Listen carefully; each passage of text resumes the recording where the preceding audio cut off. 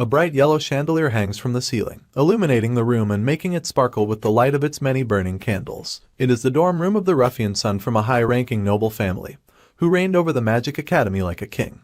The ruffian son is this story's narrator and technical protagonist. He sits in his large luxurious dorm room with a grand bed and rich polished furniture, considering his life. Unfortunately, the ruffian's luck has run out as he's been charged with many egregious and downright unforgivable sins, such as using profanity in the presence of the honorable princess like a foul-mouthed drunken sailor, wrongfully meddling in the entrance examination, disregarding decency, and smearing the family name by getting blinded by jealousy. All of these are sins that his household cannot overlook. To cut a long story short, he's getting stripped like a harlot from the family register because he's made way more trouble than they can put up with. It feels like the god of fate is ridiculing me, he laments with his head in his hands. The ruffian's name is Ed Rothtailor, and his life was over. He is tossed out of his grand dorm with all his belongings packed in a few brown suitcases. His belongings are also tossed beside him in the dirt, and they don't even bother to acknowledge him once they've thrown him on the floor. Thank you for your hard work, they say without a drop of sincerity in their tone. Other students jeer at him when they spot him. Some students point him out in shock, and others try not to make direct eye contact like they're scared of catching a disease only he can spread. Ed has become the gossip of the academy, and some of the students wonder about the point of walking on eggshells around him. After all, he was disowned and thrown out of his dorm room, so he has no power to use against them. They likely won't even see him in the next semester. Some of the students blame him for his own misfortune. They felt he should have known better than to attempt to rig the entrance exam, and they call him a filthy noble. All these insults echo through the halls and gardens to Ed, who is left stewing on a bench with suitcases by his side while a dark, depressing aura surrounds him. Ed thinks this is all unfair, and that sort of thinking is to be expected. After all, the arrogant Ed that all the students are jeering isn't even the same person. It turns out that the reality where the magical school exists was actually a game, and our weeping protagonist entered the game while playing on his computer back home. The game was set in the magical school called Sylvania Academy and won the award of Best Game of the Year. The game, titled The Failed Swordsman of Sylvania, was his favorite game.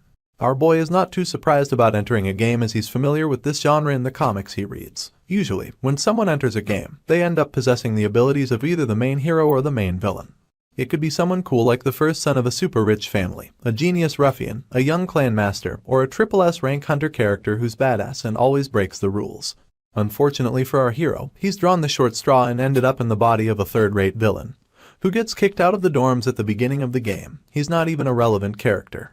His name isn't cool either, because what the fuck kind of name is Ed Rothtailor? The developers basically designed him to fail. He's possessed the worst of characters at the worst of times, and it is truly a misfortune to land in the body of someone else just after they had messed up beyond repair. Our hero screams into the sky in protest about how unfair his situation is. He's always lived a frugal and simple life with no greed. However, the other students hear him yelling, and think the arrogant Ed is just boasting again and saying things are unfair when he's filled his life with nothing but wicked deeds. They also call him out for saying he's frugal when they know he's a shameless scumbag. That stops our boy short, and he's left gaping in embarrassment and shock. Spirit broken, he sits in humble silence as the students storm away in anger. Our boy sighs and glances to his side, and is surprised to see a status window open before him. It tells him that Ed Rothtailor is 17, in year 2, and a male of the human race with 0 achievements. The status window also reveals that Ed is useless with a level 3 stamina and level 4 intellect. He, however, has level 7 for talent, level 7 for willpower, and a bonus level 6 for luck, so he's not entirely hopeless. However, my guy is still heavily disappointed by Ed's pathetic stats. Despite studying in the Faculty of Magic, his intellect is next to nothing, and his stamina is way too low for a noble. He figures that this is why Ed never amounted to anything more than a third-rate villain. Because even in his memories of playing the game, Ed exists as nothing but a blur. It's so bad that he can't even recall what happened to him later in the game. Suddenly, our guy is struck with enlightenment, and recalls exactly what happened to poor useless Ed Rothtailor. In a corner of the game's ending credits, he remembers an elderly-looking man with a thin mustache, wearing a suit and crouched in the corner of the street with no shoes. The man was Ed Rothtailor, and his ending was begging on the streets like a bum. Thinking over it logically, our hero deduces that Ed's end was no real surprise. He'd been a ruffian noble who knew nothing about the world, and was suddenly thrown into the streets.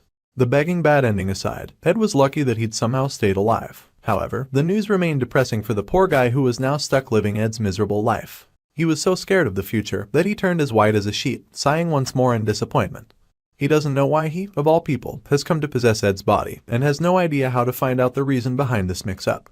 However, he picks up his suitcase, determined not to let begging become his ending. He stands with determination burning in his pale eyes as he glares ahead. He declares that he will succeed no matter what. for they say, once you've hit rock bottom, the only place to go is up. Despite being a school, Sylvania Academy is more like a city with the entire Arkan Mountains as its premises. The valley is expansive with green grass growing around the white glistening towers of the school. Our guide journeys to the undeveloped forest, northeast of the academy to escape the prying eyes of the students. He is covered in sweat and exhausted, but he makes it deep into the woods and pauses to sit on his suitcase after walking for half a day. Amazingly, he manages to lug both suitcases out of there by himself since Ed is not exactly the most built noble there is. Since he's been disowned and is now the disgrace of the school, there's plenty of time for him to ponder the next step to take, even though his odds aren't looking good. Back in the game, Ed getting disowned was the extreme starting part of the scenario. Though he was disowned, Ed was not expelled. And that part is extremely important, because Sylvania Academy is a top-notch learning facility. Just graduating from Sylvania is sure to get a student a guaranteed and secure future. Thanks to our hero obsessing over the game so much, he can now use the intel of a 5-time dedicated player of the game to its fullest. He still has a chance of success so long as he graduates quietly, then he can acquire a soft, comfortable life, a life even more awesome than the one he left in the past world. So, his obvious goal is graduation. He scratches out that word in the sand, dreams of towers of golden coins flashing in his mind. However, to achieve this newfound dream of his, he first needs to tackle a few issues, the first of which is the steep tuition fees. As someone disowned and kicked to the curb, he has absolutely no money to pay his way through school, and it's not like he's talented enough to get a scholarship either.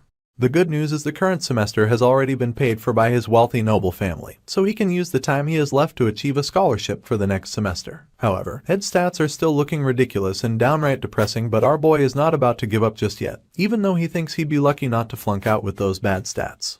He decides he'll worry about tuition later and instead focus on more pressing matters like how he's going to survive now that he's gotten his ass kicked out of the dorms. The things he needs now are food, clothes, and shelter. He snaps open his luxurious suitcase to take a peek at what he has to work with for around the next week to avoid turning into a bum. He finds in his suitcase a collection of showy clothing with no extra stats or powers, ceremonial daggers that are just as useless, and even the more useless ornamental cup. It's not looking good, but at least he has clothes. The problem now is having no place to stay or food to eat, and Ed's awful reputation is not going to make it easy to achieve either. He sits on the floor to ponder the issue, which makes him look like a bum in practice. Since he can't return to the dorm that he was kicked out of, he decides to stick in the woods for the time being. There is at least a clean stream nearby, and that accounts for water. Our boy has 10 days until school starts, so he's going to use that time to whip into shape. Ed starts by practicing the magic move Wind Blade. He uses it to send blades of wind whipping around the forest until he's exhausted. Fortunately, he can use spells, but using spells only made him hungrier, and he's exhausted just from using wind blades to cut down a few tree trunks. He decides the spell is not that useful. He is now frustrated that he got kicked out without at least getting some food. Then, he wonders if getting hungry after using magic is a thing in this world. Because after using magic, he is so hungry that sweat starts dripping down his brow. Suddenly, he remembers something that his grandfather told him when he was young. When barley was scarce while his grandfather was a child, he said they'd eat tree bark in the back mountains. And so, Ed stares dubiously at the barks of the trees he cut down. Unfortunately, he is desperate enough to try it. Within minutes, he's using ignition to boil up the bark of a tree inside the ceremonial cup. Anything edible is good enough for him to try to fight off the hunger. He is so hungry that he convinces himself the tree bark looks like chicken breast. Excited, he stuffs the wood in his mouth and chews with high hopes. As expected, his hopes plummet and he ends up spitting the entire thing out. Humans might be omnivores, but there's a limit. Day 3 in the forest comes around, and Ed is starting to look like a starved, reanimated corpse. He sends his hate to his grandpa for his useless advice. After starving for a day and throwing up for 2 more days, he concluded that he'd stop trying to eat wood and instead use it to build a house. He needed shelter to weather off harsh weather conditions. So, he gets busy. First things first, he raises the frame to support the wood of the house. He only has 2 hands, so he struggles to set up the 4 supports. It is not an easy job, and he quickly crashes during his first pathetic attempt. However, it's either succeed or die trying, so he forces himself to his feet again, his face burning red as he quickly ties the frame into place. He takes a moment to rest after that one success, but he's still got a long way to go. Since he can't sleep on the bare ground, he tosses his luxurious clothes to the floor and uses them as a sort of mat. It's a waste of nice fancy clothes, but it's not like he has a choice. The next day comes, and he successfully crafts a tent made of wood which he's extremely proud of. The status window suddenly becomes active, and informs him that his crafting proficiency has increased, since he crafted the basic wood shelter to completion. He is now a novice craftsman with level 4 in handiness, level 1 in design, and level 1 in gathering ability. Ed would be so much more impressed if he wasn't dying of starvation. He does realize though that he missed out on his talents because he was a noble, so he never found out that he's more talented with his hands than he is with magic. So, my guy utilizes that handiness and creates a simple harpoon, a ceremonial dagger strapped to a well-shaped tree trunk.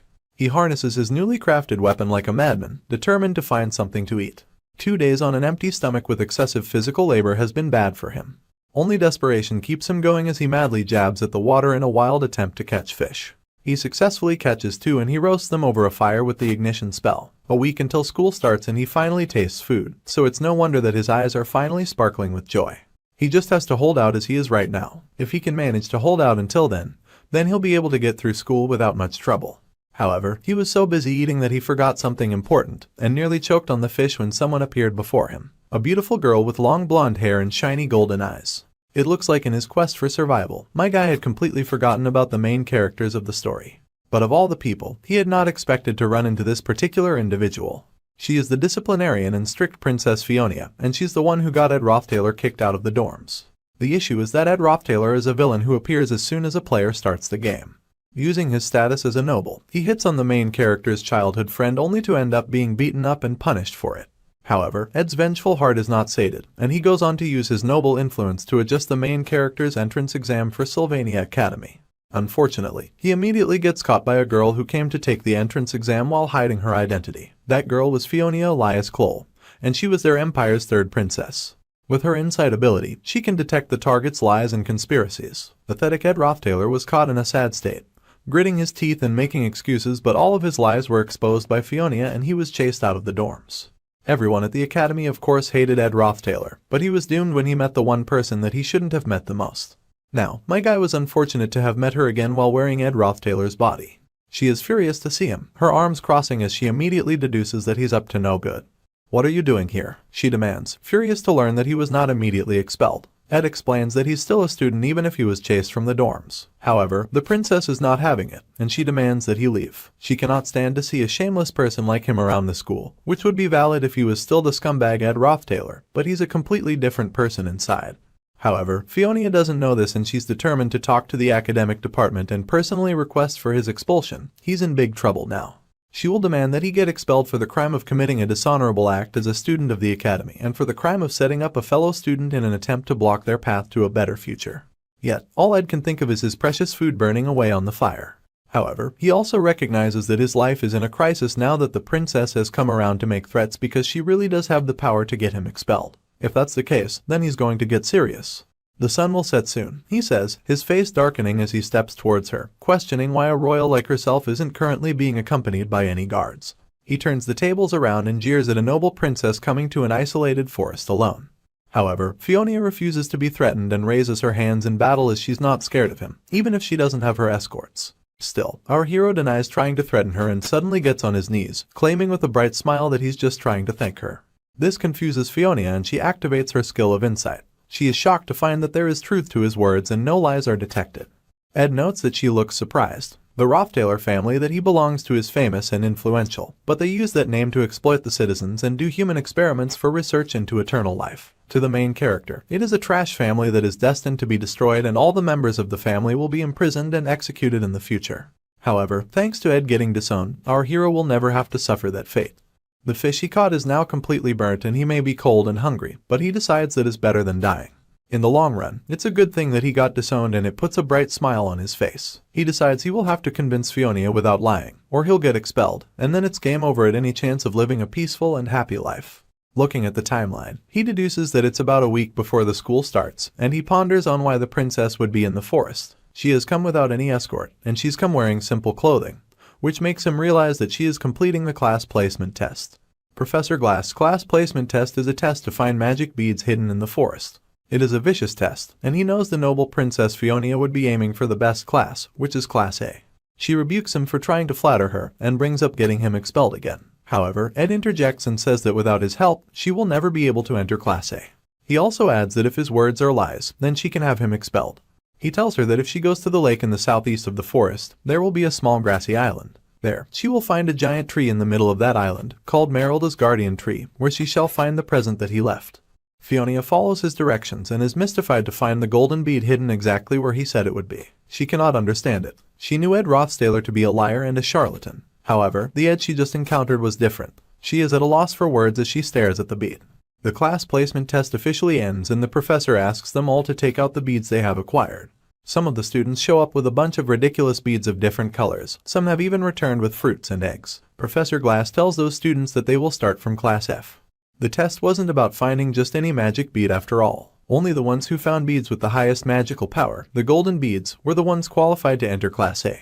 Only 3 students found the golden beads. It was Ziggs, a rough boy with red eyeliner and green eyes. Loretal, a redhead hottie with green eyes and a cat-like smile. And lastly, the one who found a bead at the guardian tree of Merelda that had unusually high magic power. The person that found the last bead would be recognized as top of the class, and it looks like the princess is ready to accept that title. Meanwhile, Ed ponders his decision to help the princess. His fish burnt, and he doesn't even have the strength to use the spear anymore. He managed to upgrade his crafting abilities and made a fishing rod. He thinks of the third princess of the empire, Fiona. Since she was young, she'd seen through flattery and sophistry and had sharpened her insight ever since, which led to the creation of her innate skill. No one can escape her insight, so he had no choice but to give her authentic information. Unfortunately, this led to an even greater problem for our hero. The prideful Princess Fiona was supposed to earn the title the Princess of Love after facing failure during the class placement test. However, if Fiona, who has great influence over the early scenario, finds the golden bead and enters Class A, the scenario of the original story collapses. Even if Ed manages to avoid being expelled, all the information he has would become useless if the story changes too much and he'll be done for. Fortunately for him, the top of Class A is awarded to a girl called Lucy Merrill. She is a small silver-haired witch deeply asleep in class. The future did not change. Fiona stomps out of the class deep in thought. Her ability to insight has always seen the truth, and there really was a bead at the tree. However, her hands shook with rage because she could not accept it. The reason she'd hidden her identity in the first place was because she'd feel embarrassed by the special treatment she would get if her identity was exposed. She really wanted to prove herself, and knew from just seeing the bead that it would offer her the best results on the test. Yet, that was exactly why Fiona could not bring herself to accept such a gift, because finding it was not something she accomplished on her own. The title Princess of Love that she would receive in the future was one she wanted to gain only by walking the righteous path. So, with her head down, she turned away from the opportunity before her. Ed threw bait at the princess, knowing it would not matter if it were a truth or a lie. Even if Ed Rothtailor believed that the princess would fail the test, she had confidence in succeeding and rubbing it in his face. However, that confidence crumbled when she was unable to find another bead, which meant that our hero had never lied to her since she was unable to enter Class A without the item he'd directed her to. The princess punched the wall in a rage, since this meant she had to keep her end of the deal and could not get him expelled. However, she swore to keep her eyes on him. Meanwhile, Ed celebrates finally catching a fish even bigger than the sardines he caught last time. He now lives in a place where he has to start running from early in the morning to get to school on time, as there is no means of transporting himself back and forth from his wooden tent to the school. But then again, he is willing to make the effort and races back to school, overjoyed to have returned to the splendor and joy of the Sylvania Academy. The school opening ceremony begins, and the announcers say it is nice to see that the students have made progress before starting the new semester. The announcer tells them to enjoy the food prepared while they listen. As the announcer continued to speak, Ed heard the sweet whispers from his haters that welcomed him back to school. Nobody looked happy to see him back in school. They wondered how he had the face to come to the opening ceremony, and they wondered why he even came back in the first place. However, he doesn't care as he once more gets the chance to eat rich flavored meat, and he proceeds to eat many plates of it like a pig. His goal is graduation, and he doesn't care how many shocked stares he gets. Still, the side characters keep whispering about his disgrace and his manners. Some even admit that he feels a bit different. That's when a group of girls whisper about desserts being made by the head chef of Awfully's Hall, and they hurry over to the table where it's being served. A pretty girl with long brown pigtail braids and a bow in her hair remarks that it's strange somehow that Ed Rothtailor feels like a different person. Meanwhile, our hero is out here, simply wishing for nothing unusual to happen. Moving on, a big blue sky brightens another brand new day at Sylvania Academy. It is the first day of school and a new semester. A welcome speech is given to the new students in a grand hall, with the speaker stating their excitement at seeing the students in a new and improved form. It looks like the speaker also looks forward to seeing Sylvania Academy whip them into shape to become functional members that society can be proud of. However, things are not going peaky for everyone, for on the first day of school, our protagonist Ed finds himself in the dean's office. He almost didn't even start the school year because he almost got expelled on the first day of school. Ed had not expected Fiona to tell the dean about him, especially after their little encounter in the forest. Fortunately, the dean was a rather happy fella, and Ed was surprised that the cranky old man spoke with a smile on his face the entire time. He reasons that Fiona must not have said anything bad about him. Since he barely managed to avoid expulsion, he's decided to be a bit more careful and breathes a sigh of relief. With a look of determination on his face, he is prepared to ensure that the story doesn't stray from the original because his peaceful, comfortable life depends on it. Thanks to the life skills he honed for survival, he's achieved the combat abilities of a novice fighter, with his speciality being the bow, but he's only level 1 at it. He also did some magic training appropriate for a student of the Faculty of Magic. To get the best combination of survival skills and magic training, there was no better weapon than a bow. He used these combined skills to hunt down games to eat. As his life skills become more proficient and he becomes better at making good quality arrows, he'll soon be able to cast spirit or magic formulas to the arrows. For now, he'll just hunt down rabbits and keep practicing because spirit formulas are still currently outside what he can achieve. In the middle of his hunt, Ed pauses when he sees an enchanting beauty seated underneath a tree, her hair flowing in the wind. It is the pigtailed brunette, and she sits reading a book, with a pile of books on the floor before her. This beautiful lady is Janica Failover. She is in her second year just like Ed, except that she is also top of the class and a genius spirit sorcerer, unlike Ed. The beauty glances up, her ruby eyes sparkling with beauty. She spots Ed and remarks that he is the amusing guy Merylda was talking about, Merylda being the name of the tree. Surprisingly, though she's heard of him, Janica is actually happy to see him and jovially introduces herself. He is shocked that she immediately leaps into his personal space with a bright, happy smile on her face. She asks if he is surprised that she knows all about him like some kind of creepy stalker. She explains that this forest is the territory of Merylda, a high-ranking spirit, and it turns out that Merylda is a huge gossip. She has told Janice so much about Ed. Ed is shocked that the master of the forest even has that much free time to talk about him to strangers. Janica laughs and explains that Merylda is kind of nosy, like that wasn't already clear. Merylda has her attention all over the place, so it makes sense that she'd know about an unwanted visitor. Ed is just hurt that he's classified as unwanted in his newfound home. Then again, he did kill a lot of animals and cut down so many trees, but just thinking about it makes him feel kind of depressed, and Janica realizes the awkwardness she caused with her tactless statement. She quickly tells Ed not to sweat the small stuff since it's the natural order of things for creatures in the forest to catch and eat each other. Merylda is not bothered by things like that, so Ed has no reason to worry. Ed is a little touched and blushes when he notes that even the huge wild forest master has a tender heart. Meanwhile, the more Janica looks at him, the more she realizes that Ed sort of looks like hot stuff. Living in the wild might not have done wonders for his hygiene, but his beauty stats definitely upgraded. Janica laughs and agrees that it is kind of unexpected that Merylda is a softie. Then she hurries to show him something cute and adorable, a creature she signed a contract with as soon as she saw him yesterday. This creature manifests as a sparkle of light in her hands, and she asks if Ed wants to try touching him. Ed is surprised to see the sparkle of light and wonders if it is a contract or a spirit. If he wants to become friends with Janica, then he needs to chime in at the right time, but Ed instead hangs his head and says that he doesn't know what she means because he does not see spirits. He goes on to say that he lacks the ability to see spirits, shocking Janica, who stares at him in heartbroken surprise. Ed turns away from her, saying that he only came out to get food, so he'll get going now. Only by following the original storyline can he gain an informational advantage, and Janica Failover is someone who holds significant importance in the original storyline. She is someone that he must never get close to, because the future has something incredibly haunted in store for her. He walks away, leaving her behind, and she sadly stares after him. Meanwhile, Janica notes that Merylda was right about her assumptions concerning Ed. Janica agrees that Merylda was right in her assessment of calling Ed a really fascinating guy. As she speaks, she strokes the white furry chin of the forest master, who's taken the form of a giant wolf-like creature. No matter how much she thinks about it, she realizes that Ed really can't see her. She wonders who he is. Also, she tried so hard to be kind to him, but he just answered with yep and left. It makes her so embarrassed that she buries her face in Merylda's fur and squeals with disappointment. However, she takes heart since it's not like this is the last time they'll ever see each other again. After all, they go to the same school and are in the same grade. She can just find out more about him from now on. The distance between Ed's shelter and the student area was not close at all. It was in fact a whole treasure map's journey from point A to point B. Ed barely made it in time for school even when he left at dawn and ran at full speed. Just commuting to school is something ridiculous that increases his stats, so at least it is worth doing. In order to win the scholarship, he has to study more diligently than ever before. He has no money, so he writes on a stone slab using a burned stick, and borrows books to study with from the student library. My guy literally regressed to the Stone Age just to excel academically.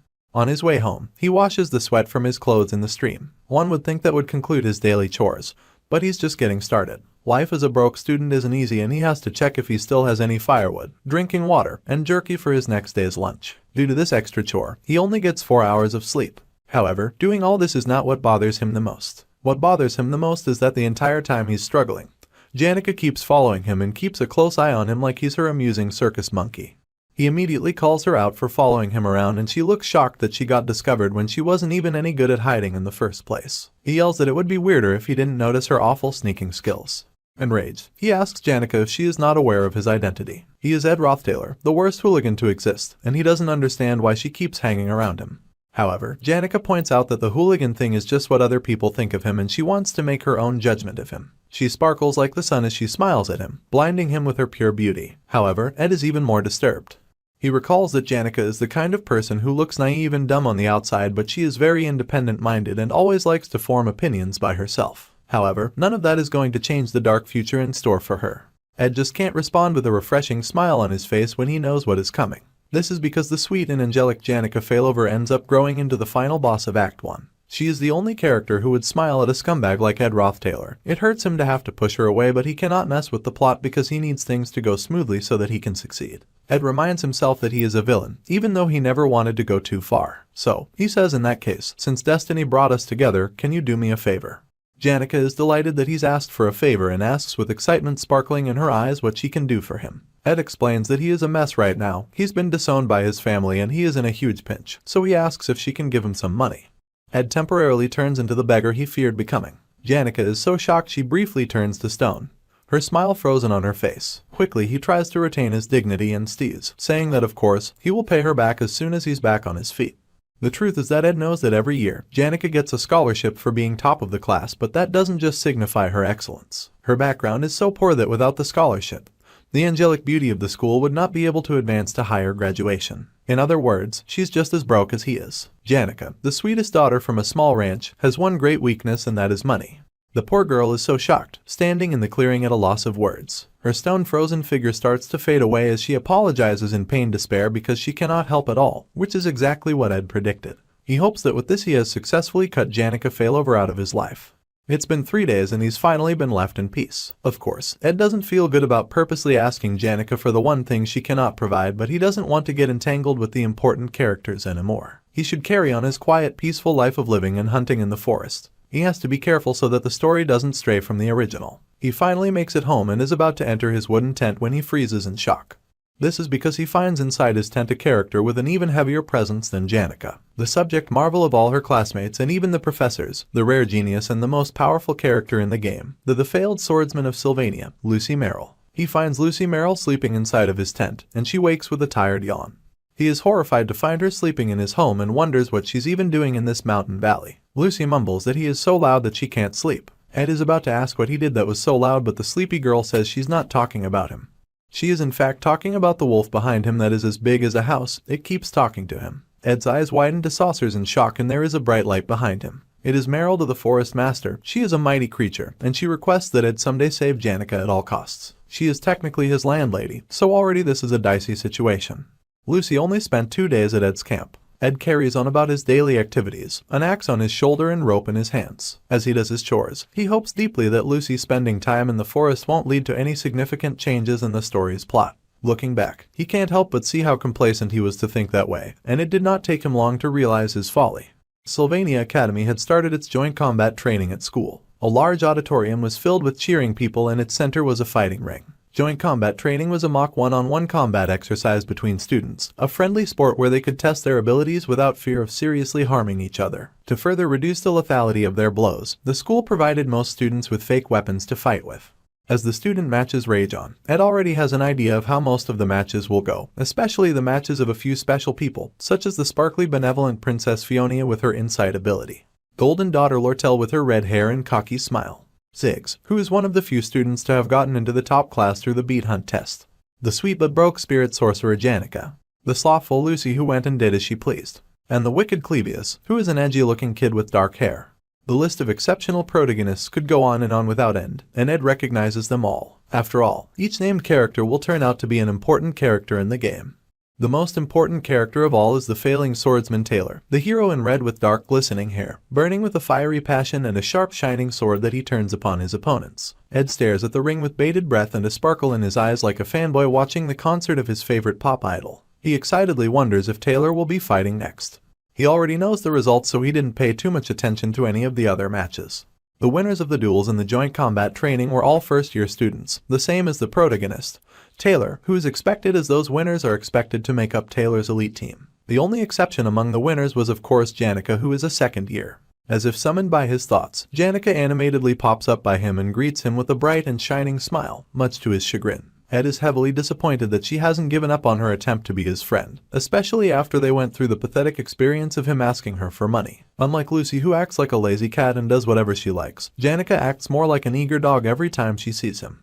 With excitement, Janica informs him that the list of matches is out. However, Ed is not really interested in the list, crossing his arms and turning away so he can focus on what is happening in the ring instead. However, Janica is not discouraged and she excitedly questions his disinterest. She thought that he would at least be curious to know who he would be fighting. Her statement stops Ed short. He freezes in terror and horror and realization as a cold sweat runs down his face. He had not expected that he'd have to fight as well, but that was his own foolish mistake.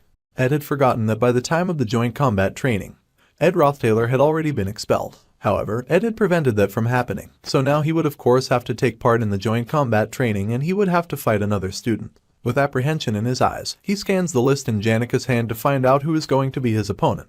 Meanwhile, in the ring, the protagonist, Taylor, stands proud and determined with his fist beating against his chest. Taylor promises to perform to the best of his ability. Ed immediately forgets all about who he has to fight, now that his inner fanboy has activated. A smile comes upon his lips as he decides his opponent does not matter right now, since he must pay attention to Taylor. Ed just wants to watch Taylor's fight because they have a deep connection, even if Taylor doesn't know it.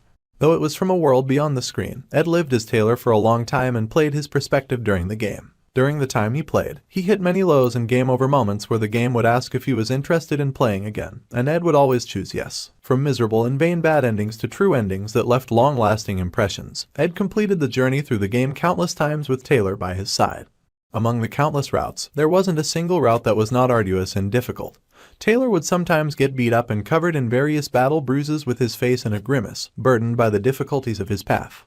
In this new life, Ed and Taylor are now separate and Ed has to take care of himself to protect himself from a bad ending. However, he still plans to energetically and wholeheartedly cheer for Taylor. Ed wishes Taylor great success, because Taylor's success will keep the game predictable and help to guarantee a peaceful future for Ed. Ed gets so touched thinking about it that his eyes sparkle with heartfelt tears. Suddenly, he notices the big black speakers blaring beside him, repeating an announcement over and over. The announcer is searching for the student named Lucy Merrill. The speaker announces that Lucy has to come to the arena as soon as she's ready for the practice match. Glancing around the auditorium, Ed does not see Lucy and he wonders where she went. Suddenly, they find her sleeping underneath the backup podium, just beside the fighting ring. The yelling finally reaches her and she stands to her feet with a big characteristic yawn. The announcer yells at Lucy to go finish her duel before she starts lazing around, but Lucy is in no hurry and she slowly trudges towards the podium to meet her opponent. First year, top of the class, Lucy Merrill is set to fight against Taylor McClure, the hero of the game. Ed already knows exactly how this scene is supposed to play out. Taylor is the character who is born to be a swordsman, but has never held a sword before in his life. Yet, with the first swing of his mighty sword burning with powerful fiery energy, he cuts through Lucy's lightning-quick magic. The spell she had thought would hit and take him down was miraculously blocked. This catches Lucy off guard, and while she is standing shocked, Taylor closes the distance between them swiftly. Still reeling from shock, Lucy retaliates without thinking with Lightning Strike, an intermediate-level lightning magic that completely obliterates the ring. Taylor is then completely overpowered by Lucy's reflex magic spell, but Lucy gets disqualified for using intermediate-level magic, which earns Taylor the honor of being the first to ever defeat Lucy Merrill. It was a scene so legendary that just thinking about it brings joyous tears to Ed's eyes. The match begins in real time and Taylor charges in with a brass knuckle on his hand and attacks with all his strength, just like Ed expected. However, Lucy suddenly blasts him on the spot and Taylor gets knocked down from just one hit. The entire crowd goes into shocked silence, but Ed is still hopeful, his hand curled into a determined fist. Lucy yawns lazily, the most unbothered victor in the ring as she scratches her hair. The crowd whispers in shock at the match already being over. They are greatly surprised, but they all agree that it would be impossible to win against the top student in class. They also think it was very silly of Taylor to charge barehanded at a mage like a dumb bull. They ponder his weird strategy and just figure that he's unlucky. Taylor McClure's life was always a series of trials. He was a country bumpkin and a failure of a student, an underachiever who had not gotten a single decent grade since he started school. He was a failure that was not acknowledged by anyone. He was so irrelevant to the student body that no one noticed his hand move. While everyone jumped to conclusions regarding the match, Taylor's trembling hand grasped a sword. In an outright wicked situation, the students pitied him as Taylor staggered to his feet. Even in the midst of all this despair, Taylor, burning with the drive to succeed, never lost hope. Ed watched with excitement, cheering for Taylor as he staggered to his feet. Deep inside his inner thoughts, Ed cheers Taylor on, believing strongly in Taylor's ability to succeed. With a burst of speed, Taylor launches himself at Lucy, screaming her name. Lucy turned in surprise to see him suddenly able to move, and Ed's excited grin grew wider. He waited with bated breath for Lucy to use lightning magic and keep things aligned with the plot he knew. Unfortunately, things didn't go as planned. Ed stared in confusion and shock as Lucy retaliated with a ball of green light that immediately halted Taylor's attack. The magic expanded into the face of a growling wolf that overpowered Taylor. It is a familiar face and looks very much like the face of the forest master, Merylda. The great magic flings poor Taylor away in a mighty swirling wind tunnel of green and white. Taylor was launched into the air and crashed into the wall behind Ed. Taylor's limp body smacked against one of the great pillars of the grand auditorium, then fell from the height and crashed to the floor, landing so hard that he broke the stone of the floor that he landed on. Lucy had retaliated with magic, just like Ed expected her to, but she had not used lightning magic. Instead, wind magic danced around her, a purple glow in her eyes as she glared at Taylor's fallen body. She glared at the boy who had come close to defeating her. Taylor had come close, but he had still failed. Lucy Merrill was announced the winner of the match, and the auditorium erupted in a cheer of celebration in her honor. However, Ed was still frozen in horror and shock. He could not believe that Taylor, who was supposed to mark this event as his first victory and sear his presence in the minds of the watching crowd, somehow lost his battle against Lucy. The recognized victor of the match was confirmed by the announcer to indeed be Lucy Merrill. The announcement echoes through the auditorium, and the students go wild with cheers, throwing their hands in the air in adoration of the first year's top student.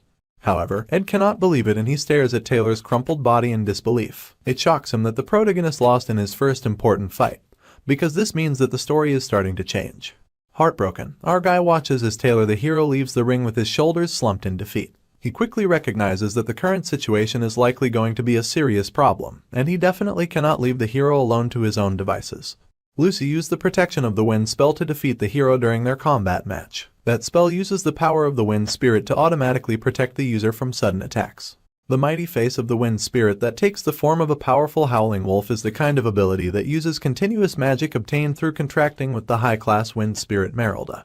Lucy stretches out her hand and requests for some jerky, but Ed runs right past her, his focus on something entirely different. According to the scenario, Merylda and Lucy are originally two separate entities and should not have been combined. However, thanks to Miss Lazy coming to his tent and temporarily hanging around the forest, she ended up contracting with Merylda and became even stronger because of it. As Ed races away, the announcer proclaims that the next combat training match shall be held between him and the Empire's adored and respected Princess Fiona Elias Clole. Fiona is already walking out to the ring and she attempts to engage our guy in conversation, but he races right past her instead, barely sparing a second to notice her with how intensely and fast he is running. The problem is that the hero was supposed to win the fight against Lucy. Taylor was supposed to gain confidence in himself during that fight. Unfortunately, the hero lost because Ed Roth Taylor, who had not been there in the original story, now existed and remained within Sylvania Academy. Filled with guilt, our guy races after the hero and calls out to his hunched defeated back. He was not sure if his actions would have any meaning, but doing something was better than just sitting still. Ed then shouted encouraging words, telling Taylor that his efforts would surely pay off. He told the hero not to feel down and that there was nothing to be embarrassed about. Our guy is not doing any of this because he is a selfless angel. It is because deep down inside he realizes that if the hero's heart gets broken, then he will be forced to work hard in the end at fixing things that Taylor was supposed to handle. So, he floods the hero with toxic positivity and tells him to walk with pride because he did good. Our guy screams with so much energy and passion that his face goes purple. Ed knows that there are sure to be more hardships that will occur at Sylvania Academy, but the hero is the one built to face and overcome these hardships, not him. Meanwhile, we go back to Fiona to shed a little light on her story and her past. The first person to discover her innate insight ability was Emperor Cole, who told her that she was born with God's blessing. However, he was wrong about that. The life of a royal was the kind riddled with endless intrigue and conspiracy. From within that dark abyss, the golden light that was Fiona developed the insight sense by herself as a means of self-protection. That is why she is always confident. The princess could always find an ugly abyss swirling deep inside the eyes of the imperial family that looked up to her. Even when she saw through them, the Princess of Love lived as if she did not know of their wicked hearts.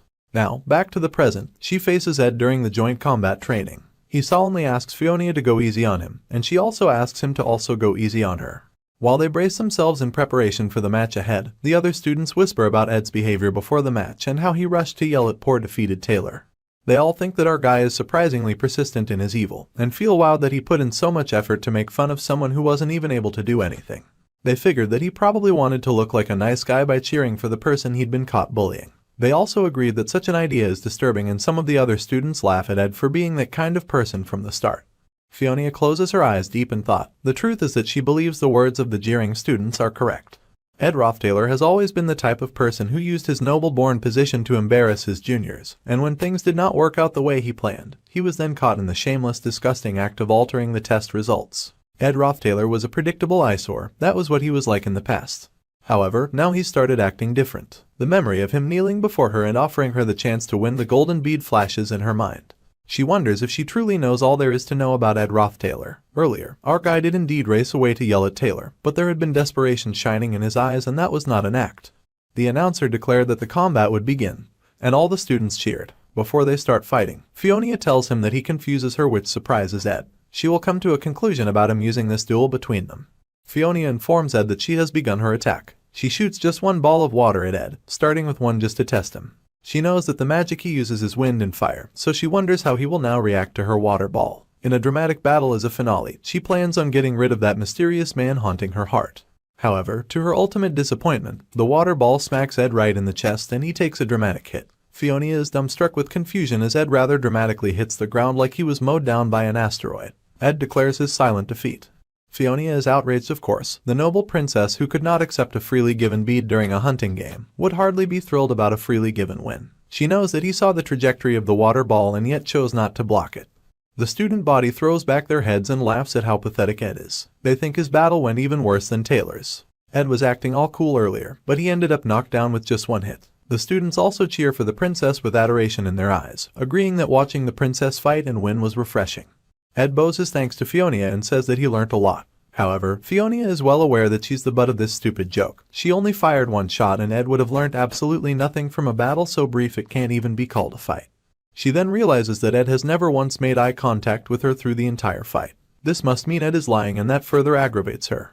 Princess Fiona Elias Cole is announced the victor and, predictably, the whole crowd cheers. Fiona is outraged, but Ed races out of the grand auditorium as soon as his duel is over. It is important for Ed to avoid the princess because she is a very important person in the present scenario. The only one more important than the princess is the main character of the world, Taylor. Ed rushes off in a desperate search for Taylor, calling him a punk while searching for him. Suddenly, a person calls out his name. Just as dumb luck, the Princess Fiona is looking for him. He asks her why she's out in the hall without any escorts. However, she will not be distracted by his questions. She angrily demands that he explain what he is, and Ed confesses that he is not sure what she's talking about. He once again tries to say that he learnt a lot from the deal, but that only angers her more. She has already figured out that he had no intention of winning, and that he just wanted to get off the stage. She was already having a hard time keeping up with the class, but the fox-like merchant redhead was only thinking about ways to take over the school. Professor Glass's grumpiness isn't getting any better. Plus, all the servants go on and on about the ways of royalty every single day. In summary, the Princess Fiona is actually quite fed up and she already has enough on her mind as it is. Meanwhile, Ed is quite surprised to find that the princess had so much pent-up frustration. While playing the game in his past life, he spent most of his time inside the mind of Taylor and never did think too deeply about the other characters. Now, he places his hands gently on the princess' shoulder and tells her to take a deep breath and calm down. Very carefully, he goes through breathing exercises with her. Fiona breaths in and out. For a moment of silence, she cannot compute what just happened. She came out to confront Ed, but somehow, he ended up helping her. With a cute blush on her cheeks, she asks him to forget about what happened. Ed agrees on the spot and is about to head off right away, but the girl is still talking. She confesses that she has a bad habit of only asking blunt questions, because she feels like she's constantly trying to guess and predict what is going on in people's thoughts due to living in the palace so long. Ed couldn't care less, and he so desperately wants to leave to find Taylor. However, Fiona must get her question answered first, so she asks him bluntly. She asks if he tried to cut ties with his family because he knew of their dark side. She demands to know if the reason he picked on Taylor was because he needed a reason to be expelled from the family. Ed can't help the cold sweat that slides down his face at her super sharp deduction. Although it is mostly wrong, the thought of the Rothtailor family having a dark side was correct. However, he can't just openly admit that. So, Ed avoids eye contact and denies everything. It is too early for Fiona to know about that anyway. She can look that far into the future. Still, the girl is shocked by his blatant lie and dismissal. She demands to know why he was cheering and supporting the person who he was trying to get expelled. She asks if he never even disliked Taylor from the start. All those questions were very blunt and to the point. Ed responds by redirecting his gaze, and lying so much that Fiona can practically visualize his nose growing longer. The girl roars at him to look her in the eye and tell it to her straight, because her inside ability is seeing through all his lies.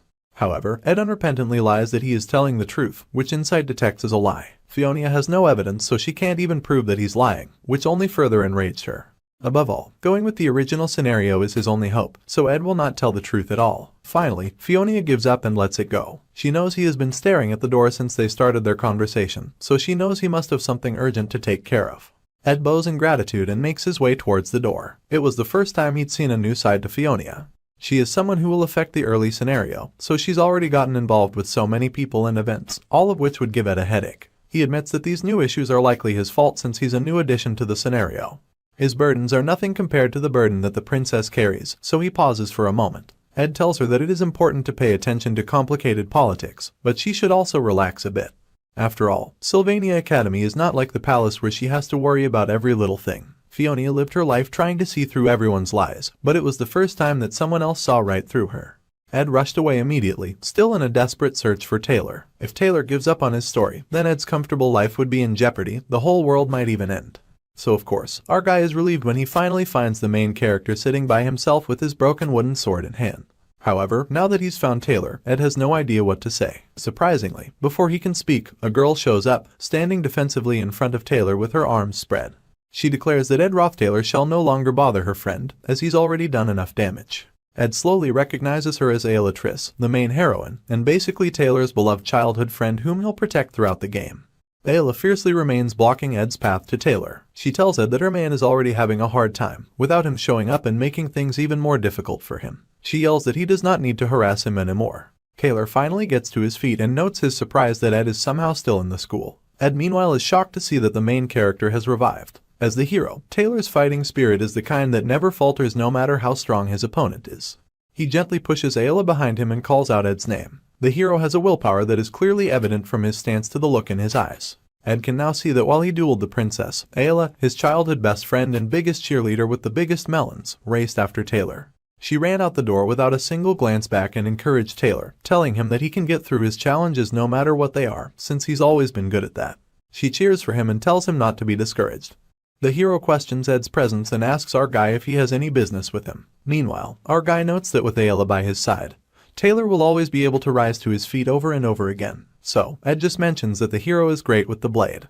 Ed has played this game before, and he has been by Taylor's side. He has been through lots of experiences with the hero and has been with him till the end. Ed turns away from Taylor, saying that he has no schemes. Honestly, our guy figured that the hero would save the world, while he focused on surviving, but our dude had treated the hero like a pushover. However, our guy is relieved, not because the story that strayed away from the original came back on track, but because Taylor, who he'd spent so much time with in the game, was okay. That was all he needed, so he left. Taylor and Ayla stared after him in gaping disbelief, wondering why Ed was acting like he was cool. Well, after everything, there's one thing that Ed can't avoid. As our guy walks by himself, he suddenly whips around to witness a burst of fire from somewhere within the school compound. It is already time for a significant event to occur. Originally, everyone was supposed to have witnessed that even while at their seats within the battle auditorium, which was called the Nail Building. A great red dragon rages in the Nail Building. The Golden Daughter Lortel immediately attacks the fiery dragon beast with ice magic. Her power is so great that it freezes the entire body of the large beast. However, that's not good enough and the beast soon melts its ice with its powerful flame magic. The dragon is wielded by the spirit sorcerer Janica, and she is the one dueling against Lortel. Although Taylor cannot watch this fight from the auditorium, it is so intense and the dragon is so large that he sees the fight from where he is standing outside with Ayla. Things are going a little differently from the original plot, but it is important that Taylor is able to witness this epic battle. Taylor and Ayla watch in awe. Our guy wants the main character to keep his eyes peeled during the battle, because one of the numerous trials coming his way, and the final boss of Act 1, is the wielder of the mighty fire dragon, Janica Failover. Lortel is powerful, but even her ice magic struggles under the onslaught of fire that rains down from the dragon's throat. Janica is the only student from the second year to win against one of the new students in first year, and all the second years cheer in victory. They congratulate the happy Janica, impressed with her skill, great personality and great ability at spirit sorcery. Janica is overjoyed by their praise and happily thanks them for their compliments. However, she notes the medics transport Lortella away. She is even congratulated as the pride of the sophomores, but she is horrified to see what she has accidentally done to Lortel. Unlike in the original, Lucy defeated Taylor, so it all ended with the main character of the joint combat training being Janica, who became the protector of the pride of the past enrolled students. This spirit girl already had a lot of friends, but this incident will make things even more frantic for her. Hopefully, Ed won't be seeing her at his camp anymore, because whenever he gets entangled with the main characters, his head starts spinning. 2 weeks pass after joint combat training. Without the main characters consistently interfering in his life, Ed can now go all in on his studies and survival without worry. He even made a fishing net so most of the food problem is somewhat solved. He also managed to upgrade his stats. His stamina, intellect, talent, and willpower upgrade. His body is even starting to shape up with well-defined muscles because his stamina stats are increasing. However, as soon as he steps out of the stream from bathing, he finds Janica haunting his camp. She gets embarrassed at his nudity. Ed is furious and demands why she suddenly showed up at his camp. He just came from fishing, so of course, he was dripping wet. Janica replies that it feels like a top-secret base, and she feels like an adventurer, which is all very exciting to her. She also wants to talk to Ed more, and she needs some advice.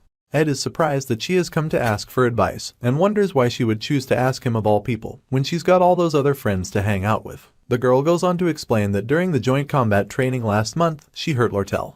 Our guy, Ed, feels no sympathy. He knows Lortel used intermediate-level magic which was not allowed during joint combat training. Janica says that she kept trying to get over it, but she's worried that she might have overdone things. She asks if she ought to apologize to Lortel. Her friends would disapprove of her apologizing. However, our dude tells girl to do whatever she feels is right. The lovely and bubbly second-year student, Janica, was a treasure to everyone, precious in every way. So, if she ever felt guilty or self-critical, everyone would always take her side. However, she knew deep down inside that being kind did not erase wrongs that were done. Janica says it as she expected of Ed. He never takes her side unconditionally. She stretches with a happy smile. She thinks to herself that Ed has changed significantly, as he was not the same type of guy he was last year. You see, Janica was a bubbly and smiley girl, but she was also a very observant person. She notes that even when Ed asked for money during hard times, he did not show the desperation of beggars in such a predicament. She knows that he was indirectly telling her not to come close. However, those are the sides of Ed that stayed with her as a form of strange comfort. She tells him that she actually finds him reassuring. She also says that she wishes everyone in the world was like him. The next day, a bright and beautiful morning, Ed walks quickly in fear and in panic. The game The Failed Swordsman of Sylvania is a masterpiece, but few players have ever seen its ending, and newbies usually encounter several bad endings early on. An example of this is saving a girl during an ambush by kobolds in the class placement test. A player who does that would win access to the secret of the Golden Daughter. However, she then sends someone to kidnap Taylor, and just like that the player dies and Taylor ends up assassinated. In the monster slaying practice episode, if you skip the childhood friend Ayla and instead form a unit with the Golden Daughter, Ayla will fall off a cliff to her death. This is because Taylor was supposed to rescue Ayla and save her from falling off the cliff. If you protect the Golden Daughter, who does not sound very golden at this point, from the tree spirit, Tarkin, which was summoned by Janica, the player ends up burnt to death. This is why Ed must run very quickly, ignoring the one who calls him senior. However, she jumps to his front, and he asks her how long she plans on following him around. She replies that she did not think he would just grit his teeth and ignore her for so long. She is the fourth heroine of The Failed Swordsman of Sylvania, the business magnate Elite Kachellan's only daughter, Lortel Kachellan, the Golden Daughter. She smiles with angelic innocence and asks if she could kindly buy 2 hours of Senior Ed's time. To Ed, Lortel is also known as the Newbie Crusher. This girl is designated as the hidden hero, and unlike Fiona, she was treated as a villain from the start, and her true colors were only revealed in the latter half of the story. By the time players were able to understand the loneliness and anguish of the realist Lortel, they were already at a crossroads between herself and Fiona. Walking briskly, our guy reminds himself that he absolutely cannot fall for her words. Lortel, however, chases after him, saying that he could at least hear her out first, and that she just wants to help him out a little. Of course, Ed does not believe her foxy lies and he remarks that she says things that she does not mean. Acting sweet as a peach, the foxy girl asks Ed how he can say that when she holds so much respect for him as her senior. She even boldly declares that seeing him is such an inspiration to her. Honestly, it is easy to see how she came to a crossroads with Fiona with this kind of bald-faced lie. She tells our guy that she admires how he continues learning even under such difficult circumstances. She knows all the rumors about him, but she doesn't care. She even tries to laugh off his bad reputation. But through it all, Ed remains unimpressed. However, the fox girl will not be dissuaded, and she offers him 3 gold coins as a down payment, which is a lot of money for his poverty-stricken self. Foxy has noticed that Ed is rather close to Senior Janica these days, and she asks if he can help her befriend Janica. Our dude is slightly impressed by the down payment of 3 gold coins, because that kind of money could serve as a whole month's earnings for some people. However, he won't be swayed by her money. Foxy slips the money into Ed's pocket and asks him to keep it for now. This is because she is aware that the more people she has on her side, then the better for her. Ed knows that Lortel will eventually end up in a political fight with Princess Fiona for the control of the academy. He is impressed that she has already recognized the need to gain allies as soon as possible, and he smiles in acknowledgement. However, Ed is no naive and innocent soul. He knows that for the people who have been wealthy all their lives, a moment of poverty is enough to crush their heart. During that poverty, people who face such predicaments are often easily lured into their downfall by chump change. People like that eventually end up selling their families, their pride, and even themselves for the sake of a gold coin. Preying on the desperate is just that easy and simple, especially for the rich. Sadly, that is how it should have been. However, Ed manages to slip the money back into Lortel's hand during their handshake, and he leaves her staring confused at the gold in her hand. Ed walks away from certain danger, but he is also pissed. The truth was that accepting that money might have made things easier for him, but he can't afford to change the storyline. That night, Lortel Kachellan did not feel humiliated by Ed's clear-cut rejection. Instead, she paid a night visit to her senior Janica. Understanding the pros and cons, profit, and self-interest, the perfect businessman does not lose any opportunity that comes within their reach, and Lortel was a perfect businessman, or businesswoman in this case. The fox girl sparked the unrelenting spirit within her that desired to turn Janica failover into one of her people. Lortel apologized to Janica for doing too much during the combat training, saying she just wanted to see how powerful the spirit sorcerer was. Fox Girl thinks that Janica is quite similar to the main characters in fairy tales, and that it would be much easier for her to just manipulate the spirit girl by using her guilt against herself. However, Janica surprises Lortel when she mentions that the spirits often tell her everyone's gossip. She confesses that she hears most of the conversations around the northern part of the forest thanks to them. The girl sweats, as she realizes this means that Janica heard about her conversation with Ed. Janica leans in real close to Lortel and says that you can't buy sincerity with money. Then, she laughs and asks if she acted too smug about herself. It is her first time being a senior, so she might have boasted a little, which is so embarrassing. Meanwhile, Lortel notes that Janica is not as naive as she appears. The spirit girl then waves the girl goodbye and gets going. The happy senior remarks that it takes a lot of preparation to form a contract with a high-ranked spirit. Janica has been getting a lot of support lately, so she has to work even harder. The powerful spirit sorcerer takes the moment to apologize to Fox Girl for hurting her during the joint combat training. Despite being aware of the dark side of the world, Janica is a person who maintains a surprisingly cheerful personality. Lortel stares after her figure, thinking that everything is much harder than she expected. However, she notes that the girl looked strangely on the edge. Meanwhile, back at the camp, Ed hangs up his laundry, but it all comes down in a huge gust of wind. Suddenly, someone calls out and it turns out to be the senior maid of the Sylvania's finest dormitory, the Opheles Hall, Belmaya. Belmaya happens to also be the maid who kicked him out of the dorm without a single glance back at him. She is slightly disgusted by his little setup, but she is not surprised to see him living in the woods because the lady Janica talks about him a lot. Belle remarks that she is glad to see it has been a good change for Ed, especially as he's looking way more responsible than before. Our guy knew the Opheles Hall maids were an elite group of women who perform all household chores to perfection, including feeding the students. Which meant that, inside the basket Belle had brought with her, was definitely food. Food made with the finest ingredients that this elite maid gathered from the forest. Ed thinks very deeply of the events where Belmaya could impact the main plot. While he is lost in the deep thoughts, Belle tells him that he does not need to be so respectful. She also mentions that he can also talk down to her just like he did while residing in Opheles. However, Ed immediately turns down the offer, which genuinely surprises Belle. She has never known Ed Rothtaylor to give up the opportunity to ridicule someone else. Ed smiles with joy as he cannot recall a single event where Belmaya had a direct impact on the main plot. So, he gleefully asks her about the basket she holds. Since they are both not heavily related to the plot, Ed cannot see the harm in two extras becoming friends. He heard about the explanations of various edible berries, mushrooms, and herbs from Belmaya. Ed also crafts a basket just like hers, and his crafting abilities get even better. He crafts a fish framing net and installs it into the water. He also has plenty of game with their meat drying in the sun. With this, Ed has plenty of meat and fish. His dietary needs are almost solved. He still only has the fire and wind magic, using 2 basic spells. However, he used them so many times that he reached his aim proficiency of level 10 without even noticing. He used his magic so much while chopping firewood or cooking that it increased his survival rate drastically. A proof of his growth is that he gets done with his work and the sun hasn't even set, so he gets to watch the beautiful sunset.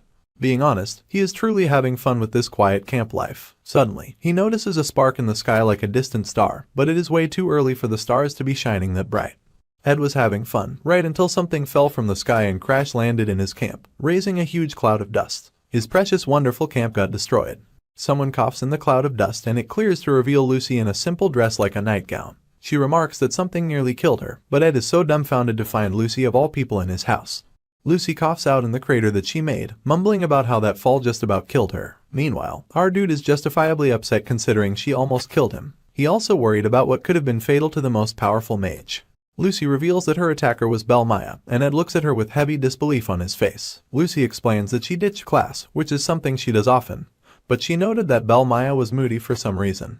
It was so sudden that Lucy teleported out of there in fear, and she wrecked Ed's camp for no good reason. The world's most powerful mage then asks our dude if he has any jerky, but he just smacks her on the head and yells at her. Surprisingly, that actually hurts Lucy and she rubs her head in pain. Ed then realizes that Lucy is not using any protective spells.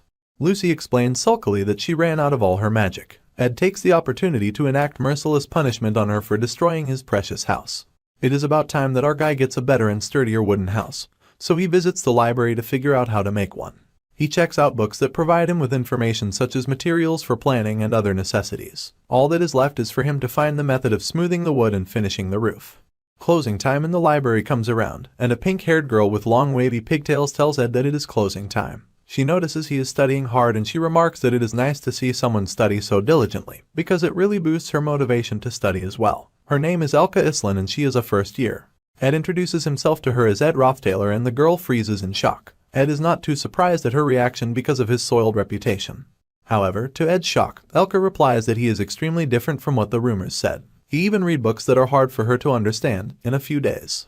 The students say that Ed acts all arrogant, but they have no idea what he really is like. She laughs and says that rumors are not to be trusted after all. Ed is so dumbfounded that all he can do is thank Elka for her support. She is about to leave when suddenly, an oppressive presence shakes through the library. Elka looks up in shock as the books come crashing down from the shelves. This reminds Ed of the final chapter of Act 1 from the game, which was called the Glaskin Showdown. A bright purple light shoots up from the school to the sky like a massive laser beam. At 11:30, the temporary camp in front of the student center is where most of the students gathered thanks to the efforts of Taylor and his friends.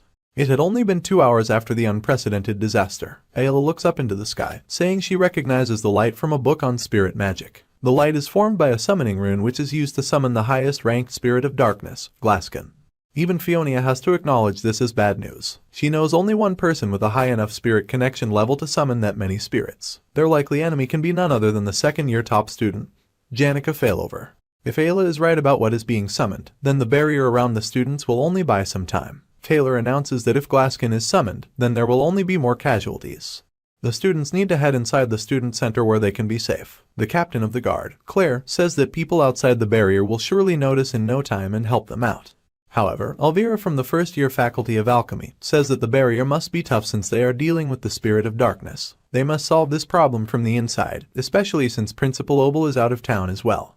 However, Clebuis Nortondale from the combat faculty is heavily against this idea, and he shakes in fear at the thought of having to deal with that loathsome beast. He explains that they will have to get through the intermediate-level spirits hanging around outside the barrier and subdue the spirit boss as well. To do that, they will need to enter the building and take down Janica. Not only that, but there's high-ranking spirits inside the building as well. 2 tall, powerful, and heavily muscled high-ranked spirits guard the inside. They are the high-ranked Berserk Fire Spirit, Tarkin, and the high-ranked Spirit of Darkness, Velosfer. Clebius panics and screams that it is a suicide mission, and he refuses to partake in it. Meanwhile, Lortel is awestruck that Janica could do all this on her own. Even for a second-year student, she thinks Janica is way too powerful. Ayla explains that most of it is Velosfer's power being used. Their senior Janica is merely a medium manifesting that ultimate power. Spirits of darkness are the natural enemies of a spirit sorcerer. They take control of the spirit sorcerer and puppet them into doing their dark bidding. The reason all spirit sorcerers feel the same sort of repulsion is because they end up becoming the prey of the spirits of darkness. Right now, poor Janica is suffering the same fate. However, how she, the most remarkable student in spirit studies, managed to command Velosfer is not known to anyone. Ziggs reminds everyone that this conversation is not what is important at the moment. They all turn to the noble Princess Fiona, who has started to sweat buckets from all this responsibility dropped on her shoulders. All the students wait patiently for their beautiful and wise princess to tell them what to do.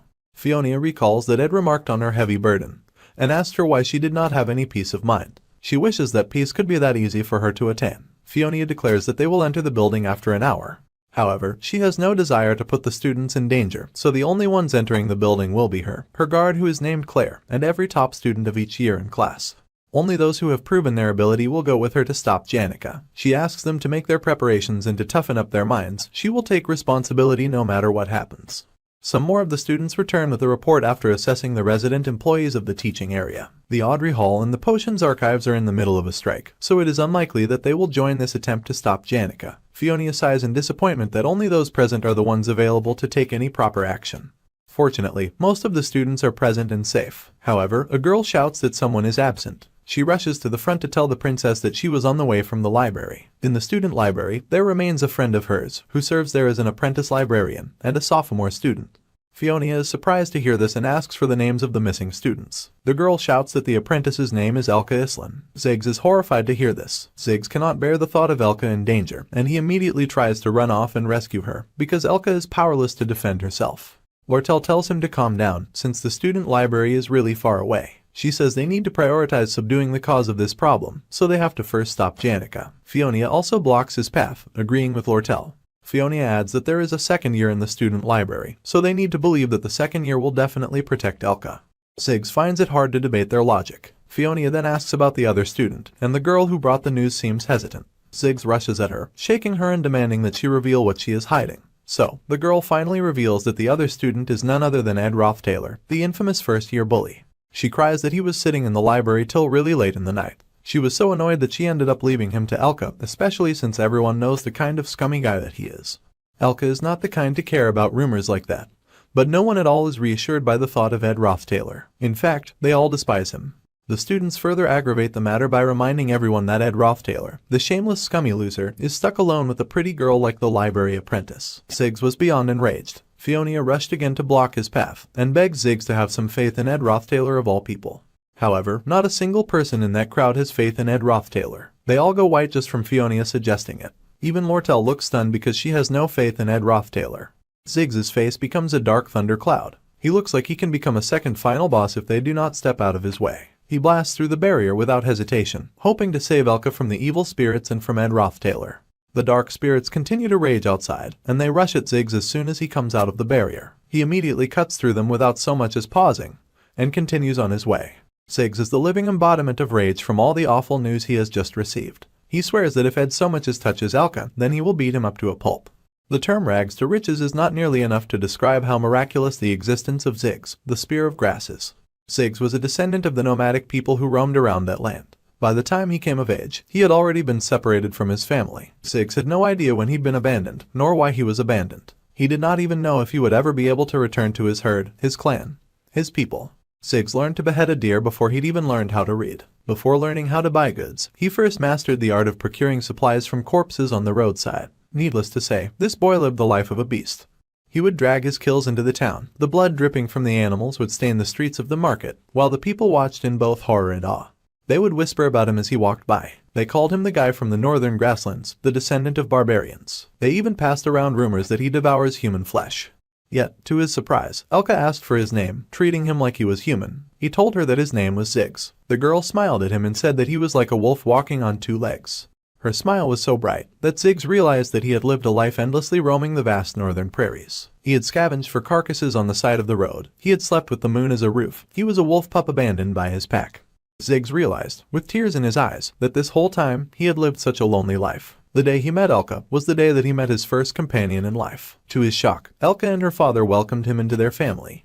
Ziggs then spent his life chasing after the fast-paced life of civilization, learning magic with Elka and eating with them at a table.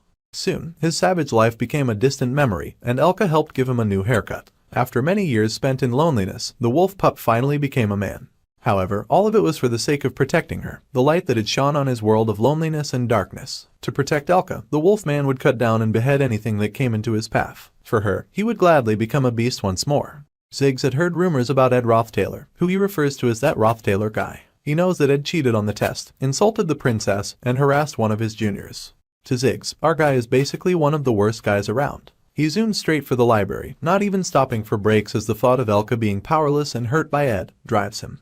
It does not take long for the Wolfman to find Ed. Ed asks who he is, but Ziggs has no time for introductions. He grabs Ed by the collar and demands that Ed tell him where Elka is. Ed does not break his nonchalant expression when he informs Ziggs that Elka is in the reading room of floor 3. Ziggs tosses him away and zooms off without a moment's hesitation. Desperate to reunite with his beloved Elka, he throws open the door, asking loudly if she is okay, and he finds her sleeping with Ed's jacket on her body. She is sleeping so peacefully that he shakes with relief. He is grateful and rubs his head with his hand. Now that he thinks of it, he realizes that all the bookcases would be hard for a fully grown man to lift, yet they are placed around Elka like they are trying to protect her. There are even blackout curtains put up to block the berserk spirit's vision so they will not find her. He even sees a message scribbled on a blackboard for her. The message tells her not to panic when she awakens, and it tells her to remain in the safe space. Everything will be solved before dawn, so all she has to do is stay calm and block the entrance. The message also warns her to not provoke the spirits. It ends by telling her to think of her safety at all costs, and to not act rashly. Ziggs takes it all in. The moved shelves, the curtain, and even the message. He realizes that someone protected Elka in his absence. He also sees blood on the jacket that is on her, and he recognizes that the blood does not belong to her, and neither does the jacket. All of this has been done by Ed. Despite being wounded, he did not care for his own body. Instead, like a saint who looks after others, Ed prioritized Elka. Our guy who sits resting against the statue of a woman gently holding someone who needs care, the light further illuminating him like he is some kind of saint. Ed went so far just to protect Elka, the Ed Rothtailor that is supposed to be the scum that everyone hates. Just 3 hours ago, when the library began to shake, Ed managed to heave Elka over his shoulders and catch the shelf that would have crushed them. Thankfully, he does a bit of strength training on a regular basis, so he was able to prevent disaster from striking. Judging by the summoning rune, this is the start of the Glaskin showdown. He looked out the window at the laser from the sky, and then just closed the curtains like the lazy jerk that he is, because he is sure Taylor will take care of it. He shouldn't even look at that place because it is flooded with the storyline's key characters. In a little while, the berserk low-rank spirits would surely come swarming into the library. He blocks the entrance so that the berserk spirits don't come in. He also uses the chance to create a perfect shelter and places Elka there. After his hard work is done, Ed plans on eating the beef jerky he brought, and to do research all night long, especially since the library will now be open indefinitely until the Janica situation is handled. Suddenly, he recalls that Janica's strong command of spirit understanding and spirit connection are the reason she is so powerful. Those two stats grow the more she interacts with spirits, and Janica happily talks to any and every spirit. Since meeting spirits itself is a domain of her talent, for Ed who can't even see spirits, raising his spirit stat is close to impossible. However, he is surprised that Janica is shooting materialized spirits, which means he is able to see them. This gives him the opportunity to grow his own combat abilities by fighting the spirits, an opportunity that Ed happily takes advantage of. He steps out of his perfect barrier and spends a good long time duking it out with the materialized spirits. He ends up boosting his ignition powers to level 12, his spirit connection to level 7, and his spirit understanding to level 7. If he had reached a sum of 15 levels for spirit connection and spirit understanding, then he might have been able to form a spirit contract. However, he pushed himself to the limit, so he will have to rest for now. As he rests, Ziggs asks what Ed was doing sitting in the hallway. Our guy figures that the Wolfman cannot turn a blind eye to him after seeing him resting there with all his bruises. He doesn't really need to lie for an answer, so Ed admits that he was training. However, Ziggs does not even slightly believe our dude. The Wolfman tells Ed that he finally understands the kind of person that is. With the sincerest look on his face, he bows to Ed and says that he truly owes him a big favor and calls him Senior Ed. The Wolfman promises that when the time comes, he will repay this debt to Ed at any cost. Ed realizes that Elka was Ziggs' lover. She was barely important enough to make an appearance in the setting, so he completely forgot about her, since he's such a dedicated Taylor fanboy. However, Ziggs is Taylor's friend who trusted Taylor from the beginning to the end of the storyline. The Wolfman is extremely important to the storyline. Looking at the situation, Ed confirms that Ziggs left the student center and came running to the library to save Elka. Since he has confirmed Elka's safety, he must hurry to go do what he's supposed to do and help the others to stop Janica. Ed tells him to return to the student center and help Taylor. He adds that as long as Ziggs does what Taylor says, then everything will work out. Ziggs is surprised and asks if our dude is actually about the Taylor McClure that he knows. After all, the Wolfman has no idea why Ed thinks so highly of Taylor, especially when he's never even talked to him. Ed says that it is less about regarding him highly and more about a compatibility issue, especially since the shell of the high-rank fire spirit, Tarkin, can only be harmed by Taylor's element/ability. In Act 1, Scene 9, Taylor learns one of his key moves, element/. To win this scenario, it is a necessary skill. As long as the guy uses that skill, he can win. Ziggs thanks our guy for the advice with another bow. Our dude dismisses him, telling him that he does not have time for messing around, and that he should move quickly. Meanwhile, Ed will rest in the library. He has given the Wolfman a huge piece of advice, so he hopes things unfold just like in the original story. This is when our hero realizes that Ziggs and Taylor are surprisingly not yet friends. The Wolfman barely even thinks of the hero. In the game's Act 1, Scene 9, during the end of semester assessment, the hero suffers one-sidedly in a duel between the Wolfmen, but he learns the element/ and cuts through the Wolfman's magic. That's when the two acknowledge each other and become friends. However, the final chapter of Act 1 is happening a month earlier than it did during the original story. This means that Act 1, Scene 9 did not even get a chance to happen. This is why Wolfman is not yet close friends with the hero, and the hero has not learned the super important element slash. This means that right now, not a single person in the raid team can deal any damage to Tarkin. Our hero is absolutely horrified to realize that the whole plot is already falling apart, and the strike team is sure to lose against Tarkin at this rate. Back at the student center and the raid team's base, the Wolfman apologizes for the delay. He promises to make sure to pay for his wrongdoings. However, Fiona tells him to forget about it. Even if the Wolfman was around, they would have lost regardless. The entire raid team is covered in blood and bruises. They already attempted the raid and their first invasion attempt failed horribly. Claire, the guard, remarks that if they want to re-invade, it would be better to get more reinforcements, seriously, because the professors who are adults should be contributing heavily during this attack, instead of leaving it to a gathering of students. Claire says he will join the next raid as soon as the pain in his leg subsides. Fiona tells her guard that it is alright, and that he should rest at the base, especially since he can't even walk properly. He tells her that if she really cares, she should rescind her order. However, she refuses to, saying that she also has a heart. Fortunately, their retreat was successful, but her guard is now out of the squad. Phoebius, the top student of the first-year combat faculty, also got injured. Fiona cannot see a way out of this difficult predicament. She tells them that they have to do their best to eliminate Tarkin with the people they have.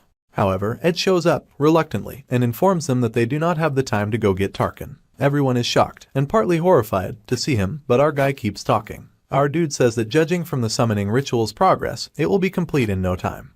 Interfering with the plot is the last thing he wants to do.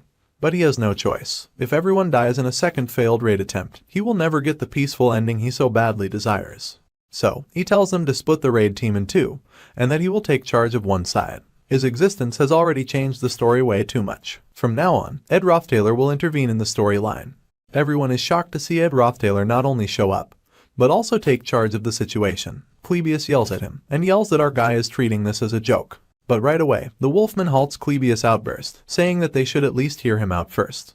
Ed explains that they must get through the fire spirit, Tarkin, that Janica summoned. They also need to deal with the spirit of darkness, Velosfer, who has overpowered the spirit sorcerer. However, as everyone already learnt during the fight against the beast, it is hard to deal damage to him because of his shell. This is why it is no longer necessary for them to go against the beast.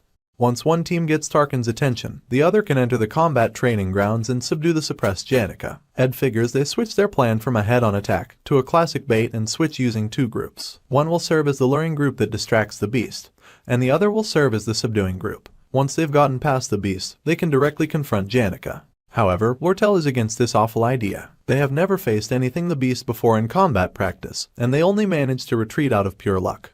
If the luring group fails to capture Tarkin's attention, then the subduing group will end up chased by the beast. If anything goes wrong, the luring group could get completely wiped out, or worse, the subduing group finds themselves facing the two high-rank spirits at once. The plan is too risky. Ed replies that they can only weigh the risks when they have other options. The most important objective here is to take down Janica. That way, the beast will also be powerless. Some of the students say that picking members for the luring group would just involve picking out students who want to commit suicide. However, Taylor, our sweet and brave protagonist, offers to be a part of the luring group. Our guy, of course, immediately shoots down that offer. The hero does not have time to play hide and seek with the beast when they need him facing down the big boy villains with his mighty sword powers. The hero insists that he is quick, and that he will gladly sacrifice himself. Of course, Ed is not having it. He shoves Taylor to the side, telling him that he is mistaken. They are not picking sacrificial lambs, and they will not split exactly in half either. Ed says that Clebius and Lortel are enough to make up the luring group with him included. The three of them will distract Tarkin. Of course, Clebius and Foxy are horrified to hear this news, and Clebius protests loudly, saying that he does not want to die. Foxgirl also respectfully declines. However, Ed insists that this is the only way for them to defeat Tarkin. Clebius and Lortel loudly protest, and our guy is visibly annoyed since they do not have much time before Janica completes the ritual. Fiona finally speaks up. Her command is that they will go with Ed's idea and divide the raid into two groups. Taylor, Fiona, Elvira, Ayla, and Ziggs shall form the group that subdues Janica. Meanwhile, Clebius, Foxy, and our guy shall be the group that lures Janica's high-rank spirit Tarkin. Lastly, her final command will be short because they are running out of time. She tells the members of the raid teams not to die at any cost. Inside the Nail Hall corridor, Tarkin stalks. Lortel asks Ed how he is going to stall for time when his opponent is a fire lizard. Ed replies that she should just do as he tells her. If things go according to plan, then they will definitely win. With those words, he, Lortel, and Clebius charge. Ed is familiar with Clebius the Gloomy from the game. Clebius is a gloomy person who is very fearful and lacks confidence, which contrasts with his actual powerful skills. Despite his negative attitude, Clebius is the top student among the freshmen of the combat faculty, so Ed reassures Mr. Gloom that he will be able to do it. Clebius is surprised that Ed is full of confidence, though he thinks Ed is a brat. He came all the way with Ed because he was convinced by the princess' firm attitude. He is worried, but since he is not alone, he feels that he might be able to muster up some courage. With a little hope in his heart, Clebius smiles. Tarkin has finally noticed them, and he is not pleased. The fire spirit roars out his displeasure, and Mr. Gloom shakes in fear at the might of the high-rank spirit. Clebius asks how he is supposed to lure Tarkin. However, when he looks behind him, he sees that Ed and Lortel are missing, and he has been left alone. Both Tarkin and Clebius are shocked at the empty space behind him. They are frozen in dumbstruck silence. Mr. Gloom feels the oppressive force of the fire spirit looming behind him, and he starts sweating buckets. He breaks out into a terrified run, screaming in despair about Ed tricking him. He curses and screams his hate as he runs around, avoiding getting hurt by Tarkin. Meanwhile, Lortel stands outside and takes a deep breath. She recalls that back in the hall, as soon as Clebius started running towards Tarkin, our guy told her to leave. He said that now that they had driven Clebius to Nail Hall's corridor, their part of the plan was done. He even believes that Clebius might be able to defeat Tarkin. Lortel smiled foxily and asked our guy if he was going to sacrifice Clebius in the end. She tells him it is not a bad idea, but he won't be able to evade the moral criticism that comes with that action. However, Ed responds that it is not a sacrifice. Mr. Gloom, despite how he looks, is a top student, and he is very resilient. He will not lose to Tarkin that easily. Also, Ed tells Foxgirl that the most important role will be hers. That is why she now stands outside the Nail Hall, outside the combat training grounds. He puts her in charge of securing the entry path for the subduing group, and landing a critical hit on Tarkin. She is amused as she channels her energy outside the hall. She decides that she should not jump to conclusions about Ed just after listening to rumors. Our guy told her that he is sure everyone will hesitate and doubt themselves, but he knows they are good at this stuff. Just as Ed said, the Fox Girl's magic activates and she successfully blows open a giant-sized hole in the wall of the Nail Hall. Her power blasts through the wall and brings it crumbling down in rubble by her feet. The members of the subduing team are shocked and ask what she is doing. Lortel smirks and just replies that they gotta go in. The girl recalls that during the joint combat training exercise, she blew up Nail Hall's ceiling using forbidden intermediate level magic. She smiles wickedly as she now understands why our dude left her to do this job. Now, the entry path is all set. All that was left was Clebius. He comes running out of the Nail Hall just as Lortel thought of him, with Tarkin on his tail. He screams all about how much he hates both our guy and Lortel. Even if the plan is successful and the raid party makes it inside without encountering Tarkin, she and Clebius will still have to deal with Tarkin, since it will run around. Going against Tarkin in the student plaza means there will be no escape. Mr. Gloom is also getting anxious and pleads for Lortel to save him as he runs towards her. She recalls another conversation with Ed, when she had questioned his plan to kill Tarkin. Our guy explained that the high-ranked Tarkin could not run away. The only way to defeat him is to apprehend him. Thanks to Tarkin's shell, no attacks will work on him anyway. They already saw this during the practice match between Janica and Lortel, and Ed graciously reminds the Fox Girl that she lost that fight. Not a single raid member could even lay a scratch on Tarkin. Ed holds up a small pouch and tells Lortel that they can use what is inside to deal with Tarkin's shell. All she has to do is get ready by gathering mana. While Lortel and Clebius are handling the beast, Ed does some running on his own. The girl completely freezes Tarkin from top to bottom. It is true that without Elemental Slash there is no one in the raid party that can break through Tarkin's shell. The beast quickly breaks out of the ice, roaring in rage. At the same time, our guy kicks open a door, because what they need is overwhelming firepower. Behind the door, he finds Lazy Lucy, who had been sleeping for God knows how long. There are very few people who attempt to clear all of the additional achievement conditions that are necessary to beat this part of the game, which is likely because there are a lot of conditions to meet. However, Ed has done it countless times, and he knows exactly where to find the right kind of weapon for each scenario. In this case, that weapon is Lucy. He hauls the sleeping and lazy bum onto his shoulder. Lucy mumbles about just wanting to take a nap, while Ed barely holds back his fury. He does not even understand how she is napping in the middle of all this disaster. Also, she's been sleeping for such a long time that it hardly counts as a nap anymore. Miss Lazy had nowhere to sleep because the shelter had been destroyed, thanks to her asteroid panic. So, Lucy went to the rooftop where she usually naps. She had been sleeping that entire time because she had to be excluded from the storyline. Belmaya was irritated because Janica wasn't in good shape. So, Lucy ran away, used up all of her magic, and fell asleep. It was likely a tool in the game to exclude the most overpowered person from the Janica scenario, but Ed has rushed all the way to Obel Hall, and he has fetched her. Lucy suddenly pops awake because she smells beef jerky. She does not have a lot of power right now, so our guy stuffs her full of plenty of beef jerky so that she can regain her strength. The secret pouch he had shown Lortel was full of beef jerky after all. She does not have the privilege of being a picky eater because her target is the flaming lizard. Our dude is not sure if he will get the distance right, but there's no need to worry about that. He did a lot of throwing in the military. That's right, he does not have time to run all the way back to Nail Hall, because he is not going to make it in time to help Clebius and Lortel. So, he is just going to fling Lucy from the roof of Opal Hall. Now, that Tarkin has been lured out into the grounds, it is the perfect strategy to defeat him. Our hero screams for everyone to get down as he flings Lucy, and she flies through the air like a homing missile. It is just in time too, because the beast has broken out of his ice prison, and he is preparing to charge Clebius and Lortel. Lucy flies between Tarkin, cutting off his path to the other two present. Then, she explodes like a firecracker. She activates high-rank electrokinesis, divine punishment. The light she emits is so bright that she might as well have transformed into a nuclear weapon.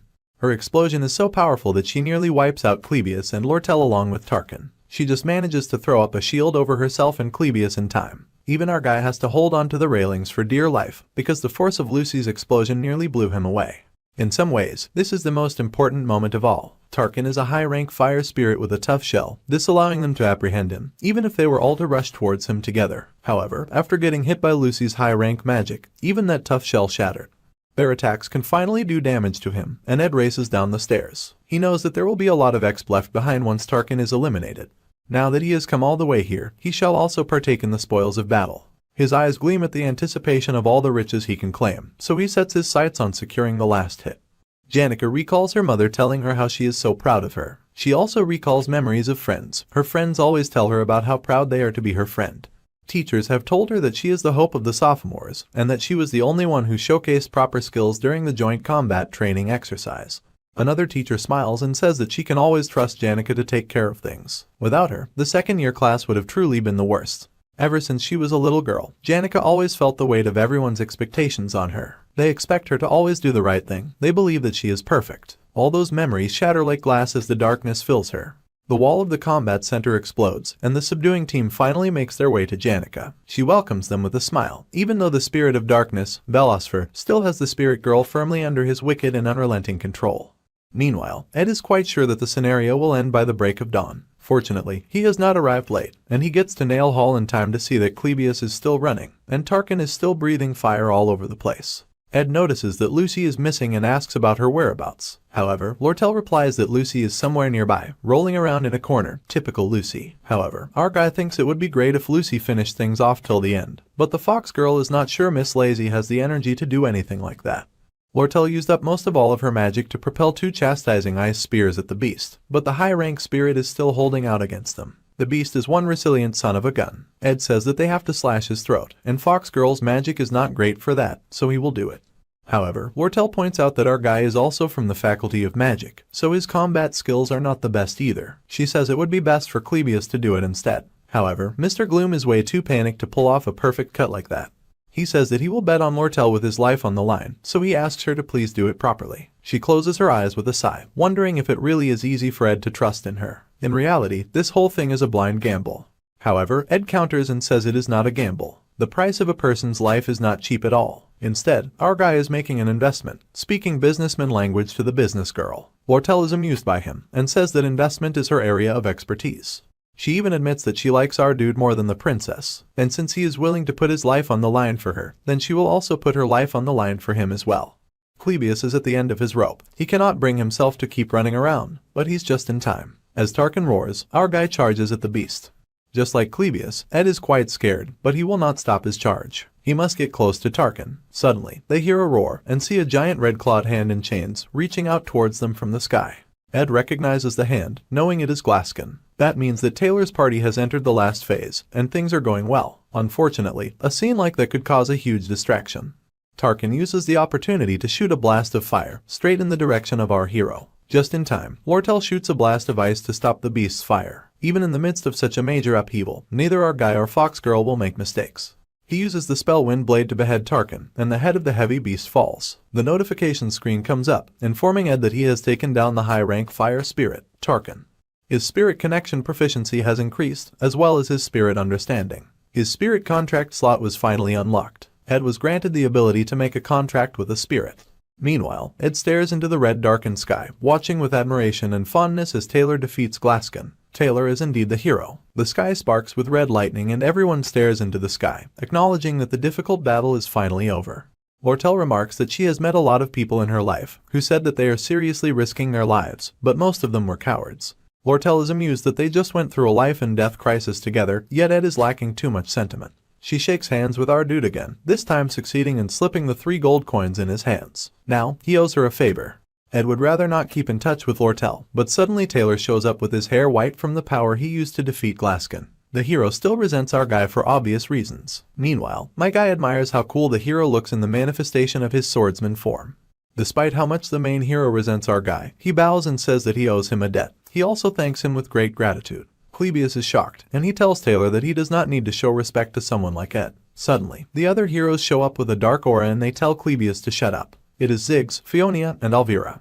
While Clebius sobs, Fiona also acknowledges that our hero did a lot for them. She suggests taking a recommendation to the student council, but Ed immediately stops her. Lucy was the biggest contributor in taking down Tarkin. Taylor also slayed Velospher and Glaskin, so Ed wants them to focus on those things.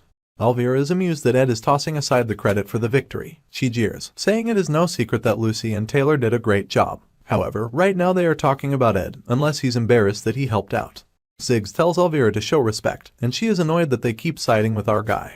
Ed has been trying his best to keep his distance from the main characters so that it does not affect the original storyline.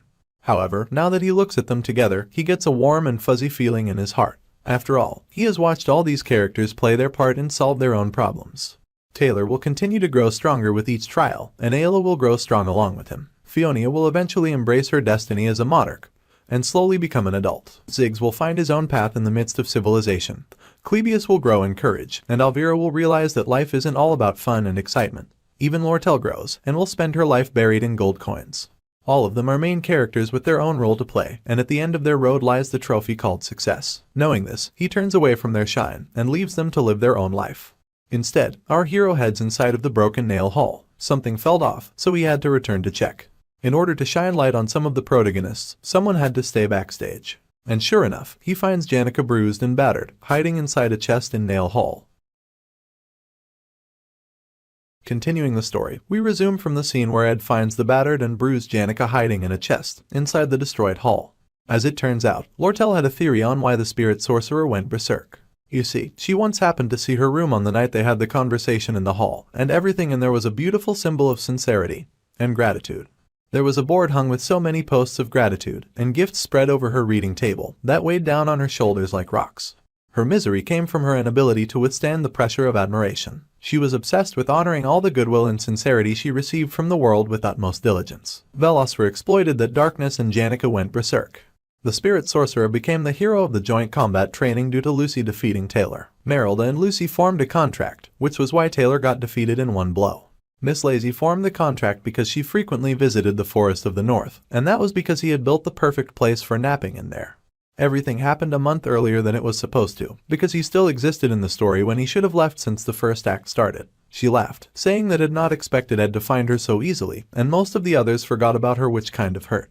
After wreaking havoc on such a magnificent stage for everyone to see, she is now in the backseat since everything is over. She would have preferred to hide a little longer, since she is about to ugly cry. Ed recalls Merylda's message to him to save Janica. It feels like he was asked to save her from ending up as the villain at the end of Act 1. However, he can't believe that since he's the only one who knows the future. He believes that Merylda was just worried about all the pressure that she was under. He was the person trying to keep his distance from her, so he would have made the perfect person for her to rely on. Unfortunately, everything failed. Janica tried to form a contract with a high spirit, but her haste during the summoning ritual made her fall prey to the spirit of darkness. This destroyed the faculty building in the process. She studied magic till late in the night. She always smiled at her family, friends, and teachers who genuinely cheered her on. But while seemingly living up to everyone's expectations, she was having a really hard time in private. Since the process was beautiful, the failure itself was also beautiful, and she remains beautiful even as she cries. Our dude is not sure how much comfort he can provide, but he tells her that she has worked very hard. Atop the stage, the main characters parade among the applause and praises of the school. However, behind the stage, it was quiet and dark. Ed and Janica are alone. Janica, the Act 1 villain, exits the stage as the main characters move forward, and she cries. Ed has witnessed the completion of the first act countless times. He raises his head in awe, because for the first time, he can see the beautiful spirits that surround her. As she cries, they stay near her, and he feels like he has now properly seen Act 1 to the end. His spirit connection and spirit understanding upgrade to level 10, and many spirits take interest in him. 10 days have passed since the end of Janica's disciplinary committee trial. She acknowledged her mistakes and testified that she would willingly accept her punishment. However, during the first trial, all her professors and friends expressed utmost support. During the second trial, Fiona said that the spirit sorcerer would not be tried for the attempted murder of royalty. She testified that Janica had been overpowered by Velosfer and had not tried to intentionally hurt anyone. Lortel also came forward to address the loss incurred. The Elite Merchant Association completely compensated the funds for restoration without asking for anything in return. Although, they did add a conditional clause in the contract to reduce the customs fees on the school supplies that they distribute to half. At the end of the day, the outcome was that Janica suffered the removal of benefits given to yearly top students, the retrieval of all prizes and decorations of glory, and the disqualification from entering the Opheles Hall for the next semester.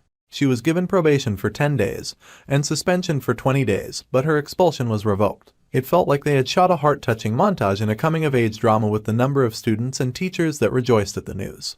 Everyone was relieved, but the students began to notice that Janica seemed under a lot of stress. So, her best friends, Clara and Annie's, worked hard to alleviate her worries. They prepared for her a wonderful tea party spread, with delicious delights to chew on. They also reminded each other not to mention the disaster or bring up anything that would bother her. They eagerly welcome Janica, but she is distracted. She suddenly asks them out of the blue what the difference is between liking and loving someone, with a blush on her face. She wonders deeply if there is a difference between the two. Her friends are surprised and wonder why she'd suddenly bring that up. Embarrassed and nervous, Janica quickly said she was talking about her friend. Her friend had a dream about a beautiful garden where she was surrounded by flowers like a princess. Suddenly, a nonchalant-looking boy came riding in like a knight on a shiny steed. There was love shining in his eyes when she placed a flower garland that she'd prepared specially for him. Of course, this friend was Janica, and the knight in shining armor was Ed. Then they held hands and skipped merrily through the garden, laughing like a Disney pair. Janica says that her friend has apparently had this dream over and over. However, her friends can immediately tell she is talking about herself, since she was on probation for 10 days and would not have gotten the opportunity to meet any friends. Annie's decides to go along with it, and she asks Janica what else her friend said. Janica replied that her friend would stare into her room blankly, and suddenly that person's face would come to her mind. Unable to withstand the immense pressure of second-hand embarrassment, Annie's flees, saying that she suddenly remembered that she had to help the assistant professor. This leaves Clara by herself, diffusing the bomb that is her delicate feelings. Clara needs to approach the situation carefully, so as not to break her heart. If things go wrong, the whole student body will find out. The love story of the Janica failover would circulate everywhere. Clara suggests that she think of the situation without much complications. She says that emotions can be a mystery, and it is hard to determine which feelings are negative or positive. Clara says it is better for her to just be honest with her emotions right now. Then she backtracks and recalls this advice is supposed to be for Janica's friend. Motivated, she agrees with Clara. She also tells Janica to be careful when she talks about such sensitive topics, especially as it would not be great for her friend's reputation. She gasps in surprise and once again agrees. Clara has managed to prevent rumors from rising for now. She amicably thanks her for the genuine advice, but now needs to return to the Opheles Hall to report her suspension. Clara decides to linger in the garden for a bit while she sorts out her thoughts, and waves her a happy goodbye before her head hits the table in relief. She has now successfully defused the Janica bomb. Meanwhile, Ed recalls how he relentlessly saved money. However, thanks to Fiona's petition, he was waived from the next semester's fees. With the money he had left, Ed happily bought a few tools with his gold coins. He was surprised to see Janica waiting for him at the camp. He had avoided her all this time, but now that the first act that involved her is over, he will now interact with her casually. Ed greets her but is shocked to see her leap from where she stood to hide behind a tree. He is so confused, but Janica recalls Clara's words, telling her to be honest about her feelings. However, unable to overcome her nerves, she flees, saying she has stuff to do at Opheles Hall. For her, confessing her feelings was a task much too difficult to do. Our guy, on the other hand, was frozen with white shock. With his new tools, Ed prepares to get busy, since he is finally going to make the hut that he has long desired. On the first day, he chose the location to build the hut, a wide area under the shade that would not stand out too much. He started his work without interruption. On day 3, he gathered wood. He had become rather proficient at wind blade, so that also went smoothly. On the 4th day, he paused the wood gathering to check the end of semester results. He also got pretty high scores for his practical, and his results for the theory exams were higher than the average freshman, so all his studying was paying off. Special incidents that occurred were that Janica continued to ignore him, and her friends, Clara and Annie's, looked at him as if he should not dare show his face around them. Day 18 brought the lumber work to its near end. Ed wondered if there was someone who ever got this good at using wind blade. Day 20, and the school vacation had begun. Now, Ed could put all of his time into building the hut. A special incident occurred when he went to check the trap he'd set for the game. just to find Lucy caught in the trap and sleeping peacefully. He makes the mental note to stop using beef jerky as bait. On day 27, the senior maid, Bella Maya, came to give Ed some herbs and mushrooms. She asked how things were going with Janica, and when Ed said the spirit sorcerer might hate him, Belle tilted her head in confusion. On day 30, with one pillar as the center, the outer lumber walls collapsed. He realized that simply making and fitting joints properly was not enough to make it stable. Later that day, he once again ran into Janica's group at the bakery, and she flat out ran away the moment their eyes met. Once again, her friends glared at him like he was the problem.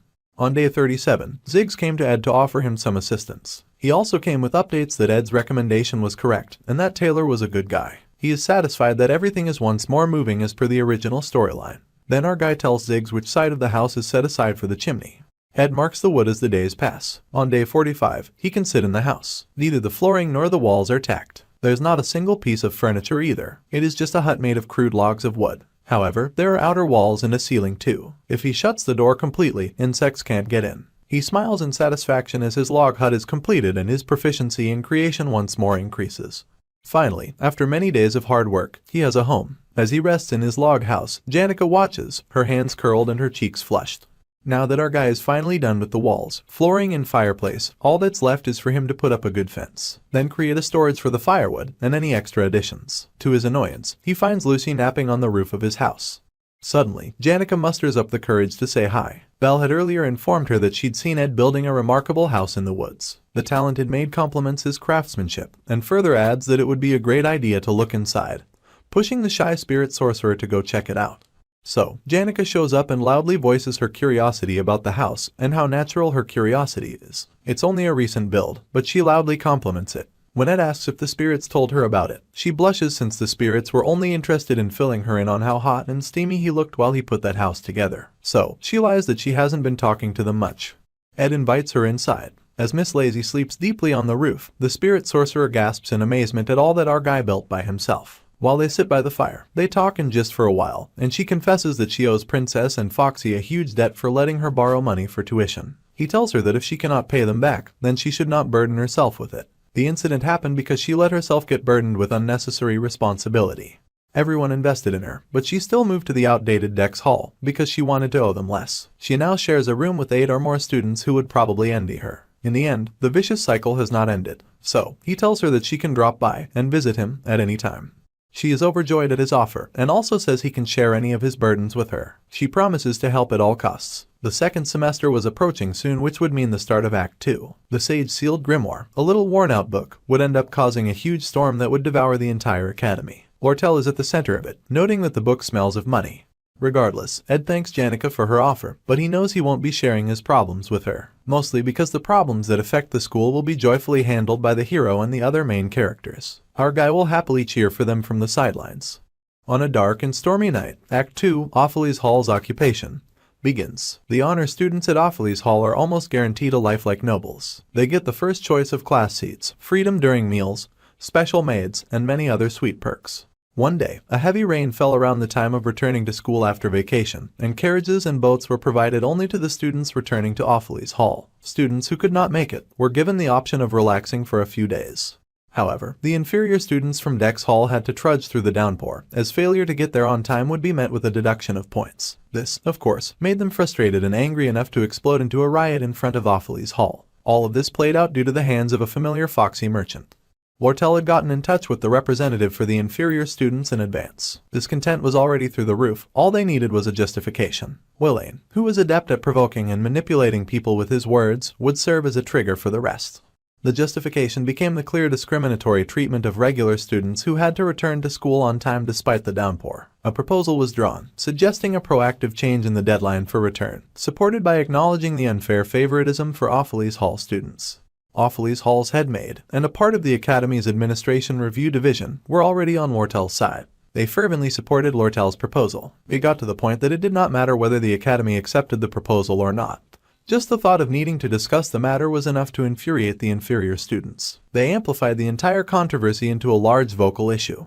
Opheles Hall is adorned with art pieces donated by noble and affluent families. Even the walls, carpets, and hardwood furniture were crafted by artisans. The more damage to assets, the better. While the rioting students were at it, it would be best if they completely destroyed part of the Opheles Hall. The more they run amok, the more of a critical hit it will be to the finances of the academy, which is already in a predicament due to the Glasskin incident.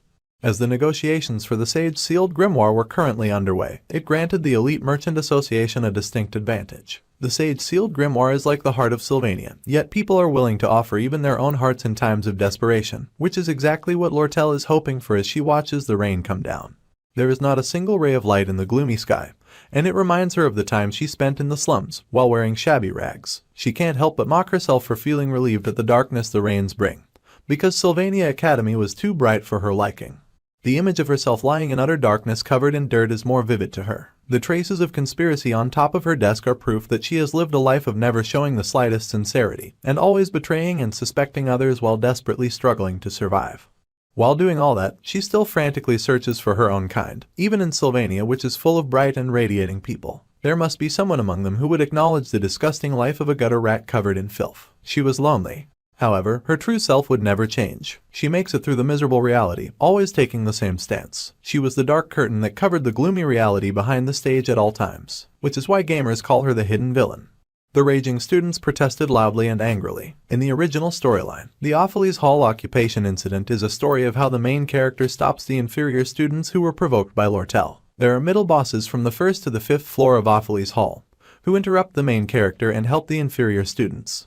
The middle boss of the 1st floor was Tote the Decoy. He mocked Taylor by calling him a loser and got beat up by Taylor's friends, so he held a grudge against them, and was bought off by Lortel. His role was to overpower the rookie maid protecting the 1st floor. Then Tote would open Opheles Hall's door and let the rampaging students in. They rushed in, shouting that they would make their voices heard. Once the students got through the 1st floor, the Act 2 Phase 1 middle boss Tote played a certain role. The role of stopping the main character and his friends who would come after them.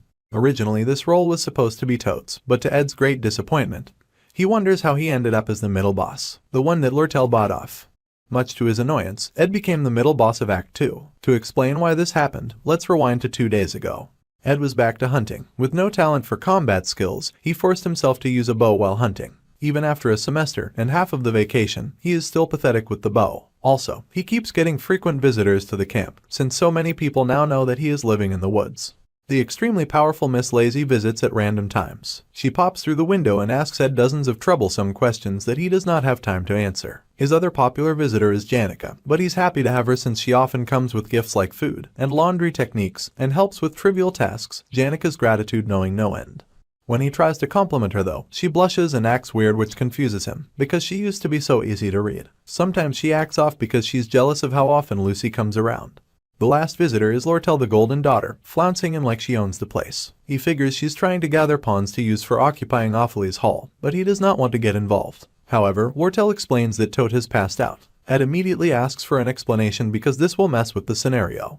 Tote picked a fight with Taylor, like in the original, and mocked him. However, Ziggs took Tote down with one punch because he dared to mock Ed. Alvy had never seen the Wolfman that furious before, so Lortel gives Ed Tote's job. She needs someone who won't rat her out to the investigators, so she came to him thanks to his shitty reputation. She figures he must want revenge since he did get kicked out of Opheles Hall. He doesn't want to do it, but he has a few conditions for taking the job. He bargains 20 gold coins to carry out a moderate role. He will just set everything back where it belongs.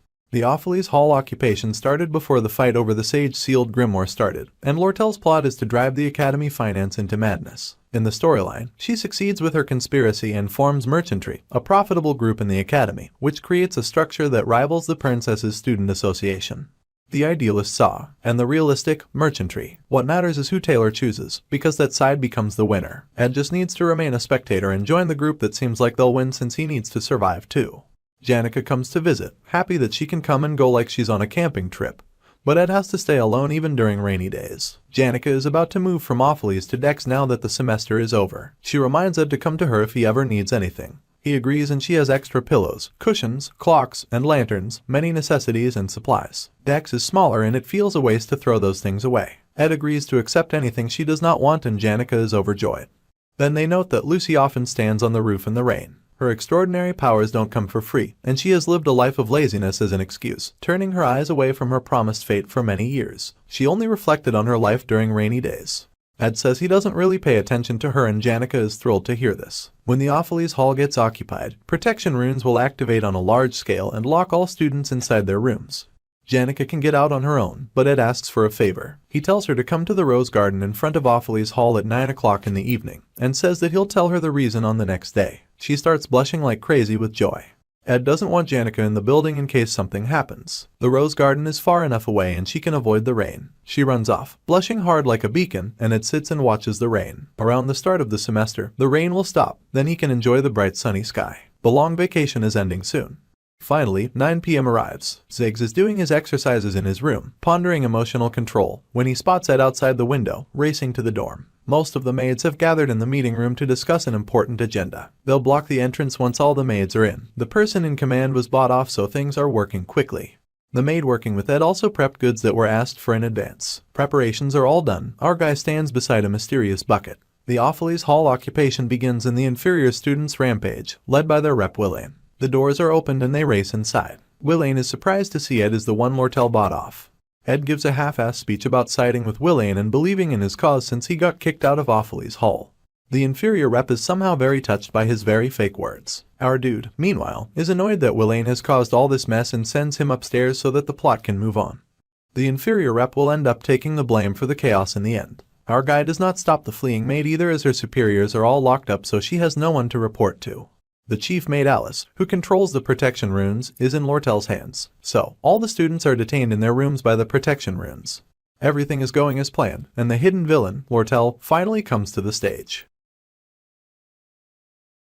Moving on, we know that the academy employees will repress the rampaging students in no time, so our party needs to finish things quickly.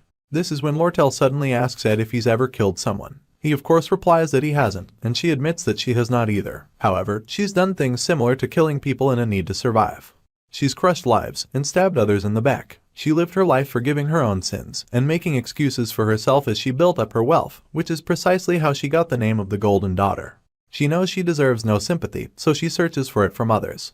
Like a possessed person, she asks if he can sympathize with her. Good or evil, all people feel lonely, and some search for people who roll in the dirt like them. They only find redemption in people who are as bad as they are. However, Ed does not sympathize with her, and he tells her that she needs to take responsibility for her own decisions. She quickly masks into her nonchalant self and says that they need to get to work since they don't have time to waste. Our guy relaxes in relief now that Foxy will talk to Alice about their plan going forward. Once they make the defense magic of Opheles Hall go berserk, and hand over the command of the runes to Willain, the story will unfold with current events intensifying. Willain, packed with the dense protection of Opheles Hall's defense spells, will transform into the boss of the 4th stage. This scenario is about defeating Willain, who will lose his mind and go berserk. All our dude has to do is sit quietly and wait for the hero to storm into Opheles Hall. He'll put up a mediocre fight and lose, then Taylor will handle the rest. He does not mind taking a few hits as he views that as a necessary sacrifice. Meanwhile, Janica sits in the rose garden, dressed warmly as she waits for Ed. She even finds a note he left for her, telling her that he'll be a little late. She blushes, thinking he is preparing something special. The golden horse carriage near the garden was not important to her, and she wasn't going to leave because she'd thought about him for the past 3 days, to the point that she couldn't even sleep at night. Despite everything, Janica had kept tabs on everything that happened at Ed's camp with the help of Merylda, and she knew everyone who visited. Unfortunately, most of the visitors were women, and that was very heartbreaking to her. That's why she was going to wait for him no matter what. That was until she made up her mind to switch up her hairpin, so guess who'll be showing up unexpectedly at Opheles Hall? Alvira, meanwhile, is freaking out about needing to enter Opheles to preserve her herbs with magic. She drags Taylor and Ayla with her to help her. Redhead is so upset that Ayla fears she will go on a rampage. The angry Redhead rushes in with the other 2 close behind her, and who do they find waiting but our main dude? The hero is surprised to see him and asks why he's here. Alvira can see the traces of the students that stormed through, and the entire place is a mess. Ed sits silently with his back to the stairs. She did not expect that he of all people would try to stop them. He confirms her guess and says that he cannot let them pass, like he's Gandalf. Alvira laughs, knowing he can't beat them alone since the people on her side are very skilled. Taylor, on the other hand, cannot understand why our dude would stand against them, and demands to know what is happening. As he gives no response, the hero charges at our dude. Ed of course blocks him with magic, and Alvira identifies it as the basic spell Wind Blade. However, the spell has now become so advanced thanks to his continuous use of it, that it does a lot of damage. The students at Opheles panic. Well, Clebius panics, wondering what is going on. Alvira, Taylor, and Ayla fell from surprise at the attack, and Alvira realized with horror that he cut her hair. She realizes he's going to be serious about this fight and reaches for her potions, but Ed sets the place on fire with ignition. The battlefield was set, so his judgment was quick and precise. Meanwhile, Elvira thinks to herself that Ed is showing talent far beyond just high mage proficiency. As the alchemy faculty's top student, Elvira represents their main forces. However, the biggest flaw of alchemy is that, without relying on magic tools or elixirs, their raw combat power is close to zero. Most alchemy students carry a magic ring or necklace with them. But Elvira had never thought a genius like her would need that kind of thing. Rookie mistake, because it seems Ed knew that as well. He dropped the chandelier and used the opening to cast Firewall, just to separate Elvira from her bag. However, she wonders why he went for the strap instead of destroying her bag and its precious contents. She is not out of options yet, and she cast a fire-resistant formula, amplified its strength, and made it go berserk. Meanwhile, Ayla hurriedly sought out a spell to put out the fire.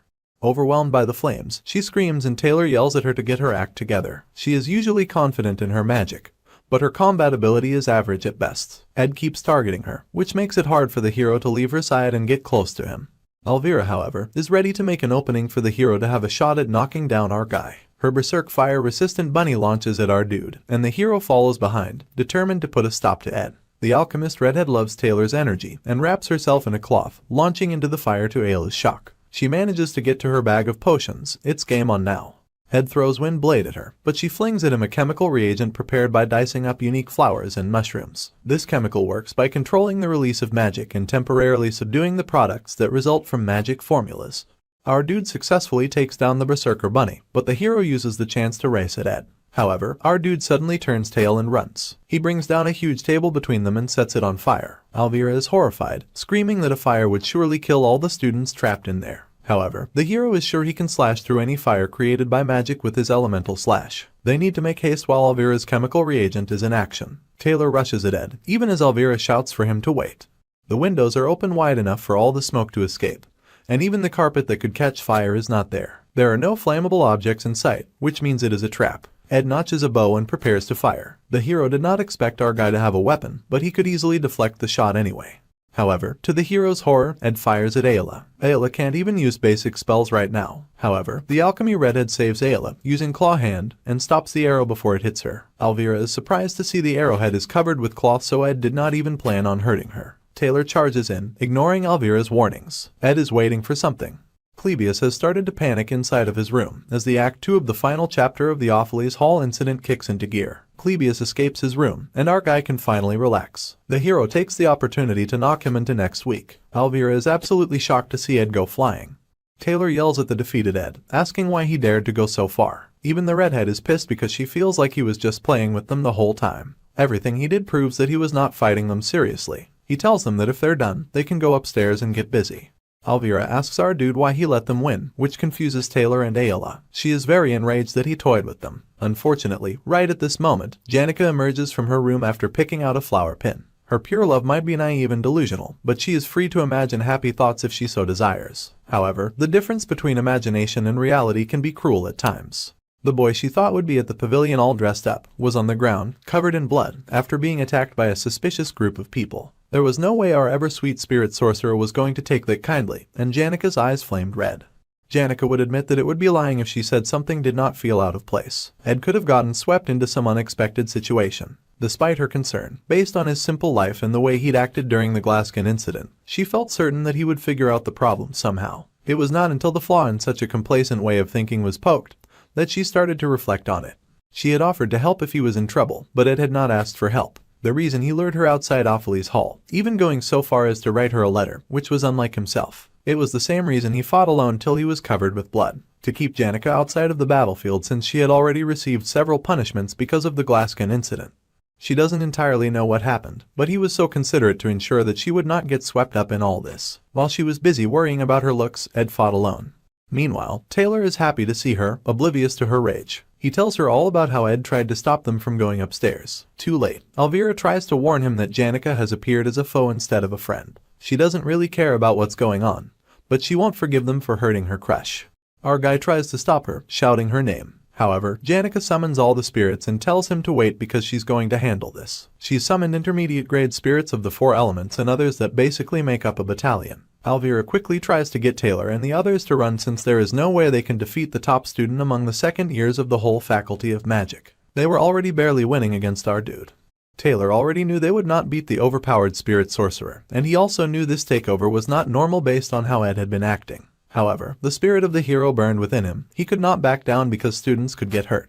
He reminded Elvira that they had to secure her herbs and stood his ground like a hero.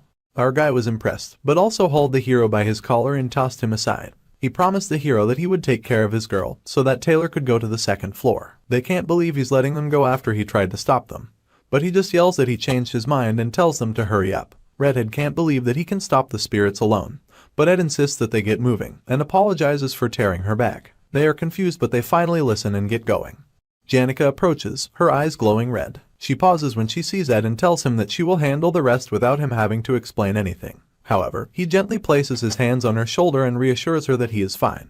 Janica gets knocked out of the rage mood by the power of Crush, her face flushing because our guy is touching her. He tells her to please send the spirits away, as the wind is so strong that he can barely hold on. The spirits feel underwhelmed as they are quickly sent away. To the heroic trio's shock, he actually managed to single-handedly stop her. He gestures for them to hurry and go, as there's probably not much time left. Exhausted, Ed collapses. Janica scolds him as she helps him, asking him why he keeps getting hurt, and why he did not ask her for help. He assures her that he'll ask for her aid in the right situation. She thinks the trio is excessive in beating him up, and she will get really angry with them the next time they meet. She asks him to promise to stop getting hurt, and he thanks her for worrying. The plan went a little astray, but he did his job as the first floor boss, and now he can rest assured and focus on his camp. However, just as he's about to relax, Janica informs him of the huge golden carriage she saw by the rose garden. The carriage shaped like a golden crown is the symbol of the Elite Merchant Association. Lortel's adoptive father, and the one who killed her biological father, the fake boss, will eventually disappear after losing to her.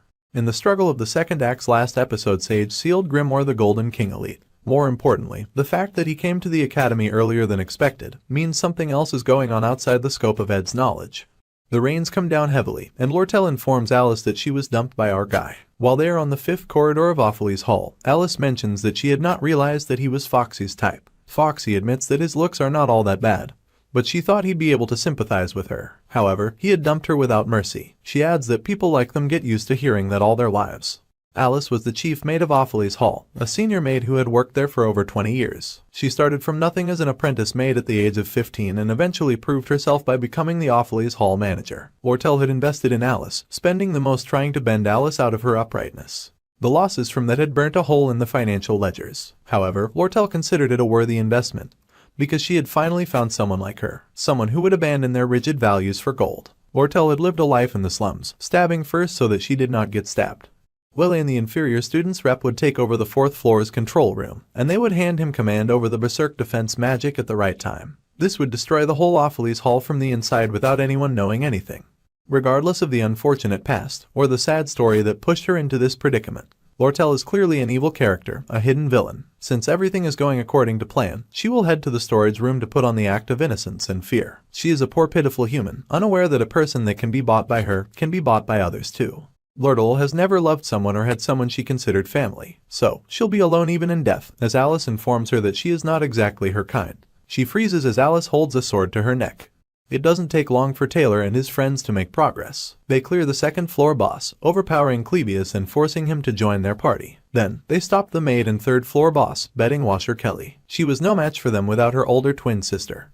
Everything was going unexpectedly smoothly and they finally reached the Ophely's hall fourth floor. Only the first floor had been a real challenge. They get to the fourth floor just in time to see Willian go berserk. He had become hostage to the defense magic, placing the crystal ball that triggers the magic circle control system in the control room's dead center. For everyone to see was Alice and Lortel's scheme. The self-defense magic formulas carved all over the building were installed to protect students from invaders. However, in Willian's hands, it was like a child holding a loaded gun. Taylor, Elvira, and Ayla helped the fleeing students to evacuate. The students inside their rooms panicked at the quake this caused, thinking the building was about to collapse. They used their powers to escape the building in their own ways. The whole situation slowly became a catastrophe.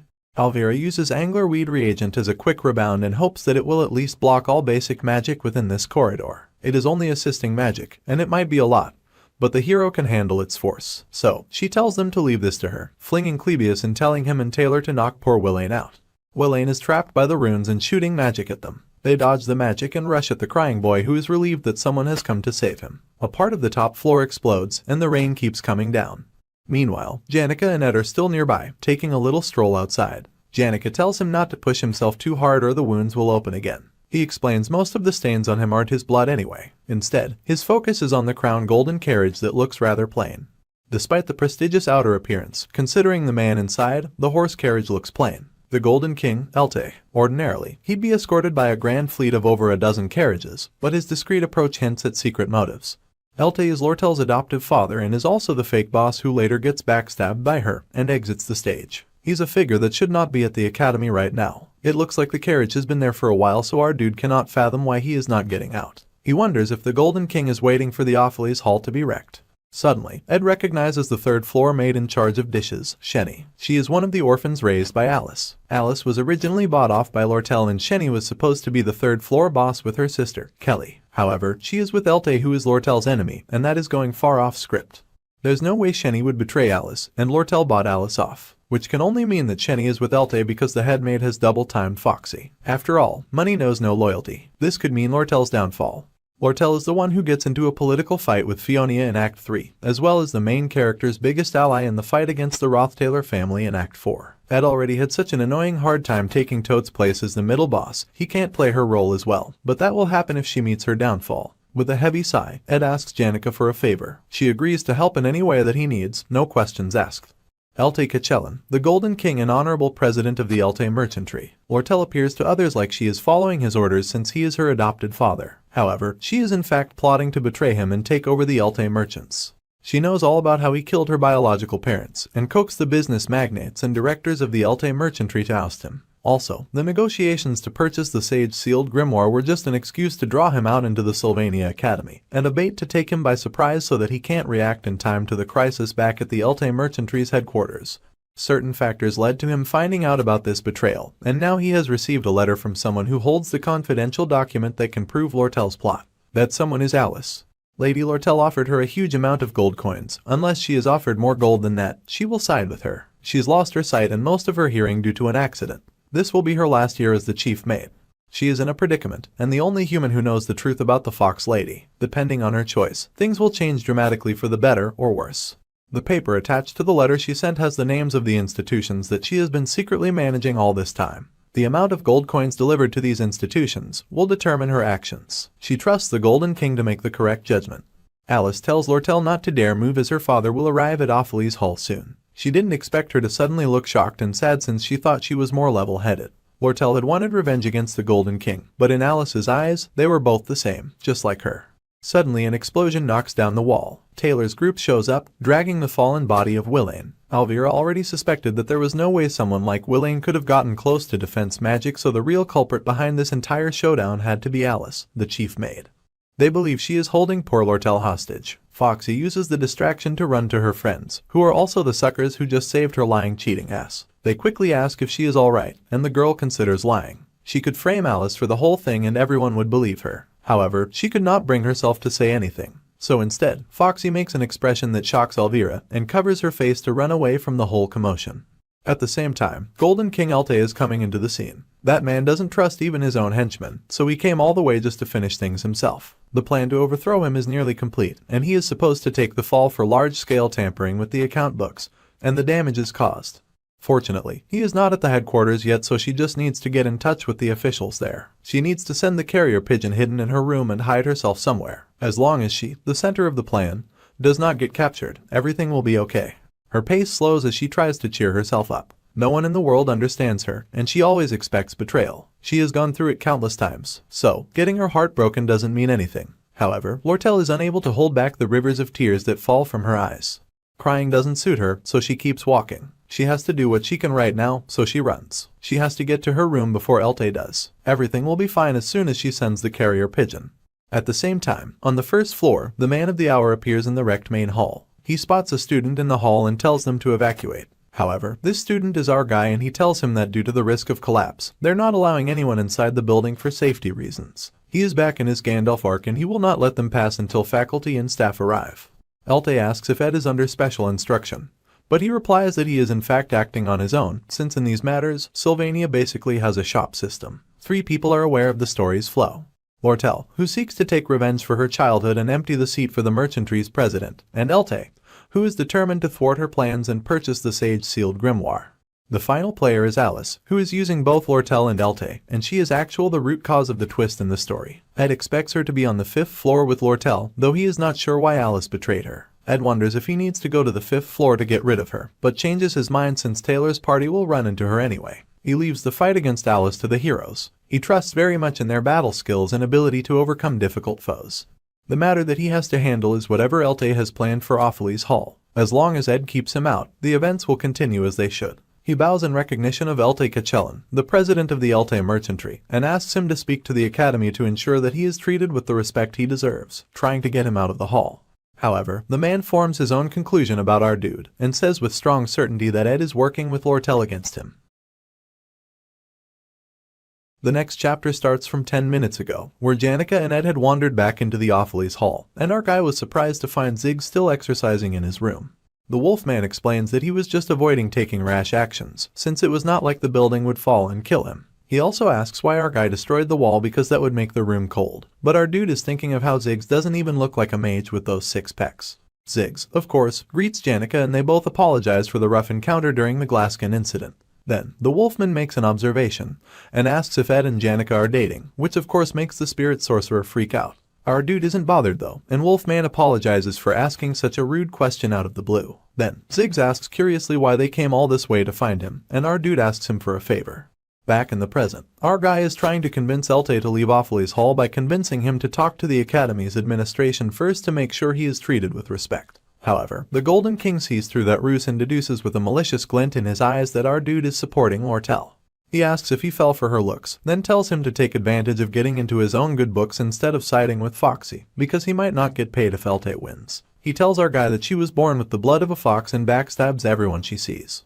Since he raised her as a child, he knows her better than anyone else. He will give Ed double the gold coins she offered, if he gets out of the way. Our dude thanks him for the offer, but he is unimpressed, and confesses that he was promised a total of 0 gold coins, so there's no point in doubling that. Elte is surprised, but he will not back down and switches to violence. He tells his henchmen to dispose of Ed quietly and they all launch at him. They corner him so that he cannot escape, but Ziggs uses his magic to blast them away. Ed leaves Ziggs and Janica to deal with them, saying he'll come back after he checks out a situation. They happily do his favor and fight the henchmen and Elte. The Golden King tells the henchmen not to hold back while fighting them and the battle begins. Meanwhile, Ed runs. He races, wondering if he should go find Lortel to ask her about the situation. To his shock, he immediately finds her and is surprised that she's still in the building. He says they will go to the back door and get out, then asks if she can run. She must not fall behind and she must run as fast as she can. There was always a reason for all goodwill and trust. Even Cheryl, the elite merchantry's receptionist, acts all flirty with Lortel because he anticipates that she will give out some money-making information by mistake. Cadden, the merchantry's employee, becomes quite lively in front of Lortel because she'd often tip him off about stuff. Even Teeny, the pet bird raised at the academy, clings to her because the feed she provides is of the highest quality. All goodwill has always come with a price in Lortel's world. Ed races ahead of her, saying they don't have time to go into detail but Alice has betrayed her. Lortel blames herself for a stupid, foolish mistake. Janica grew up receiving the love and goodwill of others so much that she treated the world with the exact same love and goodwill. Lortel was not like Janica. The day she made Ed the offer, she had seen the love-struck way the spirit sorcerer looked at him. It was the look of someone who loved something without needing anything in return. Foxy had thought that she might have a chance at a relationship like that too and ended up spilling all of her plans to Alice.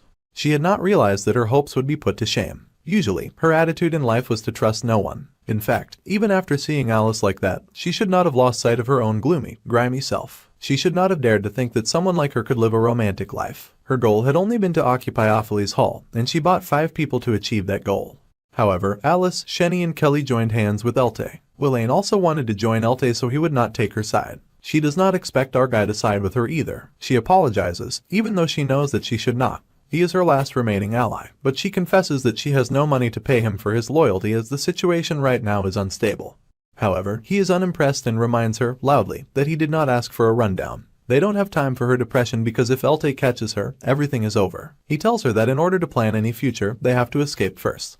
Goodwill and trust. Lortel always believed they happen for a reason. If there is no reason, then those people cannot be trusted. That is how she learned to live her life. She explains that the merchantry headquarters plan to rig the market prices. After the massive hunt of the monsters in the eastern mountains last summer, the price of armor fell. Then they purchased and monopolized all the armor and traded them internally. So, in short, the plan is manipulative trading. For that plan, her father needed money urgently, so he found someone who would buy the sage-sealed grimoire at a good price. He sent her to Sylvania to steal the book. Ed now understands the plan.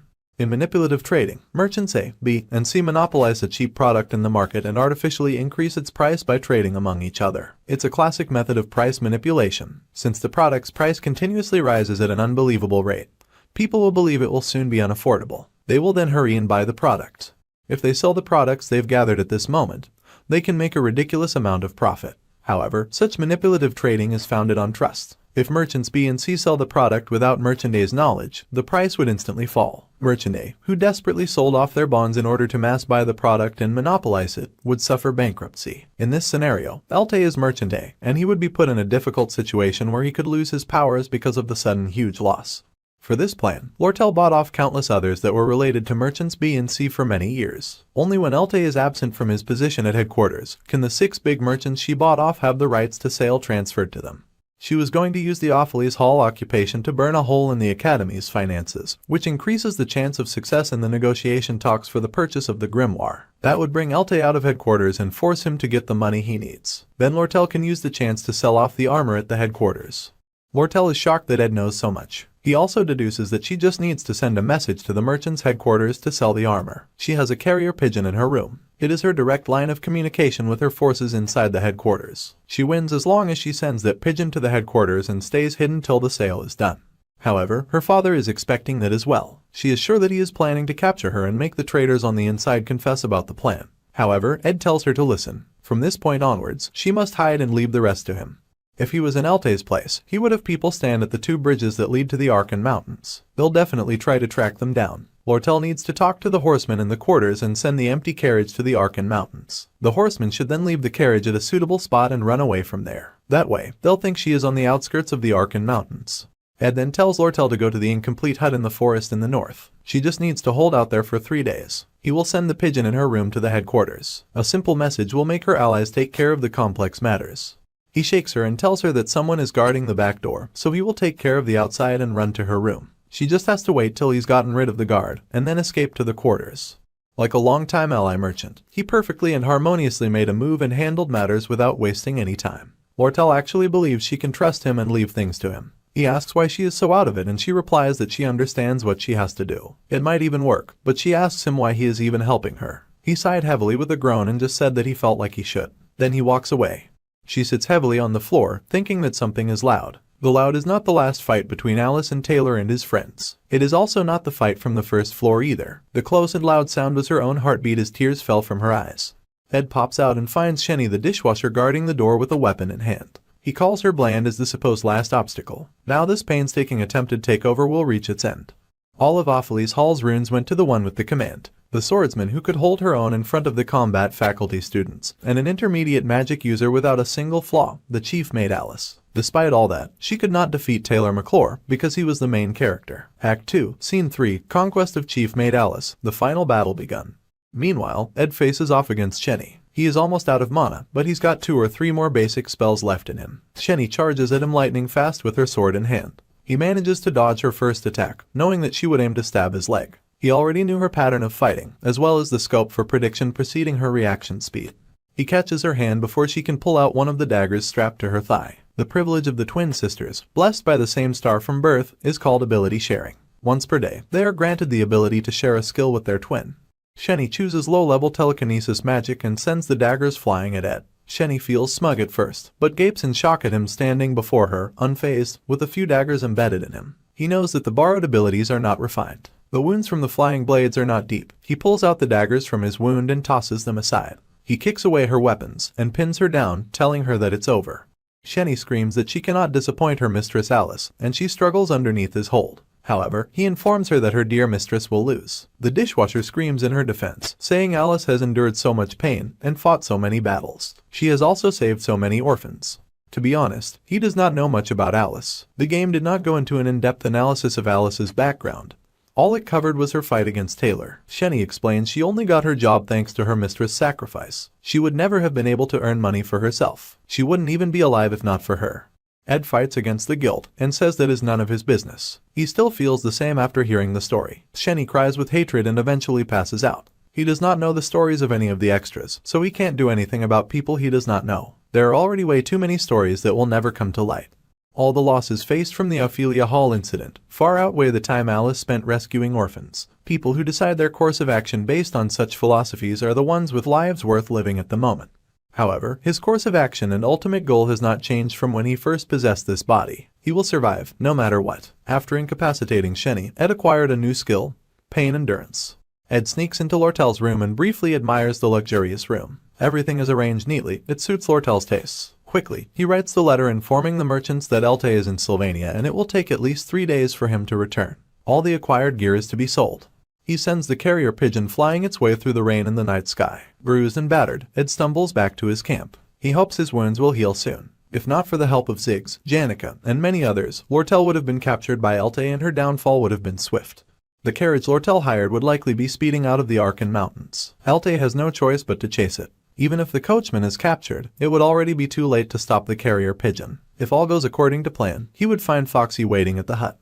However, he spots her before he's even reached the hut. He thinks at first that she has come to greet him, until he realizes that she's holding a knife. He reminded himself that the person he'd chosen to trust was the backstabbing golden daughter.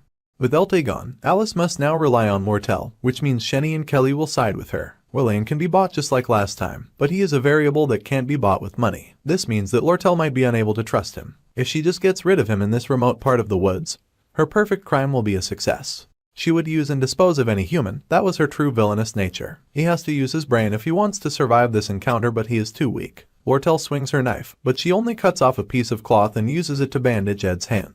She asks why he got so hurt and offers to help him. The rain stops, so she built a bonfire. She brings him inside so that they can warm themselves together. Ed asks her if everything went according to plan, and Lortel proudly responds that the horseman promised to draw as much attention as possible, even if he had to put his life on the line. He wonders if she threatened the man's family to make the horseman that loyal. If the plan goes well, she will have power over the Elte Merchant Association. He would have much to benefit since she owes him a great deal, and asks if that cheers him up. However, Ed barely reacts, and she smiles. She adds that she will never forget what he did for her, but he just tells her to hand over the 20 gold as earlier promised. However, Lortel has a question for him. She asks about how close he has gotten with Janica. Oblivious, Ed just responds that the spirit sorcerer is a good person, and she agrees. However, Foxy admits that she's not as nice as her kind senior, Janica. Meanwhile, at Ophelie's Hall, Elte left after receiving a certain report from his subordinate, and his interest in Ophelie's Hall had completely dissipated. Ziggs wasn't doing well fighting the mercenaries, mostly because he was more focused on stopping his comrade from completely ending the mercenaries. At first, Janica had looked worried, but at some point, the spirits started going all out in the fight. She needed to be stopped before any casualty took place. Ziggs asks if she's upset, and she lies that she's not, while rage is burning in her eyes. The next day, the incident is over and Ed considers going to class. Unfortunately, his uniform is completely wrecked and he's too broke to buy a new one. Ziggs lended him his uniform and told him all about the incident. Willain took the blame for the damage to Ophelie's Hall, and Alice, who'd been subdued, went completely silent on the issue. With no response from Elte's side, the only conclusion was that the plan was a success. Now, events could continue as they were supposed to, and Ed waited patiently for a carrier pigeon with good news. The incident affected his labor power negatively, since he's not in a very good shape. His body is sore. Physically demanding work is too much for him. But he still has a lot to do. Fortunately, his advanced crafting skills slots are open, so acquiring skills takes priority, and he already knew which skill to master. Spirit Formula Infusion, compatible with Spirit Sorcery and Magic Engineering, which is great for crafting household and combat amenities. To master Spirit Formula Infusion, he must form a contract with a spirit and create at least one artifact that contains Spirit Formula, then it becomes instinctive. Magic Engineering requires successfully disassembling and assembling an item of a certain level of magic engineering at least once. He doesn't want to waste spirit slots unnecessarily, but for now he should make a contract with a lower spirit. Janica pops out and explains that she's not in class because of a headache and body pains, so she came out to get some fresh air from the woods. He asks in concern if she hurt herself, but she assures him that she's fine. Instead, she asks if Lortel is okay, and Ed confirms that she's resting inside the cabin. She has been there since the Ophelie's Hall incident, but there's still work to do. They persuaded the former chief maid, Alice, and laid the groundwork for the negotiation to purchase the sage-sealed grimoire. While Lortel awaits a reply from the Elte merchants, she must stay hidden with an anxious heart. It is frustrating, but she finds that she doesn't hate it because she gets to watch Ed all day, and that makes her heart race. His unconditional kindness and selfless trust make her feel safe. That feeling, which came naturally to most people, was more precious than gold to Lortel, who had spent her entire life on the cold floor of the streets. At no cost does she want to give up the safe feeling of being with Ed to anyone else, not even her sweet senior Janica. Janica's life was overflowing with unconditional kindness from her family and friends. Surely, she would let Lortel have this one thing. If the spirit sorcerer would not give him up, then Foxy was willing to fight for her knight in shining armor, and fighting was her area of expertise. 3 days of living together was a thrilling and perfect advantage over Janica. First, Lortel planned to bury the cabin in gold and seduce Ed with money. However, she backtracks as she recalls that she is broke right now, and that Ed might not appreciate the gesture. Then, she considered helping with his tuition. She considered cutely trying to play it off like she's not paying it for his sake, but nearly died from cringe just thinking about it. While she's still pondering her lack of experience with romance, Lucy comes into the cabin ready for a nap. Lortel is surprised to see her, but Lucy just wants to nap in the sunlit spot inside the cabin. Ed grabs Lucy and throws her out like she is a stray cat that wandered in, and he tells Foxy that she can go back to sleep. Judging by how he acted, Foxy deduces that Lucy comes around often. To Lortel's great disappointment, she finds that she has yet another rival. However, she is confident that she'll settle the score in just 3 days. On the second day of Lortel's cabin life, she finds Janica has come to visit again, erasing her plans of spending time alone with Ed. She also finds Lucy napping in the cabin again. Meanwhile, Ed crafted some handmade bricks, learning the skill stonemasonry. He also finally created a brick fireplace, and his crafting proficiency increases. Resting after the day's work, he eats with Janica and Lortel the pastries brought around by Belle. Nothing much has happened since the Opheles incident, so Lortel assumes that things are going as planned. He says that they should not let their guard down just yet, since there are things to do. Lortel agrees since she is yet to compensate him for his 20 gold coins, and asks if he'd prefer goods instead of cash. While Janica glares with jealousy, Ed mentions that he would like some construction materials, like excess magic engineering equipment. Lortel promises to check the inventory and tell him if they have any spares, but she'll also try to remember since she has most of the inventory memorized. Then, Ed asks Janica for a favor. He wants her to teach him how to form a spirit contract with a lower spirit. Janica is happy to help, ready to help him form a contract with even an intermediate level spirit. Ed is impressed and she immediately begins the lesson with spirit connection. She summons a small bird called Karis to see if Ed can communicate with spirits. Ed can hear the bird faintly, which assures her that he will progress faster than expected. However, Karis then loudly complains that Ed doesn't have enough time in his routine for magic training. He also adds that they know this thanks to the weekly report meeting they have. He also complains that our guy should concentrate on the cabin construction instead of getting distracted. Janica immediately shuts down the connection with Karis and asks with a forced smile if Ed heard anything. He mumbles something about a weekly report meeting, but she has no answer to that response. Lortel then pops up with information on the magic engineering equipment. The inventory does in fact have more leftover stock than expected, so she has enough for Ed. He asks if they can sell them at a discount price that the 20 gold coins can cover, and she laughs. The amount of magic equipment is not large and they're basically a dead asset. However, to give them for free is unthinkable. So, Lortel asks that he comes to the Merchant Association once every 3 days as payment.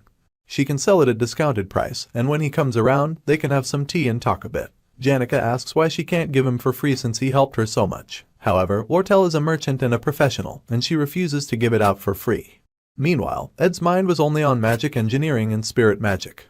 Suddenly, Belle, the new chief mate of Opheles Hall, arrived with a message for Lortel. She apologizes for showing up when things aren't peaceful, and she apologizes for being the bearer of bad news. However, she has a message from the former chief mate to Lortel.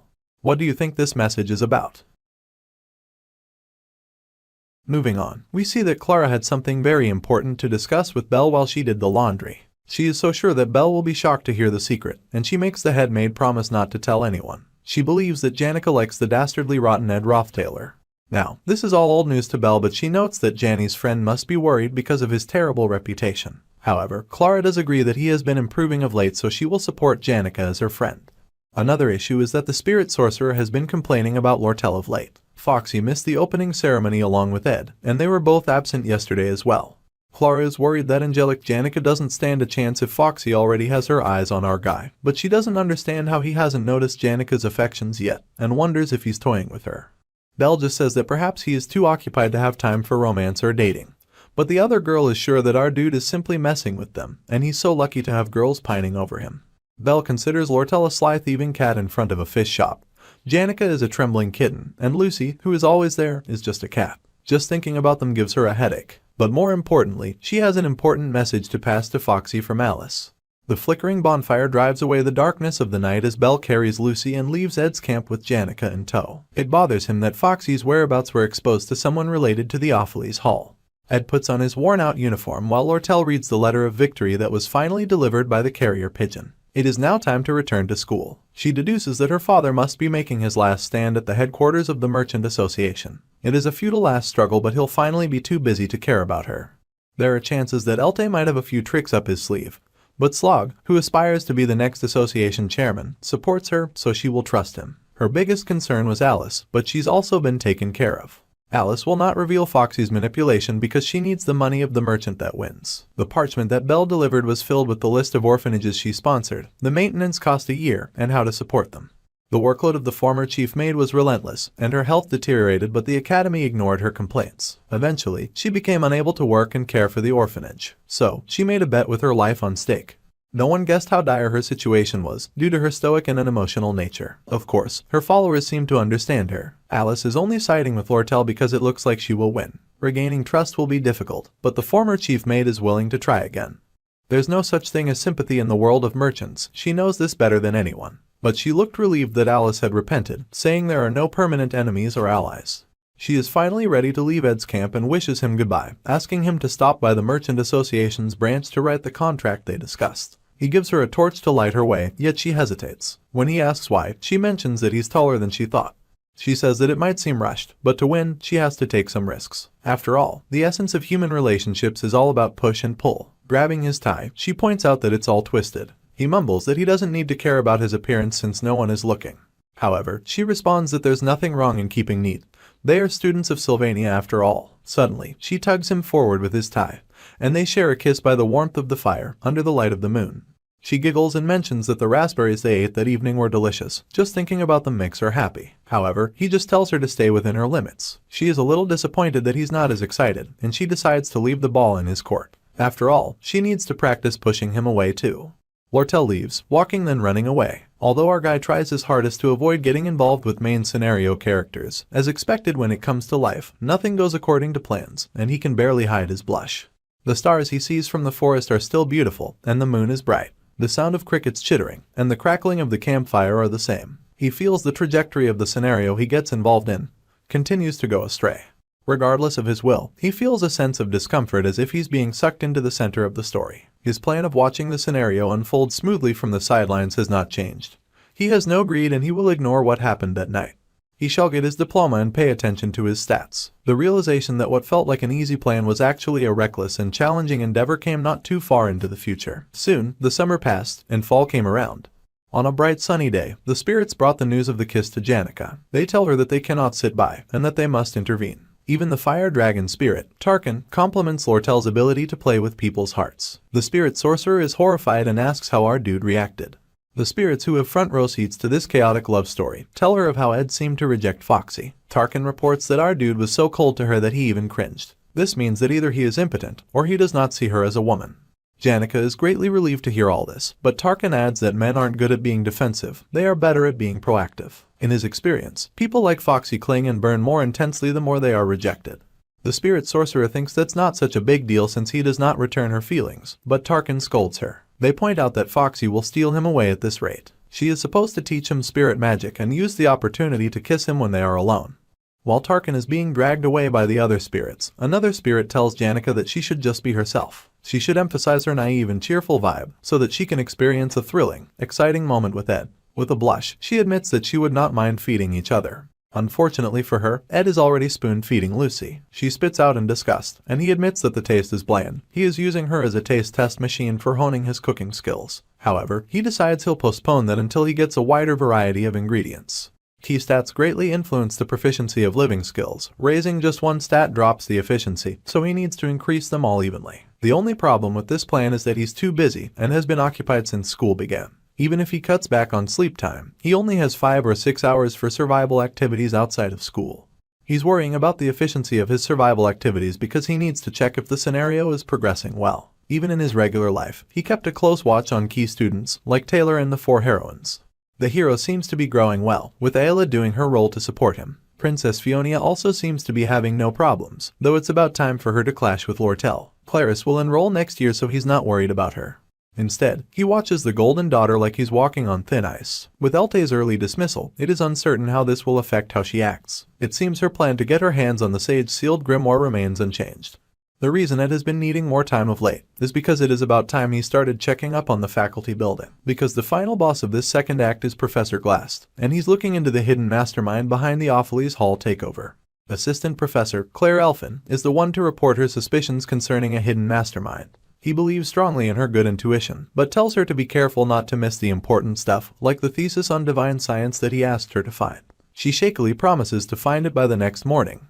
In the assistant professor's office of the Awfully's Hall faculty building, Annie's reports to Claire that she has gathered the materials related to the Awfully's Hall takeover incident. The assistant professor thanks her and goes through the report. She wonders if she needs to be concerned about a case that has mostly been concluded.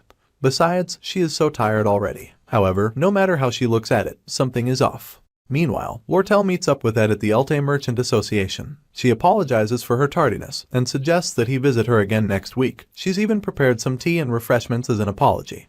The magic engineering equipment is ready, so he can pick it up at the counter. He comments on her fancy clothes, and she explains she had to dress up a bit for an important appointment. She asks how she looks, but he quickly changes the topic and asks about the appointment.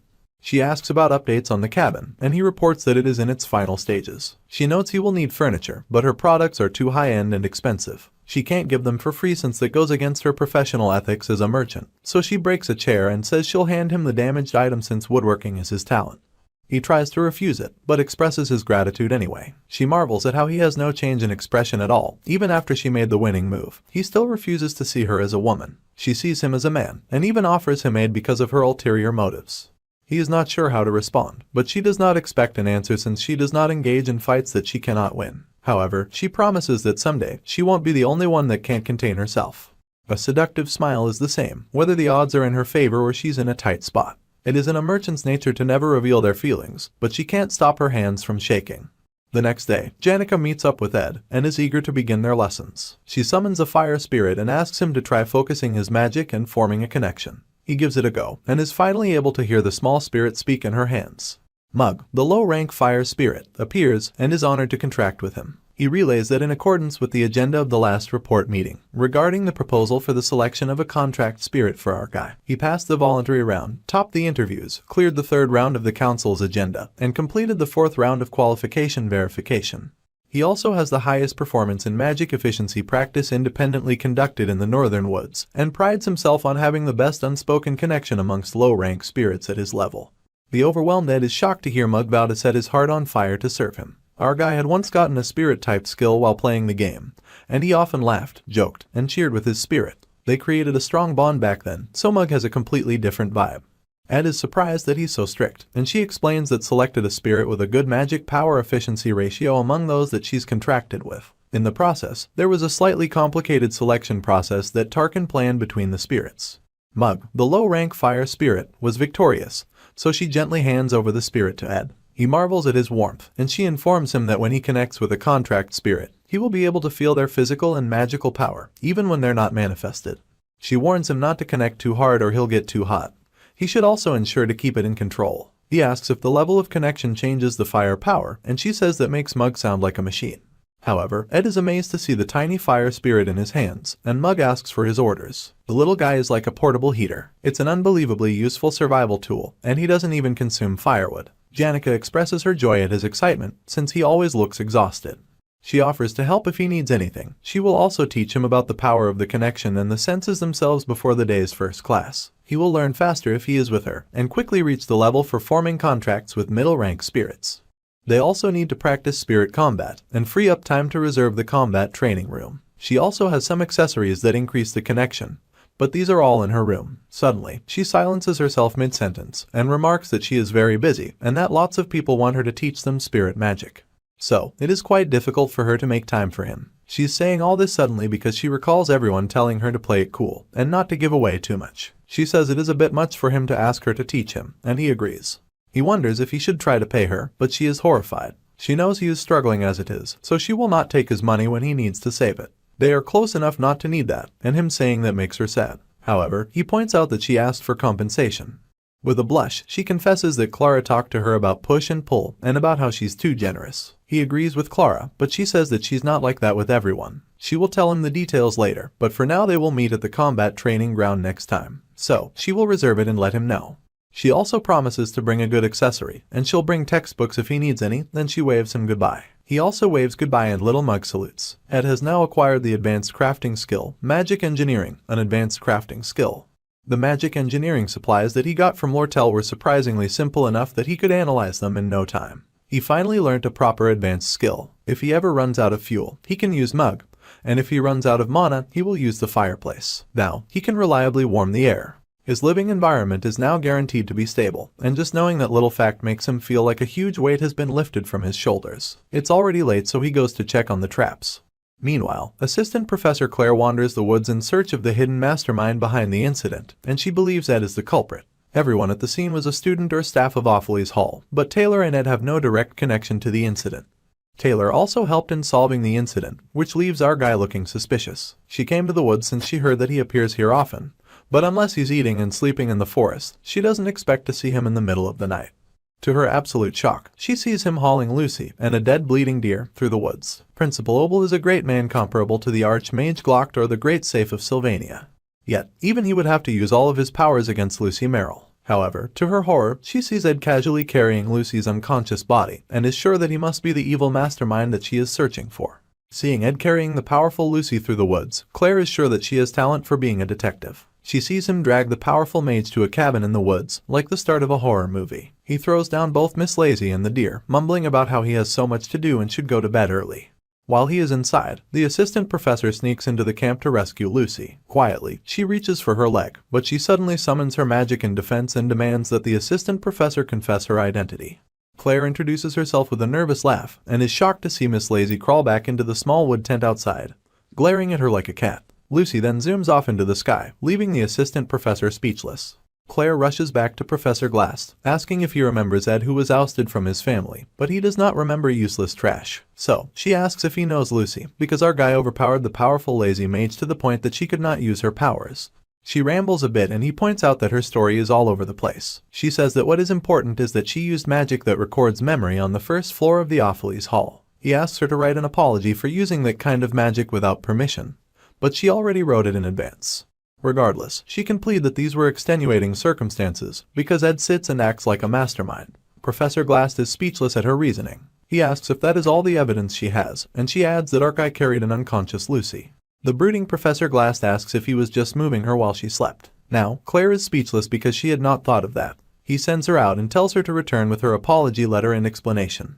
Meanwhile, the broody professor looks over the reports and notes that our dude tried to stop the hero and his friends, but the heroes had been victorious. Someone ordinary like him could not stop that group, but he pauses when he sees something in the recorded memories.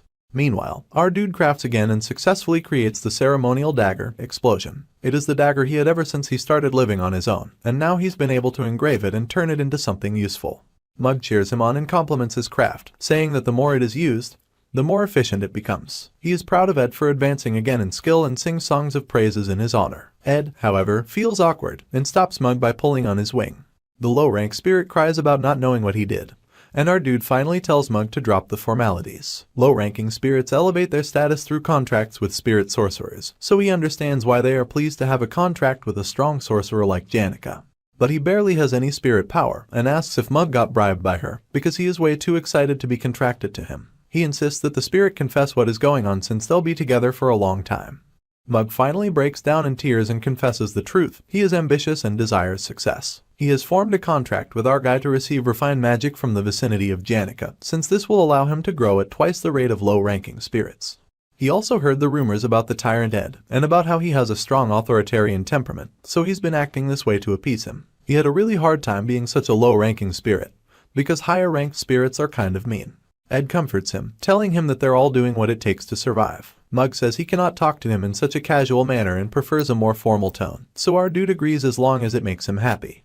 His combat skills are still making slow progress, but his physical stamina has greatly increased, now that he is no longer inferior to the average adult mage. The storage is stocked with meat, vegetables, spices and such, and he no longer needs to sleep outdoors while hungry. He can easily master the classes with simple memorizing and sequence theories with enough time and effort. Reducing sleep and repeatedly practicing will forcibly cram the information into his head, since it has nothing to do with talent. Every day is a forced march for him, and while the days are not gentle, things are better than he started. Suddenly, he heard someone calling out his name. It was Janica asking him to snap out of it. He apologizes because he was lost in thought, and she tells him not to overdo it. It is good to work hard, but he should value his health more. He has to focus since he received 3 letters today. The first came from the academy, the second from the merchantry, and neither were remarkable. However, he had to read the third with attention, because it is evidence that the flow of the story has already significantly distorted. The main event of Act 2, the negotiation for the purchase of the Sage-sealed grimoire, is currently in progress. Originally, the negotiation for the Sage-sealed grimoire was a tug-of-war between the academy and the merchant. However, because of Elte's downfall, the original client that contacted him, Crepin Rothtailor, got involved. This eventually results in a 3-way conflict between the academy, the Elte Merchant Association, and the Rothtailor family. The head of the family planned to use the grimoire to research eternal life, and when things went south, he personally jumped into the negotiations. Patriarch Crepin is a boss who only appears in Act 4, and he is so strong at that point that there's no way to suppress him. No matter what, our dude must exclude that guy from this episode. If that man gets the grimoire, then he'll walk away. However, if he gets the grimoire when he is already strong enough to be the final boss of Act 4, then it might be impossible to clear the game, regardless of any information advantage he has. The letter he received includes the man's actions, suspicions about them. It also has an invitation.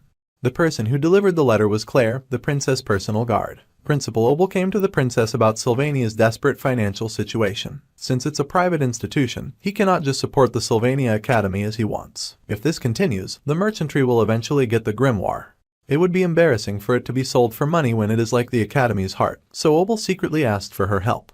However, she thinks it is strange that Big Bad Crepin knew to participate in the negotiation. Her guard thinks that our guy might have been a snitch, and that he would do anything to return to his family. However, Lortel doubts it, so she has come to share tea with the princess. Fiona is surprised because she thought Foxy hated her. However, Foxy believes that accusation is unfair, especially since she has come to offer sincere advice.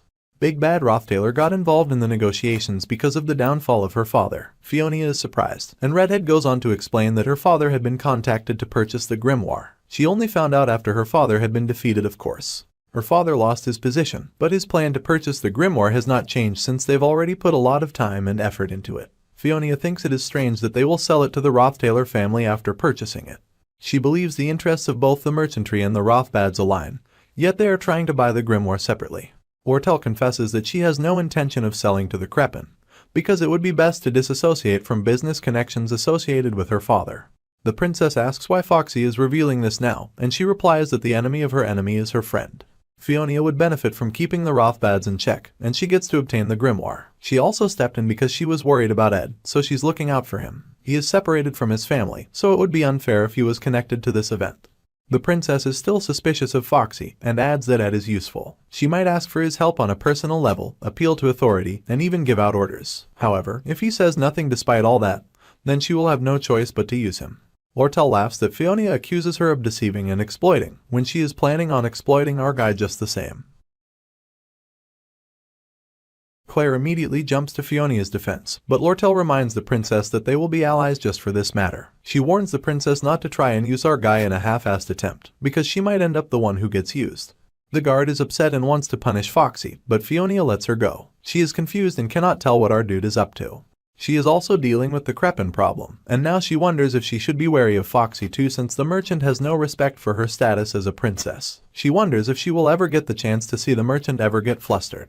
Little does she know that Lortel gets flustered easily around Ed, especially when he shows up with Janica. They arrived at the Elte Company, Sylvania branch, but Foxy only prepared tea for herself and our dude, and she offered the spirit sorcerer cold water. She's being given the cold shoulder, but she acts nonchalant, knowing Foxy would charge her for anything she eats anyway. Our oblivious dude, however, offers to drink the cold water and gives the spirit sorcerer the tea. Fuming, Lortel quickly wants to give Ed the magic engineering equipment so that Janica will leave. They go into the store and she shows off her spotless brand new items that she's just giving to him for free, despite refusing to do the same for the spirit sorcerer. However, Foxy lies that the goods have defects, but the spirit sorcerer can see right through her flimsy fibs. What matters to the merchant is that these materials help our dude. He is hesitant about taking them for free, but she assures him to just regularly renew the contract with his visits. Janica suggests that she just quickly finish paying and end the contract, but Foxy says that is something she and our dude will discuss later. While the girls discuss, he feels a familiar sensation overtaking his body. It feels like he's floating in water. He's felt like this quite often because of his workload. He's been trying to keep an eye on Crep and Rothtailor, who got involved in the Grimoire fight. But there's 2 weeks before that happens. He's been busy making a mattress for the bed, stuffing it with feathers or assorted fabrics and sewn cloth to make it fluffy. He also needs to prepare the fawn he caught the other day, and to clean the inside of the cabin. He also has to make jerky for Lucy. He is so overwhelmed that he feels like he is drowning as the girls call his name in worry. Meanwhile, Fiona is pondering, acknowledging his resolute demeanor while fishing at the camp, his calmness and precision when he gave orders to solve the glasskin situation, his reputation of focusing only on his studies, and Lortel's warning not to judge him lightly. Fiona wonders if her insight was off for the first time, so she needs to make sure one more time. That's why she ordered him to come visit her at the royal residence. However, her guard reports that he will not be joining them. She is surprised and asks how he can refuse a royal command, and Claire explains that he has passed out from overwork. Ed's current status is exhaustion, and he has come down with a fever. He is advised to take adequate rest to recover. It's hard to breathe and his whole body feels heavy. His lower belly also feels hot. He wakes on the bed in his log cabin to see Miss Lazy curled on his chest and sleeping like a cat. She's even talking in her sleep and he is offended. She is surprisingly light for a teenage girl, just like the way she looks, perhaps even lighter than that. So much that one would doubt that she's human. Yet, he cannot move with her on top of him. She's not acting any different, so he assumes there's something wrong with his body, a total physical breakdown. He's in his cabin but the blanket is new, and he wonders if it's from the Elte merchantry. Just then, Lucy wakes and asks for food. He wonders if she does anything but eat and sleep. Suddenly, she congratulates him for waking, and informs him that his mana was horribly distorted. He's been overtraining in magic and learning spirit magic, as well as repeating that for months without rest. He asks if she was like this the whole time he was asleep, and she admits that it was not difficult but it was boring, and she fell asleep several times. She's been walking on eggshells the whole time because of Lortel and Janica, and it was a hassle, but her care was necessary so they could not chase her away. She tells him not to get sick since it is hard and people die from it. She has watched Glocked, her grandfather figure, die in bed from a disease, so our dude thanks her for her healing. Suddenly, Zig shows up. He was not sure if he could use the cane stove, so he started a fire outside. It is a little awkward as Lucy is sitting on him, but she gets up and leaves, flying out the chimney. Ziggs wonders how many times this is, but it is not unusual for men to have several partners. He also wonders if this is the so-called openness of this civilization. Perhaps he has viewed civilization from a too rigid perspective. However, our dude asks why he's here, and explains that neither the spirit sorcerer nor Foxy could be around, since Janica had her attendance to fill up, and Lortel had to get back to her business. Ed points out the wolfman's longer hair and he explains that it happens during autumn. Our dude gets embarrassed about being fed by Ziggs, but there's nothing they can do about that, though perhaps it would have been better for a woman to help him. However, Foxy had said no women were allowed to have this task. As usual, Ed feels he must check out the scenario for changes and asks about students secretly mass-producing mandragoras that cause an incident. Ziggs admits that Alvira was behind that, but Taylor and Clebius handled it. This means that Act 2, Scene 5, Academy Exploration, was wrapped up nicely. He also asks about the monster handled by the Telos Order which snuck into the Academy's underground water system, but Taylor and the Wolfman also took care of that. This covers Act 2, Scene 7, Demon of the Sewers, which went by without any problems. The only major event left is the struggle for the grimoire, and he asks how much time has passed. Ziggs informs him that it has been 10 days to Ed's shock. Oblivious, the Wolfman goes on to say that the girls can't visit him today since they are busy. But Ed's mind is on something else entirely. He thought he'd passed out for a day or two, but he was out for 10 days, and he gulped down the bowl of food. He needs to send a message to Lortel immediately, because they do not have time. The day after he woke up, Act 2, Scene 10, the one full of variables, began, and so did the struggle over the sage-sealed grimoire. The ones involved are the Princess Fiona Clole, the representative of the Elte Merchantry's leader, Lortel Kachellan, and the man who strayed from the original storyline, patriarch of the Duke family, and the final boss of Act 4, Crepin Rothtailor. He greets the Princess Fiona, remarking on his pleasure at her health. It's been some time and he never got the chance to formally apologize, especially since she had such a tough time due to a foolish and thoughtless member of his family. As she ordered, he was disowned, but he still would like to apologize once again. She assures that everything is fine and he should not worry about it too much. Crepin Rothtailor is of the same bloodline of Ed, but he's also a noble, dignified, compassionate, and wise head of a ducal family. She can feel the respect that his attendants have for him in their every action as they serve him. However, his eyes see the true him and he is clearly evil. He also greets Lortel, the proxy of the Elte Trading Company. She introduces herself and says it is an honor to be in his presence. She is also the daughter of the Golden King, and he has heard much about his insight and adventurous spirit. She says that they go wherever there is a good profit to be made. After all, they always follow the scent of money. Negotiations for the purchase of the sage-sealed grimoire proceeds as follows. The negotiation team is assembled. Then they have lunch and check the condition of the item after. After that, the purchase method is confirmed. Each participant writes down their proposed bid price, and the highest bidder gets to buy it. The grimoire is a treasure of the Sylvania Academy. The Academy cannot afford to let it be publicly known that they're selling the valuable item due to financial difficulties. So, Principal Obelfrisues came up with a plan where Fiona will vouch for it, as an observer with her status as a princess, and the principal's proxy, Vice Principal Rachel, will quietly conduct the auction. The method is simple. Right there and right now, the highest bidder gets the grimoire. She had heard about the trading method in advance and looked into similar book trade, such the trade for the Book of Order, the Book of Similitude, and the Magic Travelogue. Intrinsic magical value, academic value as a research subject, and value as a simple luxury. Foxy probably knows the prices and transaction records of way more books by heart. However, the person who will take this book will be Crepin Rothtailor. They all write their bids on a paper and maids take the bids to the vice principal who officially receives the bid amount. She thanks him for presenting their valuable opinions. A single bid auction with no upper limit. The key in this rule is knowing the opponent's maximum bid amount. Lortel intends to make a profit, so she would not make a bid more than the highest book transaction price of 8,100 gold coins. Anything higher would be hard to resell and surely result in a loss. Also, if Crepin simply bids a bit more than Foxy's highest possible bid of 8,000 coins, the grimoire will be his. The vice president prepares to reveal the bid amounts, and she reveals that Crepin bid 8,500 gold coins, just as Fiona expected. The Rothtailor Patriarch is not someone who would visit the academy, just to make a profit from books transactions. The important question is why he wants it enough to pay such a large amount. Then, Lortel's bid is announced, and it is revealed that she bid 9,400 coins, much to Fiona's shock. The sage-sealed grimoire is then sold to the Elte Trading Company, and the princess is shocked that Lortel was not after profit. The Rothtailor Patriarch is visibly displeased and leaves for the contract signing, as the proxy of the Elte Company is asked to move to a private room. The princess cannot guess at Foxy's real goal, but wonders if her goal from the beginning was just to stop the grimoire from falling into the hands of Crepin. Though, she is not the type to act out of justice, and even if she did, the fact that he is evil and that his intentions are dark is something only the princess can guess. She doesn't even have evidence to that with her authority as a princess, so she guesses that someone requested or ordered Lortel to act as she did. Someone who knows the dark nature of the Rothtailor Patriarch and wants to stop him, and Fiona suspects Ed is this person.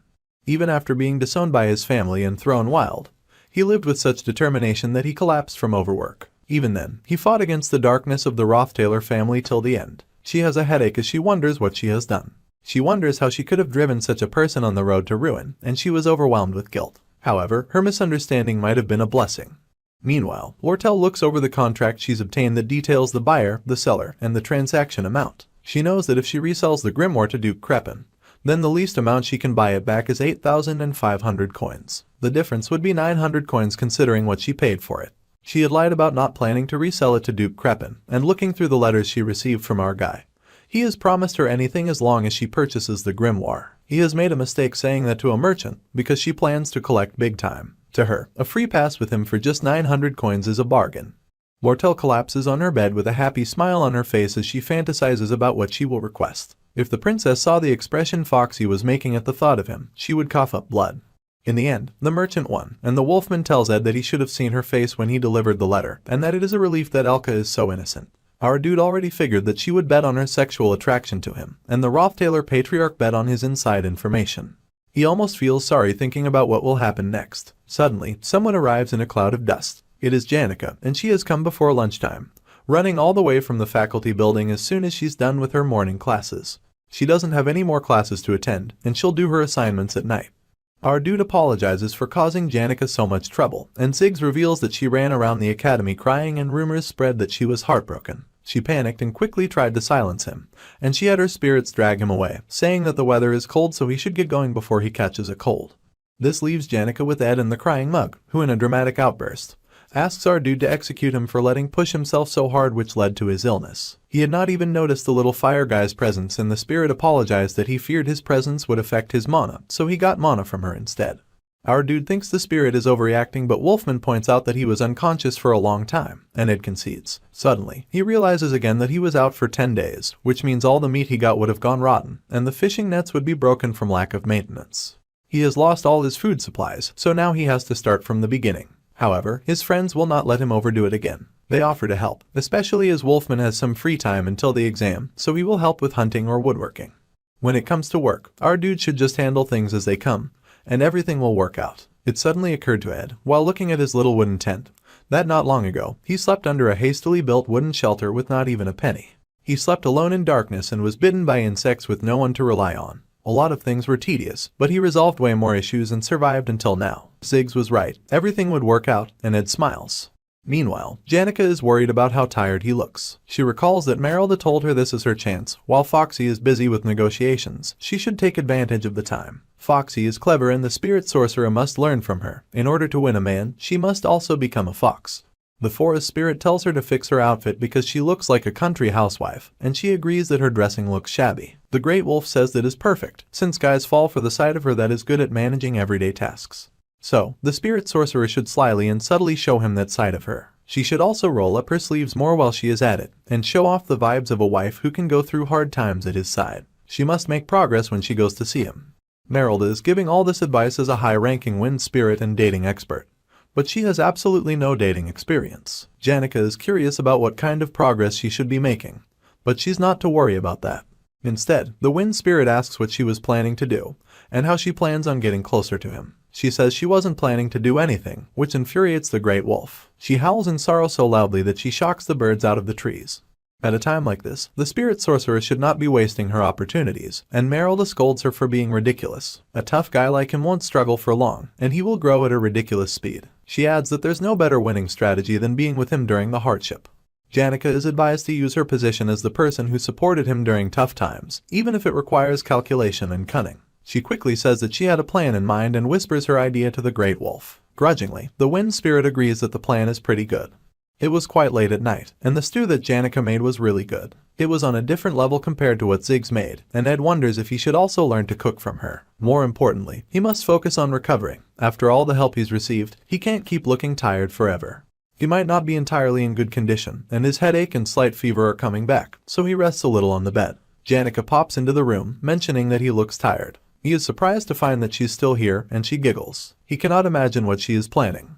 Ed is really surprised to find that she is still around, and she giggles with a cute smile. She says she is not trying to do anything, as she sits beside his bed. He does not have to pretend like he's not having a hard time, since everyone gets exhausted and it comes at them both mentally and physically.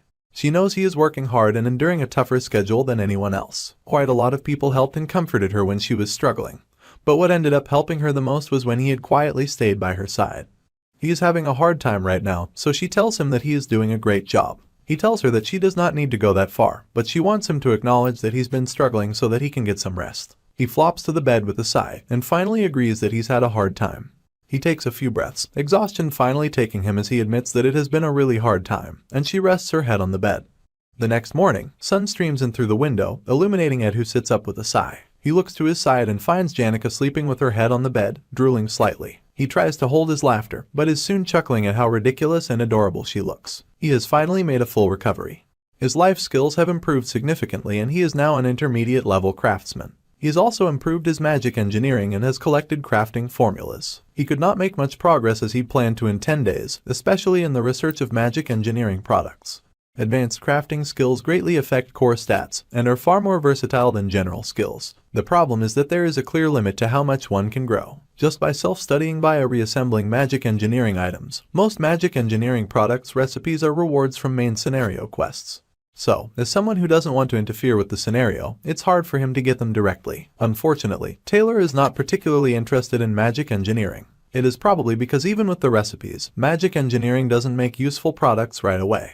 To craft, one needs material that may be obtained only in the later stages of the original scenario. However, his situation is different, because he has someone who can procure any material from even the other side of the world. That person, of course, is Lortel, and she is relieved that he has gotten better. He mentions that he is glad she looks healthy too, but she says that is only in her looks because she is suffering from chronic fatigue. Her hair is dry, her skin is rough, and it was a struggle to get it back to normal.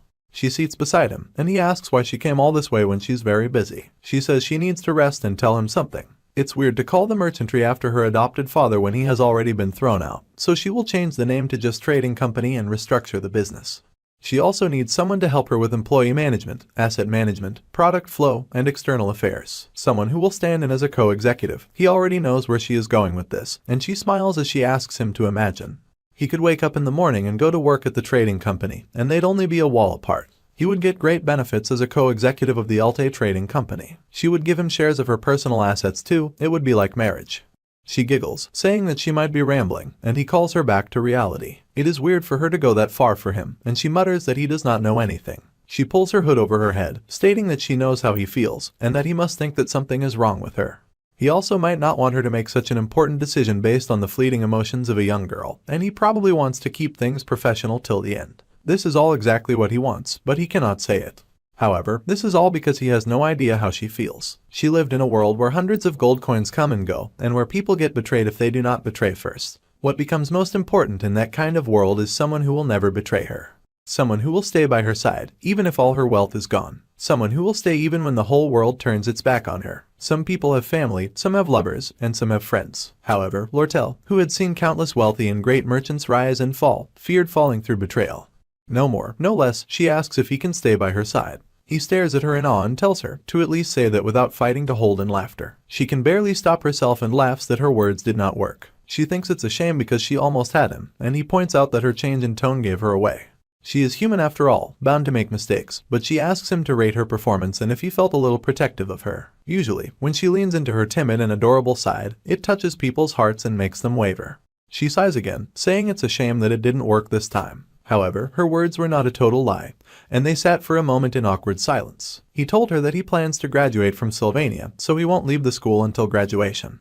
Her face is dark and she says nothing at first, but he adds that if he has no other option for a job after graduation, then he'll consider her offer, and she grins wickedly. She says that she can wait until he graduates, but she is not giving him an actual choice. She might use the free pass that he gave her soon, and it was great seeing him after so long. He worries that he has done something terrible. Just thinking about the future stresses him out. Meanwhile, Lortel is also nervous. She had planned on telling him that he belonged to her, but seeing him so tired and stressed messed up her plan. If she had waited any longer, she would have shown her real face. She even brought the change from the magic engineering products payment, and it would be awkward to go back to give him the cash. She decides to just leave it in the wooden house, and strolls over there. The door is thrown open and Janica runs out of the house, saying that she should make a snack before Ed comes home. Foxy is horrified to see her acting like Ed's housewife. She demands the spirit sorcerer explain why she's coming out of his house, and she demands why Foxy is coming from the river where he was resting. It was the beginning of a new disaster as their rivalry became official.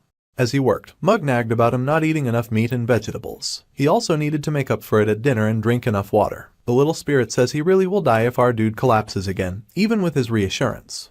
The little spirit begs our guy to live healthily. He wants him to maintain their contract relationship for a long time. Our dude figures that he got scolded by Tarkin, which is why he's making a fuss, and apologizes to the little fire spirit. Thanks to Ziggs and Janica, he now has enough firewood. And thanks to Lortel, he can now furnish the place. The only thing on his mind are the 3 letters he received before collapsing from exhaustion. One was from Foxy, warning him to be careful of Elte. Another from Fiona, regarding Crepin's movements. And the last from the Academy. He was shocked to receive a letter from Professor Glass of all people. He sent a letter telling him that he wanted to have a private conversation after the conference. Unfortunately, Ed could not meet with him because he was unconscious. He has no idea why he's been summoned, especially as Professor Glass is the final boss of Act 2, and Act 2's final scene has already begun. He recalls most of the content of Act 2's final scene, and that Professor Glass always believed that a select few with talent would change the world. To revive Sylvania, the great sage with the most talent in history researched a spectral magic which could distort the laws of the world. To complete a spectral magic, he needed the sage-sealed grimoire, but Sylvania Academy fell for Lortel's plot and sold it. In his desperation, he stole the sage-sealed grimoire and tried to inject Sylvania's spirit into Ayla's body, who was born with a spectral magic, to usher in another progressive era. It was literally a madman's narrative. Fortunately, Taylor stepped in to save Ayla, and he broke through the traps in the secret laboratory, the spirit library, in the underground waterway. After having his entire scheme go awry, Professor Glass made an abrupt statement and fell from the top of the magic tower. Despite only dreaming of academic advancement and the discovery of talented individuals, his final words were, Ed can no longer remember his final words. In any case, the final battle of Act 2 is approaching. The Beginning of the Glass Conquest War is a book that changes the owner of the sage-sealed grimoire, the connection formula. It begins with Professor Glass kidnapping Taylor's friend, Ayla. She is frightened, and the figure before her agrees that the demon of the underground waterway is terrifying. She cries, saying that this is his fault and that she hates him. The figure responds that she is being kind of mean. It turns out that the figure is Ed, and he has found himself, once again, inside of the plot that he was avoiding. They were both kidnapped, it seems, and our dude is not happy about it, because he is now a part of the Act 2 final scene, the Glass Conquest War. It was not at all in Ed's plan to get kidnapped. Act 2, the final scene of the game, started unfolding 3 days ago. At his cozy little wood house, he had finished everything that he had not been able to do in 10 days. Not being able to train in that period felt like he wasted so much time. The Glass Conquest War was about to start, and it was such a shame that he hadn't raised his magic engineering stats yet. For magic engineering training, he also needed blueprints and materials. Suddenly, he thought of a way to drastically raise his magic engineering stats. The final scene of Act 2, the Glass Conquest War, has 4 battle stages. Among the hardest of the 4 is Phase 3, the Secret Laboratory. The boss of this stage is the Spirit Library's librarian, Riene, and she is so strong that it is hard to clear that stage without the Sword Saint's form. That is not a problem for Taylor to solve, and what he is interested in is the contents of the Spirit Library. It is full of valuable magic engineering blueprints. Just from what he remembers, there are a dozen of them. There are also 2 blueprints for legendary-grade magic engineering items. However, it is dangerous to obtain, but he figures it will be fine as long as he does not go alone. In school, they learn that Adele from Class B and Ayla from Class C will be joining Class A in the next semester. There are a lot of talented people this year, so even if they join midway, there won't be any disruption to the class content, and there's no reason to worry. However, the top class only had 3 students, Ziggs, Lortel, and Lucy, so the students were rather doubtful about the large number of talented people. There even had been years where there were no students in this class, because Professor Glast was extremely strict about the selection. Ayla may not be great when it comes to combat, but they say she has a great affinity for spectral magic. Suddenly, the Wolfman gets to his feet and asks if the criteria for the top class must be strictly determined by talent, because students who put in effort might bloom in unexpected ways as well. The professor asks if he thinks he is ruining or underestimating them by denigrating and neglecting their efforts. He does not share this sentiment and believes that the surest way to ruin someone's life is to instill premature confidence in vague talent and support them inadequately. Before entering Sylvania, Lortel had already looked into the academy faculty, and she knows all about the professor's self-righteous and almost obstinate obsession with talent. This is because of his only daughter. She was an average mage, but he had endless faith in her. It was a natural behavior as a parent. However, Muri, his daughter, took it not as his trust, but as the faith of a professor from the faculty of the magic department. In the end, that faith made her prematurely join a monster raid at a young age. Unfortunately, she did not survive the expedition, and Professor Glass completely broke down. Since then, the professor became obsessed with proven talent. During most of his tenure at Sylvania Academy, he devoted himself to researching the enigmatic spectral magic. If you know his past, you can understand what he is pursuing is not spectral magic, but its creator. Hailed as the most talented in history, the greatest sage, Sylvania, a powerful woman with flowing silver hair. He's probably bringing Ayla into the top class for his research on spectral magic. Suddenly, the professor calls her name, but changes his mind and tells her not to bother. His face looks more emaciated than before, and he tells her that he'll call her separately since it is not related to the lesson. She wonders if this is about the Sage's sealed grimoire. He must think it's a shame that she has such an essential part of the research of spectral magic. However, nothing he says will be of any use, because the connection ceremony for the passing over the ownership of the grimoire to her is just around the corner. The Sage sealed grimoire's connection ceremony is about to start, and all lessons are dismissed. It was a close call, but Ed had completed the plan, and the core of the operation he had developed was to follow right behind. He would follow Taylor when he barged through his course, from Phase 1 to 5 in a bid to save Ayla. While the hero charged forward, he would stop and pick up the leftover items. He made a list of must-have items, especially in Phase 3. He will grab all the magic engineering items in the Spirit Library. The items he's going for include Glock's Eye, Delheim's Hourglass, and many more. Although, the effects of these items may seem rigged because of the difficulty of farming its materials. They can only usually be crafted in the final stages of the scenario, so they won't be of much help to the hero anyway. This is why Ed shall take them instead, and while he is there, he will admire how Taylor is doing in Phase 5. After all, he is still a fanboy. Then, he will return to camp. The plan was flawless. The Glass Conquest War begins on the day of the Grimoire's connection ceremony. He told Janica that he lost something in the underground waterway and that they should go find it together. He thought she'd hate it since it was dark and narrow, but she seemed strangely enthusiastic, which made him feel sorry because he could tell she was concerned for him. With a friend great at combat, his plan was perfect. However, the assistant Professor Claire informed Ed that Professor Glast was calling for him. He had heard that the assistant professor had recently visited the cabin, and wondered if this was the issue she had come to talk about. The connection ceremony was the next day, and the professor must be very busy, so Ed wondered why he was being summoned. He did not respond to the last call since he was passed out, so he will respond to this one. He figures it must be important. However, when he shows up at the office, he is shocked to see Ayla waiting there too. She looks anxious and wonders why her reaction is a bit much when he hasn't even done anything to her. Even if it's been over 10 months, it makes sense if she still has bad blood with Ed Rothtailor. After all, he did shoot arrows at her that one time. More importantly, he wonders why she is here when she is supposed to be kidnapped when the Glass Conquest War starts the next day. Then, he worries in horror about why he was called. He is starting to get a horrifying guess at what is going on. He flings the papers before him and sees that they are research records, notes, and grimoires. Nothing is indicating a change in the future he knows of. The only connection to Ed Rothtailor found in the office is the form submitted during Claire's investigation of the Opheles Hall incident.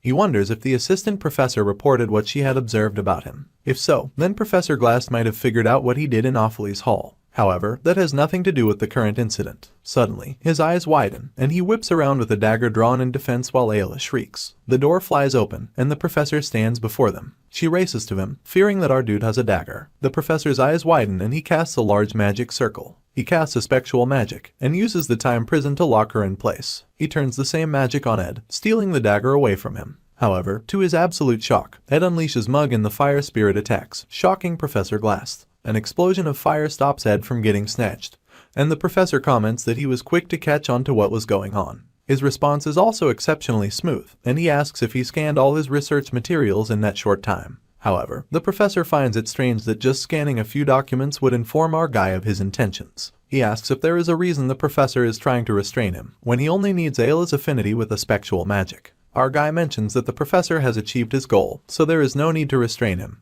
and he won't tell anyone what he has seen. The professor admits that he has a goal, and he's doing it for his own sake, so he should not think too harshly of him. Ed would at least like some explanation, as this is all too much. How can he just vaguely say that he shouldn't think harshly of him? Then he thinks over the words again, and realizes it makes sense. Even if he manages to escape from this place, the professor would not leave him alone, and that would disrupt the scenario. Besides, if he is kidnapped, he will be locked up with Ayla in the secret lab, which is like getting a direct bus to Phase 3. He wonders if he should just let the professor kidnap him. The professor is curious when Ed calmly steps out. He asks if he has decided to step back, or if he's come up with a plan. Seeing that he is not fighting, the professor says it is not such a bad deal for him either and instantly kidnaps him. Papers fly everywhere as the professor walks to him. His assistant professor was suspicious of our guy before, since he was academically successful while living a life in the wilderness. It was like he lived 48 hours in a day, and he could not imagine the effort our hero exerts. He pointed out that she used to think he was a secret mastermind, but she did not expect his academic record to be so good. The professor had seen him in combat in the Crystal Ball, and he had noticed his knack for combat was extraordinary. It was, however, the approach of a weak person, to analyze the opponent thoroughly and use all available means to win. A product of effort, and not that of talent. Our dude's expression showed no hint of unease while getting kidnapped, and it reminded him of something that he had lost in the past. The daughter who had said that she would bring honor to his name through her achievements. Ed reminded him of her and her memory. The professor was so deep in thought that he did not notice Mug sneak out of our dude's clothes and zoom out through the window. The little fire spirit flew quickly and far, flying right for the little wood cabin, where Janica was cooking and waiting for Ed, thinking that he was running late. A new chapter begins from this point on, and we do a little bit of catching up as we witness a writer bring his magic travelogue of the southern continent to an end. As he traveled the world, he realized that there were many magical truths that he had yet to discover, and that his title of the Archmage felt underserved. His late master Sylvania, who passed away at a young age, remains in his memory as a beautiful woman. Looking back now, those years where he felt lacking were indeed full of ups and downs. The sorrow that gnawed at his heart on the day that he lost his master accumulated over time and now remains as an old reflection. In his long life, longing pushes its way forward. The writer is revealed as Lucy's grandfather, and he thinks of how sometimes regrets over what was lost paralyze his rationality. There are times when he has the urge to shatter the natural principles of the world and twist the truth just to see her face one more time. Unfortunately, what is lost, and those who have lost must become stronger. So, he tells Lucy to be strong, for she has become the full stop of his life, and she sits beside his deathbed with a book in her hands. He dedicates the last sentence of this book to her. She cries as she holds the magic travelogue of the southern continent. Glocked, excerpt. Present day, and Lucy is sunning on Ed's roof, thinking of how she misses her grandfather. More than anyone, Glocked acknowledged and accepted death and waited serenely. So, the girl had no choice but to let him go. She wondered if there would come a day when the pain of loss healed completely without leaving a scar. The only thing that temporarily helps her forget that longing is the satisfaction of a pouch of jerky she has. However, she is now out of jerky, so she looks around and sees Janica at the camp, receiving news from Mug. The more the spirit sorcerer listens, the more thunderous she becomes. Even Lucy gets curious about that behavior and wonders what is going on. At the Tricks Hall, main conference room, the clandestine connection transfer ceremony of the Sage's grimoire. Scholars looking to sell and merchants looking to buy gather around. Only the elite members of both groups gathered. Among them, attention was drawn to the leaders of each group. Lortel Kachellan, the acting head of the Elte Company, and Obel Frasius, the headmaster of Sylvania Academy. She is surprised to see he is around the same age and has a similar image to Crepin Rothtailor, but compared to him, he is different to a strange degree. After the negotiations to buy the grimoire were over, the Rothtailor patriarch came to find her, and he requested that she hand over the grimoire. She was surprised at his audacious request. That was the plan from the start, so she was not planning on being discreet. However, the amount that would justify going back on the lie she had told the princess was 12,000 coins. It was a rather exorbitant price, but he accepted the deal without hesitation. Then he mentioned that her father had hired a mercenary group and was headed to Sylvania. He mentioned it out of caution because he wanted her to make sure that things did not go wrong this time. He was an unpleasant man, but it did not matter. The information he had about Elte was valuable, and she also found a place to sell the grimoire. Preparations were complete and the headmaster had to relinquish his right to connect to the scroll. Then Lortel stepped forward to receive the connection. She would have the trading profit and the purchase certificate, or rather, an all-access pass to Ed. Dark magic bubbled up around the grimoire and exploded, shocking both Obel and Foxy. Huge rock monsters arose, and Obel immediately tried to protect her and fight them off. However, she notices the grimoire. It has been taken by none other than Professor Glass, who was officiating the ceremony. He then vanishes along with it. She looks near tears to see her all-access pass to Ed disappear. Despite our guy's absence, the story progresses without a hitch. The final scene of Act 2, the Glass subjugation battle, begins. Inside Professor Glass's secret laboratory,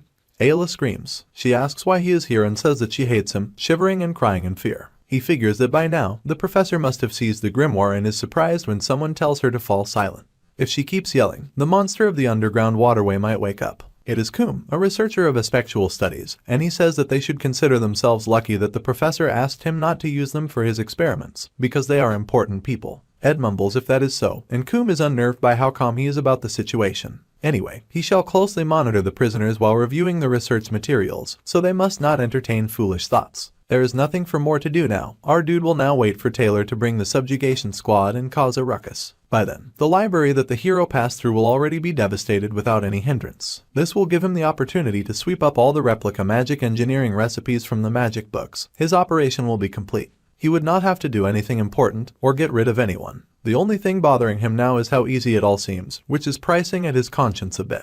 There is also the fact that he has to be with Ayla, who is still making a wild fuss. She screams that she will scream if he takes any step further. She threatens to bite her tongue and that she is not bluffing. He explains that he has nothing against her. If he wanted to hurt her, then he would not let such an opportunity go to waste. Since he has seen it from Taylor's perspective, if he had to say it out loud, he feels rather positively about her. She screams that she knows his reputation, but he tells her to stop spouting nonsense and sit down. The hero will surely come if they wait. She asks if he has the right to say the hero's name, and Ed asks why would he not have the right to say his name. He apologizes for the matter with the entrance exam, but he had his own circumstances, and he helped a lot during the Glasskin incident. Even if she cannot trust him, she can trust in the hero. He will definitely come to rescue him. She cannot believe that he just apologized, and he sighs heavily. Suddenly, he hears Mug's voice. The little spirit asks if he is okay, if he is hurt or losing energy, if he can see okay, smell and hear okay as well. He shouts with tears in his eyes, asking if he has numbness in his arms or legs, any sluggishness or fatigue, if his face is turning yellow or his heart is pounding, and his pulse racing.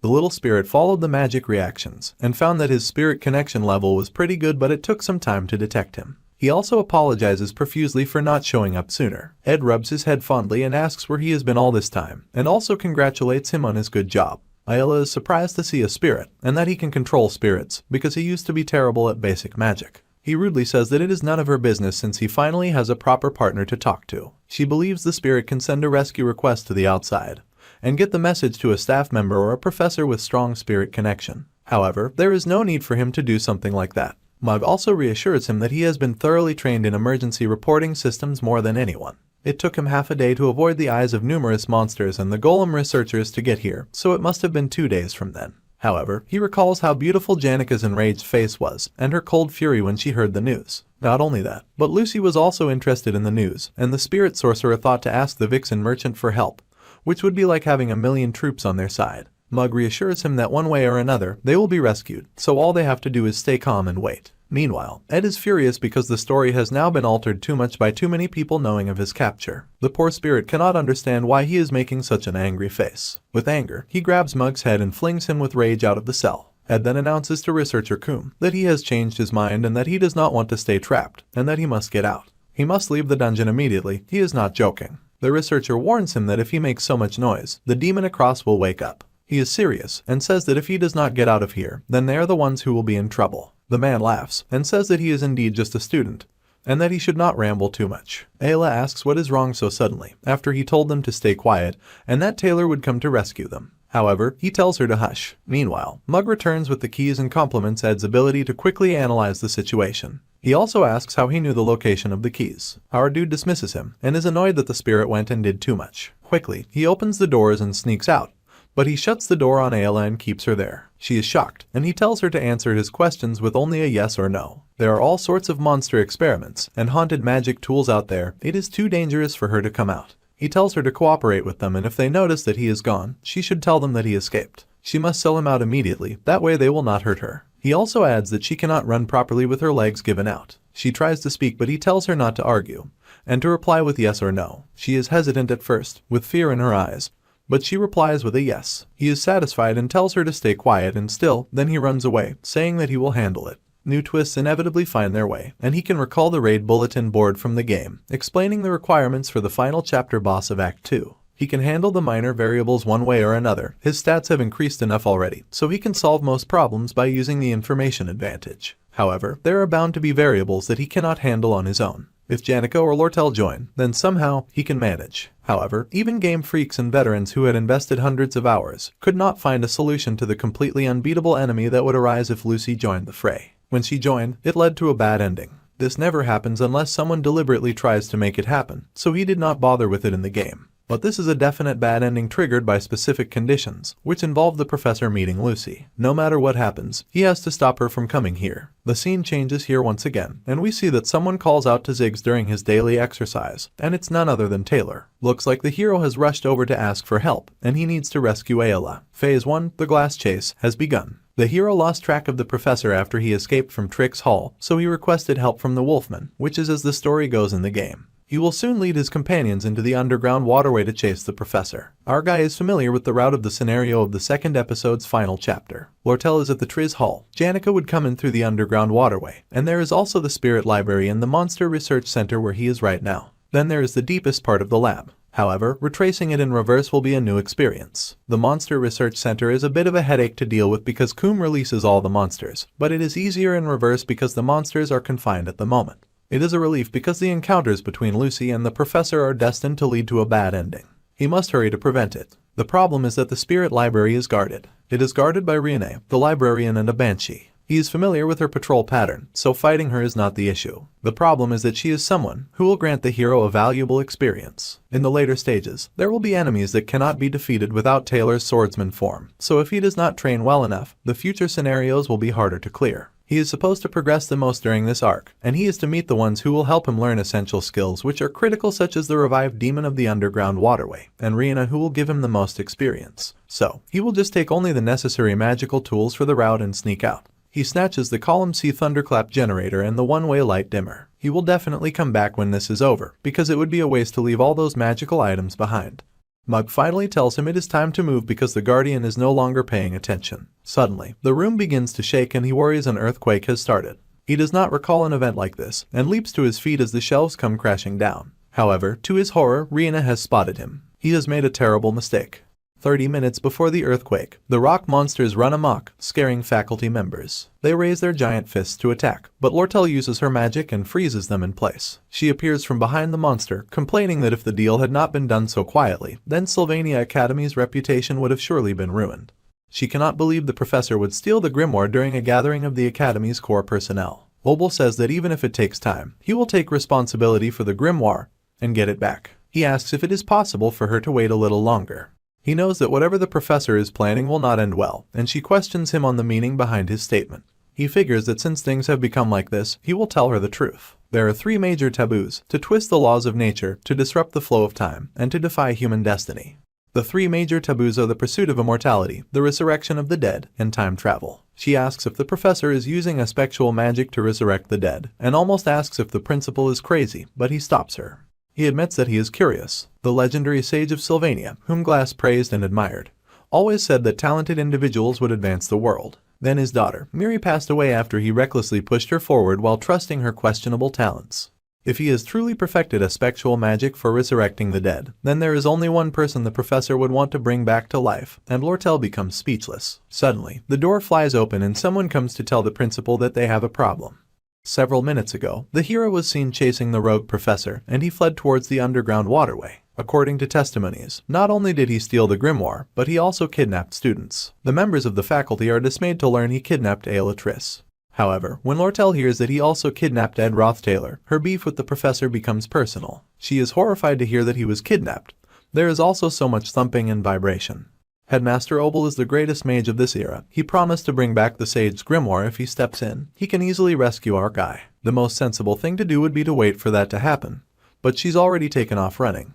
The familiar sound and the direction of where the tremors are coming from are near the entrance to the underground waterway. Looking through her binoculars, she spots Janica and Tarkin going on a rampage. The spirit mage is crying in dismay and Lortel is speechless once more. Since she is going, Foxy decides to go as well. It is seriously a pain, but seeing the principal be so nonchalant about the grimoire, she will personally retrieve it. That is what she says, as well as telling the others to minimize the negotiation personnel and follow her. She has not officially joined the battle.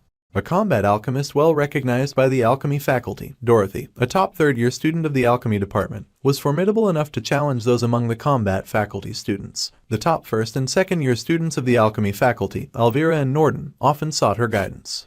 However, Dorothy did not stand out during her first year, so Professor Glass, who recognized her talent, was her savior. She believed that he had a purpose behind his seemingly extreme actions, although she did not know his exact purpose. She is determined to strictly follow his request to guard the entrance to the underground waterway, but she falls to her knees, saying that he is going way too far. This is because, before her, stands Tarkin roaring in rage, with Janica on top of him. She asks with fury burning in her eyes as Dorothy trembles before her. She demands to know Ed's location.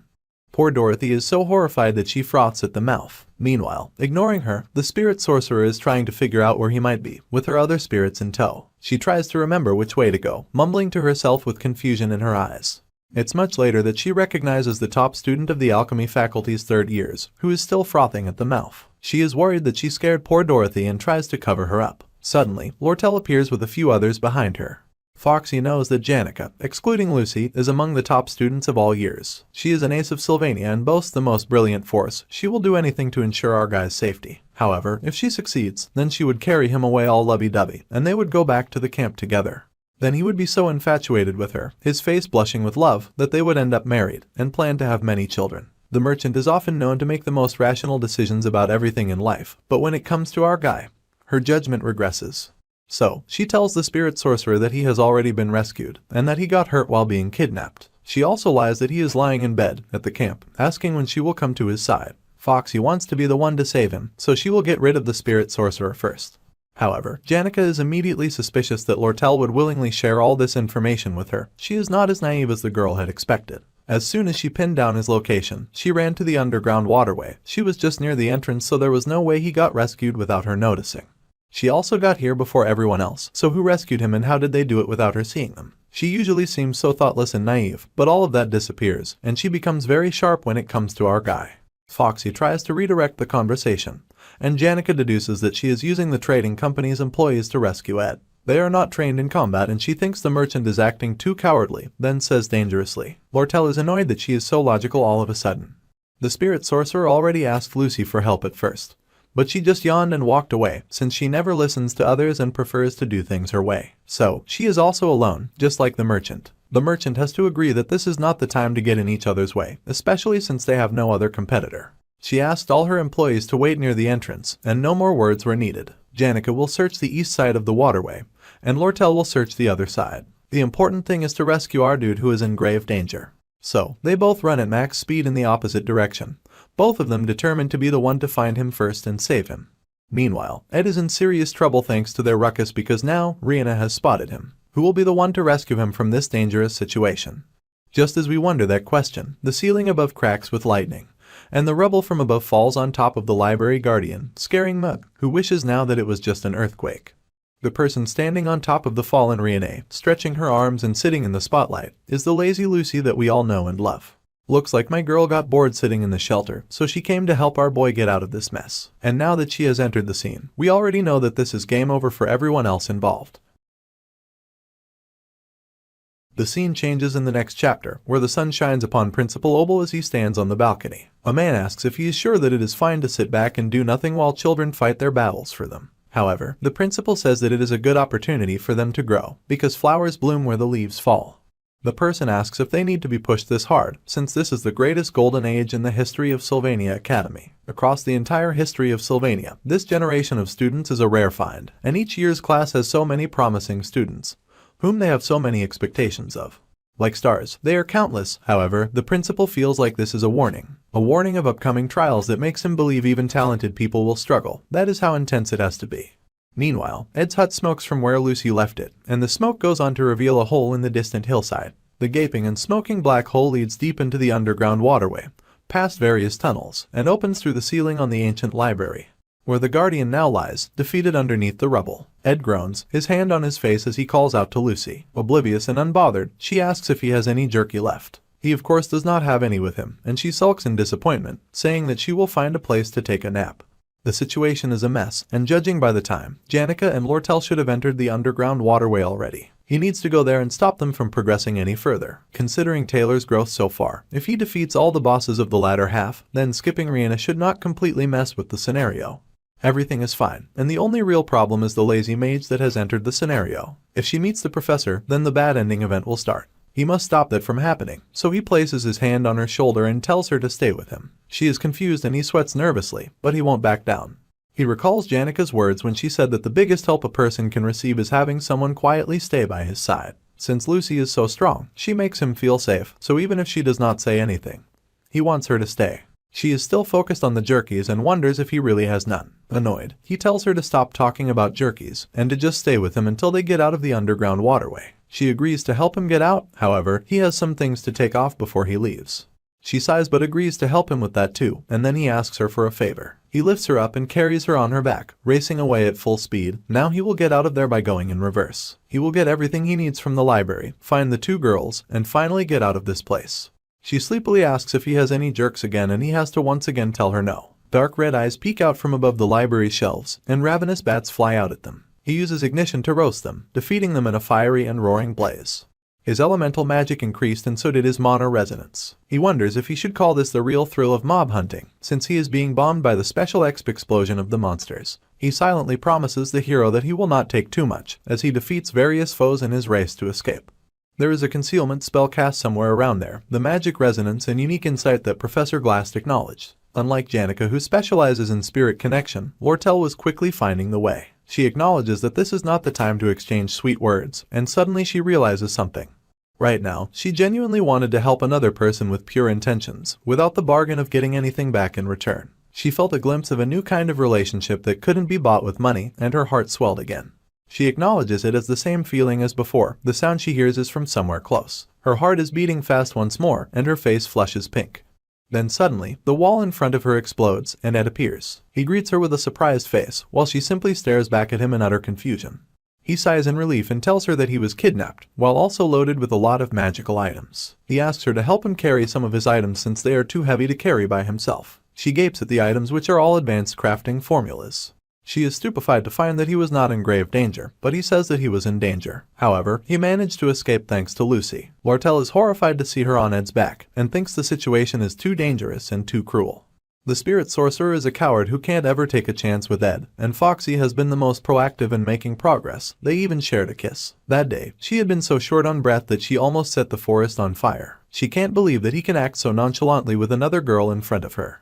He asks her to please hold on to the crafting scrolls for him, and that if the trading company can bring the materials for that, then he will gladly pick them up. If there is anything she wants to buy, then he does not mind her buying it for cheap since she helped him so much.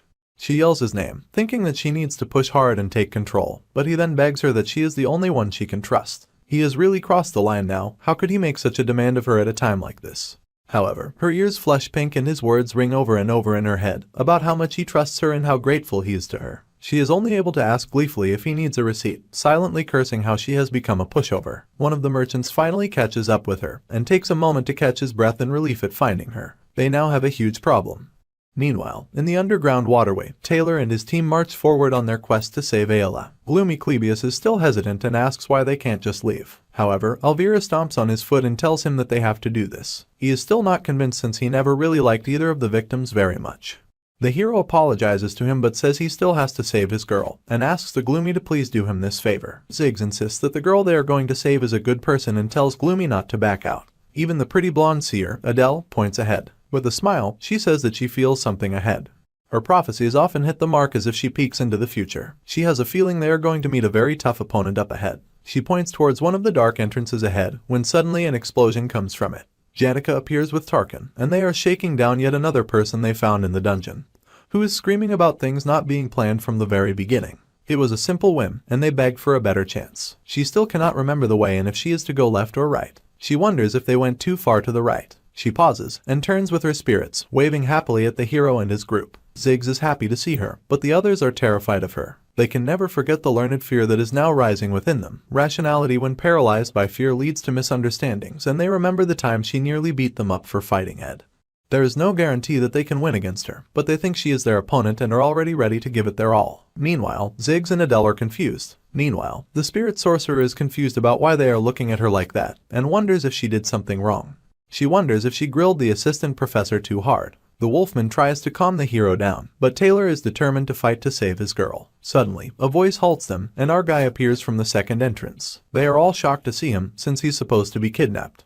Janica immediately rushes to him to check if he is alright. The hero goes tense at our guy's arrival, especially since he is aware of his fighting style. Only with archery and a little magic, he once single-handedly held off 3 opponents way more skilled than he was.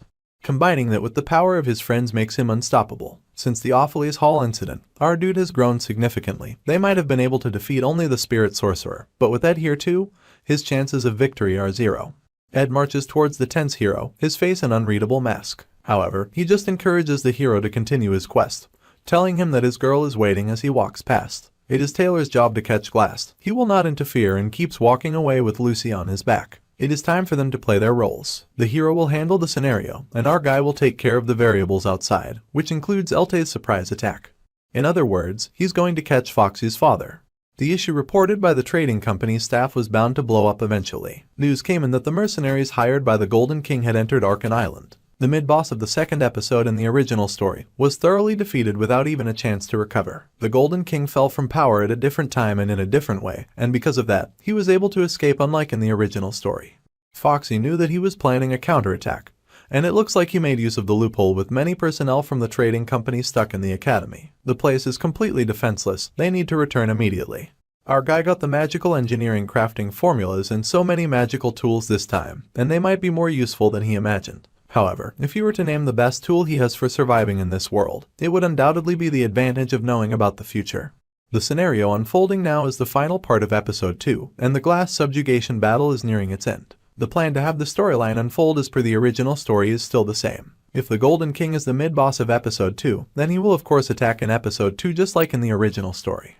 He will take down Elte, and he tells Ziggs that the path is almost clear. They just need to ask Ayla for the details and rescue her. In the end, Taylor has to be the one to sort out the scenario, because only after mastering all the unique skills and completing his growth can he face the big boss of the final scenario. There is a lot of stuff to sort out inside the underground waterway, and after this, the magic tower summoned by Glast will cover the sky and unleash dreadful spells. It will be really painful in going forward. There will be many harsh trials ahead that are hard to endure with human willpower alone. However, Ed pauses after calling Taylor's name and tells him good luck. The hero does not need him to make any grand cheers, so our dude races forward with his team without looking back. They know that Elte is targeting the trading company to secure evidence that Foxy orchestrated the loss from the sale of the armor, which made him lose his position. They need to first inform the academy that the mercenaries have invaded. The spirit sorcerer asks them to pause a moment, but our dude tells her that they are in a hurry. She grits her teeth in annoyance and yells that he will get hurt again. He was just kidnapped and barely escaped, yet he is rushing in to fight the Golden King. He collapsed from overwork just a few days ago. This matter should be handled by the Elte company and not them, since it has nothing to do with him. She does not want him to get hurt anymore. He knows she is right, and that this is not really his business. However, he has to deal with a big variable like Elte to feel at ease about the game plot. Fortunately, to capture the Golden King, they need the help of both Elte, Lortel and Janica, so he is sure that Foxy will drag them along with a good excuse. However, in a rare unpredictable situation, the vixen agrees with the spirit sorcerer. She holds Janica's hand and admits that involving him is selfish, since he should be resting somewhere safe. They suddenly get along in matters regarding keeping him safe, and it is nice to see, but this is not the time for him to rest. So, he says that Lortel's matter is not someone else's business for him, which shocks Foxy and horrifies Janica. The spirit sorcerer demands that he explains what he means, while the vixen blushes cutely with joy. He tells them to hurry and that they don't have time, and they once again take off in a run. He tries to think of how to explain his words, but coming up with a reason is always hard. Suddenly, the spirit sorcerer offers an out by saying that it is because of his contract with the vixen. If she lost the trading company, then his magic engineering supplies would be disrupted too. That is why it is not someone else's problem. He pauses for a moment, but he is so desperate for an out that he immediately agrees with her. Meanwhile, Lortel is still blushing in bliss at his words. He thinks the spirit sorcerer is pretty smart, which is as expected of the top student in their year. All that aside, he glances at the complete chaos inside the tunnels, and the many fallen bodies of the rock monsters that must have guarded the entryway. The hero was so horrible without any regard for seniority in this situation, that at times like this, he was really heartless. However, he soon realizes the chaos was caused by the very guilty Janica. She cries that she did not mean to do it, but somehow things turned out like this. Lortel laughs that she is heartless, but the spirit girl insists that she is not a heartless person, and that they are just misunderstanding the situation. Anyway, they are almost at the exit now, so they will talk more outside after they have helped the academy. The carriage she came in is at the entrance with the staff. They emerge from the underground waterway to find chaos outside. The carriage has been destroyed and the bodies in the water beaten up. Foxy chuckles with a dark grimace and notes that the Golden King was faster than she expected. He stands before them with his arms crossed, a dark shadow over his face. She greets him, calling him father, and he asks who taught her how to manage documents so that there would be no evidence in the company's records even if he scours through them. There was a gap in her personnel management. All he had to do was threaten the worker and he revealed that she was headed to this waterway. The man apologized for his betrayal and she smiled. Elte mentions that it took a long time for her to master that expression. It is a pity that the only evidence left is her confession, and it will be a waste to ruin her with torture. He waves his fingers and red light gleams in the eyes of the fallen bodies. Suddenly, with a whoosh they spring from the water and launch themselves at them. They raise sharp weapons and attempt to slice at our dude and the fox girl, but she blocks their attack with magic. She knew that he would not be alone, but he really loved to bring mercenaries into the academy, just like last time. The professor fled with the Sage's grimoire, but there is no need for comparisons with last time. This time is different. This time he has come with the continent's best mercenaries, and they far outnumber them. He tells his hired men that he only cares about Lortel's life, so the others can be cannon fodder, and he wants them finished off quickly.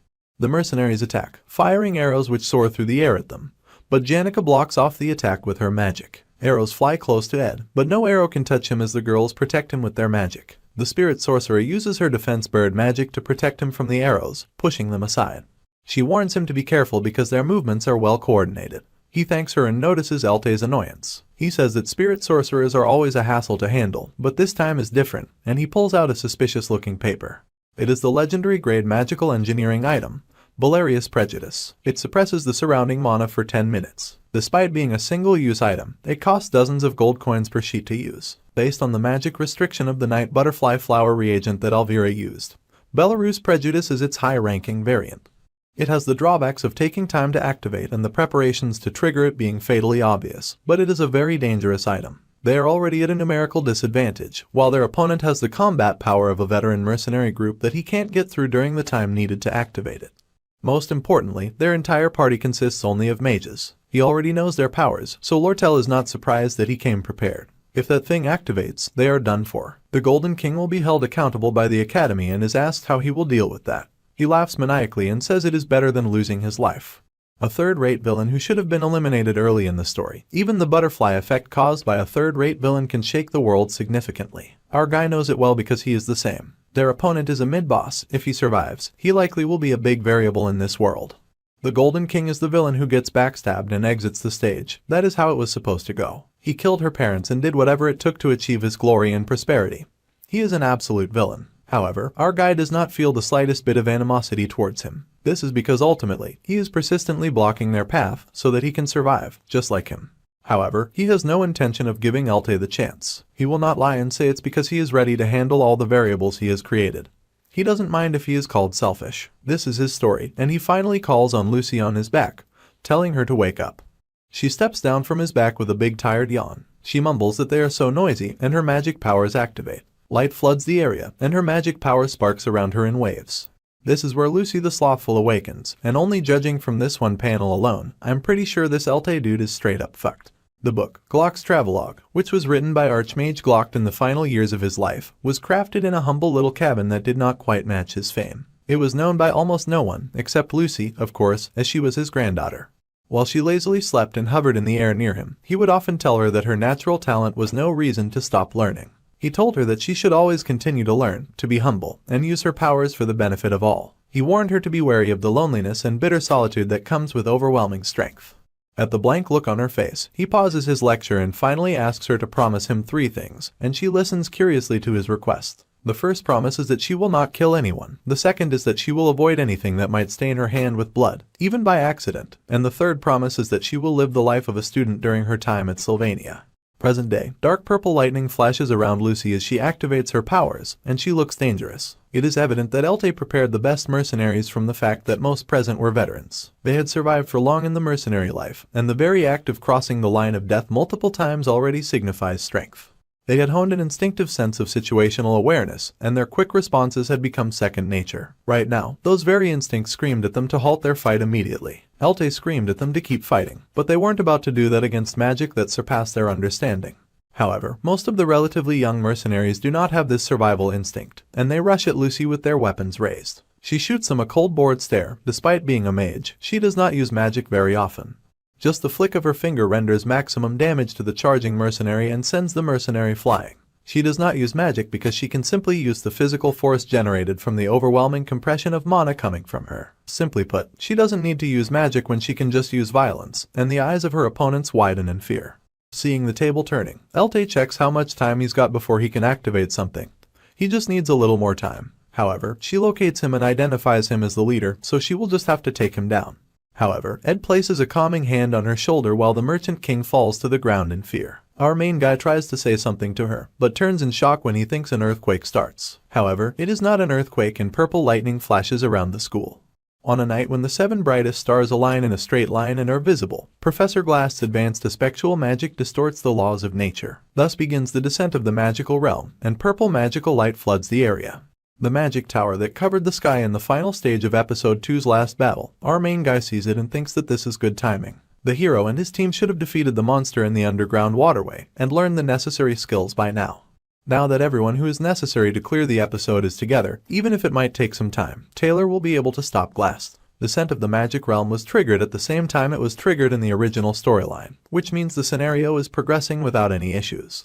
Of course, since this magic is so alien and different from any other, everyone except him must be confused. This is even beyond the comprehension of Janica and Lortel, who are top students. However, to his surprise, Lucy suddenly looks into the sky and says that each of the 10 magic towers plays a role in absorbing aspectual magic. She flies into the air, saying in the case, bringing back the dead might actually be possible, and Ed watched her with worry in his eyes. In the epilogue of Episode 2, the players find Miss Lazy after the incident, and when she wakes, she lazily shrugs off the incident. She was supposed to be napping on the roof of the Tricks Hall for the entire scenario. However, if she is woken early in Phase 1 before the scenario is over, and brings her into the party, then the cornered Professor Glass makes her an offer. He offers to resurrect with a spectral magic, not Sylvania, but her disciple, Archmage Glock, the prodigy's grandfather. That is how Lucy turns into an enemy, and the entire party gets annihilated. It is an unavoidable bad ending. In the end, they only see her slowly disappearing into the underground waterway to join the professor and accomplish their dark quest.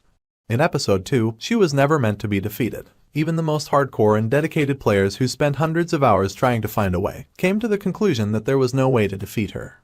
Unexpected disruptions in the main scenario caused by variables that were not part of the original plot can still be patched up if our main guy intervenes. Sometimes, those variables can even twist the predetermined bad endings.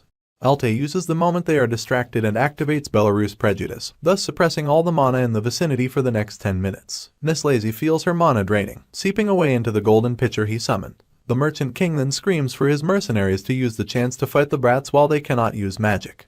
Heeding his call, one of the mercenaries draws his sword and rushes at Ed, but he stretches out his hand and activates Windblade, to their almighty shock, and blasts the mercenary away. While our guy is also an unexpected variable in the scenario, there are entities that even he cannot stop. The Merchant King is shocked that our guy can still use his powers, and a nervous sweat drips down his face, because even the overwhelming suppression power of the legendary grade magic item, Belarus Prejudice, has its limits. Those limits happen to end and begin at the vast amount of Lucy's mana which flows like an endless sea. After all, it is impossible to drain the sea using a bucket. She says that she will clear the way, her eyes glowing menacingly as she announces that she has somewhere that she wants to go to. The Merchant King's experience is no lesser than a veteran mercenary's. The sense of survival honed by being on the edge of life and death now warned him of his certain death as he knelt before her. He knelt defeated and overwhelmed before the unstoppable might of the young prodigy. She gathers mana in her palm and lets the force of it fill her fingers as she prepares to flick them. She asks the Merchant King if he is aware that he can die, for she knows as well that Elte is no match for her. However, our main guy placed himself in front of the kneeling Golden King and reminded her it was not fine to kill others. It was odd for him to be so concerned about Elte's life, however, she hesitated because she remembered her promise. She had promised her grandfather that she would avoid anything that would stain her hands with blood. The person Ed was worried about was not the one who was going to die. He stared into her eyes with worry, concern, and determination, and her hand which had been ready to flick, faltered. She turned and agreed to let it go. He asked where she was going, and she said that she needed to go somewhere. Conversations with Ed Rothtaylor always go like this, and he asked if she was sure that she would not regret it, which made her pause in the air. She had not expected a reply from him, and she hesitated in the air with her back turned while he waited on the ground. He stared at her in worry, and she remained deep in thought. She recalled the last chapter of her grandfather's book, What's Lost is Lost. Sadly, those who have lost must become stronger. She was told to become stronger as she hugged the book to her chest. The last sentence of that book was dedicated to her, who had brought a stop to his life. Her grandfather had died with a smile on his face, and her head stayed bowed as she recalled his death. Finally, she responded no, and then vanished before Ed's eyes. All 57 of the mercenaries boarded the boats, and it seemed everybody safely retreated. Now that they checked that, Lady Janica, who oversaw their retreat, was expected to return soon. Deciding how to handle the subdued Elte was on the back burner for now. They could hand him over to Lortel in the trading company, as she would probably take care of most of the work. After all, she herself must end her bad blood with him, and she loomed over him, glaring down at his bound figure.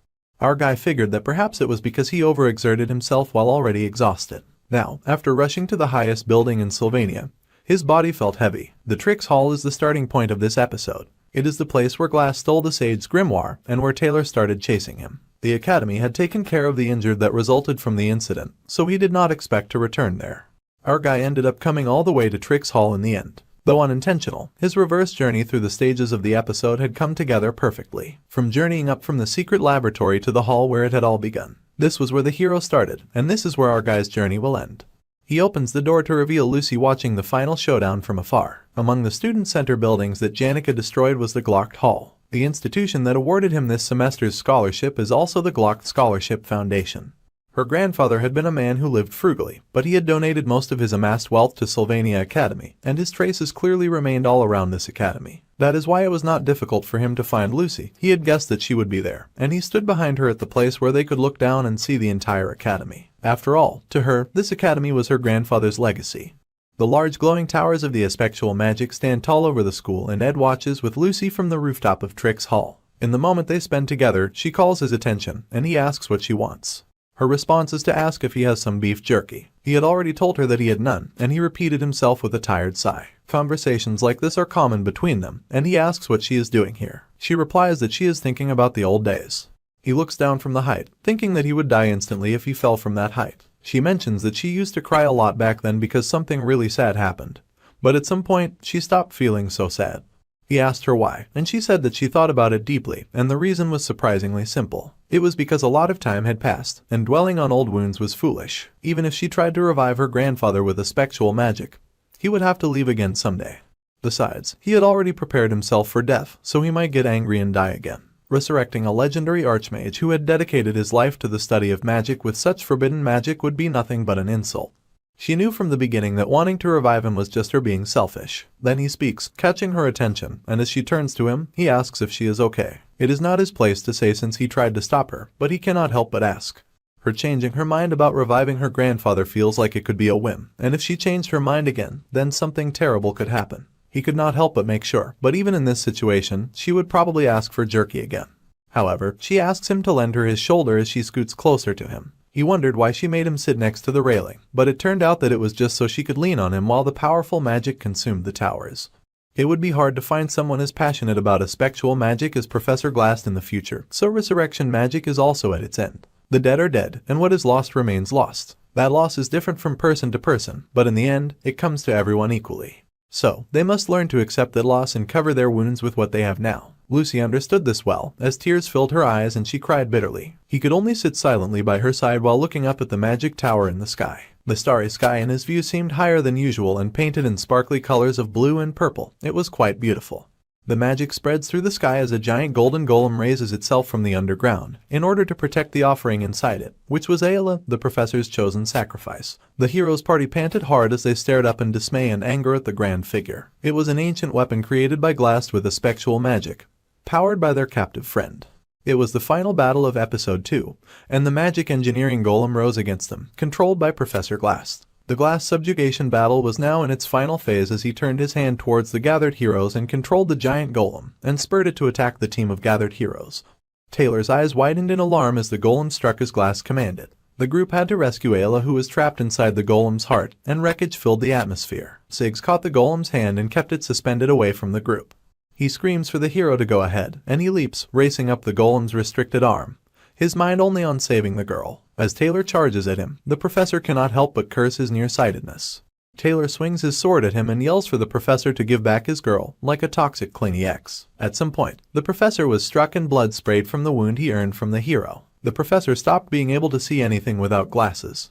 His eyes widened as he acknowledged that life as a teacher was bound to be static. His days were almost always the same, sitting at the large desk in his personal lab, reading ancient grimoires, analyzing spectral magic as the books on his desk started to pile up. He was also involved in managing academic curriculums and reviewing materials to teach students. As he kept doing that, the scenery outside the window continued to change. It was snowing when a first-year elemental studies student kept coming to his personal study. She said that she wanted to study intermediate magic and advance. It was raining when the youngest professor who caused trouble always came begging for forgiveness, flustered with tears in her eyes. The wind was blowing strongly when the highest-ranking dean out on business stopped by for his usual cup of tea. Even after he became the principal, that did not change. As the weather kept changing and people came and went, Professor Glass sat in the same place, buried in his work, thinking that the painful memories would eventually disappear as well, but they never went away. In the present day, he spits blood and his body trembles from the force of channeling the power of the grimoire to subdue the hero's attack. He manages to blast Taylor away with magic. He activates a spectral magic, small-scale time travel, and heals himself. The painful memories do not disappear. His eyes redden and the dark magic thrums to the air as he unleashes attack after attack on our brave and fearless heroes. Clebius screams in question on the nature of the attacks. The professor activates another blast of spectral magic and the shimmering purple magic floods the towers and shakes the atmosphere. He activates multi-time prison and all the students become frozen in time. Ziggs notices on time and screams at Taylor to dodge, firing a blast of magic to push him away. The Wolfman ends up frozen as well, but Taylor manages to avoid it, and Ziggs freezes while Taylor barely escapes, falling by stabbing his sword into the magical wall of the purple tower. Professor Glass is stained with blood and his head is downcast. His vision blurs, and through the long darkness beyond his eyelids, he sees what he lost, his daughter smiling brightly at him. He remembers then that he was almost there. He can achieve his goal, but Taylor climbs up once more, standing before him and panting heavily. The professor tells the hero to give up already and to stop trying to stop him. Harnessing the spectral magic around him, with all of his might, he will reverse reality. The golem charges up its firepower and blasts the powerful magic from its mouth, its eyes glowing red. However, Taylor launches at it, slicing here, there and everywhere with his mighty sword. The golem explodes in golden light, having been diced to oblivion, and Professor Glass stares in shock. His eyes widen in awe as he takes in the power thrumming through the hero and his white hair. The professor asks the hero if he is using a swordsman form. Not waiting for an answer, he activates a spectral magic, time reversal, and time rewinds, even for those who had been frozen in time, and the hero's party soon starts returning back to normal. The professor shouts that it is pointless for them to resist him so much. Even if it costs him the rest of his life, he is determined to do what it takes to achieve his dream. However, he spits blood, as someone activates intermediate ice magic, ice spear, and freezes the man in place. It was Ziggs, and he shouted for Taylor to attack now. All the party members leap forward and they attack the professor and his dark magic as a team using the power of friendship. He stares at their incoming attacks and wonders if this is the end. His eyes widen and the golem throws up its hand in final defeat. There is a large and golden explosion, and golden smoke pours from every crack of the mighty golem. Its destruction makes such a loud noise. Ayla is finally freed from it and she falls into the arms of Taylor, who was waiting to catch her, and he carries her in his arms bridal style with his hair a beautiful snow white, while the golem and the professor's years of work fall to ruin behind him. After the chaos comes the smoke from the fading magic, and inside the smoke, the professor heaves a defeated sigh. He admits that the children won, and he falls back from where he stands, tipping from one of the beautiful flashy purple towers and falling from the sky. He falls a great many feet down, his body limp from defeat as he descends from the sky, his body covered in bruises and his glasses cracked, his hair flying in the wind. Professor Glass is a defeated man. As he falls, the pain of losing his daughter remains and he mumbles that he misses her. He calls her name Miri and draws closer and closer to the ground. However, before he can finish the process of falling to his death, a magic circle appears beneath him, catching him. So it is that the professor vanishes into thin air. The magic circle reappears in the woods and he is deposited there. He used a spectral magic and spatial leap, and he leaned against a tree while he caught his breath. He left that magic circle for the final escape, and he coughs out blood now in the forest with his head bowed. For some reason, he escaped way too late, and even using magic to stop the bleeding seemed pointless. His hand slid down the tree as his knees gave way and he slid further down the grass, barely keeping upright. Anyone could guess from the original storyline that he had no future, but seeing it firsthand, it is clear that he will surely die in that moment in the forest. However, when he looks up, he is surprised to see a student in the woods, way past their curfew. That student is none other than our guy Ed Rothtailor. Despite everything, there was something that he wanted to confirm. Let's resume the story from an ago of the last point we left off, where the bright and sparkly purple magic still covered the magic towers. Before the teleportation magic got cast, Janica had sent the mercenaries outside the island. Meanwhile, Lortel confined the former merchant king in the trading company, which neutralized and eliminated all threats. Both girls promised to meet again in front of the underground waterway once everything was done, so the redhead hurries there now. She just needs to check that Ed is safe after he heads to the Tricks Hall, and to her immense horror, she finds him with Lucy. Oblivious, he greets her, but Foxy can only focus on the intense grip that the little prodigy has on her crush's sleeve. All the red sirens in her head are screaming danger as she glares in frustration at the scene before her. Meanwhile, our guy is still oblivious. When he sees the top third-year student, Dorothy, and assistant Professor Claire, he guesses that the situation in the underground waterway has ended. However, to his surprise, the assistant professor has tears in her eyes and he wonders why she is crying. Suddenly, Assistant Professor Claire and Dorothy see them and scream in fear. This is because Janica has appeared with her giant flaming dragon in tow, and she lands before them like a superhero. Immediately, she asks to confirm that the magic tower uses a spectral magic, because there is something that she wants to check.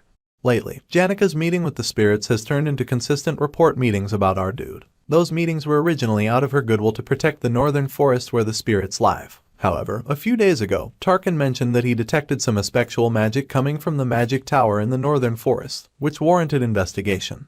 If the magic surrounding the towers is spectral magic, then it's easy to guess who was behind the magic felt in the forest. However, there has not been a single magic tower built in the northern forest, so she wonders what Professor Glass was doing in that region.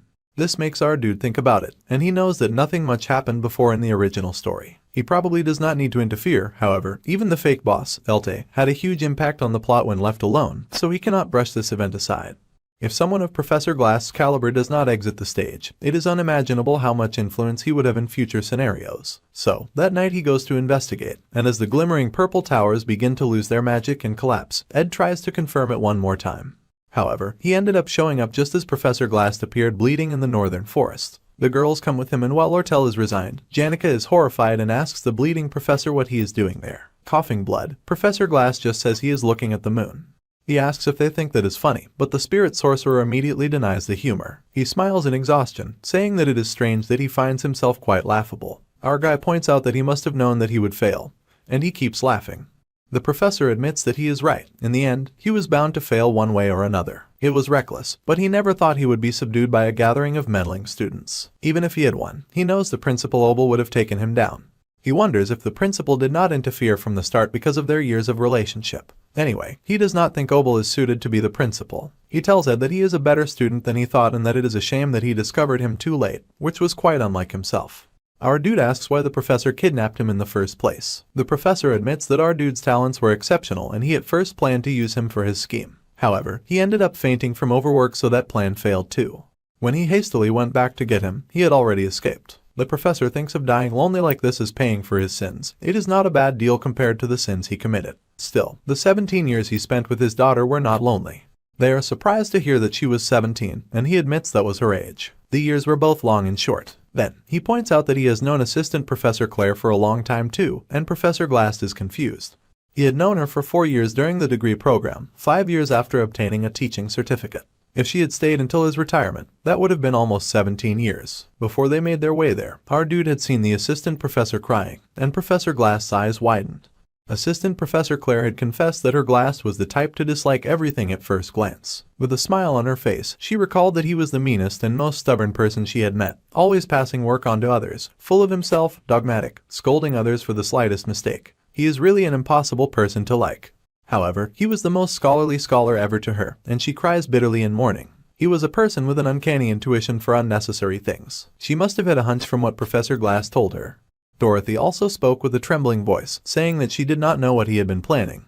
But he was a precious mentor who had recognized her. However, nobody can deny that he recklessly put the lives of students at risk.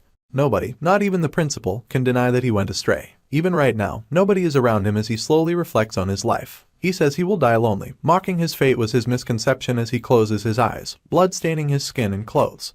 When he thinks about it, the sobbing Claire, who became an assistant professor at a young age, and even Dorothy, the top student of the alchemy department, were both considered untalented. Professor Glass kept discovering and nurturing hidden talents like them while saying that talentless people like them had no value at the same time. It was like he was saying that his daughter was also someone valuable. It had been too long to consider it a lonely death. In the end, he remained in the hearts of people. For some, he was a mentor, to others, he was a colleague. Professor Glass has severe myopia. After some point, he could not see anything without his glasses, not even himself. And as he lay silently dying, bruised and broken against that tree, he said that before he had activated Descent of the Magical Realm, he saw the Spirit Library. Our guy made a flashy exit, taking all the legendary rank crafting formulas, but there was no point in doing that. Ed asks if there was something more he could have grabbed, but Professor Glass pulls out a key. He tells our guy that it serves him right. He will have to clean it all up with his own hands now, so the mess is self-inflicted. From now on, that library belongs to him, the professor entrusts it to him. Surprised, our dude asks why he is being given this wonderful gift. However, the professor just lets go of the key that he passed to Ed with blood-stained hands. He asks why our guy is not even happy after he just received the key. He coughs and explains that there is a secret safe beneath the desk that Rihanna guarded. He tells our guy to make sure that he handles it when the academy investigation starts. Lastly, he tells Lucy to look around herself every once in a while. She is there too, listening with the darkness over her eyes as he directs his words at her. His eyes widen and he relaxes, saying she is wise. Since she is behind him, our dude wonders what sort of expression Lucy had in that moment to make the professor react like that.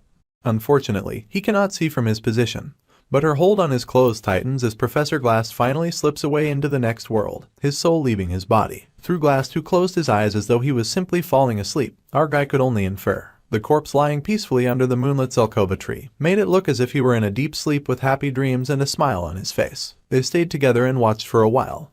The next day, he finds himself brought before some of the school dean. He points out that he got involved in the Glaskin incident, the Opheles Hall occupation, and now the theft of the sage-sealed grimoire. He was there at every site, and he had terrible luck.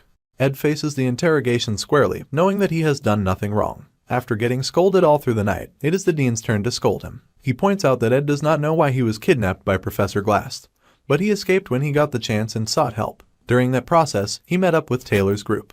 Ed confirms the story, saying it all went down the way he wrote in the report. Janica and Lortel came in a hurry to help him, and the dean points out that he left behind Ayla while he escaped alone. He points out that the girl could not move and that she did not trust him at all. So, he went alone to call for help, or so he says. The dean confesses that he is honestly rather suspicious of Ed, and looms over him menacingly. Even if the story makes sense, the repeated coincidences are way too many to excuse. From the dean's perspective, it all looks very suspicious. He points out that Ed acts like he knows nothing, but he gets the feeling that he knows a lot. Our guy faces the flames of the dean and nonchalantly thanks him for such a flattering evaluation. The same goes for his sly behavior. However, because of the Opheles Hall incident and the recent event, our dude is a student who has suffered due to the Academy's negligence. Ed stares at the report and realizes with surprise that it is not the report that he wrote. The report the dean was looking at was his report card. The dean acknowledges that he has worked hard. He will acknowledge Ed's hard work, and the Academy wants to reward him, much to his surprise. He leaves the dean's office with a skip in his step, and someone calls out to him. It is Janica, and he apologizes for making her worry. He asks her if she got hurt since it looked like she fought and he was worried. However, she assures him that he has no reason to worry and that she is fine. Then she gets a message from her spirit bird tweeting on her shoulder. Then Janica doubles back and quickly says that she might not be completely unscathed. She asks if she should say that her body feels a bit sore and that she got hurt a bit while saving him. He is surprised to hear that she got hurt and he asks of the specific place she got hurt. Throwing it back, Janica groans that her back aches, perhaps she sprained it. He then mentions that he realized something from this incident. She is always the one who works hard and suffers whenever things like this happen. He believes that he took that for granted too much and now she has gotten hurt. It struck him after seeing their professor's last moments. He said regret always comes last. He is eternally grateful for everything she does, but he seems to be a burden to her. Hearing this, Janica starts to panic. He apologizes and says that because of him, she gets hurt, so maybe she should not be involved with him anymore. She immediately screams that she was lying about getting hurt and sobs her apology. Then, he adds that her dorm is the Dex Hall, because starting next semester, he will be moving to the Dex Hall and she ends up way more overjoyed than he expected her to be. A lot happened, but it was wrapped up quickly. Episode 2 ended pretty neatly too, and he could say it is all finished now. The dean told him to end his lonely life as a wanderer and to return to normal life as a normal student because he deserved it. He is allowed to move into the academy dormitory, so now he will leave his log house behind. Personally, he wanted to set up some fences, grow some annual edible plants, and reinforce the hut a bit. But it all feels a bit futile now. His camp life is over and he goes into the house for what should be one of the last times. But just as he opens the door, he hears a huge crash as someone lands right outside his hut. It is Lucy in a sleeping gown and she looks dazed. Someone wonders if it is going to rain. They are in the middle of a forest, with small hills in the distance. That someone is Lucy, and she notes that she is not in Arkan Island. Instead, she is in the northern Ramelan mountain range. She wonders why she is dreaming of her childhood right now. Since she is dreaming of old times anyway, she decides to go see her grandfather's face. When she enters his house, she finds the insides covered in cobwebs and rotting away. He sits at the familiar place on his chair, but he has become a dark shadow instead of a welcoming presence. He raises his head at her presence, turning towards her as his skeletal form screams in rage, demanding why she did not save him when she had the chance. He asks why she looked the other way, and she realizes that she is having a nightmare. She closes her eyes and takes a deep breath, then opens her eyes to find herself waking up in her dorm, with a maid asking her to prepare for school now that she has woken up. She says nothing at first while the maid waits for her reaction. Suddenly, she activates high-level spatial magic and the maid has to shield her eyes as Lucy suddenly blasts away. For some reason, she felt the urge to go to the northern forest right away. She landed on our guy's roof just in time to see him return from school. She felt an inexplicable sense of relief just seeing him, and she wondered happily if it was going to rain. However, his eyes widen in horror when she hears him say that his camping life is over, and she plummets from the roof to the ground. Ed recalls a lecture that cats are always unpredictable, and they never play along like people want them to. When a person thinks they have gotten close and tries to pet them, they act aloof and expensive. But when you lose interest and get busy, they get clingy. Cats are always like that, so the best way to control them is to lose interest. So, he turns away and heads inside without paying her any attention.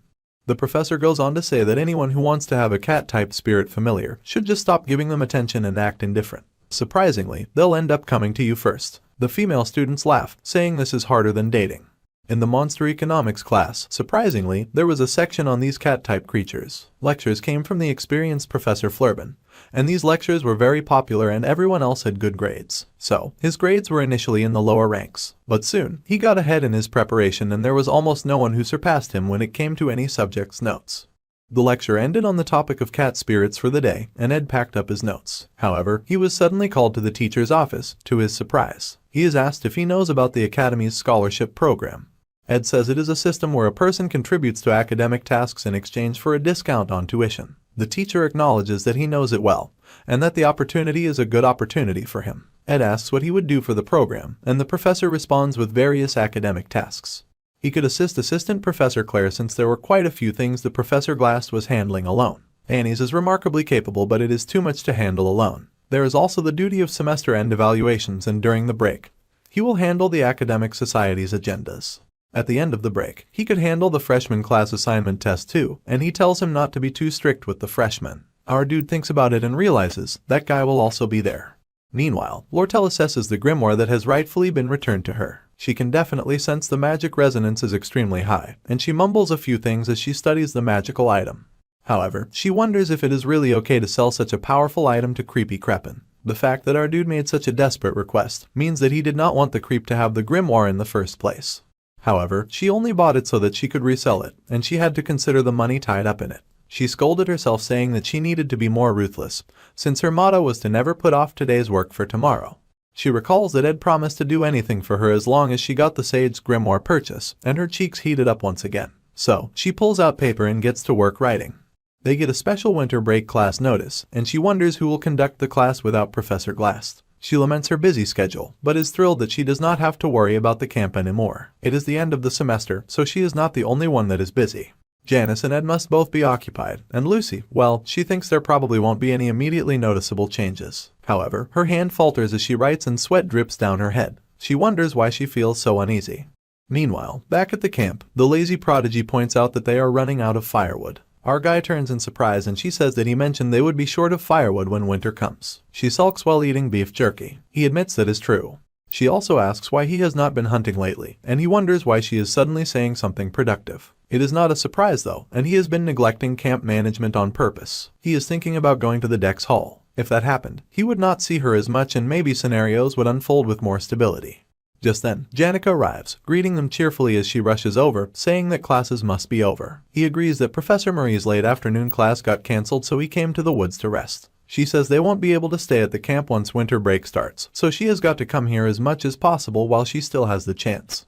She really enjoyed spending time at camp, but thinking that this was going to be over made her feel a bit sad, and Lucy listened closely while munching on jerky. The spirit sorcerer says that she really liked the camp. She adds that it is really unfortunate that she won't be able to hang out there anymore, but his environment is important too.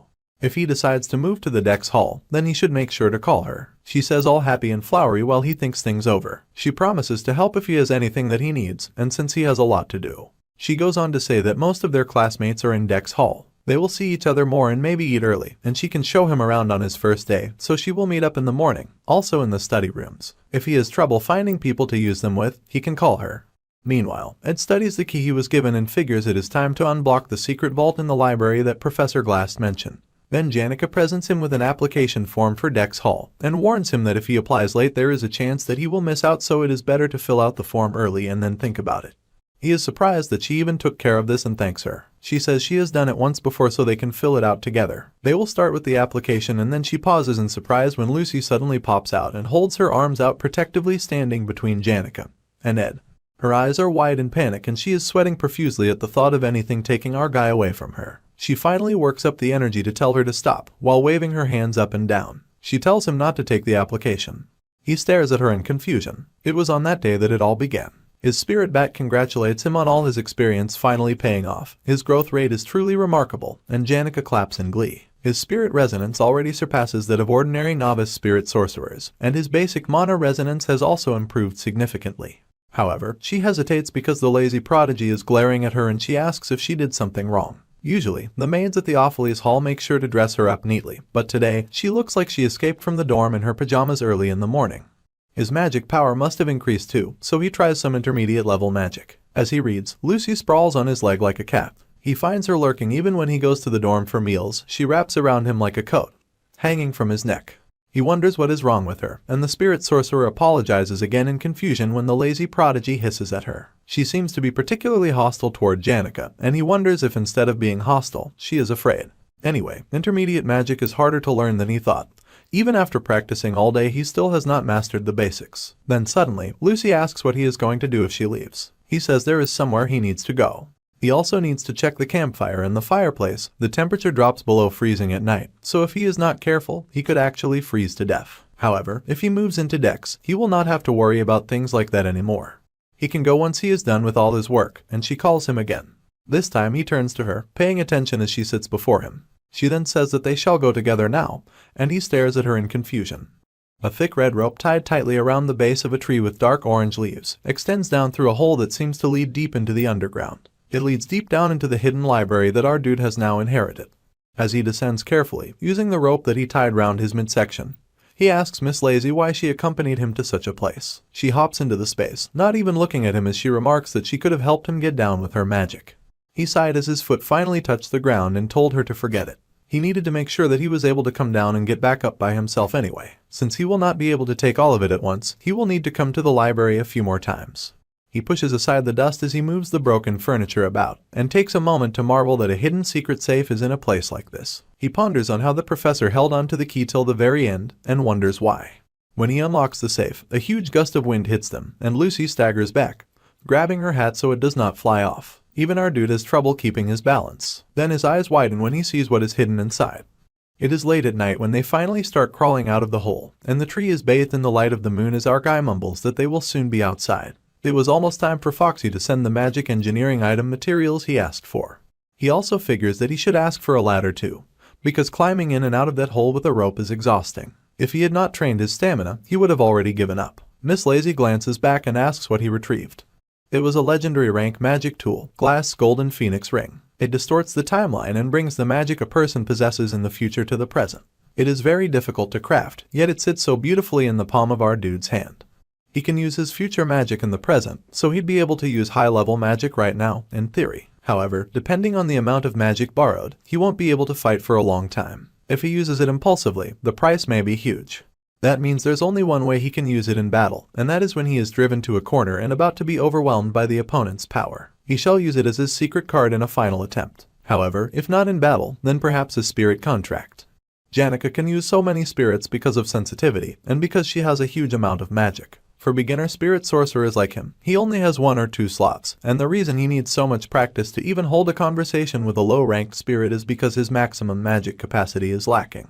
If he were able to temporarily increase his maximum magic capacity, he would theoretically be able to make a contract with a high-ranking spirit. However, that is a reckless guess and there are risks. If he had the time to make that, Lucy believes the professor should have used it for his own gain. However, our dude disagrees, because it is all in the past, and even if they search through the whole library, there will be nothing more precious than that ring. There is no way the professor would have wasted time. Their Professor Glass said it was a sin to promote those of ambiguous talent.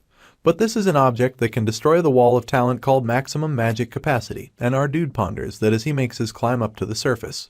This ring must have been the reason the professor researched magic engineering items, and the reason he hid it all, so that no one would know till the very end. It was all for a gift for his daughter. The night sky is full of fluffy white clouds as they ponder. In the past, one of Lucy's sleeve buttons fell off, the button on the very end of the sleeve. She never noticed it when it was on, but once it was gone, her sleeves were so loose that it was uncomfortable. So, she suffered for a long while. He listens curiously to her tale as she adds that often she only realizes the importance of something after it is gone. Something she thought meant nothing was actually very important. She followed him because she had a question that she needed to ask. She asks if he is going to the Dex Hall, staring down at him where he sits on the floor. Her gaze becomes softer as she asks him not to go, staring at her in surprise. He knew it was a difficult request for her to make. However, his mind maintained neutrality, as he pictured and preferred the comforts of Dex Hall over the difficulties that came with living in the woods. To enter Dex Hall or to continue camp life, he breathed heavily as he spoke. Entering Dex would give him a more comfortable life, and it is not normal to live outdoors in the cold winter. She hid her face behind her giant hat and adjusted it on her head, agreeing with his logic. Then she asks if it will rain. She saw the clouds in the sky and felt the moisture of the coming rain on the bridge of her nose. She could sense that it was going to rain, but she asked anyway. However, she was not always right and he said nope. As he stared up at the air, he said that it was not yet time for rain. She also stares up at the sky, a wonder in her purple eyes. One cannot be certain that what will fall from the sky will be the drizzling rainwater. However, at the end of a long monsoon season, one would thoughtlessly imagine that rain would come. Even though the rainy period is over, all that is left is the clear and beautiful sky. He goes on talking and she turns to him in surprise, because he has so much to do these days that he has not gathered enough firewood for the winter. He does not think he will be able to do it alone, but if she helps him, he might have time. If she helps, he might be able to extend his time in the woods. He smiles as he reminds her, just as she said, they do not have enough firewood. Understandably, the girl is absolutely stunned and throws herself at him with joy, her tiny arms wrapping around him, catching him off guard. There's something really soothing and heat-touching about this scene, as leaves fly into the air and our dude finds himself shoved to the ground from the force of Lucy's excited leap.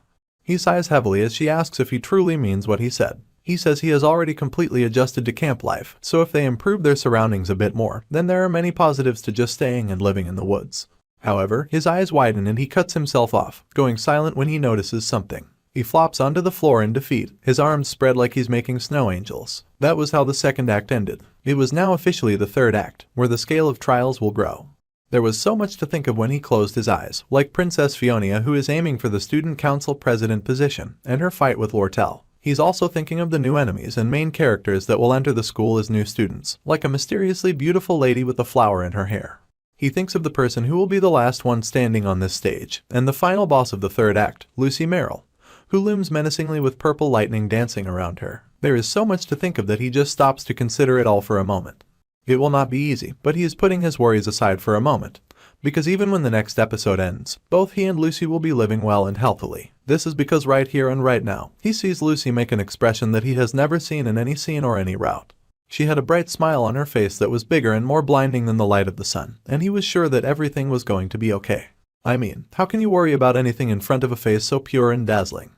And so, winter eventually came, and he dug his shovel into the ground to continue his laborious work. Although it feels comforting while it falls, the snow gathering just meant more work for our poor main character who is living in the woods. He's spent all morning shoveling it all, and it is now the middle of the day. Although it's been a while since he set the policy that he cannot overdo himself because of how much there is to do. He is going all out because he was called out for the school scholarship student task, so he decided to do all the work he had to catch up on the day before. He had so much to do too. He had to finish the firewood and provisions work. But because the preservability is good thanks to the cold weather, he was able to finish the provisions work quickly. Giving up dorm privileges gave him tuition privileges. So, the problem of tuition was able to be resolved, which meant he did not need to divide his day by the hour like he used to do anymore, all thanks to the very helpful dean. However, that alone did not mean that he could just sleep, as he now has a rather lazy cat shamelessly occupying his bed. He had given up on throwing out Miss Lazy by now, and while it is not like her, who is protection magic all around her, to get a cold, it would make him feel bad to throw her into the snow. The current situation brings an ease that he is not sure will come again, and he trudges into the snow-covered woods all dressed up in his fancy uniform. This is because, if he had to take the risk, now would be the perfect time. He settles the ring in his hand and asks it if he can get started. His hand closes into a fist, glowing light of red, orange and yellow encircling his fist as it fills with power. He calls out and asks if the person he is talking to is listening, because he is taking the time to communicate and the intense burning magic swirls and spins around him. His face sets in a serious expression, and he calls out finally to Merylda, the guardian spirit of the forest. What he's going to talk about with the big fox lady is still a mystery for now. But in the meanwhile, we go back on the glistening and beautifully decorated grounds of the giant and prestigious school. The taste of the refreshments that the previous royal patissier was in charge of were required, as well as the terrace that smelt like sweet blossoming flowers. The highest quality refreshment set of Laplace Bakery, which is hard to get because the reservations for it are usually fully booked. But they got it anyway because this was a serious mission. It was the only way Janica's loving friends could lure her sweet and happy self out. It was the perfect bait. The spirit sorcerer is glowing with joy, though she's not sure how she feels about being lured with bait since that makes her sound like a fish. Her friend gets to the point very fast, saying that she is reaching a dangerous line. The sweet and kind spirit sorcerer has completely fallen under Ed's spell, and her friends are not having it. Janny is shocked that her friends have figured her out and demands to know how they know about that, and her friends back that it was so obvious. However, like a good friend, she is not trying to stop her. At first, she felt like she had lost her country, but after her assessment of our dude changed, she decided to accept the situation that had occurred. However, the problem was that the spirit sorcerer's heart pounded so fast every time she saw her crush that she could not even speak when he was around. Clara also noticed that she's been so nervous that she could not even look him in the eye. The talented sorcerer flushes and asks what the interrogation is about, but her friend demands an answer. In denial, Janny lies that instead of feeling nervous, she actually feels snug and comfortable when she is around him. However, her friend screams that behavior is a sign that she is going to the worst bad ending in dating. She fears that her poor sweet friend will end up a comfortable girlfriend, because for some reason that is supposed to be bad. Clara is burning up from excess rage, and screams out in anger, wondering what is the point if the emotion exchange only happens unilaterally. She will not stand for unrequited love for Janica, and demands that her friend makes her dude think of her with desire. A relationship that involves her liking him and following him around is a follower relationship, and even the spirits are glad to hear someone lay it on thick to their beloved spirit sorcerer. It is winter break now and her friend needs to see some seriousness from her. His face is not bad, and he has a lot of luck with women, so they need a solution fast. She feels super anxious because she will be going home for the holidays, which leaves Janny by herself. However, she advises that rather than a ridiculous game of push and pull, she should do something to activate his desire to protect her. The spirit sorcerer is impressed by her friend who has studied through countless love stories of other friends. Everything she says is correct. However, the reason Ed's assessment has changed is largely due to Clara's influence, and she's done it all because her friend likes him. Since Belle, the academy workers, and their friends all have good things to say about him, most people now trust Ed Rothtaylor. However, Janny's other friend carefully sets her teacup down on the saucer and ponders. She thinks a bit differently about the situation. Judging by how she's been scolded by the librarian for not handing it on time, she has no dignity whatsoever. When people see her acting clumsy and messing up over and over again, it is easy to wonder how such a person became a professor. However, all of the serious professors praise Professor Claire's abilities. Her special ability was called People's Luck. Somehow, she got to have Flurbin and Glast as her masters and teachers, and received guidance from countless scholars and managed to finish her degree. Even now, she has obtained the greatest teacher's assistant, in the form of a girl who people rush to assist when they see her carrying heavy books. She is the reason that Assistant Professor Claire, who has an incredible academic mind, but is terrible at work, managed to handle all of her important tasks. She is the teaching assistant, Annie's Halen of the Faculty of Magic, a second year. She is a second year that made all of the academy workers nod their heads, and she holds the title of the greatest advisor. The reason that the clumsy Assistant Professor Claire's personal research lab is this clean all the time is due to Annie's work performance. The personal information was collected at a rate that was akin to stalking, by going back and forth between the student library, Trix Hall, the administrative management room, and the dormitory night duty room. She'd have been in trouble if she had gotten caught, but she breezed through it all with a graceful smile. Other than Janica and Clara, not many people knew her true appearance. To Annie's, human relationships were like a game of switching masks. 20 minutes were left until the professor would return from getting snacks from the bakery. Until then, she had to analyze all of the details and information about the man of the spirit sorcerer's dreams. She quickly researched the Rothtaler family. They are the strongest family within the Klol Empire, and he was the second in line in a family of a son and 2 daughters. That kind of public information is meaningless, so she looks into his history. In the year he was born, he seized the Lord position. At 2 years old, he became an official heir, so she believes he is arrogant. He was baptized at 5, received etiquette education at 8, and started other lessons at 12. Judging from his first-year grades, he is not very smart. You see, as soon as this girl was admitted to this academy, her family situation became unstable, and she had no choice but to fend for herself, which was why she had to survive as both a student teacher's assistant and a scholarship student. Annie's was naturally gifted with great survival instincts, and would use any and all means to her advantage. She even thought of Lortel, a student 1 year her junior, as a role model. Of course, she did not have the ability to read the flow of money, but she had her own methods. She searched into the Rothtaler family history, focusing specifically on every piece of information she could dig out about him. He was second in line to the family of 1 son and 2 daughters, and the strongest family within the Klol Empire. She guesses that he must have been indoctrinated with domineering ideas after growing up in a suppressed environment. She is certain that he grew up with no money troubles, and to make things worse, he has no academic talent, nor did he show any notable ability throughout his first year. There is a high possibility that he lacks self-confidence and might prefer a pure and bright girl.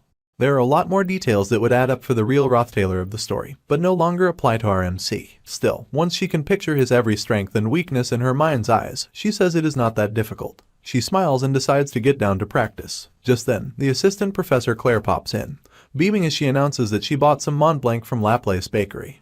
She'd like them to have a snack before they start work, and rejoices that her assistant already made black tea in preparation for her arrival. She already knew that the professor would come with snacks. Clumsy as ever, Professor Claire burns herself with the tear and drops the cup, spilling tea on the floor. She gets worried that Annie's would get upset at her for being clumsy again, and silently panics. However, to her great surprise, her assistant only asks if she is hurt. Her eyes widen in surprise and she adjusts her glasses as she stares at her sparkling assistant in disbelief. Her assistant, however, just repeats that it is truly a relief that the Professor Claire is unhurt. The professor's eyes widen in even further disbelief, baffled by what she sees as she calls her assistant's name. I wonder what exactly Claire saw in the innocent Annie's that has her so shook. We'll find out later, but let's first go back to our boy Ed, as he admires the cleanliness of the red cloak that he wears, feeling very grateful to the maids for having it cleaned. The maid in question here is the girl we all know and love, and she just replies that one uniform makes no difference in the amount of work she does. Not to mention, it seems the person that she serves, Lucy, is often indebted to him. Recently, while washing Lucy's clothes, she often found lots of blonde hair on them. Even when she was washing Ed's clothes earlier, she could scent the incense that Miss Lazy uses. She also found some white hairs on his clothes as well, and he is nervous about how close the talented mage has been sticking to him of late. She always lays on him like a cat, so it creates an awkward situation. He is also impressed that the maid caught on to that just from washing clothes, and he wonders what this person would have done if she was not a maid. The maid, Belle, asks why he is speaking so formally with her. He replies that this is more comfortable for him, and she replies that it is more comfortable if he speaks informally. However, he insists that formal speech is more comfortable for him. In all honesty, being the chief maid is a senior level position among the workers at the academy. So, it is a bit uncomfortable for him to speak informally to her, as someone who is no longer a noble nor a student of Opheles Hall. She is always stubborn about this, but he insists that he will continue to speak formally as it is comfortable for him. She is the chief maid and manages a lot of people. However, she points out that he should speak informally as it is comfortable for her. Besides, he also has a gathering of people that he manages, and she is referring to all the people who flock around him. Worrying too much can be a burden. Regardless of what the ladies decide, it is his decision in the end. She will do his laundry whenever he likes. It is fine now that the workplace has stabilized and the restoration of Opheles Hall is complete. To think it was fully restored in a single semester, the academy must have used all their energy to restore it. The maid adds that new students will be entering soon. Of the 7 students who they will be attending to from this break onwards, one of them has already requested to move in and is in the process of packing in. He is surprised and asks about them. He guesses that person must be Tanya Rothtaylor. Things have gotten juicy as he thinks of a girl with long waves of golden hair and a ribbon behind her back. Bell notes that he is aware, and he sighs to himself because it seems that break will be annoying. After all, his younger sister is coming soon. Later that day, the Wolfman remarks that he is going to go to his hometown this break. Our dude asks why he would do that when Elka was also going for the break. The muscular student is shocked for a second that our dude knows. However, he admits that he does indeed want to spend time with Elka and asks if our dude is going to stay in the camp for the entire break. He says probably, since he will be a 3rd year soon, and he needs to be able to use medium magic to save face, so he is thinking of studying. Muscle Dude screams that our dude was at basic magic level just 1 year ago, and that he should not push himself too much. However, he cannot sense any magic, so he asks if our dude trained to his limit once again. Just in case, he checks his temperature to make sure he is doing well. He worries that our dude has a bit of a fever and asks if he is sick, and our dude reveals that there is a reason he will not be able to use magic for a while. Confirming that our dude is fine, the wolf dude shrugs it off and puts on his clothes after exercising bare-chested in the snow. Zick's greatest strength is his indifference, so he'll just agree with anything our dude says. He also mentions that Ayla was asking about him, since there seemed to be some kind of misunderstanding, so she said she would drag Taylor to apologize properly. She could not find his cabin and Zick did not tell her where to find it for now. Our dude says he does not want an apology, and that he is not upset and has no negative emotions about the whole thing. However, Wolf Dude points out that rather than being tolerant, our dude comes off as indifferent. Our dude has realized that Wolf Dude is great at keeping secrets, so he asks for some help before the Wolf Dude goes home. He tosses some money at him for payment and explains that he is using the underground library. It is such a mess that he needs manpower to organize it. But Lone Wolf points out that he needs no money when he can just think of it as trading. Then, he asks our dude what he's going to use the library for. Our hero replies that he's making a workshop, and Zick is amazed that he does magic engineering, survives in a camp, trains his magic, and now he's starting a workshop. He says it must be those like him who succeed, and warns him not to collapse again, and tells him to do well. My guy has already mapped out a to-do list, and tomorrow, he has the Academy Scholarship student work. The next day, all Academy Scholarship students are welcomed and thanked for attending. However, Assistant Professor Claire currently cannot communicate. She had to do some academy work, and tomorrow is the deadline, so she has been awake for 44 hours. Instead, Annie's will communicate the important things for her as the teacher's assistant. The academy scholars need to do the basic preparations for the class assignment exam for the new students, as well as provide supervision during the exam. The class assignment exam for new students was an exam that Professor Glass used to do every year. This time, it will be taken care of by Assistant Professor Claire, just like last time. He knows the results, although it is a bit unexpected that Clebius joined the program. He said it took place in a northern forest in Arkan Island last year, but this year it takes place in the northwest Oran Mountain. He is to get the equipment that they already requested from Trix Hall. Onyx is to assist the assistant professor with her work, to his blushing pleasure. Ed stands nonchalantly in the corner, unaware that Annie's believes there is something that both Clara and Janica are overlooking. There are too many girls near our dude and he looks like a player, so working with him as a scholarship student is a good opportunity to test him. After looking at the research, she perfectly created the type that he might like. She will see if he cannot resist her seduction, and is a pathetic man who will fall for her game. She says that he will go with her to conduct a field survey, while glistening and glowing like a supermodel. If he turns out to be a fraud, it will be her responsibility to rip him away from her dear friend. Northwest of the academy, at the Oran Mountain, the trees and landscape are covered with snow, and a lady observes that though not very big, a mountain is a mountain. There were some dangerous parts and some students might get hurt slipping on the snow.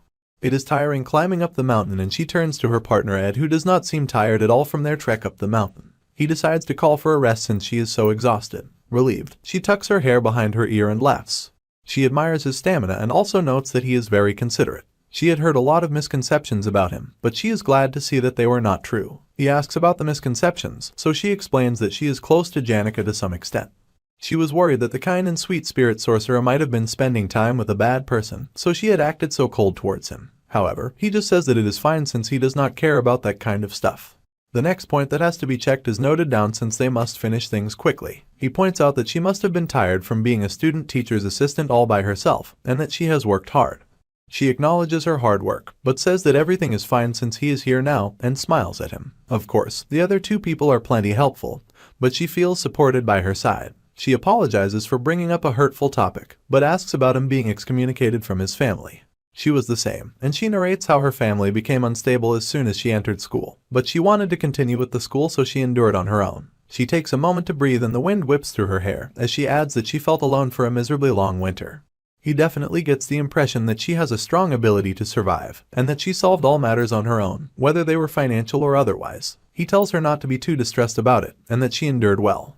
However, there is something off about her image. She laughs and holds onto his sleeve, smiling with a blush as she adds that they have a lot of similarities. Despite this, our dude cannot shake the feeling that rather than being emotional, she was more cool-headed and realistic.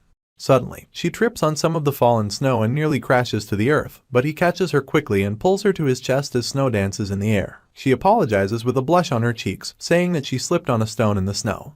Our dude is a little surprised by that as he sees no sign of any stone on the path she was walking, and he turns in time to see her emphasizing how warm she is, with her face getting more and more heated with each passing second, even when she fans it with her hand. She asks for a moment to calm down, so she suggests that he sit at this spot and wait. She will return eventually. Our dude is confused, but he does as she asks, and she wanders off to find a quiet place to think. She did not expect him to appear so reliable and trustworthy, and a part of her wonders if it is all an act. She finds the whole situation ambiguous, since she had appeared like a comrade who endured a difficult academy life, and she formed a relatable affinity point. An impression that she is competent, but on the inside, weak, which should have made him want to protect her. She was not sure if he liked mature girls or the cute and young, so she tried a mix of both. She tried creating some points of contact a few times, and one more at the end of the facade of an accident. It was all going almost according to plan, everything but him revealing himself as a self-centered jerk. She pondered on his strong and healthy body, and how he acted like a nerd but was very muscular. She had expected that he would be a noble family young master who grew up knowing nothing. But he is better at work than she expected. His appearance as well is something of note to her as he looks drop-dead gorgeous, shining and sparkling with glowing blonde hair. She now sees why Janica fell for him. She takes a moment again, her cheeks a little flushed as she thinks. Then, her eyes widen as she suddenly reaches a conclusion. She realizes that his whole act is how he makes women fall for him. It is the only explanation. However, she is different and she immediately gets serious about her mission. Meanwhile, our dude just sighs, looking out into the landscape beyond. He cannot help but admire the beautiful view. Oran Mountain's view made him briefly forget all of his worries, but there are some things that he just cannot think of any solutions for. For example, the issue regarding Tanya Rothtaylor, the young lady villainess. Those are the words that best describe her. As expected of a young lady who grew up in a duchy, she is a genius when it comes to politics.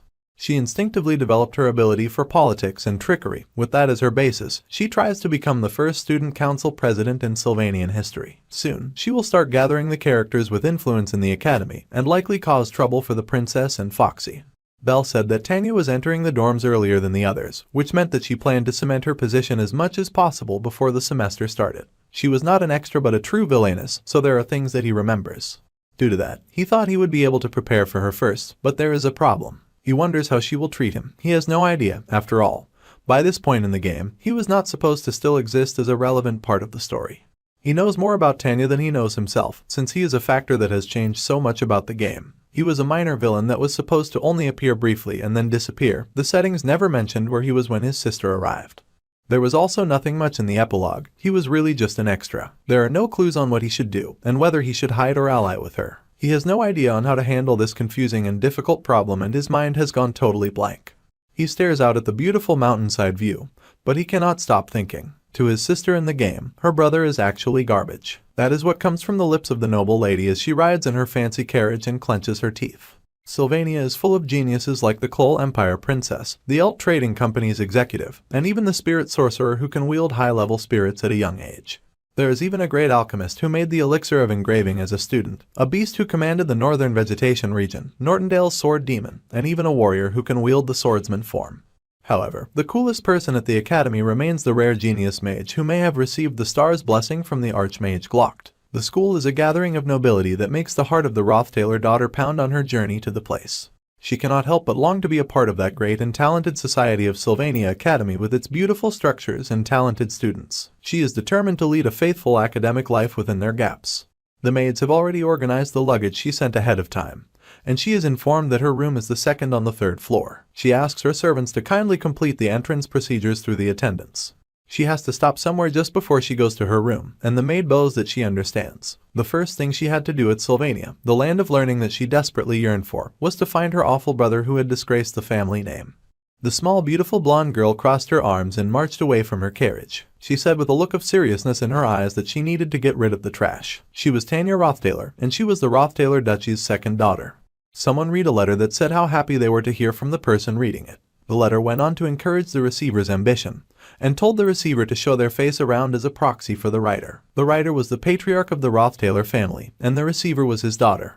His desire was for her to strengthen her position, and she was determined to satisfy his expectations without hesitation. Before leaving for the land of learning, she told her father of her two resolutions. While Sylvania may treat her differently because of her identity, at its basis, it was a land of learning. Even the princess, when it comes to learning, has to treat professors with respect as masters. So, the young noble lady is told not to rely on her nobility and commit discourtesies. She is expected to be polite to the staff, and to treat everyone a grade higher than her as her senior. Her father had also heard that she knew about a certain man, so he would not explain for too long. The man is a human who is like a point of anger and blemish in their family. She has grown up with him since she was younger, so she knows him very well. She also believes that it must have been hard, and that her childhood could not have compared to the one of the people she was speaking to. It is not difficult to naturally lead a conversation, and she is sure that her brother is just full of bluffs and is a crude person who does not know elegance. She shuns him and thinks that a human like him sat in the position of heir to the family just because he was older. He has no perseverance, so he barely started before giving up. But his pride is high, so he will never acknowledge his incompetence. Just because he had the slightest bit of mana resonance, he acted all high and mighty as if he had become an archmage, and when he barely managed to get into Sylvania, she was at a loss for words. Well, only a few years passed for him to cause incidents and get himself into this situation, so she felt better. The person she is conversing with remarks in her amusement at her bold statements, and the young noble lady goes on to say that she is sure her conversation partner must have already noticed all these things about her brother. With this opportunity, she was hoping to win the person's alliance, yet there is something off about the conversation they are having and she hesitates. She wonders why it has turned from a conversation to her being the only one talking. She recalled that her father warned her to be careful when meeting people that he introduces her to. She was told to respect them, especially when it came to negotiations and deals. The person he wanted her to meet was someone who could not be taken lightly. He had met her from the sage-sealed grimoire business, and he was sure that meeting her would be a great experience for his daughter, but there was something that he had forgotten to mention. He had just wished his daughter luck, and now it looked like she was going to need it. As Lortel looked at her with the cunning eyes of a fox, and she asked her dinner guest to keep talking, her words dangerously wrapped around the girl like a snake, cornering the noble lady who had been trash-talking her crush for the past 5 minutes.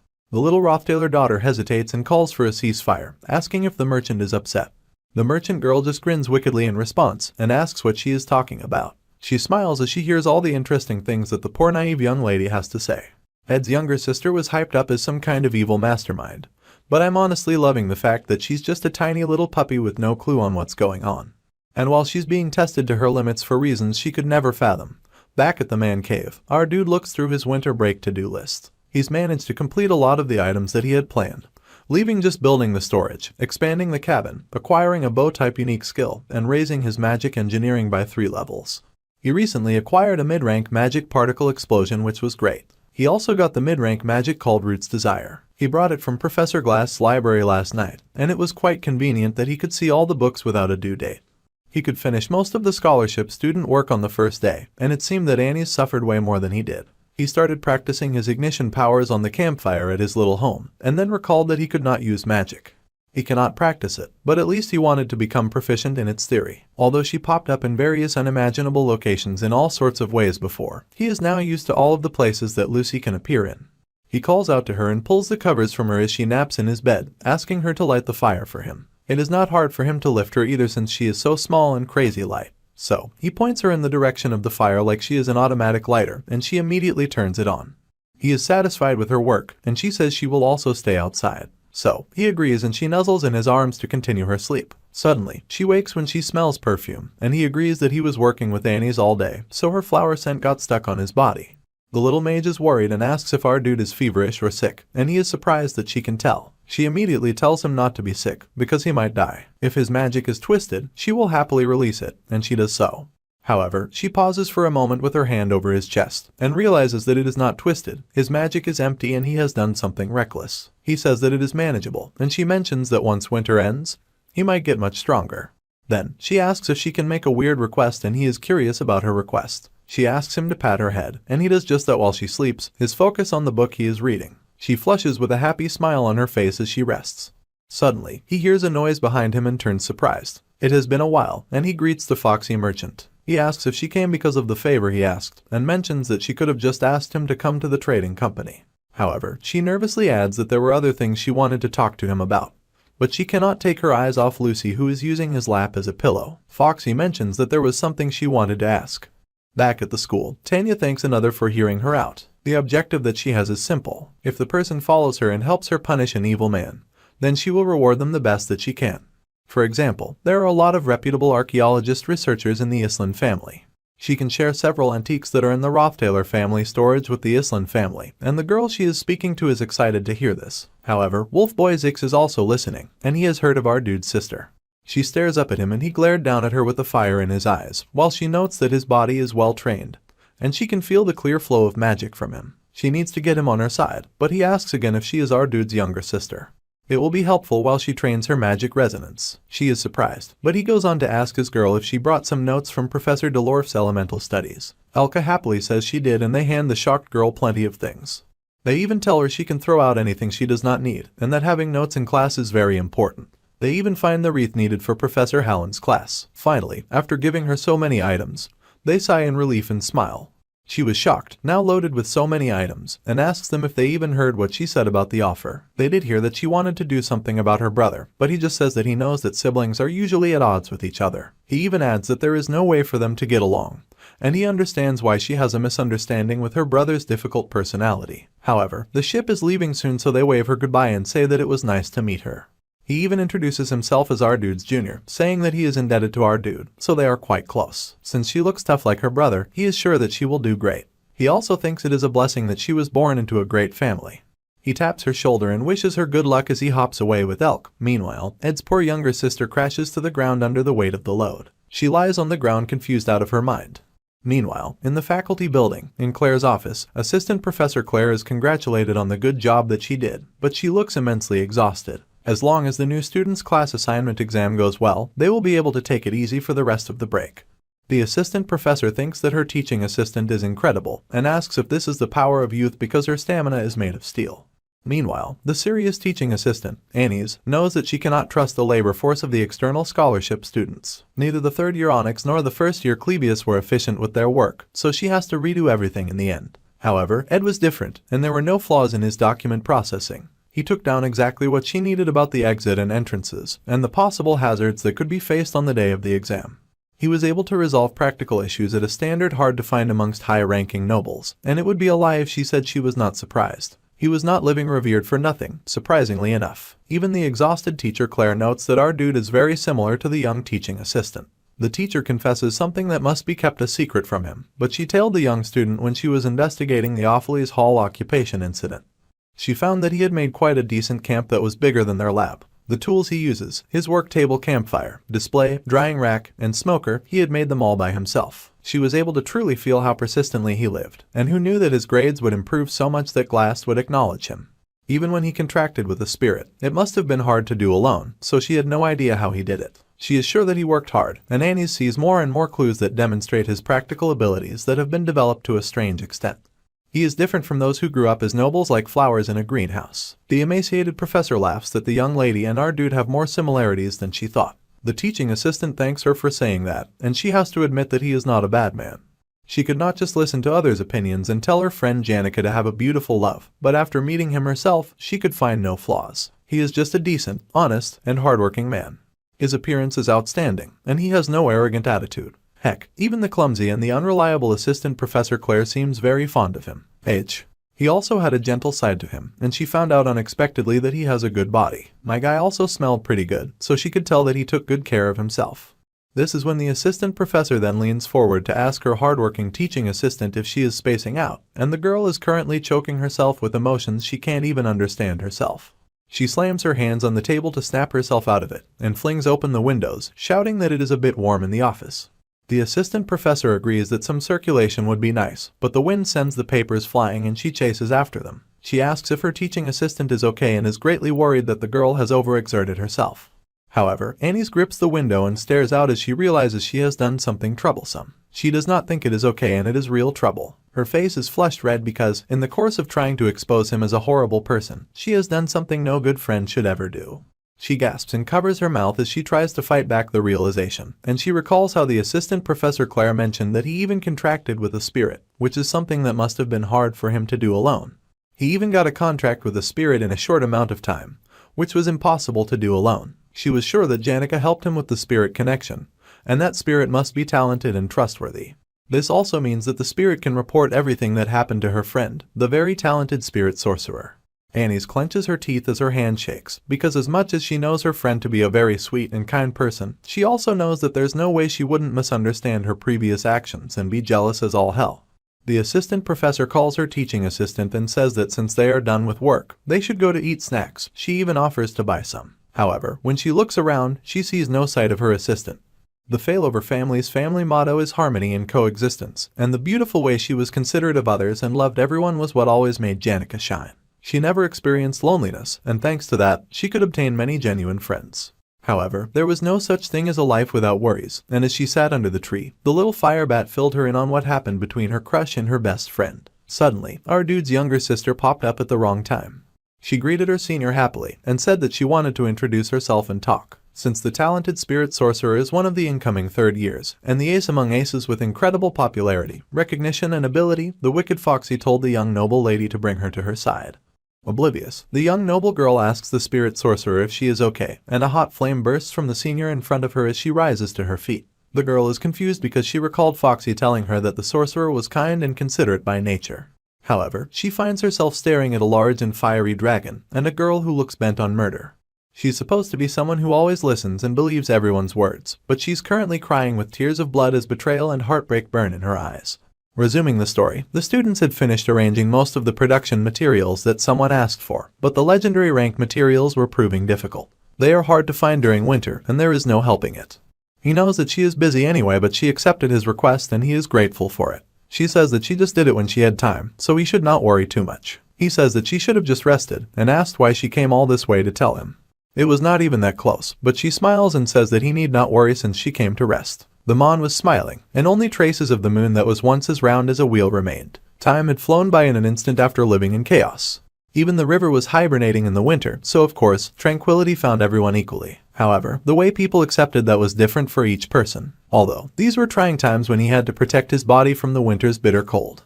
He had a winter break to-do list all prepped and ready to go, and it was a busy time where he had to adapt to survive. For those who had transcended such things, winter felt quiet like walking down a still path. Winter had that kind of magical power.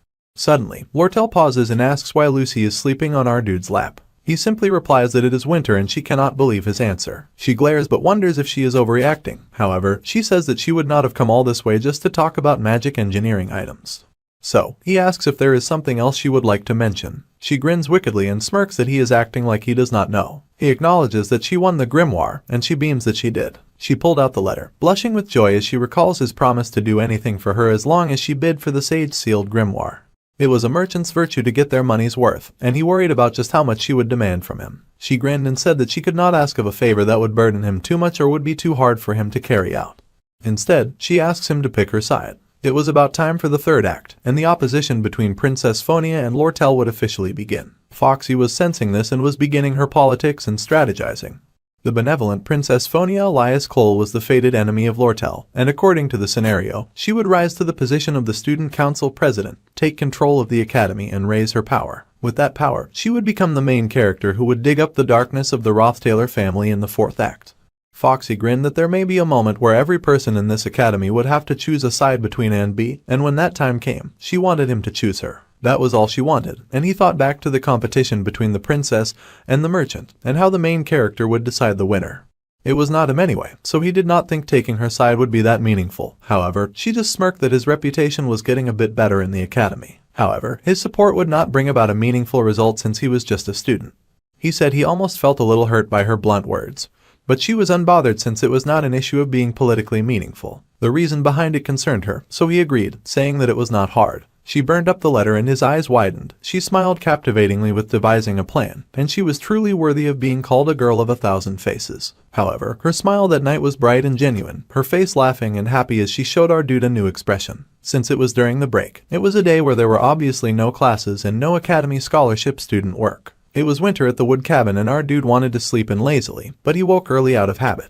He asked Lucy to light the fire as she also trooped out of the cabin and she agreed. Last night, he had a long conversation with Foxy, but there was something that never left his mind. She had asked about his younger sister and had mentioned that she believed that his younger sister had been preparing something. She could not tell whether she truly saw him as an enemy of the family, or if she just had lied ill against him as siblings often did. Honestly, she found the girl a little cute, so she introduced her to a few people. She had said that she would go and meet them all today, so she had already met Zix and Janica. She would probably come around to find him the next morning to tell him off, and our dude considered that she had come. The biological sister of the body that he was in. Her relationship with him was a complete mystery, and no matter how much he thought about it, it was hopeless. There was nothing he could do but turn to acknowledge the girl who came to a stop before his campfire. He stared at her in silence and she greeted him with her procession of servants behind her. She nervously said that she had brought him a present, and he was a little confused on why she was nervous. He also wondered if she was embarrassed and piqued at her. However, to his surprise, she seemed scared of something. However, most importantly, she did not hold any ill will. He beamed and realized that while he was in the estate, to his family he must have lived a solid life. He groaned with his face in his hands and apologized to Ed Rothtailor for coming to such a hasty conclusion. Meanwhile, his sister was totally terrified of him. When they'd been growing up, her brother had thrown food on the floor, cursing at the servants for daring to bring low-quality food to the next in line to be the Rothtailor lord. He would call his sister and say that her perseverance in not showing even a gaze of contempt was quite impressive. He thought her worldly wisdom and wit were outstanding as he pressed the servant to the ground. The maid groaned in pain as her face was pressed into the thrown food, and the little girl had eaten with a shaky hand. She had yelled for her brother to please stop back then, slamming her hands on the table. He then asked her what was wrong, and asked if she felt sympathy and attachment to the servants who were mere tools. He would say that she was not a true noble yet, but the demon who would toy with her was incomparable to the nice guy who smiled now at the box she had given him. He thanked her and said that he would use the gift well and wear it at the start of the next semester. Strictly speaking, he had been excommunicated from the family and he was not her brother. However, he was grateful for her gift. She was surprised at his reaction and he told her to go wait by the fire. He did not have a lot of herbs left, but he decided not to save them. She was shocked when she noticed Lucy by the fire, but he told her to ignore her and made her give up her seat for his sister. He had heard that she had been going around to check out the academy and he asked if she had met anyone. She nervously mentioned that she had heard much about him too, and he was surprised. There were not many people who knew about him, so he asked if she had met Zix or Janica, and both the servants and the young lady went purple with fear. He smiled and realized that they had met Janica, asking if she was nice since she was the kindest person he knew and that she had the sweetest heart. She screamed that she had indeed met the incredible kind person, and she had been so extremely strong with a high-level fire lizard. She summoned it and was throwing workers around like toys. She even threatened to not let the little girl go if she did not reply properly. However, the sister still insisted that the spirit sorceress had been very kind and elegantly wished her good luck in her school life. Our dude was confused that Janica had taken out a high-level spirit. But the little girl screamed that she did not and that she had just made that up in her imagination. She said that it was just in the rumors that she had such a spirit and that she made the whole story up. However, our dude sighs as he knew something was strange. In his memories of the game, Tanya had never been so awkward. This kind of behavior was expected of someone who had a negative inclination towards Ed Rothtailor. So, he called her name and said that he was living to the best of his abilities right now, so he did not want her to look at him so negatively. He was paying the prince and living as someone who had been excommunicated, and he had been pathetic while living at the estate. As he hands her a drink, he says that he is sure that there is a lot that cannot be taken back now. However, he apologizes to her, and he smiles, saying that he knows that she wants to be student council president, and he will cheer her on. He admits that he will not be much help, but he knows how hard she always works. So, he tells her good luck. He says this, but he knows that his sister will not become the president, because she is a villain who is there to help Princess Phonia. The girl in question is sweating buckets from fear and disbelief, while our dude goes on thinking that since she is the first blood relative that he has met, no matter what she does, he feels especially attached to her. Judging from her expression of utter fear and horror, he has no idea how their relationship will go. Later, back at school, someone huffs and pants, saying that they almost lost their mind for a second. Of course, it was little Tanya, and she knew that her brother's real nature was likened to that of trash. However, she had almost burnt to death after talking badly about him to Janica. There was something that she realized at that moment, which was true fury. The spirit sorcerer truly believed that our dude was a good person and a true human. It was strange that Sylvania was full of so many elites, and the top student was the legendary genius, the mage Lucy Merrill. In this place full of those types of people, no matter how good at acting her brother was, his true nature should have quickly been revealed. So, she is confused but pauses when she comes across Lucy going into her room. She did not recognize her and was at the raggedy-looking schoolgirl entering the room next door. Even in Ophely's hall, which was the best dorm, there was still that unsophisticated and inelegant human, so of course there were imperfections anywhere. However, the raggedy genius suddenly speaks to her and asks if she is the younger sister, and the girl sighs that her brother was just lucky. Suddenly, the odd girl with the giant hat stands on her toes and touches the young noble's shoulder, saying that she should let her know if she is struggling with anything. Then, she whips into her room, confusing the young noble lady. Her eyes widen in shock as she realizes that even in the best dorm, Ophely's hall, only the top students have golden nameplates. Her room was right next door to room 302, which housed Lucy Merrill, the academy genius. She gaped in utter shock and disbelief as she realized that the raggedy girl had been the legendary genius mage, Lucy Merrill. Nothing in this academy made sense, and it seemed that it would take quite a while for little Tanya to adjust to Sylvania, but it was not particularly her fault. In the next chapter, someone asked to be introduced to a boy in the rose garden. She said that it would be best if it was someone who was handsome, tall and distinguished, and she knew Belle had worked at Ophely's hall for a long time, so she must surely know many students like that. The warrior maid was hesitant as she knew the girl in question was not the kind to casually meet with boys, since she had no actual dating experience as well. She fell silent as she was plagued by the truth of these words, and the maid apologized, saying that she did not mean it in a bad way. The girl was always so busy and she was always doing her best to take care of herself. So, she did not think that the girl would be interested in dating. Like the incoming third year, Master Ed, and now that Belle thought about it, they were actually quite similar, which was the last thing that the girl wanted to hear. Suddenly, Belle's eyes widened and she made a bold suggestion which the girl could not deny because she could not fool the maid's sharp eyes. She had met him since he had so many negative rumors surrounding him. But they had so many more similarities than she had thought and their conversations flowed well. He had been thoughtful and considerate, and the maid figured out that the intelligent girl had feelings for the young lad. She groaned but acknowledged it. She did indeed feel a bit attracted to him. If anything, this was supposed to be good news. If he was a good enough person for her to see his appeal, then he was good enough for Janica. This would not be a problem as long as she got rid of her feelings. However, the maid called to the Lady Annie's, but the lady went on, saying that like a malignant tumor, it was a relief that they found it in its early stages. It was not like he was the only man in the world, and as long as she found another boy to replace him and make it known that they were dating, then things would be alright. Which made the maid realize that the Lady Janica knew that her best friend was in love with her crush. The maid said that intending to find another boy to replace him was incredibly disrespectful to the boy she chose, and even if it was her, she never thought that Annie's would be this inconsiderate to another. She can't date someone new just because she wants to think that her feelings are elsewhere. To be honest, the lady admits that while passing through the teacher's wing yesterday, she had run into Janica. They could not even greet each other, so they just left and everything had felt so awkward. The spirit sorcerer's expression had looked so very dark. Next year, during the class assignment exam, she has to supervise the exam with our dude, and she shakes because she feels so sorry towards her friend that she doesn't know what she will do. However, the warrior maid says that it might not be that big of a deal. The situation might actually be better, and the intelligent teacher's assistant is confused. The maid explains that the Lady Janica was always kind and genuine to others, and as her friends, the two always protected her so that she would not get hurt. However, the problem was that way too many people viewed the spirit sorcerer as perfect and it put too much pressure on her. The maid said that perhaps their attitude was not so good, and now things would get better. She had been taken aback at first, but when she thinks about how she talked to her and trusted her, she felt grateful. Sometimes, it was more charming to show an imperfect side, and it was kind of like a desire to protect. The boy strangely had a lot of good luck with women, and a solution needed to be found soon. For example, instead of doing ridiculous push and pull, she recalled that they had advised Janica to do things that activated his desire to protect. Looking back on it now, Annie's head began to clear up and she was finally able to organize her thoughts after Belle encouraged her not to feel guilty. After that, she thought of Janica, and could not help but smile. It was obvious where Janica would go when she was confused and having a hard time, and at the cabin in the woods, Ed showed up and asked when she got there. He needed to slowly collect materials to construct the storage, and he wanted to expand the storage and have a big living room space. Judging from his winter plans, he needed to hurry, but he paused on seeing her curled up with her head lowered at the fireplace. He stared in silence for a moment, then he poured out some tea and handed her a cup, saying that it was snowing again. There was already a lot of snow on the ground, but it seemed that it would snow at least every 2 days. He said that if she had any concerns, she could speak. She hesitated, that she apologized because she could not speak. He then said that she did not have to speak, and she turned to him in surprise as he wrapped her up in his winter coat. He forgot sometimes, but her academy life was also pretty difficult. She kind of seemed like a small animal backed into a corner, so it was hard to just brush her off. He sighed and acknowledged the cold as winter continued. It was a cold that was hard to endure with just a blanket and a fire. Still, spring was slowly approaching and they cuddled together by the warmth of the flames. There were a lot of times that father, the patriarch of the Roththaler family, left because of business in the palace. However, the Roththaler residence was always peaceful. Unfortunately, after the heir and oldest daughter, Arwen Roththaler, died, a new heir dominated and changed everything.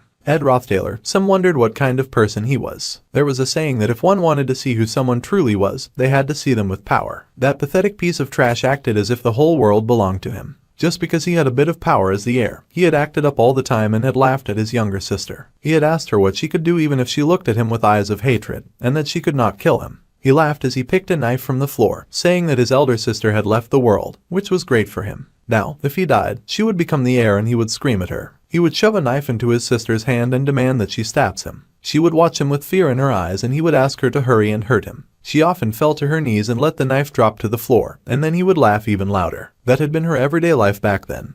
And in a moment, it would get hard to breathe. He would once again look down at her with those eyes of disgust and she would live suppressed by that gaze for half of her life. Although he would not hit her, as they were born from the same blood, in a situation where she could not save the family nor the people of the estate, she had lived like a spiritless being. She had lived as if she was dead, in a life of misery and sorrow. Finally, an opportunity came for her, and she had heard that her brother had finally been excommunicated. He was gone and all she had to do was prove herself. The upcoming student council president elections were her one and only chance, and that was her first plan. She was going to use the class assignment exam to her advantage, and the day finally arrived for the new students to engage in the class assignment. Annie's cried out for our dude to stay away, averting her gaze bashfully as she said that smell, gaze, nor energy would work on her, so he had to stay away. He was very confused, but he figured that she was very smart and must have a solid reason for acting so odd. The assistant teacher Claire grinned and said that she had explained all of the details and that it was time for them to go up and prepare for the exam now. It was time for episode 3 of The Failed Swordsman of Sylvania, the new student's class assignment.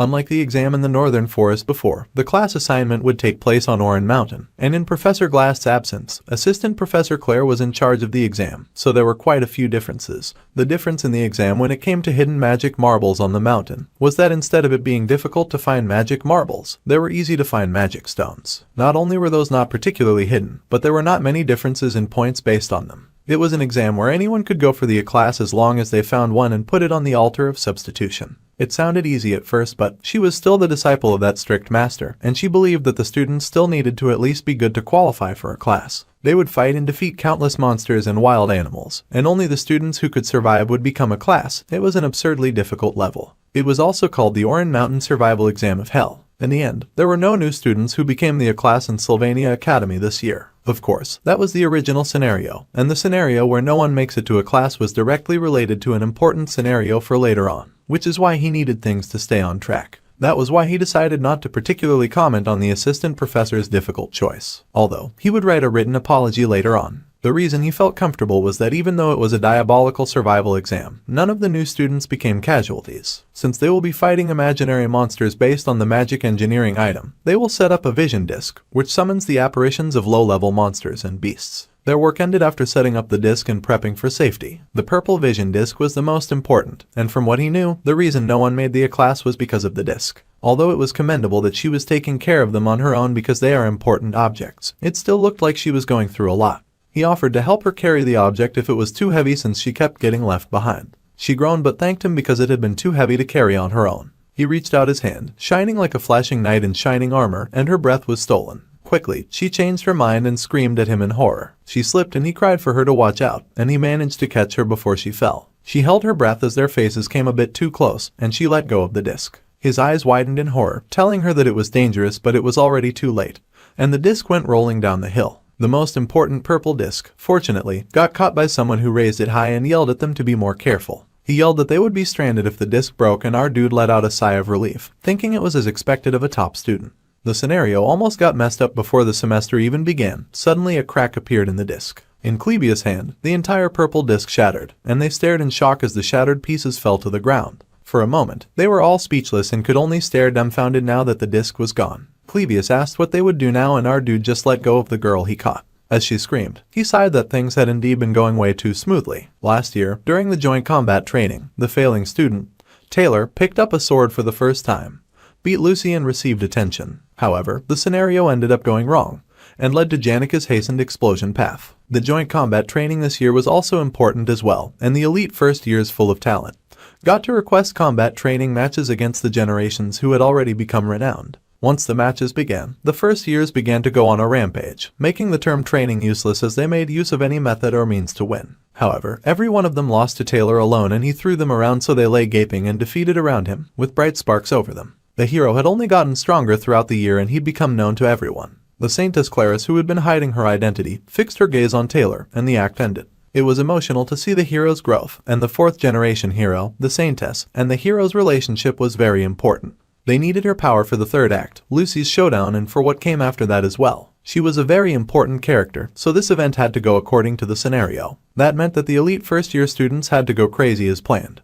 But the honest cause of their frenzy was because none of the new students were able to get placed in the A-class during the class placement exam. The reason none of them made it into the A-class was because the motivated assistant Professor Claire had used the purple disc, which was now broken and irreparable, in the exam. The students groaned that this would be annoying. The circuit itself was broken, so they needed to put this in for repair separately, and all their hard work had fallen away. They panicked, and to everyone's confusion, it had been Annie's mistake. She apologized and said that she should have been more careful. It was not like apologizing was going to fix the broken magic engineering item, and at this rate there would be too many A-class students and they needed to fix the problem before it became a real issue. Our dude, however, said that they could definitely solve things. Plebius was surprised. However, our dude went on to say that he meant that the top fighter would, of course, have to contribute, much to the fighter's dismay. He cried out in horror, but there was no turning back. The class assignment exam location was the Oran Mountain entrance, and the narrator asked when one truly felt that they had come to the land of learning, Sylvania. If Tanya was asked, she would reply that it was when she met such noble students as her classmates. The princess and the chancellor were both Sylvanian students, and they all wore the same clothes, and did not take into account birth and status. Despite that tacit rule, there was an exception, and the anchor of millions of people within the Telos order, the Saintess Clarice, and everyone bowed at her, even as she thanked them and told them to spare her the formalities. If everyone were to be mindful of etiquette, the whole academy would suffer, so they did not mind the formalities with her. The students are honored to meet Saintess Clarice, and Tanya takes the sweet opportunity to introduce herself. The Saintess is intrigued to meet a member of the Rothtaylor family, and she says that Crepin, the patriarch, had been baptized by her, but back then she had been too young, so she did not really remember. The little noble said that her blessing was the honor of their family, and when she became an adult, she also hoped to be baptized by the Saintess. She smiled and said that she looked forward to that, and the little noble was thrilled to have met the Saintess in full view of everyone. This would be helpful for the student council president elections, but today's main event was becoming a member of Class A, and they watched as the flare to start the game shot into the sky. The flare burst into a shiny firework, and it was time to begin. The Faculty of Combat ran to the Student Plaza, the Faculty of Magic ran to the entrance of Oran Mountain, and the Faculty of Alchemy gathered at the Obel Hall's basement. The location and contents of the exam were different depending on the faculty, but the goal was the same. That was getting into the A-class, a full exemption from tuition, the right to enter Opheles Hall, free use of student welfare facilities, and the fame of being in a class. The prize came with everything a student would desire, and soon a student found a stone. He grinned that he could join the class as long as he put it on the altar faster than the others. However, someone raced past him and told him to run instead of talking. The redhead yelled for Joseph to stop, but the one called Joseph just ran faster. All of the new students were staring at the summit, which was their goal. There were too many red stones lying around, and she was sure that putting it on the altar was not all there is to it. There must be some kind of device to make it harder. Instead of wasting her stamina, she planned to stay on her guard and go slowly. Suddenly, she heard a scream and her eyes widened. She saw a student fall to their knees and was surprised to see the student take her shoes off. She wondered if the student slipped and asked if she had hurt her leg. The student then looked up and said that was not the problem, and that she had just wanted to step on the snow with her bare feet, and she laughed that it is so cold. For a moment, the noble is shocked and speechless. The girl kept blushing and laughing, saying that it was logical, and it was on her wish list. She just never imagined how soft snow would be. Her eyes and her attitude are off, which makes our girl guess that there is something wrong with her. She believes that the girl hurt her head as soon as she started the exam, and that it was very unfortunate.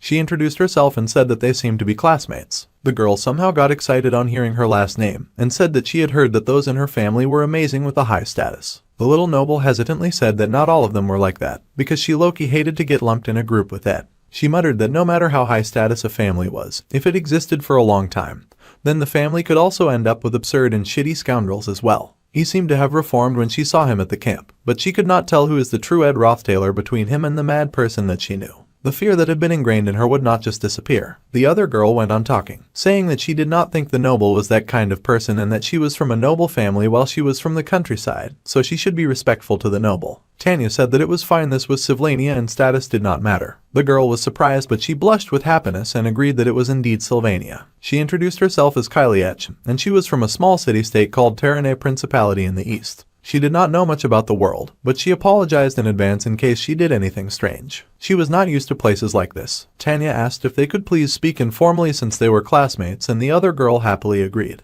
The noble then said that they had to hurry since this was an exam, and the other girl agreed. She however laughed that she was not very concerned about marks since getting into the class would bring her a lot of unwanted attention, and that was the lady's final straw. She could not believe the little country girl had replied to everything. The girl grabbed the noble's hand and said that since she was not interested in the exam, then she would help her and then they could get closer. She pulled her along, much to the noble lady's shock. The country girl laughed that it was her first time having a friend her age, and the noble yelled that she was only letting it go because it was her, but she'd really appreciate it if her new friend got it together. If it was the princess or the saintess, she would be in big trouble. The country girl asked if that was so, but the noble sighed and said that she would also be in trouble. Then, she told the girl to not mind and that they might as well continue their journey. 30 minutes after the beginning of the exam, the redhead swore that he would be the first at the summit, and he struggled through the difficult climb with a determined grin on his face. He said that no matter how good Joseph was, he had way more stamina. He paused for a moment to catch his breath, thinking that he had been running too much when a monster appeared before him. He gets attacked as it screams at him to just die,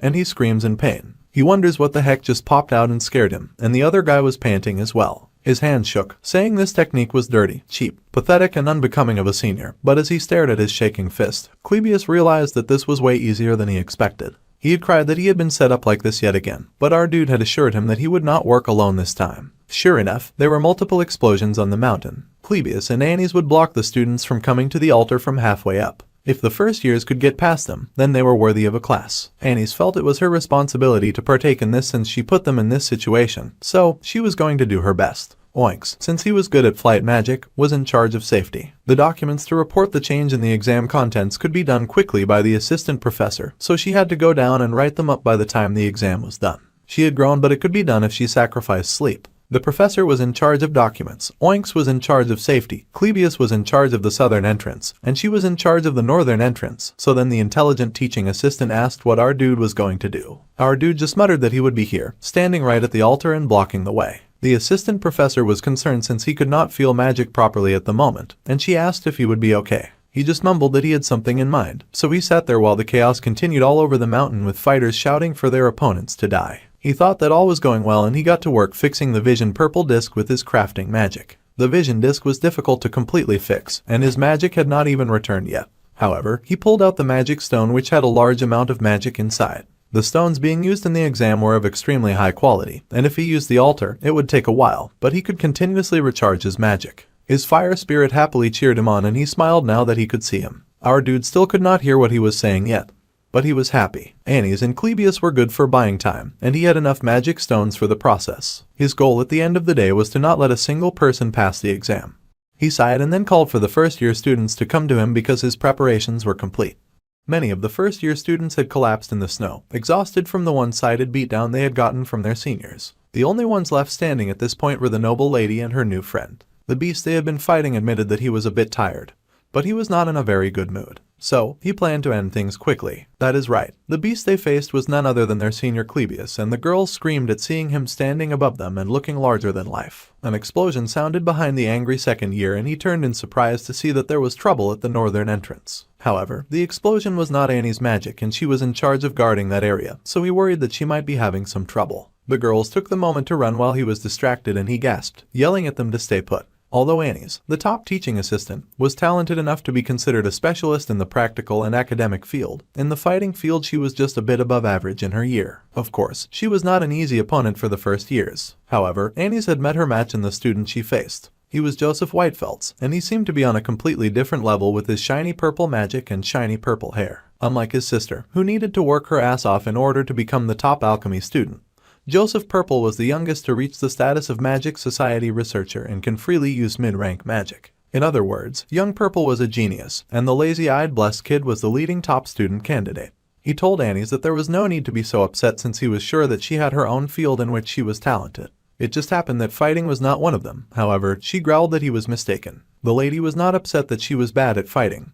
That was something she already knew. So, she asked the boy to just keep moving and Purple said that he understood and headed off. Our genius girl clenched her fist because everything had been going perfectly without a flaw. However, she had ended up making things difficult by breaking the magic engineering item. She could not even think of an alternative plan and our dude had to lead the situation again of all people. Our dude had not gotten annoyed once and he had led the conversation in a constructive manner. Yet, she had lost to a new student and could not block the northern entrance to the altar. The genius girl was frustrated, but more than the feeling of defeat or resentment, she felt the most angry and frustrated at herself, because she kept thinking of the trustworthy face of our dude who had resolved the situation in whatever way possible. Our dude raised his head to greet his first guest, and he asked the students if they were aware of the rules of the exam. All the student had to do was put their magic stone on the altar, but he would not let them do it so easily. Joseph Purple strolled in, barely paying attention to our dude, and Purple mumbled that the exam method was kind of strange. If Purple succeeded in defeating our dude and offering the magic stone, then he wondered who the students who came after him would fight against. Our dude replied that who knew, but that was not for Purple to worry about, and Purple Genius agreed since he was sure there was some kind of alternative prepared.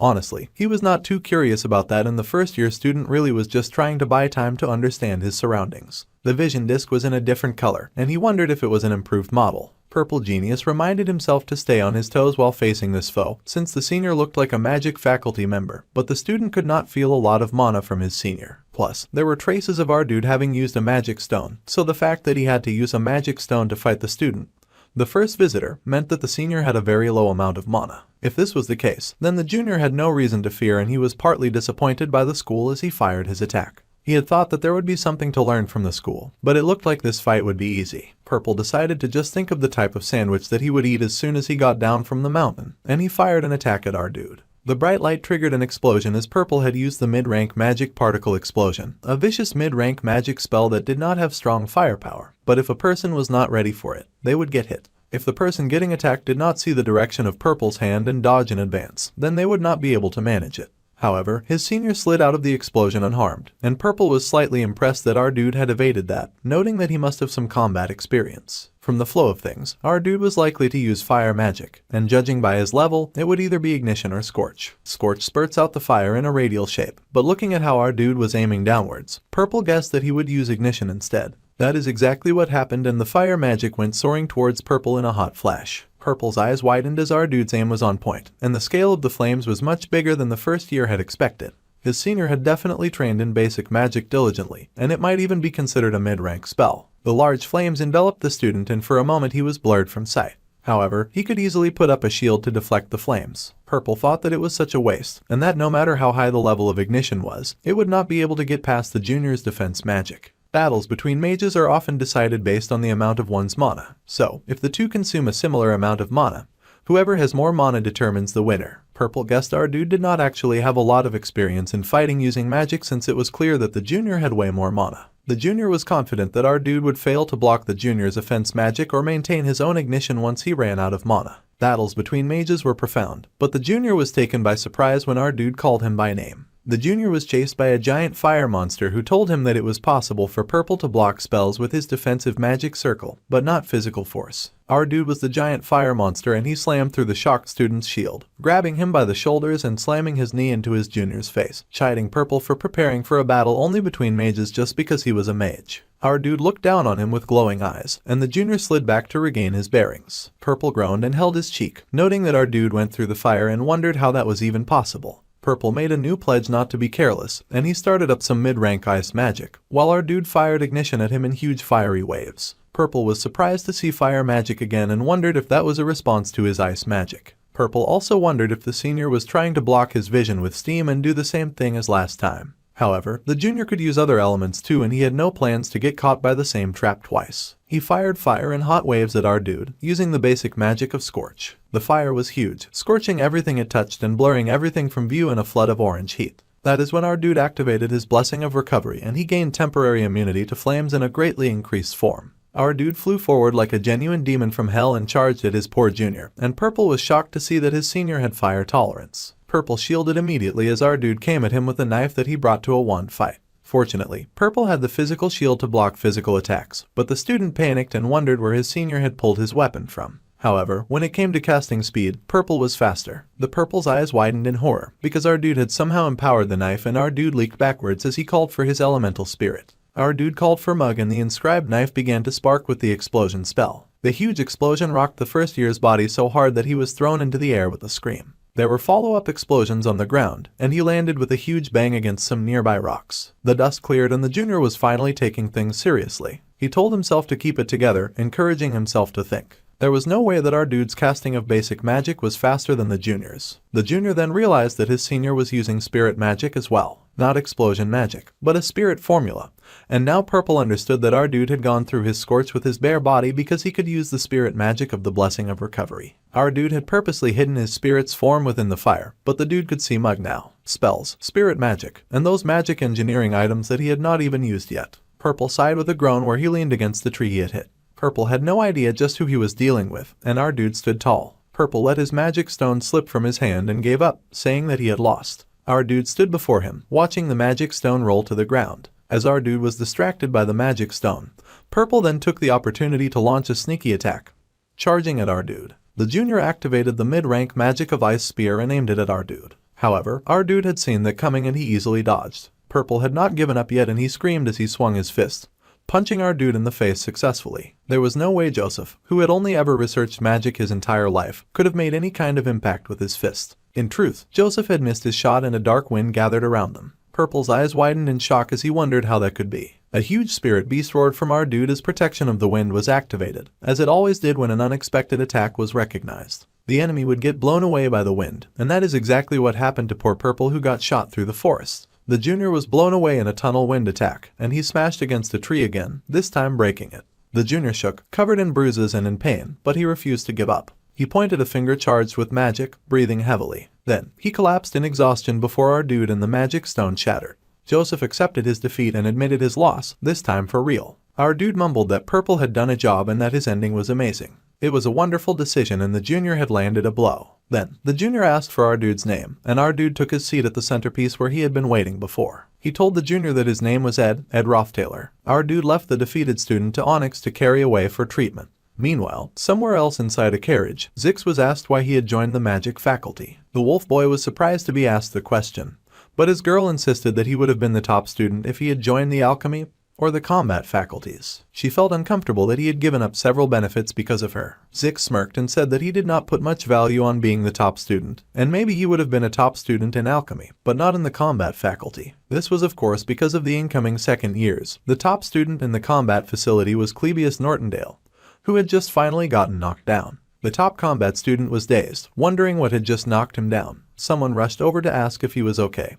and if their holy magic was too strong and if she had broken anything. Someone said that Clebius should be left to them while the two students were advised to continue their exam. The top combat student cursed and someone yelled at him to get it together, but the combat student was drained. He had no idea how he was supposed to block something like that. It was already 20 minutes before the end of the exam, and everyone had been working very hard. The girls had finally made it to the centerpiece where our dude waited and they were both shocked to see our dude at the finish line. It was the last exam and he was surrounded by a pile of many defeated students. Our dude said that he would get to the point. The person who was once the object of fear and the object of hate for our noble lady now stood at the center of the exam, covered in bruises and blood, and he told them bluntly to just give up. The Saintess Clarice had two dreams. While praying at the church, the priest told her that nobility came from the unwavering belief that a person maintained their entire life. It was believed that a person had to become like a blank slate. The Saintess' first dream was planted by Archbishop Verdio, and the other dream was the one that told her that rather than a blank slate, it would be better to die in wastewater. Her eyes opened slowly and she saw a woman who told her that the pure white holy imperial capital was built by humans, even the tall tower that was majestic and confident.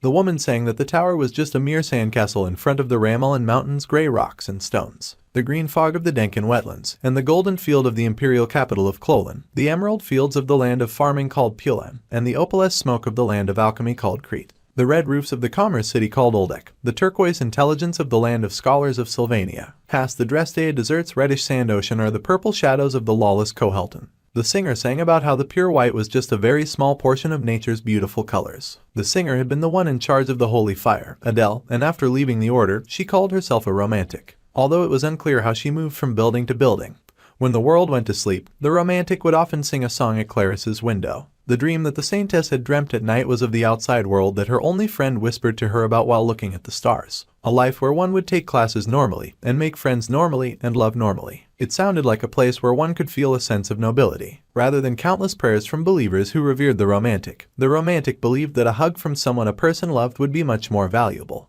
She had smiled as brightly as the moon falling over her, and after leaving the order, Adele had joined Sylvania. When vacation came, she would go around the world like she does now. After the beautiful blonde left, Clarice went back to the places that the romantic had spoken of in her dreams every night. At the end of it, the saintess would share a deep hug with someone, and they left together on the path she had taken alone. The journey was full of many colors which sharply contrasted with her life, which had been simply pure and white. It was the most outrageous imaginative thought that the saintess could have, but the priest told her to always ensure that she was careful and to never reveal her true identity. The priest told the saintess that she had to carry that magic engineering item with her at all times. Since she always had the holy magic's blessing, he was not that worried, but the saintess had smiled that she seemed like such a different person, so no one would suspect it. Still, Verdio reminded her that there was nothing bad about careful. Coming to the academy with the order's arrangement was a natural method of deviating, and nobody paid close attention to Clarice, who sat on a wooden bench by the faculty building's street. That alone made her feel satisfied and made her breath shallow. There was no one who revered her or bowed their heads to her, at least, not a single person in Sylvania, and she fooled around happily with the noble lady that she had befriended.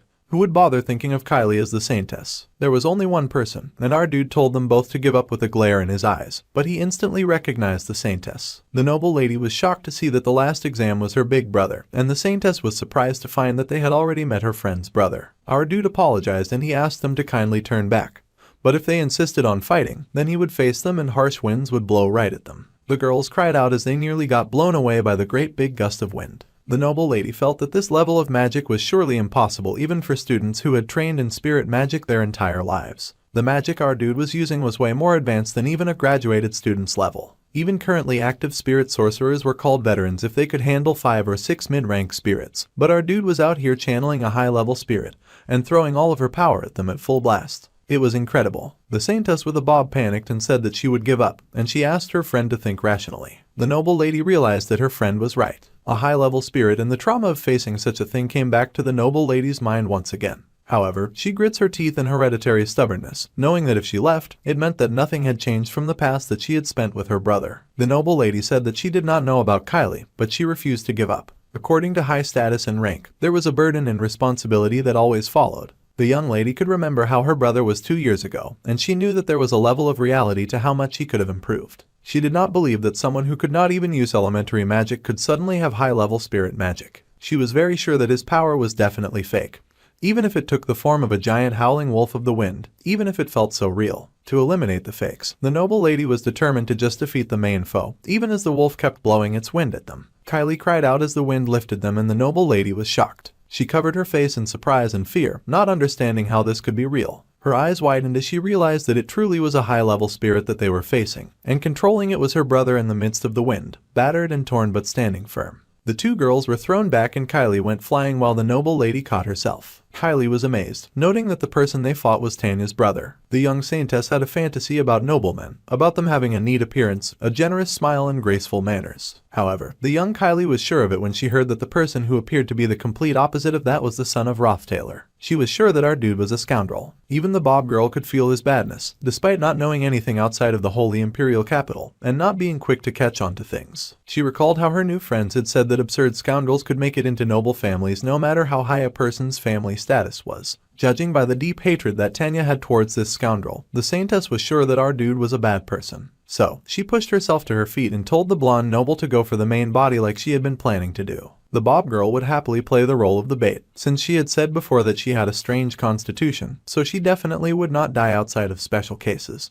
The noble lady was of course concerned about her new friend getting seriously injured, especially since she said that she was not even interested in the exam. However, the noble had said that our dude was a really bad person, so the Bob girl could not let that slide. Besides, the noble girl was the first friend that Bob girl had made at Sylvania, and that was a huge deal to her. Normally, the Lady Tanya would have dismissed such a saying, and would have told the other girl not to say something so absurd. However, the noble lady had seen the Bob girl fight on their way up to the altar. The combat faculty senior who had come towards them scarily like a demon had been swiftly deflected by a strange glow. The noble lady suspected that her new friend had some kind of special power. What surprised the young noble the most was that her new friend, a scaredy cat, was taking the lead. The young noble wondered if her friend normally had this much bravery, but then Bob Girl started crying as she raced for our dude, which quickly answered that question. Of course, Bob Girl was afraid as she raced directly to face the giant wind wolf. The wolf sighed to see the girl coming close, however, its eyes suddenly widened with the realization, and a golden glow surrounded it, cutting its paw when it tried to attack. Bob Girl had activated the Holy Magic's Blessing, which was a mid-rank skill that was activated against any hostile being who attempted to cause harm. The wind wolf howled in supreme pain and a mighty wind blew forth through the mountain, oppressing even Bob Girl and her holy magic. She cried out as the wind blasted her, curled inside a protective golden bubble as the wind flung her around. Our dude watched exhausted and bruised, and he asked if that was all that they had. However, someone reminded him that she had not given up. It was Little Miss Noble and she launched an attack at him. It was the basic magic called him it. The blast flew right at our dude and blasted him right off his aching feet. Our guy flew into the air, and the noble lady painted as she gasped and was shocked that her brother had just disappeared into the wind. Then, the young noble noticed the vision disc and that there were arrows flying at her to the point where she was kneeling. She was shocked to see magic blue arrows coming at her, and a voice told her to stay still. Her eyes widened in shock, and she could not believe that the person who could not even wield the hilt of a sword properly suddenly knew how to use a bow. Of course, it was her brother, broken and bloodied but still fighting as he pointed the arrows at her. He said that the first arrows he had shot were a warning, and they had been arrows made out of magic. Her eyes widened in shock and she wondered if this was really her brother, Ed Rothtailor. The girl panted, her eyes wide with fear, and she felt that it was the same as back then, with him still towering over her with his power. The noble lady closed her eyes and a tear slipped as she realized nothing had changed. No matter how hard she tried, and no matter how hard she fought against it, she would always be our dude's weak younger sister, and she could not do anything. However, our dude commented on how hard she had worked. She opened her eyes in surprise and he apologized, saying there was a reason that he could not let her pass the exam. Our guy added that he could not go easy on her either just because they were related. Besides, if he had gone easy on her, he was sure that his sister would have been even more angry. As our dude spoke, he crushed the emerald gemstones in his hands as he knelt by her side. The noble lady was confused by his sudden soft tone, but our dude continued praising her, saying that it was incredible. If he were her, he would have turned around and run away. Our dude was impressed that his sister had faced him until the end, even if it was a vision. Her eyes widened in surprise as she realized that her thoughts were wrong. Our dude told his sister that he was now seeing her differently. The noble lady could also see, as our dude smiled, impressed that she had that kind of side to her as well. The noble lady was sure of it now, that something had definitely changed about her brother. Our dude smiled, saying that it was an illusion, but she had fought him to the end, and he told the teary-eyed girl that she should be proud. He also added that she was quite impressive as she cried tears of defeat. Our dude was very confused about her reaction and he wondered if not getting into a class was something worth being that sad about. Suddenly, the disguised saint showed up and wrapped her arms around her blonde friend, telling our dude not to come any closer. The girl yelled that if our dude dared to recklessly attack or antagonize her, then bad things would happen, so she warned our guy not to move. Meanwhile, someone called out to our dude and informed him that the exam was over. He was called to come and help since Clebius had been completely knocked out. Assistant Professor Claire was told to update the grading list, and there was so much to do when the student council president elections began right at the start of the next semester. The exam was over and the little Bob Saintess was relieved, but her voice was a little different. She glanced in horror to see her hair already altering from white to brown and realized that the transformation magic was getting undone. She realized that it was back when she was fighting our dude and her special charm had flown off. She needed to carry the magic engineering item with her at all times in order to maintain the transformation. At this rate, she would definitely get exposed as the assistant professor Claire came closer. However, the assistant professor realized something was off and Bob Girl began to panic that her identity would be revealed and that her school life would be over before it had even begun. However, Mug suddenly flew over and dropped the golden item in our dude's bruised hand. He quickly handed it to her while looking away and told her to be careful not to lose her things, almost calling her by her title. Bob Girl was shocked by our dude's kindness, and the assistant professor asked our dude why he was so hurt, but he insisted that he was fine. The class assignment exam ended, and Ed Rothtailor had managed to successfully return everything to their intended positions in the scenario, except for one thing. He had created a great change that had created a very small and meaningless gap. That change caused two ruby-like eyes underneath the world that was turning red to focus on Ed. The Saintess realized that our dude had definitely tried to formally speak to her, but our dude had already moved on to his mates who noted that he was tired and they told him to rest for now. The others would deal with the aftermath, but our dude asked Onyx if he could support Clebius. The other said that he could and that he would be on his way immediately. As the rescue boy moved, he added that he could have sworn that he just saw the shape of a person, but he was sure that he was mistaken. Even pieces of art worth thousands could be interpreted differently and were subject to one's opinion. But when seeing the sunset, there was no one who could think that it was not beautiful. Our dude mumbled that the person was talking nonsense. Anyway, the person added that humans lived such short lives, but did not even know how to appreciate each moment. She was of course the high-ranking wind spirit Merylda, and she went on to say that the worst curse a human could experience was a dull and boring life. The wind spirit added that our dude needed to know how to appreciate the small things, and find meaning in even the everyday things. Although they said a human's lifetime was like the 4 seasons, a spirit's lifetime was like a very long winter. A boring and bleak life it was, and our dude realized that Janica had been right about the wind spirit being a chatterbox. The chatterbox said that people like our dude who were thorough in everything and left no gap were often senseless when it came to themselves. The way our dude fainted from exhaustion and constantly got hurt was proof of that. Our dude asked so what, and the wind spirit replied that what she was saying was that our dude should definitely date someone. The wind spirit was totally thinking about Janica as she added that he must have someone around him who was kind and cheerful and friendly with him. Someone who was strong enough for him to rely on as well. Meeting someone like that and improving himself would be very helpful to him emotionally, and he did not even know that. The wind spirit then asked the little fire bat if she was wrong, and the fire bat energetically agreed with her. Meanwhile, our dude knew that the wind spirit did not make a contract with Janica, and that the two were just close. However, the fire bat chimed in and said that the wind spirit's advice was the Bible among spirits, and that our dude should at least listen to what she was saying and pretend to agree. Though the wind spirit was not a big fan of the pretending part. Mog and Merylda did not exactly have a superior-subordinate relationship like the one Merylda did with Tarkin.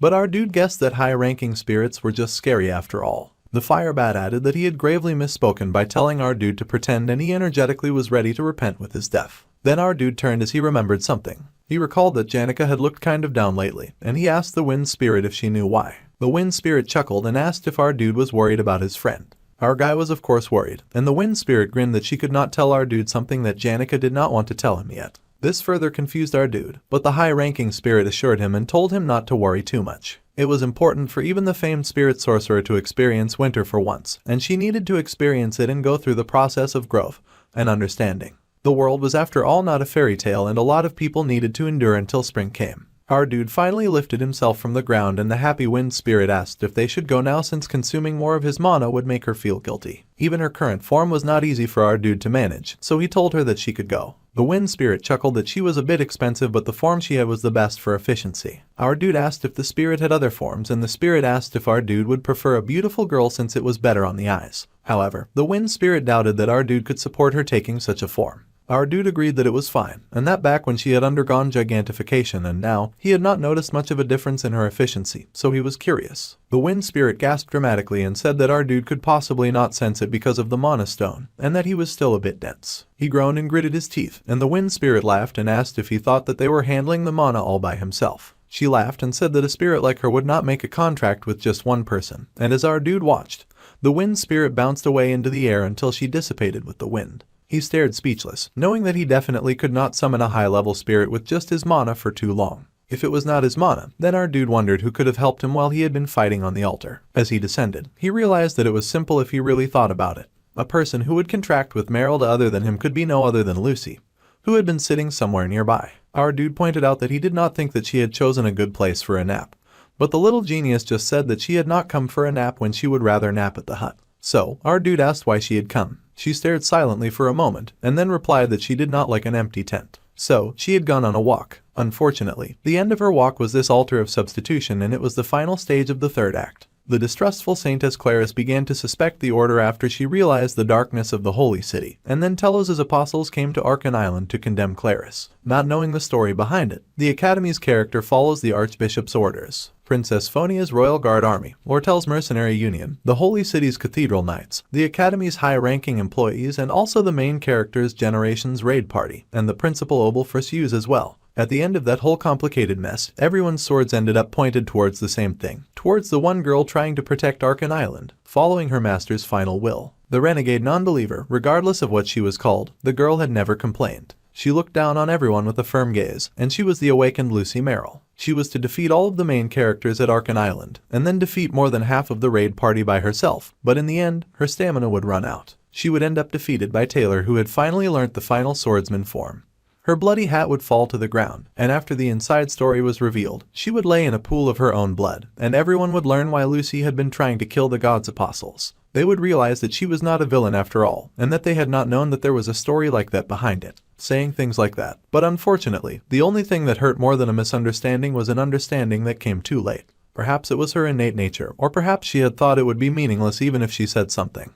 But the genius mage had kept everything to herself until the very end. Of course, our dude had no plans of stopping her or her destiny. However, sacrificing Lucy for the scenario was something that he was not cold-blooded enough to do as he sat with her to watch the sunset. It was simply because he did not necessarily think that letting things move that way was a bad ending, especially considering the girl's very strong connection to her grandfather, and how she knew that Sylvania would one day face a trial that it could not overcome on its own. She had sworn to lend them strength during that time. The story that had been told to her by the dying archmage, her master and only family. Only the genius mage herself knew how much of a burden it would be. The genius needed to get rid of those muddy emotions. It would be a long battle, and there would be a dangerous moment.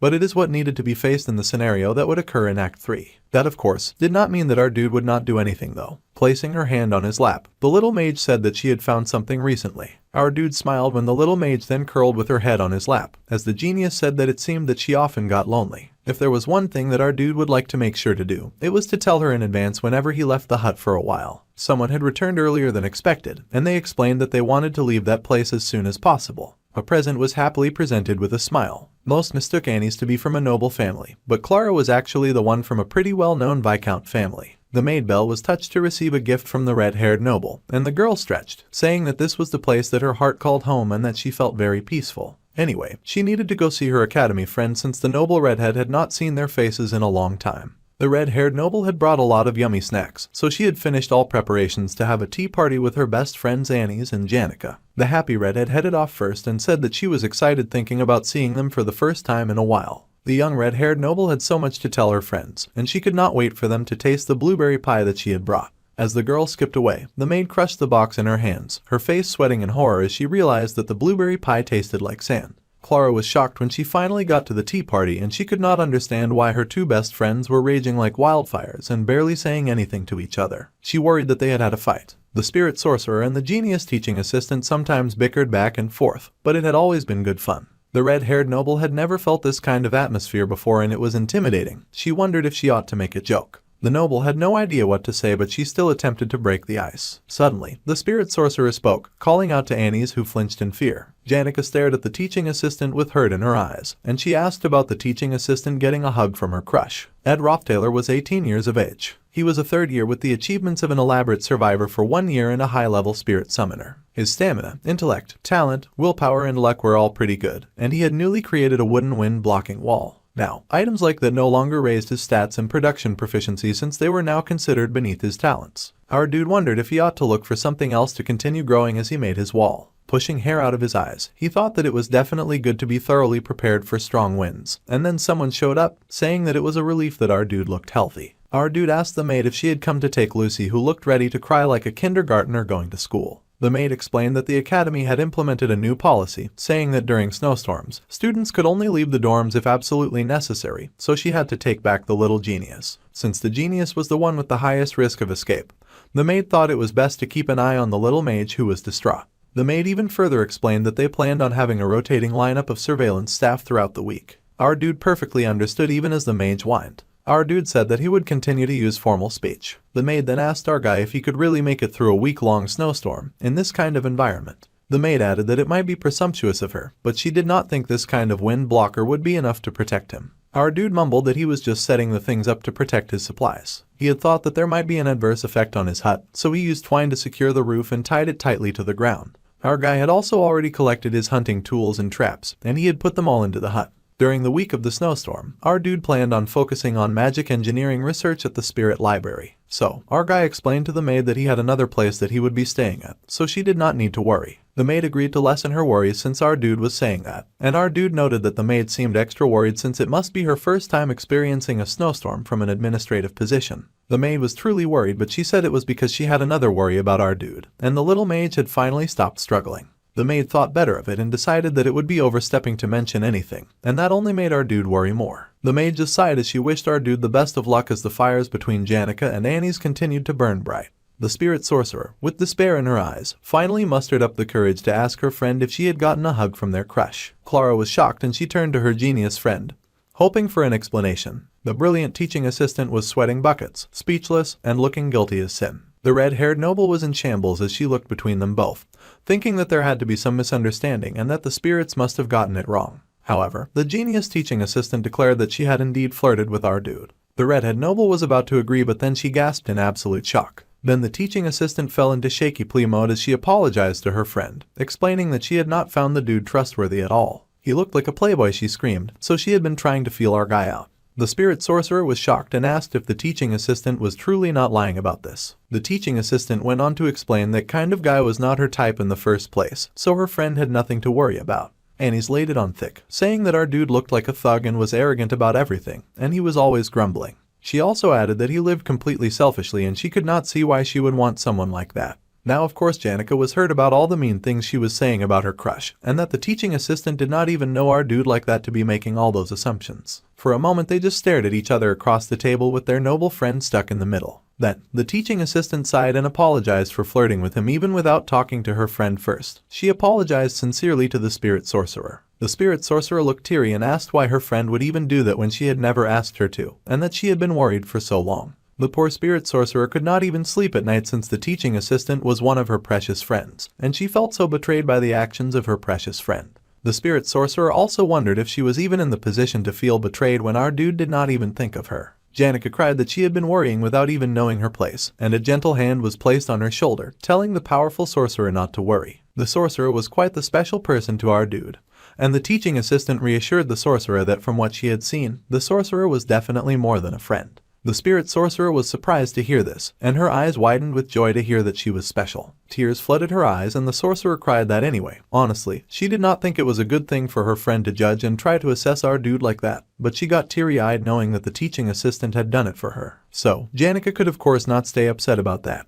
The spirit sorcerer happily hugged her friend, asking to be sure that her friend did not like her crush and was happy that her friend had been honest with her. Clara was relieved because she had worried that Annie's had fallen for our dude. However, Clara noticed that as the genius teaching assistant replied, she had a blush on her face as she lied about having no feelings for our guy, and of course, their noble friend was horrified. The noble laughed that it was just a misunderstanding and that the spirit sorcerer had not visited the northern forest often, but it was not because she felt uncomfortable while the redhead noble was gone. Then the spirit sorcerer realized there was something that she really needed to do and she sped off while her noble friend waved her goodbye and told her to have a nice trip. Then, the noble turned to her teaching assistant friend who quickly said that she had something in mind. The noble asked what and the teaching assistant immediately demanded that her friend introduce her to a man. Then, the teaching assistant decided that she needed something more adventurous and suggested that they break the stereotypes and she asked her noble friend if she wanted to date. Her noble friend stared at her with blank eyes and the teaching assistant felt so offended.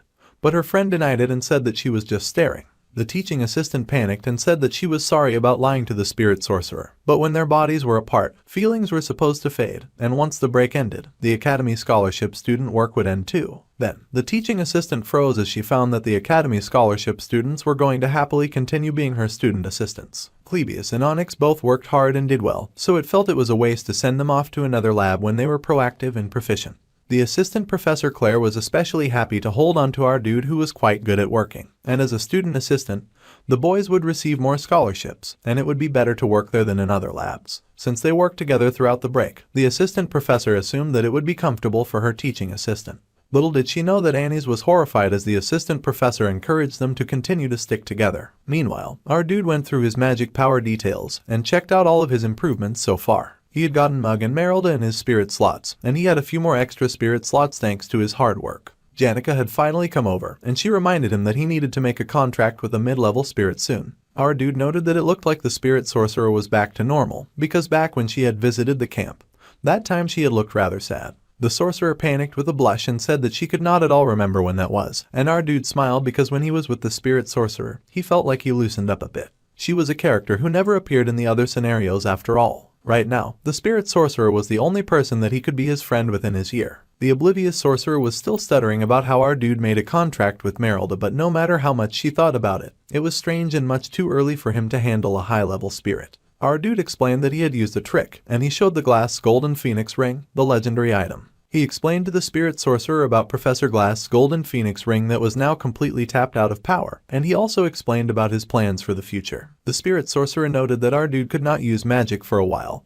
and that it would be hard for him to make a contract with a mid-level spirit for now. Our dude admitted that his magic would return when the break ended and the semester began. Still, the spirit sorcerer beamed and gave our dude a hearty congratulations. Among spirit sorcerers, they often call the day that a person made a contract with their first high-level spirit their second birthday. So, she asked if he was really planning on staying in the spirit library throughout the snowstorm. The spirit sorcerer thought that our dude was a really hard worker, and he added that she was also a really hard worker since she was top student of the year. When the snowstorm ended, there would be the student council president elections too, and since Janica was the top student of the year, she would probably get some attention. The spirit sorcerer laughed that everyone was asking, but she did not know yet, so she maintained neutrality. In the scenario, the spirit sorcerer did not particularly receive the spotlight just for being the top student of the year, and this was because, based on her personality, she respected all of the other candidates. Suddenly, the spirit sorcerer recalled that our dude's sister was also running in the elections, and he agreed that his sister was quite ambitious. The spirit sorcerer nervously mentioned that our dude seemed really close to his sister, as she recalled scaring the poor noble girl earlier. Our dude said that one could say that they were close, but he could not confidently say that since he had been excommunicated.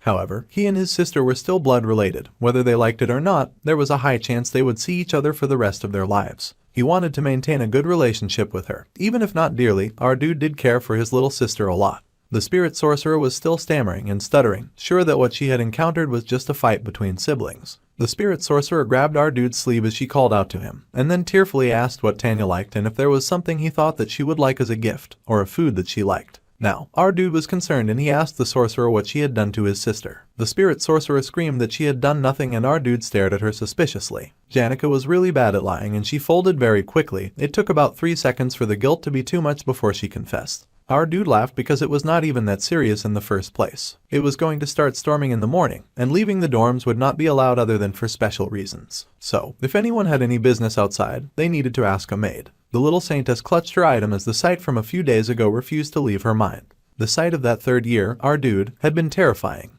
But what she felt more than that was discomfort. It was so natural that she thought that she had seen it wrong. The way our dude had avoided her gaze and then handed her the item, while he had almost spoken formally at the end. The saintess could not sleep easy from the worry that our dude knew her secret. She had worked so hard so that she could lead a normal academic life and to uphold the conditions for the hard work of the priests and the stand-in at the holy city. If a single outsider found out her identity, her academy life would end, and it had only just begun. It had not been hard to get information about our dude, and everyone who made it to the altar had faced him at some point.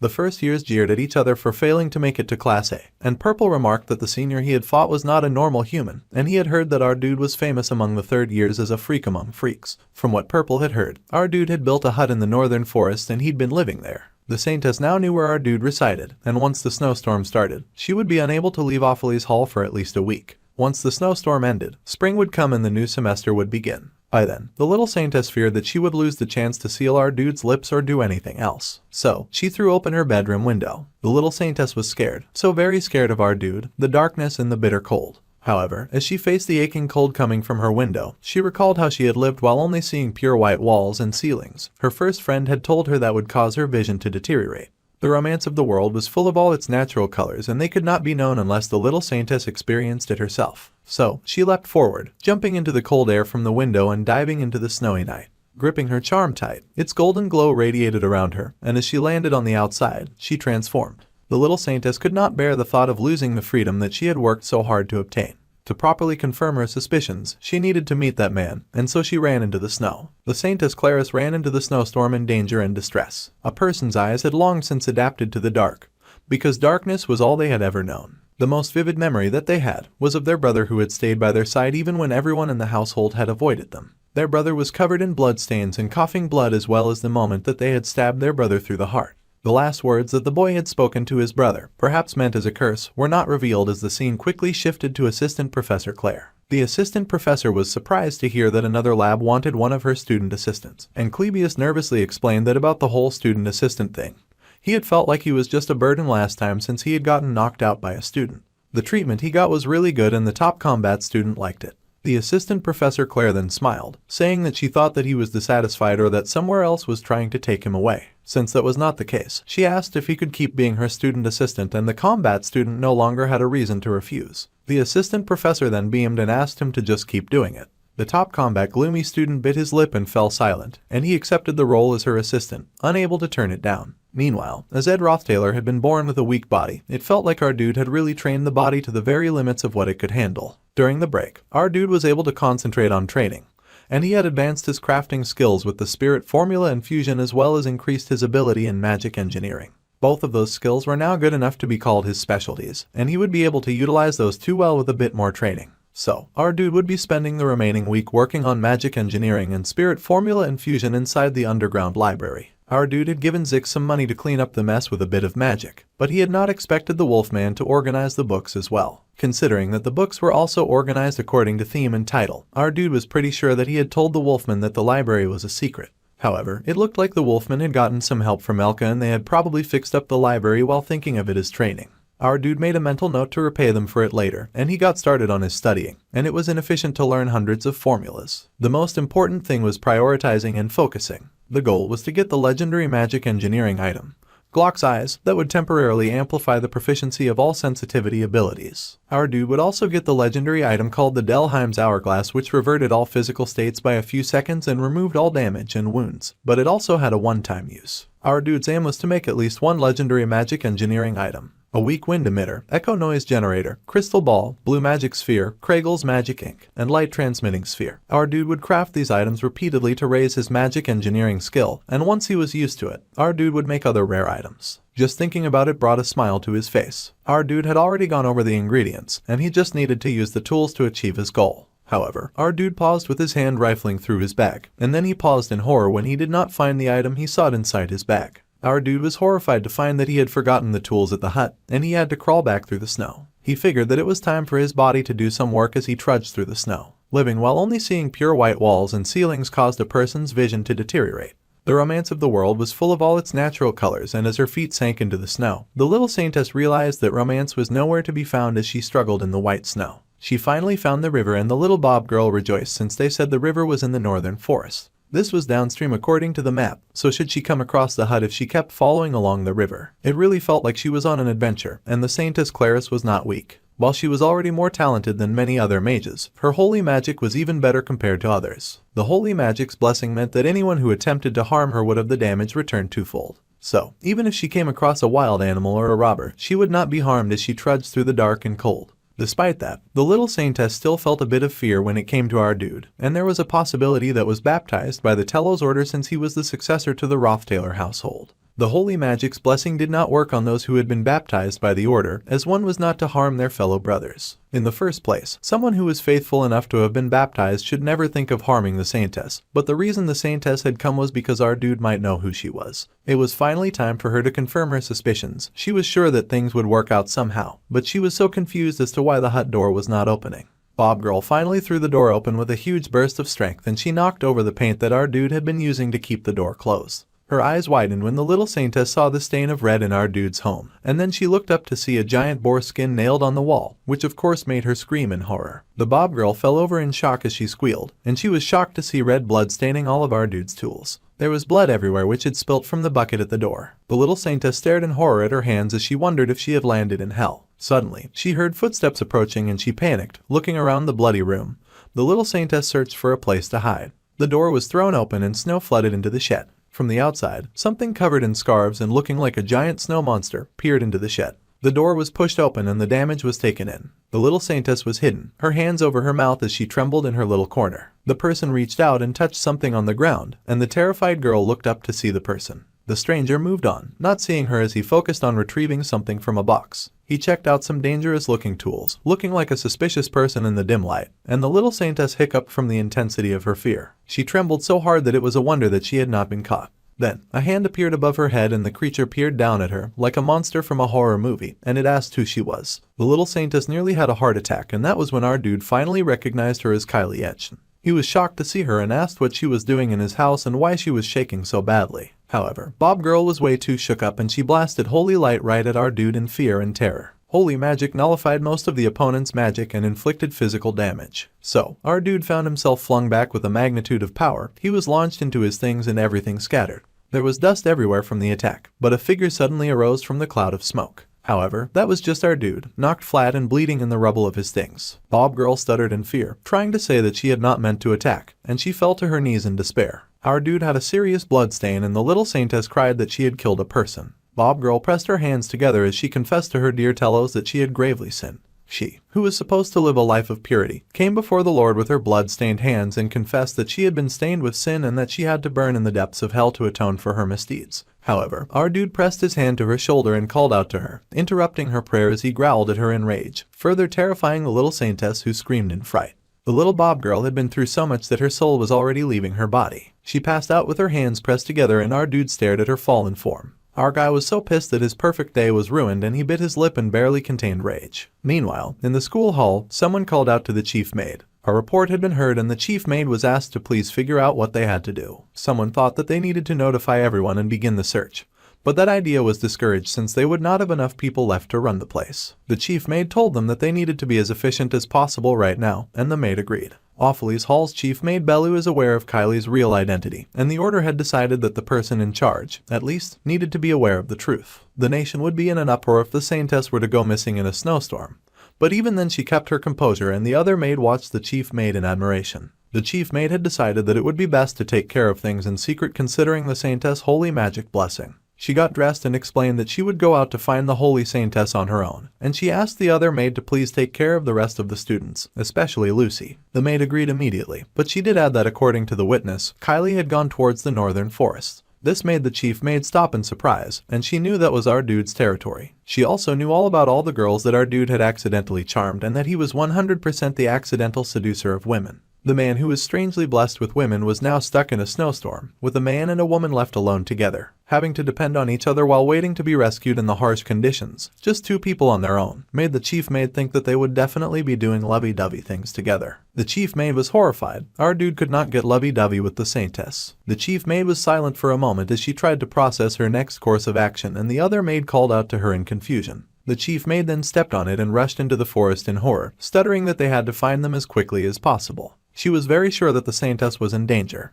There was a suspicious man in the northern forest, and he had buns for days, walking like a shadow through the forest. He was an expressionless man who walked around carrying the bloodied corpses of beasts.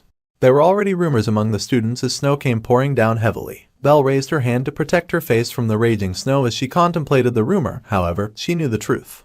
The head mage followed the magic fireball that she had conjured, all the way to our guy's cabin. Here, she saw the footprints in the snow that she had been searching for. Despite Ed's standoffish appearance, he was relatively easy to talk to and was pretty considerate.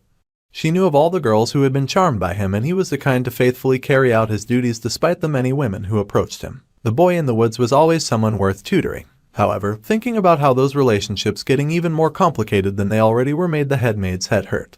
She grabbed the door handle, sure that the young Master Ed would not know the young lady's real identity, and as she stepped in, the head maid heard our dude say that he knew it. It was her after all, just as he had suspected. The MC was wrapped up in thick bandages, and in the corner, the saintess was serving some punishment with a chair on her shoulders as she cried. It was not at all the night that the head maid had expected to see and she was alarmed. Then, she hesitantly asked the young Master Ed for an explanation of the weird scene that she had just walked in on. Finally, some time passed and the head maid had gotten her explanation. However, if she did not take Miss Kylie back soon, the snowstorm would become too intense for them to make it through. Our guy completely understood, and he was sure that it was not a good idea for someone of the head maid's position to leave Awfully's Hall unattended for so long either. The maid agreed with his statement and the saintess remained ignored in her little corner. The reason that the saintess had come all the way there, the MC could guess it, but he was still rather displeased with her. The girl had done her best to hide her secret identity, but it was rather unnatural, and her identity was not supposed to be revealed until much later on.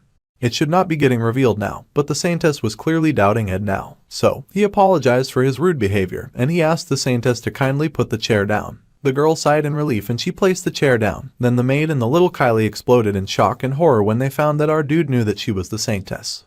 They were shocked that he already knew, and our guy just pointed out that he had been baptized a follower of the Telos order, after all. It only made sense that he would be able to recognize her from close up when the spell was undone. Then, our dude gently encouraged the terrified saintess to kindly put the chair on first so that they could have a civilized discussion about the issue. The girl agreed hesitantly, and the MC reminded himself that he had not changed his plans and he would not change his plans. He refused to get involved with any of the main characters of the scenario, but at this rate, with the saintess blasting him from fear, she might end up doing something unexpected. So, it was just better to let her know that he indeed knew who she was so that she would stop being anxious around him. Ed groaned that hiding her identity and coming to this place must mean that she was tired of her life of restraint. He understood that much and the little Kylie was hesitant on how to respond. However, our dude added and then asked the saintess what she thought of his life, seeing him live freely in the forest. He asked if she could guess what kind of life that he was living. The MC's life was not a life of freedom, and the Saintess only realized that as she looked around the cabin, realizing that he was just surviving. There was a light and dark side to everything. Freedom was no different. If the Lady Adele was a romantic who loved the beauty of freedom, then this man before them was different. Ed apologized for doing something like this to her when she was the Saintess. The Mac represented the dark side of freedom. He bowed, apologizing for overstepping his bounds because he had thought that there would not be anyone near her who would tell her this kind of thing. Now, he then asked the little Kylie to please leave as he stood to his feet. The little Saintess hung her head in shame and apologized to the maid for making her walk all the way to the cabin in the woods. The maid says that she is just carrying out her duties and that she should not concern herself.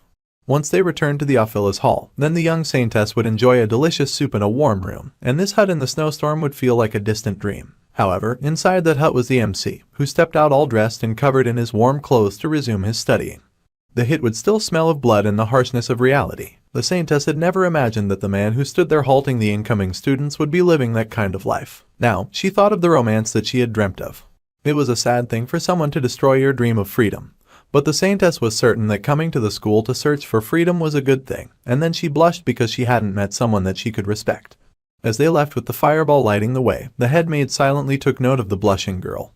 Her face set in disappointment but no surprise. Of course, Belle was horrified as she could not be sure if the MC's accidental love charm had taken root and infected the Saintess. She could not know what the Saintess was thinking, so all Belle could do was worry. Then, spring came again, just when they had nearly forgotten about it, and that was what made it so special. Someone said that they did not need tea and that it was hard to get a seat at the place without making a reservation. At the Laplace bakery, a person had come around for business so it should be alright, and the foxy redhead asked if that was okay with Ed. She was going to take some time before the inventory inspection was done. The chef bowed and nervously asked them to please make themselves comfortable, and if they needed anything, all they had to do was ask. Foxy thanked the nervous man and dismissed him before he sweated all over their food. Having a monopoly was so fun in these kinds of situations, and it gave Foxy the power that she had never had before. Meanwhile, our guy thought that she was the only one having fun in the situation. Still, the redhead sipped her tea, saying that it was such a harsh way to put it. Ed may be right, but it was not like she went around harassing people, they just got nervous around her. As he knew, there was a bit of error in the distribution process because of the snowstorm, and the Laplace bakery ordered a bunch of things they did not need before the snowstorm. However, when it got closer to the delivery date,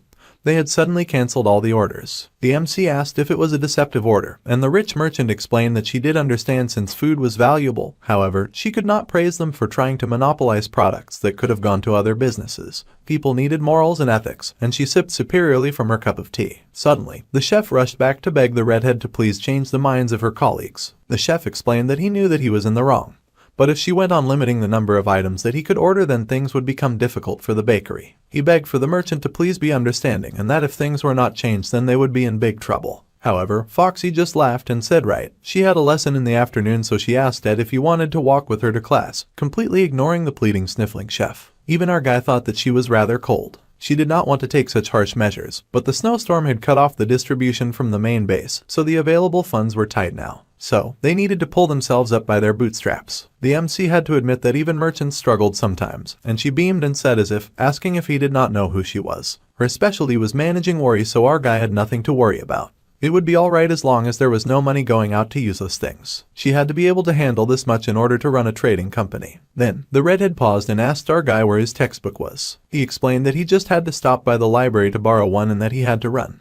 But it was good for his health. The redhead was horrified, saying that the textbook did not even cost much, and she asked why he did not just buy one. Now that she thought about it, the book was not cheap by a normal student's standards. All the textbooks used at the school were pretty pricey, and she was filled with dismay as she reached into her purse, knowing that she was on a tight budget. She nervously asked how much was the book together, and our dude appreciated it, but he rejected her attempt to buy him the book. It was almost time for the student council elections, and he guessed that she was not going to try for a position. The trading company had to come first after all, and of course, it would be best for someone who likes her to become the student council president. Then, the merchant asked Ed to try since she would not mind supporting him. However, he did not want to, and it was not like it was a guarantee that he would get that position either. The merchant sighed that it was such a shame, but she had already expected him to turn it down. Then, she suddenly suggested his sister. Our guy was surprised that Tanya had gotten brought up, and the red-headed fox grinned. She said that she did not want to have to suck up to Princess Phonia. However, our dude would not go into detail, but his sister was young. The redhead smiled and said that he already knew and that it would be hard for the young noble to become president even if all of the top students of each grade were to support her. She may be the daughter of the Rothtaler household, but the gap was way too large. Our guy agreed mentally that Lortel was right and it made the most sense for Princess Phonia to become the president with how things were going right now. Tanya Rothtaler is the lesser evil and with a lot of passion. She does anything she can to get one more vote.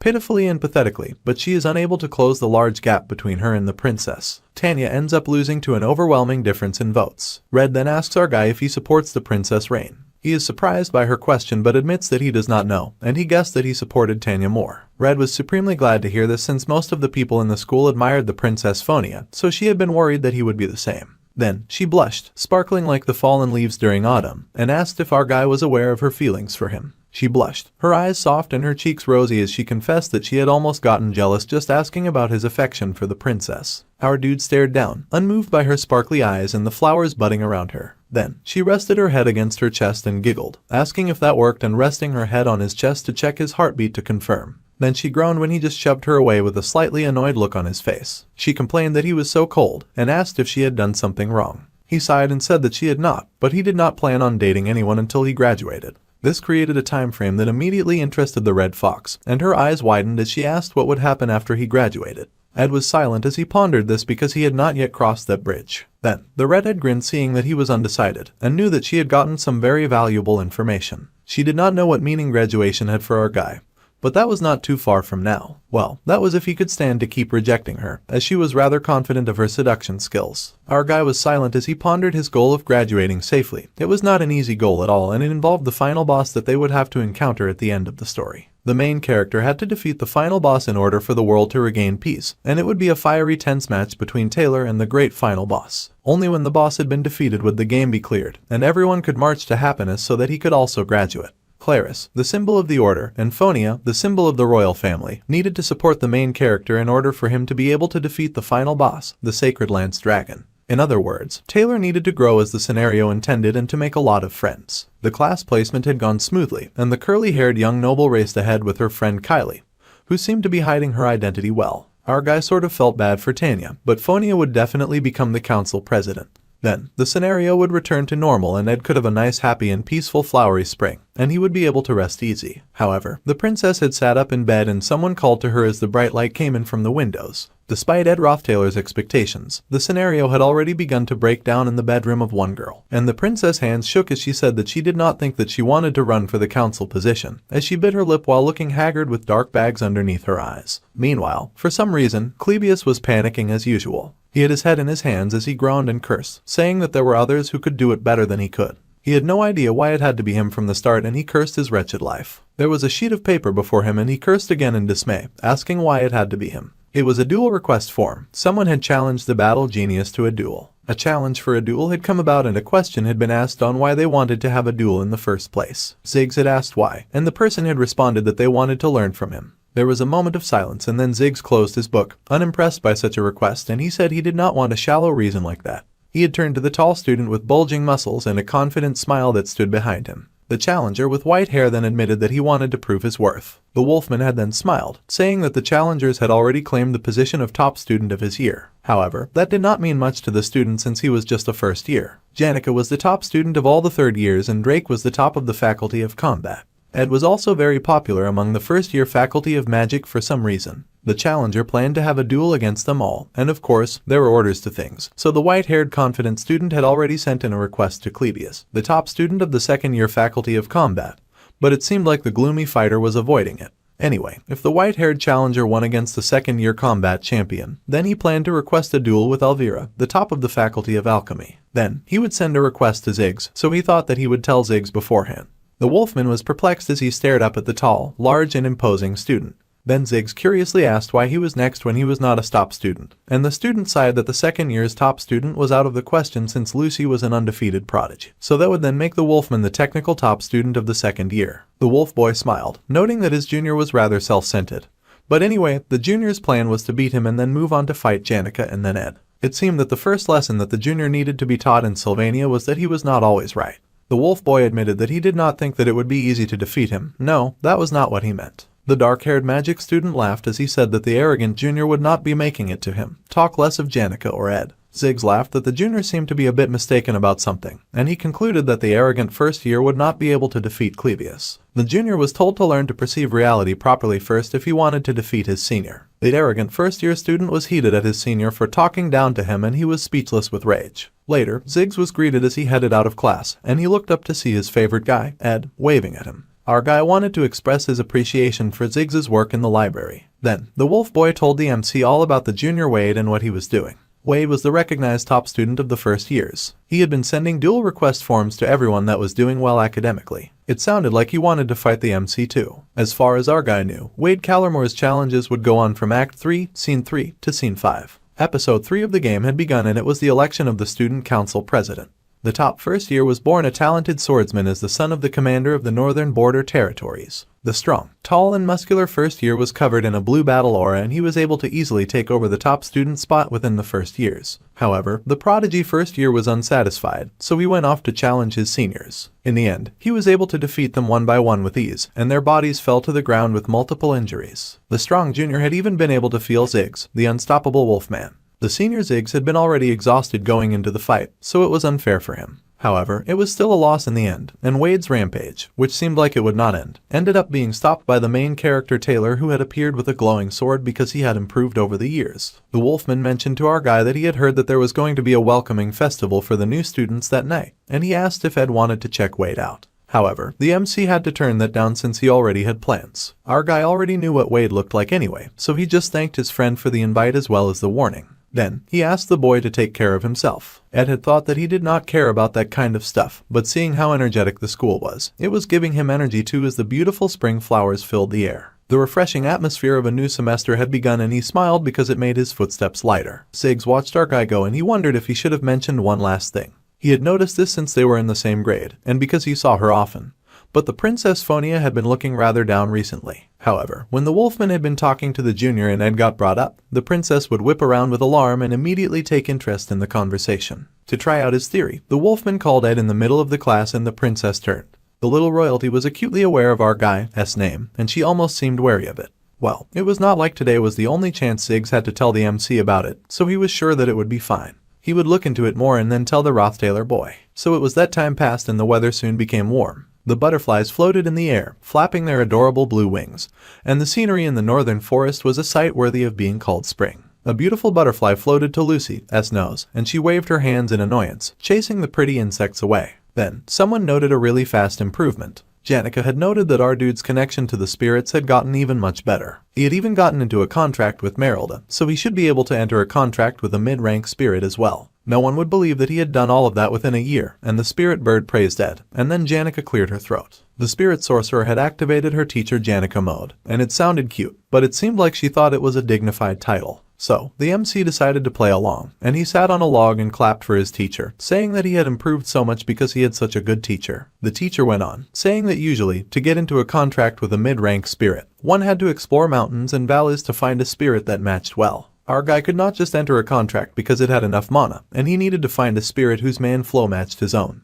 The MC noted that he had not considered anything like that when he had made a contract with Merylda though, and his teacher pointed out that this was because he happened to match well with fire and wind elements. However, if he wanted a new spirit, then it would be much better for him to look for something that was not fire or wind. Our guy had to admit that she was right. It would be convenient to find a spirit whose element he was already able to handle, but that would make it hard to respond to various kinds of situations. Ed did not need to be proficient with every element like Janica was, but it would be best for him to try to branch out. So, he hung his head and mumbled that this was going to be pretty difficult. His teacher beamed and said that this was why people thought of their mid-rank spirits as fate. There was an illustration of a spirit sorcerer in the game of the failed swordsman of Sylvania, and it evoked feelings of wandering through nature, through forests and rivers, and connections with spirits that one met through fate. The first step was the connection, and our guy closed his eyes and focused. He needed to concentrate his mana into his eyes, so he did just that. Then, his eyes snapped open and glowed blue. There, before him, he saw various spirits flying and floating in the air and on the land around him. A new world of spirits had opened up to him, and his teacher beamed as she introduced him to all of the mid-rank spirits that she had chosen.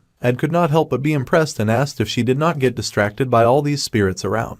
The spirit sorcerer was amazing, and the girl laughed that there was no reason for her to push them away when they all liked her. She had already talked to all of them too, and she even played around with the spirit snake on her wrist. Once again, our guy admitted that she was amazing. However, it was time for him to pick one of the many spirits that she had brought before him, and they all awaited his choice. Our dude was overwhelmed and he nervously repeated her suggestion of picking one out. A mid-rank water spirit called Pella the Pelican suddenly introduced itself and showed off its pretty blue wings. Number 2 also showed off its power while the MC's Firebat judged them as the privileged spirit to have been chosen first, despite being a lower class one. Ed could not help but judge the bat a little. Still, everything felt a little weird, and Janica deflated, worried that she had brought too many spirits and asked if they ought to do the selection at another time. Ed sighed and said that it was nothing, and the Firebat urged him to take a look at the next applicant. The MC was just majorly disappointed that he did not get to partake in his fateful meeting, and he wondered if this method was really alright. A welcoming festival for the incoming students was very meaningful for the new students. However, the top student of the third years, Janica Failover, was unable to attend this because of personal reasons. The personal reasons were that she was busy conducting spirit lessons for Ed. The top student of the second year, Lucy Merrill, was also unable to attend due to personal reasons, the personal reasons being napping. So of course, certain members of the faculty found themselves in a rather difficult situation, and they worried that the festival would not be enjoyable. However, the lack of the top student did not have as great an impact as they had feared thanks to the appearance of one of the most dignified beings in Sylvania, Princess Phonia. The princess nervously moved around a chess piece on a board. The Sylvania Academy valued equality, but it was only a given that the students would be too afraid to talk to someone of royal blood, and even the nobles were too afraid to approach the chessboard. There was only one person who was able to talk to her during the event, and that was someone who easily made a checkmate. That person was the successor of the Callermore family, loyal servants of the royal family and one of the 3 greatest swordsman households, the top student of the first year, Wade. The princess acknowledged his skill in chess, and he pointed out that she had begun to hesitate after sacrificing one of her pawns. If she had let go of such hesitation, then he would have lost. However, the princess did not like projecting real military tactics onto chess. That was something a tutor in the palace would have done, and reality was different anyway. The top first year noted that she must have learned a lot in the academy, and the princess just mumbled that she was more self-aware, with a hooded look in her eyes. She had thought that she was better than anyone when it came to reading people, but she was starting to think that perhaps she was wrong. Who knows? Someone had told him that it was necessary to learn that one could not always be right. Her eyes widened in surprise to hear those words, that one person could not always be right. Ed Rothtaylor, the mistake of kicking him out of the Opheles Hall was only a small concern, like a fish bone in her throat. However, he had saved Janica, and he had made a home in the forest. Then as more time passed, the undefeated hero had risen time and time again to the occasion, and his presence had grown bigger in that passing time. Even the new incoming students spoke highly of him, and as his presence in the school grew, her mistake grew bigger and the bone choking her began to hurt more and more. It was normal for a person to be wrong sometimes. That was something that applied to all aspects of life, not just Sylvania. However, if the princess kept acting like a child, evading her problems, then nothing would be resolved. Regardless of class or social status, learning was her duty in the academy. The princess smiled, thanking the young Wade for his helpful words. She was then ready to play again and she grabbed her chess piece. It was impossible for the princess to run from her mistakes forever. That would be foolish, and it would take about 4 days to resolve everything. After that, she would go to the hut in the northern forest, and they could sit by a campfire and talk freely. Princess Phonia felt deeply refreshed by this thought, and it seemed like spring was finding its way to her as well. However, one of her pawns slipped and began to fall to the ground. The princess' newfound spring was crushed when the morning of the third day arrived, and the news of Ed Rothtaylor's death reached her ears, and the pawn that slipped crashed to the ground and broke apart. A dear respected father was greeted by their child in a letter that acknowledged that the father spent all of his time in the imperial castle. The writer had gotten used to telling their father about their days through letters. However, it was noteworthy that the writer would no longer be sending them from the Rothtaylor residence, but from Sylvania Academy. Although there were many aspects that she was not used to yet, as it was her first time living away from home, she would not forget the honor that she must uphold as a member of the prestigious Rothtaylor family. There was a period when it had been hard to adjust to the busy schedule, up to the intensity of the school and the egalitarian atmosphere that Sylvania was known for. As for friends, however, she had a few of what her father would call school friends.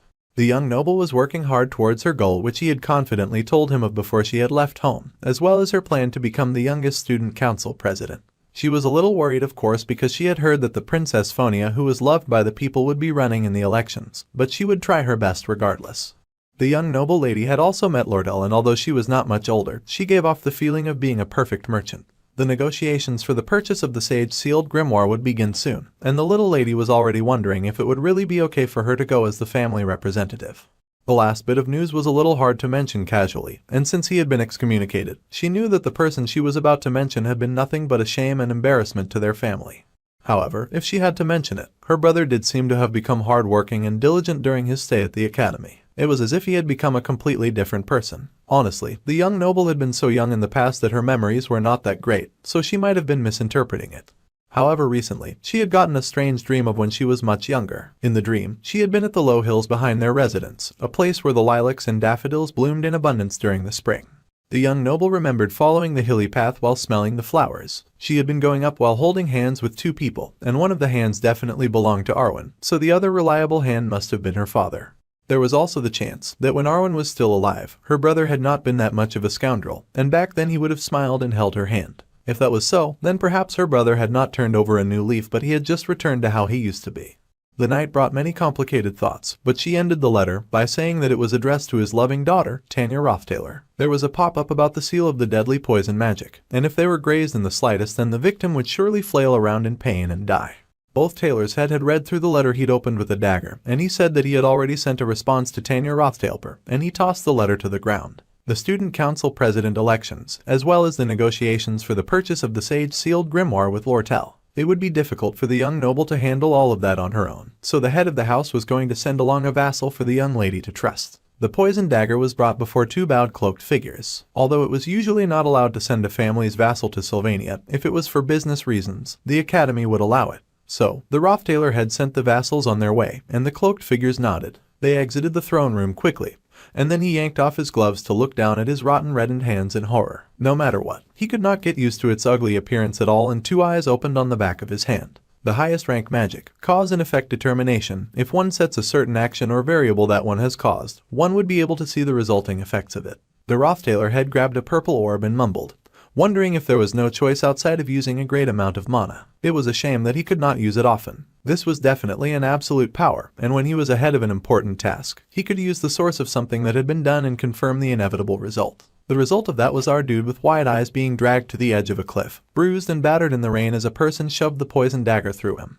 Ed coughed out blood in shock and alarm, and the spirit sorcerer could only watch in horror. She screamed as our dude was suddenly dropped from the top of a cliff and he plummeted, falling from a great height, blood splashing in the air as he fell. Even though she reached for him, he was too far, and the broken third ear clung to the cliff as she cried for him. She was speechless and the heavy rain came down, soaking her hair and clothes and skin. Then, the spirit sorcerer returned with nothing but rage and malice in her eyes as she turned to the people who had done this. This did not really feel the greatest to the Rothtailor head as he watched the whole thing unfold from the orb he held. However, to him, it was a necessary sacrifice. 3 days before Ed's death, the sun was bright and shiny over the peaceful atmosphere of Sylvania Academy. The young noble lady was checking out the progress of her attempt to take charge of the student council, but she ended up greatly intimidated by how far outranked she was. She thought it was impossible, but the president candidate approval rating investigation results showed that Princess Phonia was winning by a landslide of supporters. The princess was so popular that all of the people of the Klol Empire would have heard her name at least once. If the princess really did compete in the elections,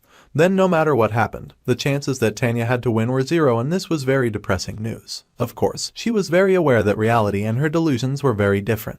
It was a shame, but she should just give up. Then, she saw Ziggs, who happily greeted her, asking if she was headed to elemental studies training. The girl was surprised to see her cheerful senior, and he asked if anything had been bothering her during her classes, and that they should have some tea together with Elka later. Ladies flocked behind the wolfman, gushing in awe since they thought that he was the strongest person in the whole academy, and they were impressed that she was talking to him. Later, the Lady Lortel told the young noble that she would probably be going to have a negotiation meeting for the grimoire trade, and she asked what time worked for the young noble. The fox lady even asked the little lady to let her know when she could and the fox would set something up, so she really wanted the little noble to attend. More people gushed to see the Rothtailor noble talking to the renowned merchant who was an executive of the Elt Trading Company. Even Lucy worked up some strength to say hi to Tanya, and the onlookers went wild to see that Sylvania's best genius Lucy Merrill was talking to the young noble. They could not believe that the genius girl could actually sleep. They were amazed at all the connections that the young blonde had, saying that she was totally different from normal students like them and that she was so cool. They gushed about her multiple connections, and yet she acted with dignity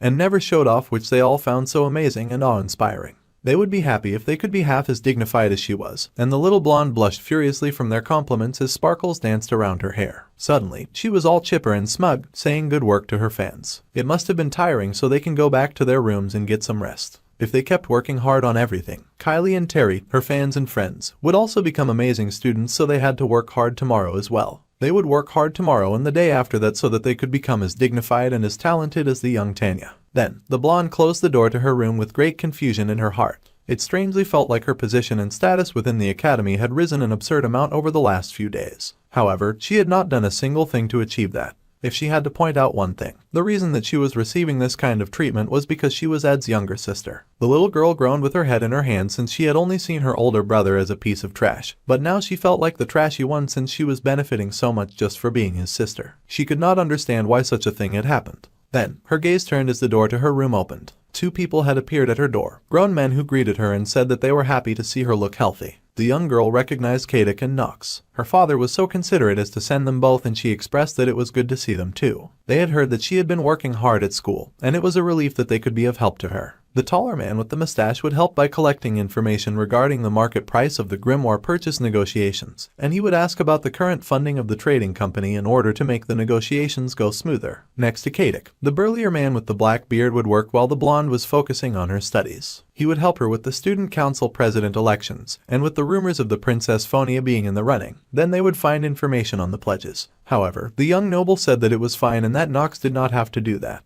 After all, some new information had come out that morning. Apparently, the Princess Phonia would not be running in the elections, much to the surprise of everyone who heard. Janica had heard that the Imperial Secretary made the announcement near the Imperial dorms and everyone was whispering about it.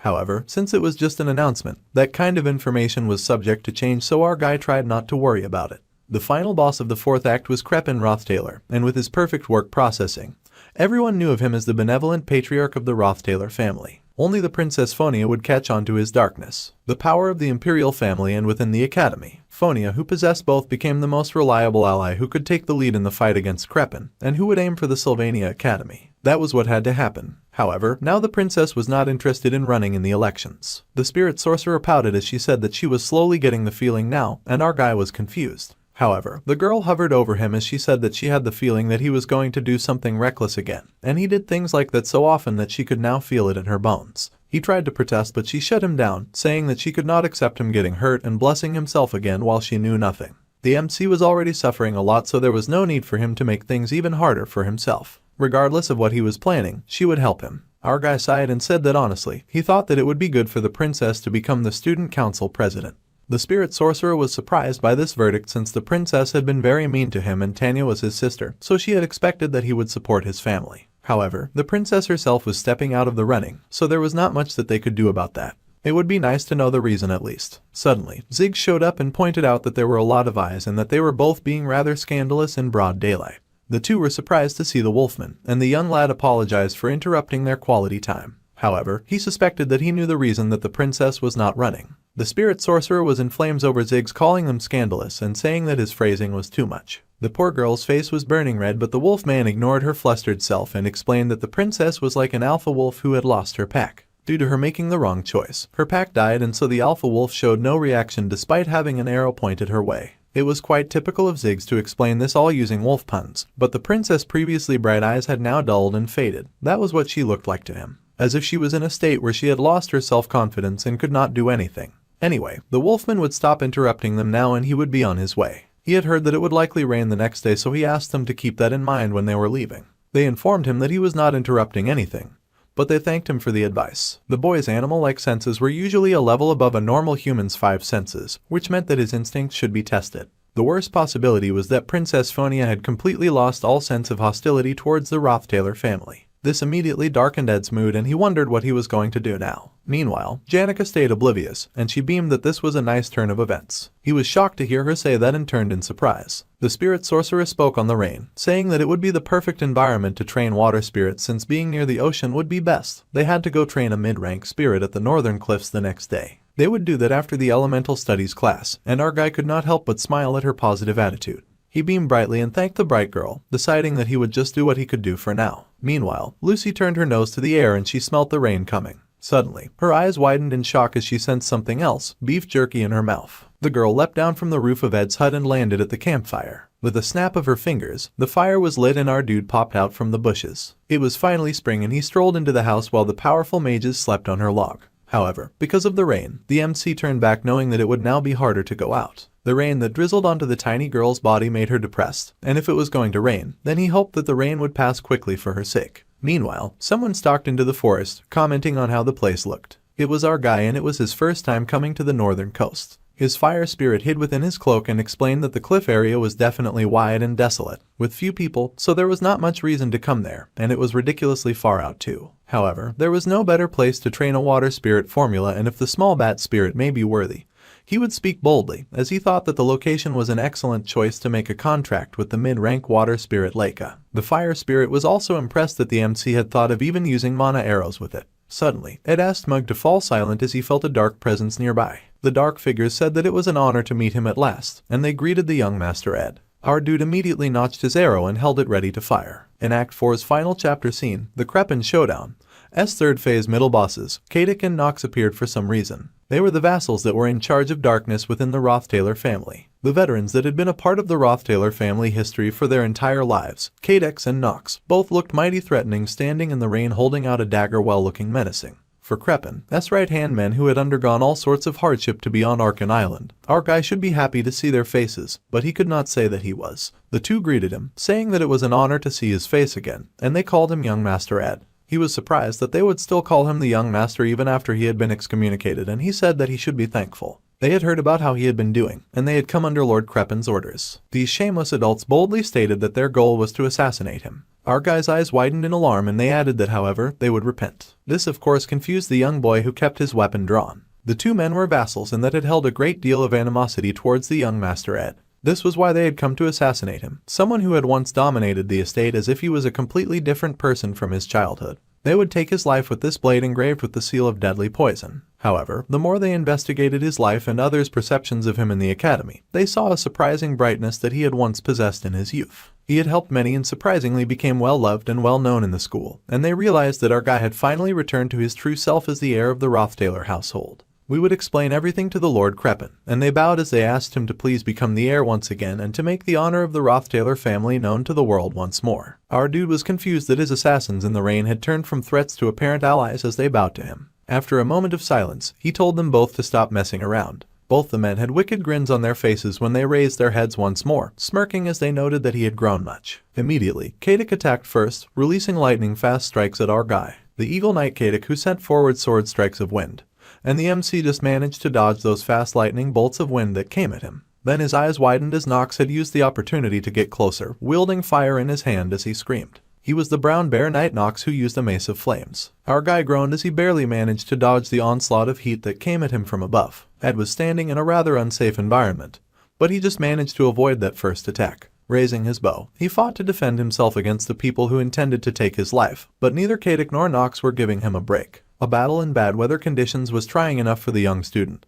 but he was also fighting experienced vassals who intended to end his life. They were the vassals that were in charge of the darkness of the Rothtailor family. Nox growled at the young master, and Kadic asked if our guy remembered Miliana. She was the poor child who had lost vision in her eyes for his amusement one day, a maid that Ed Rothtailor had enjoyed bullying. She had also been Nox's daughter, and he raged in angry red flames as he recalled how the second-rate villain had stepped on her and pushed her to the ground. Our dude was very unlucky to inherit rage meant for someone else's actions, and the buff vassal punched the air, intending to obliterate the MC. However, his eyes widened in surprise and the main character drawled as he recalled that such a thing had happened. However, he covered himself in a protective shield, saying that revenge was useless. Even he knew that the only thing that lay at the end of this vengeance was emptiness. The man raged, saying that was not something that he wanted to hear from a cruel creature like Ed, and he swung with the intent to kill again, smashing some part of the shield. The MC was able to dodge that attack as well, and he agreed with the angry giant. Kadic was impressed and mumbled about how much growing the young heir had done. However, it would be impossible for Ed to block Nox's mace, which was involved with fire magic. The young heir was dodging quite well for now, but if he got hit even once by that mace, he would die immediately. Even Ed was aware of that with how he grit his teeth as he dodged each attack. The whole situation was rather troublesome,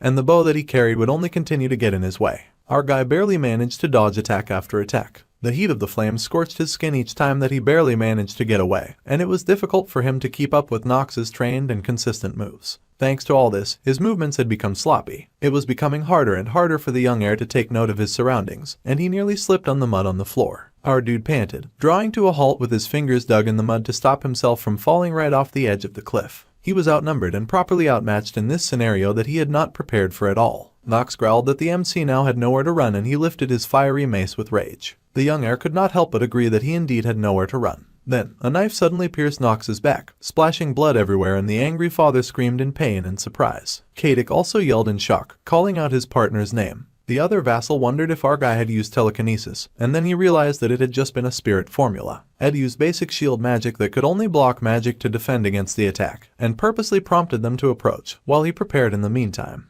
The MC then called to Mug, and the tiny fire spirit exploded, making Kadek raise his hand to protect his face as fire flew everywhere. The mustache vassal yelled out for his partner in worry. Then magic arrows rained down after the fire, flying at the mustache vassal, who groaned when one of the magic arrows shot through his thigh. The vassal grits his teeth, wondering how their young master is now attacking them with an explosion like that. Our dude panted heavily as he fought tooth and nail for his right to live, bathed in an orange glow as he gripped his bow tight.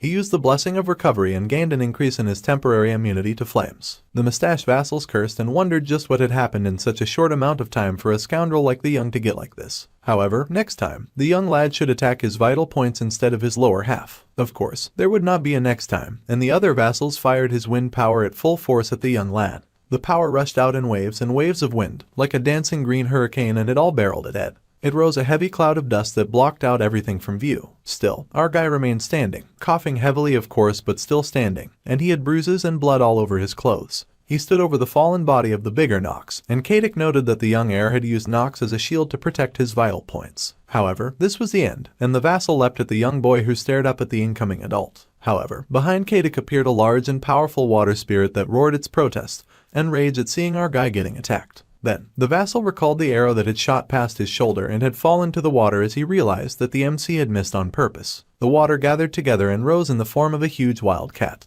Lake of the Mind rank water spirit arose. The water spirit immediately devoured the shocked and struggling Kadek, suffocating him inside its body so that he had no choice but to drop both of his weapons. The poison knife fell just within the reach of the large Nox, who also lay on the ground. The mustache vassal panicked that he could not breathe, and he fought inside the water bubble as he quickly ran out of air. However, Nox tightened his grip on the knife within reach and suddenly arose while our guy was still trying to catch his breath. The defenseless boy had not seen him coming. Those were burns and stab wounds that would easily render most people unconscious, but for a brown bear knight who was confident he had seen everything that could occur on the battlefield, Nox was able to stay conscious, and he loomed over the MC with the poison dagger raised. This was something that even Ed Rothtailor, the new and improved version, could not predict. The poison dagger came down hard on the shield over his head. The attack had been completely unexpected. The muscular man was alarmed at the sudden appearance of the shield, and he gritted his teeth as Merylda suddenly appeared, the great wind spirit, and she attacked the big muscular vassal with the rage of a protective mother. The protection of the wind that was activated during unexpected attacks manifested to blow the great Nox away. The overwhelming attack hit the man with all of the power of the wind, with the strength of an out-of-control tornado and all the rage of a powerful spirit. The wind was strong and imposing, and not even a strong wizard would have been able to withstand it. Yet, when the wind cleared, 3 shadows remained at the end of the cliff. Ed's eyes widened as water fell from his hair, as the dagger remained unmoved above his head, and Nox remained as well, covered in bruises and blood. The great wind had not been enough to throw the great man away, but it had frozen him in place. Then, the muscular fighter finally fell to his knees, and Kadek fell as well. It looked like the two had been defeated by Ed's might. Kadek was barely conscious as he fought to regain his breath, and Nox also looked like his brains had gotten knocked out. Our guy ran a hand through his bloody, messed up hair in relief. Defeated, the muscular man stayed on his knees as he asked if it would be a luxury to ask for the young lad to finish things quickly. However, that is what Ed was asking, and it was Nox's shock to see the young lad return the knife to his hand and kneel before him. The fact that both of them had come meant that his father was determined to kill him. So, even if it was not this time, the young boy knew that he was definitely going to die. Even if he killed them both, his father's attempts at his life would not end. So, he would rather die here. Although it might leave only emptiness, at least his death would not be meaningless, since Nox at least would not live shackled by revenge anymore. The great muscular vassal could not believe Ed's words, and the young heir smiled as he said that this was a small gift for the big guy's loyalty to the Rothtailor family, and the big vassal could only groan and choke in shock. His hand shook, cradled in the hands of the one that he was supposed to kill. Then, the big vassal moved forward and drove the knife through our dude. Ed's eyes widened from the pain, and he groaned, spitting out blood as his life faded away. Meanwhile, Janica was just showing up at the scene, and she apologized, saying that her class had ended earlier than she had expected. However, her eyes widened in shock to see a dagger ripped from his belly, and to see his body get kicked down from the edge of a cliff. Her crush, covered in blood and bruises, looked battered as he fell. The spirit sorcerer cried out his name, and he also choked, his hand outstretched, as he fell. She screamed and raced for him, their hands inches apart as he grabbed at the air. However, he remained too far away and he plunged, far from her reach. The spirit sorcerer called out his name in vain. The rain fell heavily over her and she was in despair as once more she had come too late to save the one man that she loved. The muscular man cursed as there were not supposed to be any witnesses. His body was already in so much pain that there was barely any chance that he would be able to fight her. Then, his eyes widened in horror when he saw a large amount of spiritual energy begin to flow from the spiritual prodigy in waves. Even a brown bear knight who was confident he had seen everything that could occur on the battlefield had things that he had never seen before. An entity even higher than a high-level spirit, the summoning ceremony of the highest level spirit of which only one existed per element in the natural world, and the only girl who could execute it, who turned with her eyes red with a different type of bone-deep rage, as she asked the terrified veteran if he understood what he had just done. A giant magic circle, pulsing with light and magic galore, sparkling and vibrating with energy as it danced and circled each other before unleashing magic. The main character wondered just how many people could actually understand the meaning of this magic circle. A genius spirit sorcerer who had experienced summoning the highest ranked darkness spirit, Glaskin's right hand, had put everything on the line in this display of grief and fury, and the magic fell from the sky like rain. The sun that scorches the earth below, a vibrating and overwhelming show of magic that summoned a creature that possessed a tail larger than the imperial capital, the creation that had burned down the Alphonse mountains during the age of myth, and the highest rank fire spirit, Teorphas, a gigantic and ferocious beast that seemed to form from the storm clouds themselves. Even summoning just one of his hands would be enough to burn all of the northern forests to ashes, and his hand descended from above. There was no need to understand the giant magic circle in the sky because those who even looked upon it were hit with an unshakable truth. This truth was that once they saw what was in front of them, then they would quickly be able to understand that the great wave of magic that fell from the heavens like the birth of a great powerful and terrifying beast was nothing but absolute death. So it was that Janica turned to them with hatred burning in her eyes as she asked the shocked and terrified assassin if he understood what he had just done. The man could not speak, his face already earing off just staring at her. His entire body was consumed by the heat from the creature, and his mouth fell open in a scream of agony as his skin melted from his body. However, much to the man's surprise, something happened to save his life. A great wind arose, wrapping around him and protecting him from any further harm. It was the great wolf of the forest, and she told the man to quickly gather his wits and flee the environment. The man had to hurry and run, but the idiot was somehow still asking useless questions. However, the great wind wolf insisted that he must survive and report everything that he had seen and experienced. So, realizing this was his one chance, the man did not waste much time and picked up his fallen companion, crawling out of there immediately. However, Janica was not having it and asked the great wind wolf what exactly she thought that she was doing. Rescuing innocents was one thing, but getting in the way of her prey was unacceptable. She commanded the great wolf to move, and turned her power on her oldest friend. The wind wolf, however, did not fear the girl's approach, and the great guardian of the forest faced the spirit sorcerer head-on. The spirit sorcerer paused in confusion. The great magic still swarmed her, but her friend was not attacking, and she felt lost. The wind wolf spoke, noting how the spirit sorcerer could not recall who she was. The wolf asked the young girl to calm down for a moment and think about it. She was not the one who had summoned her. Then, Janica's red eyes of rage softened and widened in realization. The heavy rain continued to pour, and it was a stormy downfall, darkening the sky and blocking all from view. At the edge of the rocky cliff was a flowing stream, and out of that stream popped a hand. In the past, our guy had been asked how his magic engineering was doing. Lortel knew that he had taken some magic engineering items and ingredients last time. However, he replied that he did feel like all he did until the break ended was train his magic engineering all day long. He had worked tirelessly inside his little hideout, happily studying. So, to sum it up, she could call all of his hard work a great success. So, it was Ed who emerged from the water, clawing at the edge of the shore with bruised purple fingers. All of his hard work had been worth it since he had been able to craft a legendary rank magic engineering item. It was called Delheim's Hourglass, which reverted all physical states by a few seconds and removed all damage and wounds. It could only be used once, and it was now destroyed.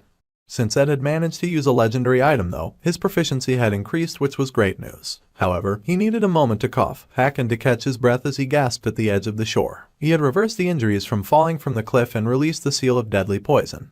However, our poor guy had only won back a few seconds, and he was absolutely drained from all his previous wounds. Due to the salt water getting into his injuries, his temperature was dropping rapidly. He had summoned Merylda because the situation while he was atop the cliff was not normal, but he was in such a mess that he could not even grasp whether it went well or not. The legendary magic engineering tool Delheim's Hourglass, which should not exist in the third act. He had never thought that he would end up using it this early. It was sad when he thought that all of his efforts for that long period of time had disappeared after one use. However, he had managed to survive. Kreppen Rothtailor's cause and effect determination magic was really annoying. Even if Ed were to defeat Kadik and Nox and survive, Kreppen would utilize his enormous mana pool and repeat the cause and effect determination magic until he found a new future in which he died. So, the main character needed to die once. The young Rothtailer did not understand why his father suddenly wanted him dead, but if he confirmed a future where Ed died, then he would be uninterested in his son for a while. It was hard to send vassals to Arkan Island without reason, and the only thing that could be considered a good enough reason was to help Tanya with the elections as she had gotten busy, or for the sage-sealed grimoire negotiations. Once those had ended, the vassals would have to leave. This meant that our dude did not dare show his face and that he had to live like a dead man until the grimoire negotiations and the elections were over. It was a pretty solid plan, but our dude was covered in wounds and he landed face first inside the mud. The problem was that his body was not moving properly, and it was raining and he was exhausted. The talented extra paused when a light shone upon his face and he saw a giant fire beast launching right at him. He was kind of too exhausted to even bother dodging that. However, he did sit up and laugh about how his body was so sore, he thought for sure that he was about to die. It was a relief that he had been found well. He mumbled out his thanks, but before he got far, the spirit sorcerer rushed at him and grabbed him in a tight embrace. Ed's eyes widened in shock as the spirit sorcerer cradled him in her arms, the rain still falling around them. She had leapt with such force that she had knocked him down, and for a moment they just lay in the mud with her arms tight around him.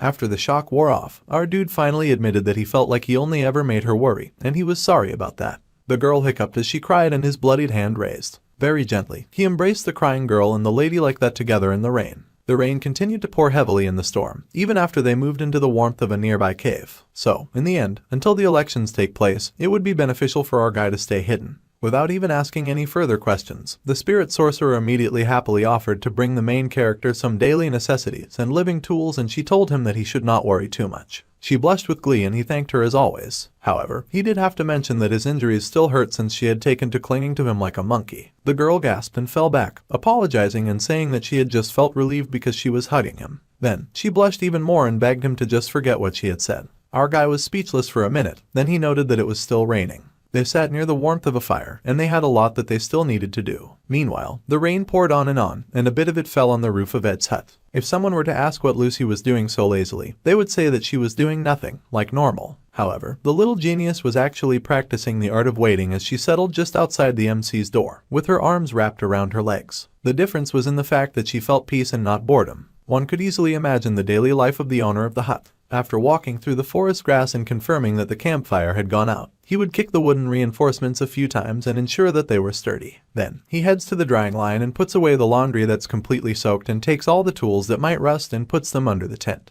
After that, he would brush off the rain from his clothes and say hi to Lucy at the hut. Ed's daily life was ever-changing and turbulent, but in the end, he would always return to where Lucy waited for him. He would light up the lamp, sit at the desk, and begin to read a magic engineering book. While he did this, the little girl was curled up at the fire and fell asleep, while listening to the round of the rain, the fireplace, and Ed flipping the pages of his book. It was a simple life that made her feel content. However, when the little girl opened her eyes from the nap that he slipped into, she got the strange scent of mana and blood. She thought it was annoying and closed her eyes again, imagining our guy returning home and patting her head, telling her that she did a good job protecting the house all by herself. The little girl was happy with this image, but then she cracked her eyes open. With a yawn, Lucy got to her feet and decided to investigate the strange scent. That was when she spotted the two injured assassins. They were surprised to see her, and Knox introduced himself as a vassal of the Rothtailer family. He begged for assistance as he was very injured. He said that he had tripped in the forest and that his comrade met a wild animal which hurt his throat.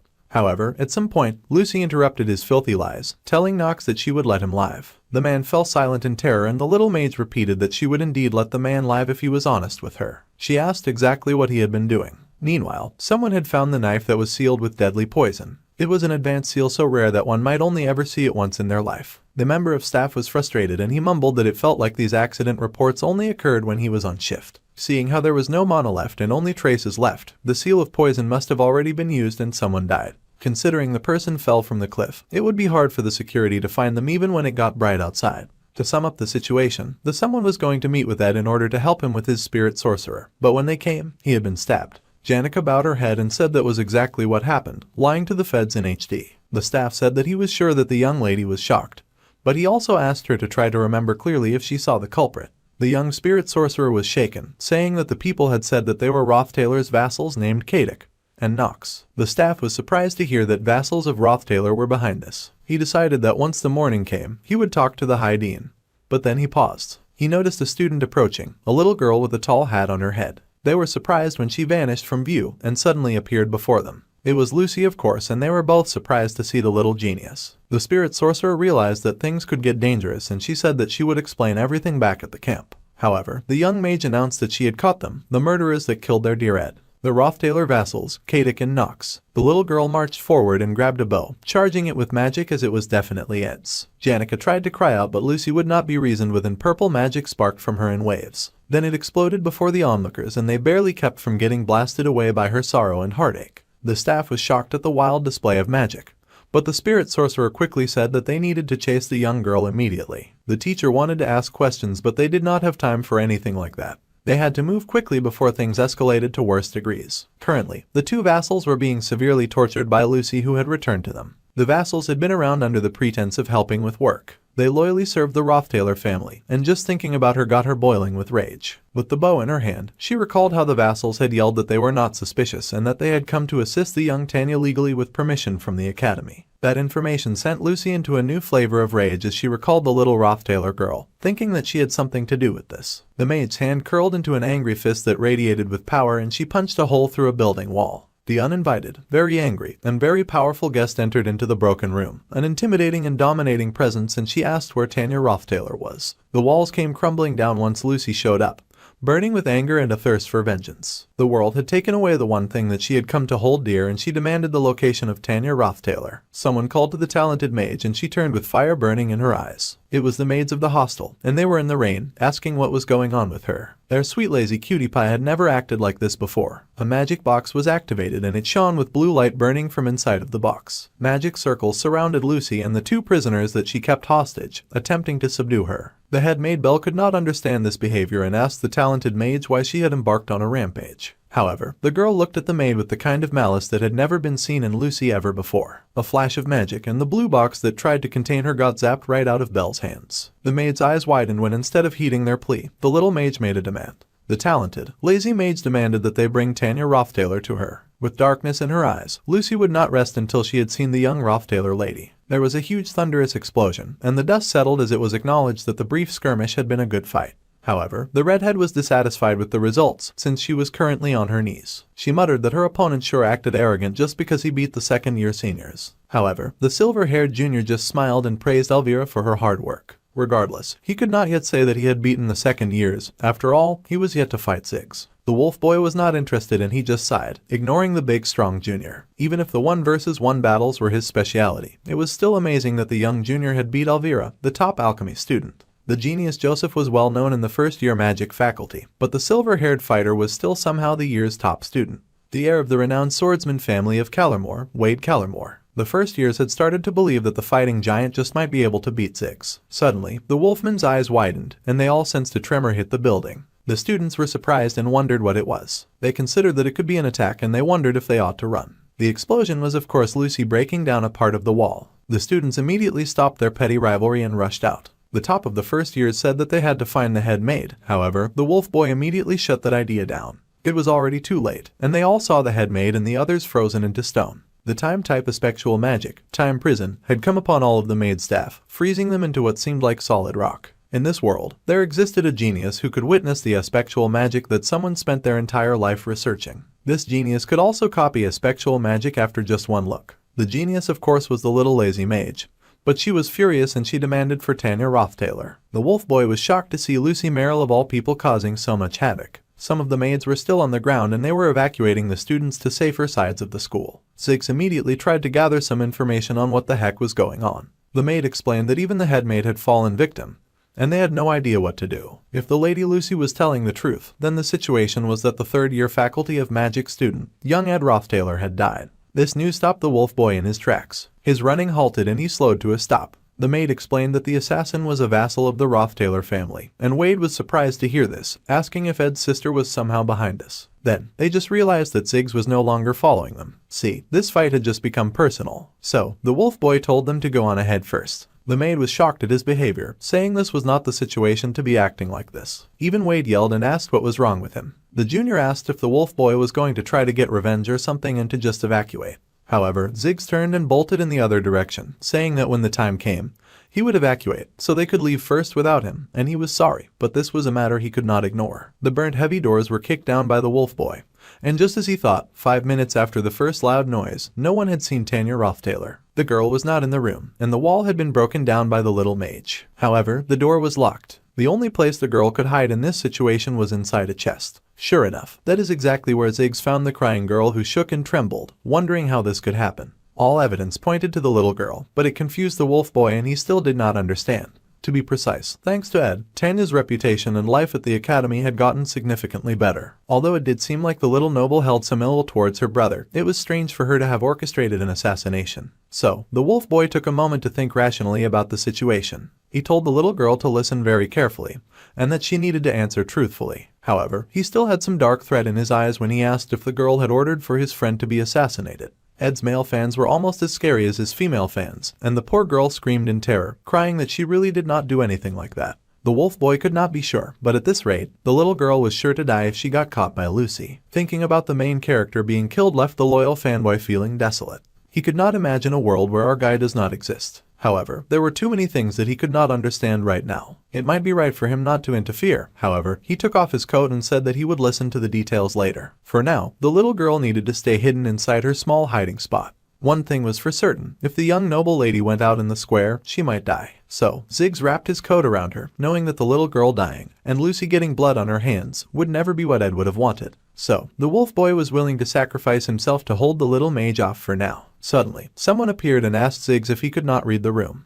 Wade had reappeared, saying that there was no need to try the impossible. Right now, the right thing for them to do was to listen to Lucy. No one knew what would happen if they kept protecting the little girl, so it was best for them to send the shivering noble to the talented mage. However, the wolf boy was having none of that, and he insisted on making his own judgment concerning the situation. The little girl had tears in her eyes as she watched her senior fight for her, while her classmate was ready to leave her to die. Oddly enough, her classmate was being very insistent, telling Ziggs that he was making an unreasonable decision. If the wolf man persisted, then Wade would need to achieve his goal even if by force, and he drew his sword. The swordsman insisted on taking the little Tanya. Magic battles against magic, purple meeting gold. The little mage was nearly invincible, and nothing they threw at her could permanently hold her down. She blasted various buildings in the school in her wild hunt for Tanya Rothtaylor, even turning certain students to stone and freezing them in her time cage. Clebius was absolutely horrified to see her, and he gasped in horror at the stone statue in front of him. It was Dorothy, who was from the third-year faculty of alchemy students. She was a top student too, but even she had fallen victim to the talented mage. The combat specialist was terrified, and he looked up to catch sight of Lucy just hovering with her two prisoners. The little mage had never looked more alert and darker, just looking at terrified Clebius so much that he took off running.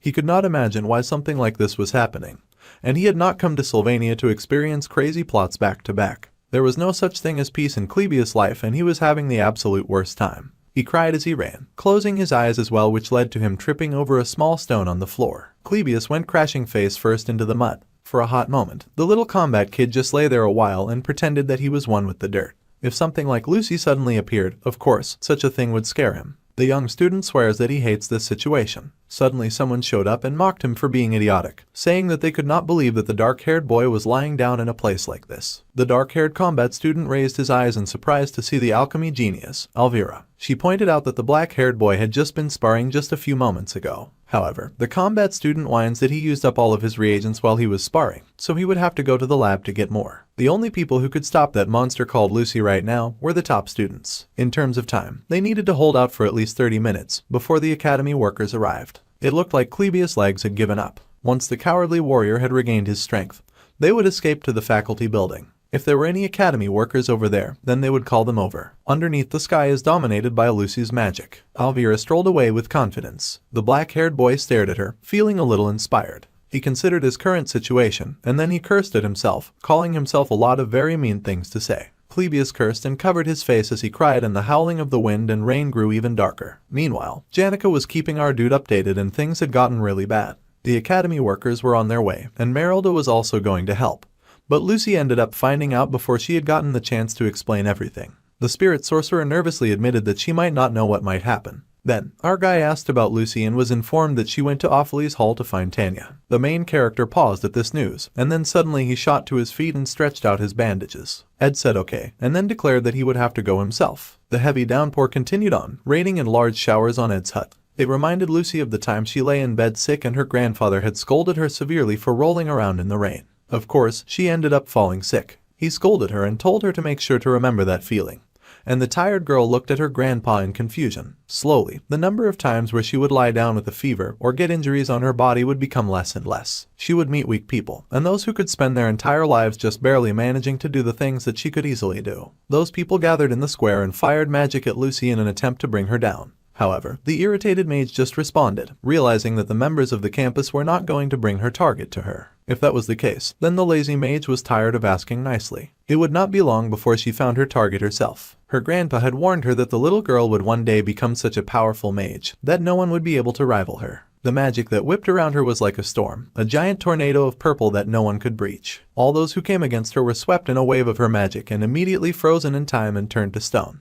The little mage landed as she recalled her grandpa had warned that life may get tedious because of her innate talent, and everything may end up seeming meaningless. Even the feeling of pain would eventually become a distant memory, and Lucy trudged on in the rain, the pain in her heart threatening to rip her apart. She called her old man a liar because tears were running down her eyes. She had just lost her best friend. The little mage stepped on a square that burnt hot and it exploded, a magic trap activated. The smoke cleared and of course, Lucy was still standing, though mildly irritated. Her opponent cursed that the plan had not worked, and it was of course Elvira with her bags of tricks. The alchemy genius said it was a stranger since the mage wielded a type of magic that she had never seen before, but its casting speed was abnormally high. The mage did not care for the alchemist and flapped her hand like the girl was a nuisance, asking her to move. The poor alchemist took a serious attack and she spat blood, flying back in pain. Lucy's casting was so fast that Elvira had wondered what principles it was. However, it was not magic. The talented mage was fighting them using the essence of pure mana. The little mage sure was a different type of beast and she strode over to them menacingly. In the end, the problem was the mana. Mages who had outstanding mana sensitivity would make magic out of mana. However, the grinning alchemist asked if the mage was aware that alchemists could understand mana and transform it into something that was not magic. Lucy's eyes widened as she noticed the little trinkets that were scattered around her feet. Magic engineering items could be used against mages and mana as well as reagents. Elvira then activated the red quartz reagent, which allowed her to absorb a great amount of mana, allowing it to move with fluidity. She would then use the mage's mana as fuel to activate all of the magic engineering items, and they sparked around the little mage, forming a mana circuit. The connection was complete. A Krex mana separator, a noise generator, an elemental stimulator, a claw hand hadouken, a vision disc, and Catlin mana purifier. If the alchemist activated all that with an increased output at the same time, then all of the mana in the area would evaporate. The alchemist was so sure that all of her babies, that she had spent her entire life making, would get ruined. However, not all of the students had evacuated yet, and the maid needed more time too. So, the redhead was willing to sacrifice her intentions to buy more time, and she asked the mage to just try and break past these as well. The circuit activated around Lucy, all sparkling with glowing and beautiful colors of light and energy. It was a good plan. A brilliant plan in fact if her opponent had been anyone but the genius mage who quickly overloaded the circuit with mana. Elvira's eyes widened in shock just before all of her gadgets exploded just from getting filled by the mage's essence. It was a great plan. Calculating the amount of mana it took to overload all magic engineering items was theoretically possible, but nobody did such a thing because it was not academically valuable. It was supposed to be impossible for anyone to have that much mana. Unfortunately, Lucy was the living and breathing manifestation of the impossible. For someone like her to exist, it would be impossible to stop her in the first place. The time that it took to apprehend the Opheles Halls had made Belmaya, the fourth-year top magic faculty student, Tressiana Bloomliver, the fourth-year top alchemy faculty student, Dorothy Whitefelts, and the 14 high-class maids, and the second-year top alchemy faculty student Alivra was just 3 minutes. Lucy stared at their fallen bodies without a care and she walked past them. However, the redhead was not through and she grabbed the ankle of the little mage. Elvira warned the mage of the regret that was to come if she did not stop now. The mage could have just sent the entire Opheles Hall flying with the amount of mana that she had. The fact that she had done all this instead must be because she also thought that Ed would not have wanted this either. Her words halted the little mage in her tracks because she knew those words to be true. Carnage, violence, destruction, their good friend would not want anything like that done in his name. However, the purple magic bubbled in her hand as she said that was something that she would decide after she had met Tanya. Suddenly, something crashed into the little mage from above, though it did not hit her thanks to her shields that worked all the time. The new attacker was a crazy person who was completely out of his mind, and his whole body was trembling. But he would not let Lucy get past him. Of course, they both knew that he would not last very long against the talented mage and they sat in silence for a second. Lucy then casually activated her magic again and immediately shot Clebius down. The time that it took to apprehend the second-year top combat faculty student Clebius was just 1 second. The little mage even had the audacity to look slightly bored about it. Meanwhile, Wade the Pest was still being annoying and insistent on fighting Ziggs in order to achieve his goal, even by force. The young swordsman demanded for Tanya, and the terrified girl peeked from the closet in fear. Ziggs kicked up a nearby sword and he managed to dodge the junior's first attack. Spinning around, he made his own thrust at Wade, who quickly blocked the charge. The junior swordsman was shocked that the wolf boy could so easily display the Island family's swordsmanship. It was too much of a difficult and drastic change to say that. But it was the swordsmanship of a beast that once romanced the northern grasslands who became civilized after staying at the island estate. Although it was rather free-spirited, it was not completely detached from theory. Fightin' Ziggs was a real swordsmanship experience. However, the junior refused to be intimidated, and he raised his sword to meet the wolf boys. The swordsmanship style was incomplete, and Ziggs' center of gravity was too high, so he had an easily identifiable weak spot. The junior swordsman celebrated his win, and he charged right at the wolf boy like he was aiming to kill him. Ziggs saw the sword coming, but suddenly the attack was blocked by a strange magic that the junior boy had not expected. It was the wind blade. Wade growled as his sword got knocked away, and Ziggs took the opportunity to leap forward and punch the lights out of the silver-haired junior. Once Wade was down, the wolf boy asked the junior if he wanted to keep going. The arrogant junior still stumbled to his feet, saying of course he would love to continue. He was someone who enjoyed fighting with strong people, and he looked absolutely villainous when he added that it was an opportunity to fight with someone as strong as the wolf boy, so he did not dare give up so easily. Wade cried out, asking for the wolf senior to entertain him more. The senior sighed that his junior had become quite unsightly, and that people did not enjoy fights. They were instead supposed to enjoy victory. The junior was supposed to only show drive when it came to fights where one saw the potential of victory in. However, the junior could not at all understand what his senior was saying. If the junior truly wanted to fight someone strong, then he would not have chosen Ziggs out of the magic faculty second year. He was not the magic faculty's top student. After all, that was Lucy.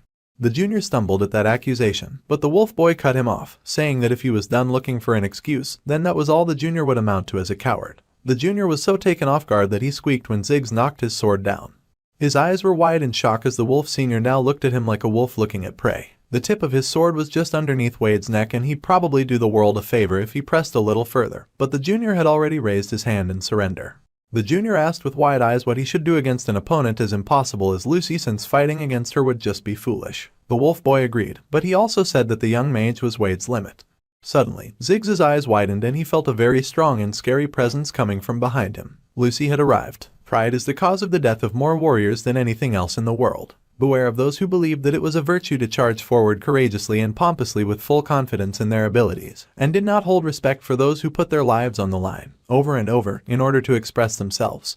Glittering in the darkness was a single red eye as someone dragged their battered body after Lucy. Clebius had been told when he was younger to be afraid. Fear was his weapon. Clebius stood before Lucy, his little dagger stabbing up and down on parts of his own body as he dripped blood on the floor.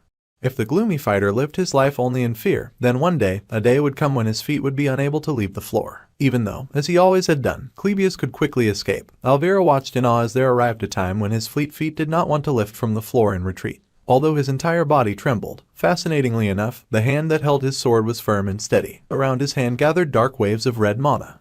Although loss would be inevitable, his body would still strive to move forward. The second-year combat student had been told by his father to remember that feeling. The feeling that would wind through his body as he stood covered in deadly mana and as his eyes turned to black against an opponent far stronger than he was, because that feeling was conviction. The combat student Clebius gripped his mighty sword, his form covered in large waves of dark red aura, giving him an almost inhuman appearance. There was a hunger in his eyes as he regarded the opponents before him, and his eyes were covered in black with red irises shining within. The onlooking Elvira could not believe that the monster before them was supposedly Clebius. The combat student now looked so different, though it was of little consequence to Lucy, who just summoned up her powers as usual. The girl had no intention of letting anyone get in her way, so she summoned up a flame pillar and shot that at her opponent. It was to do 100 damage, and it hit its target in a loud fiery explosion. She had not forgotten her promise not to kill anyone, and the fire sizzled over the combat student's flesh. She could still do this despite that fact because she was 100% confident that she could not kill the monster that the dark-haired boy had become with just that level of magic. As it turned out, the little genius was right, and the monster reappeared behind her, an insane amount of bloodlust still burning with intensity within his chest.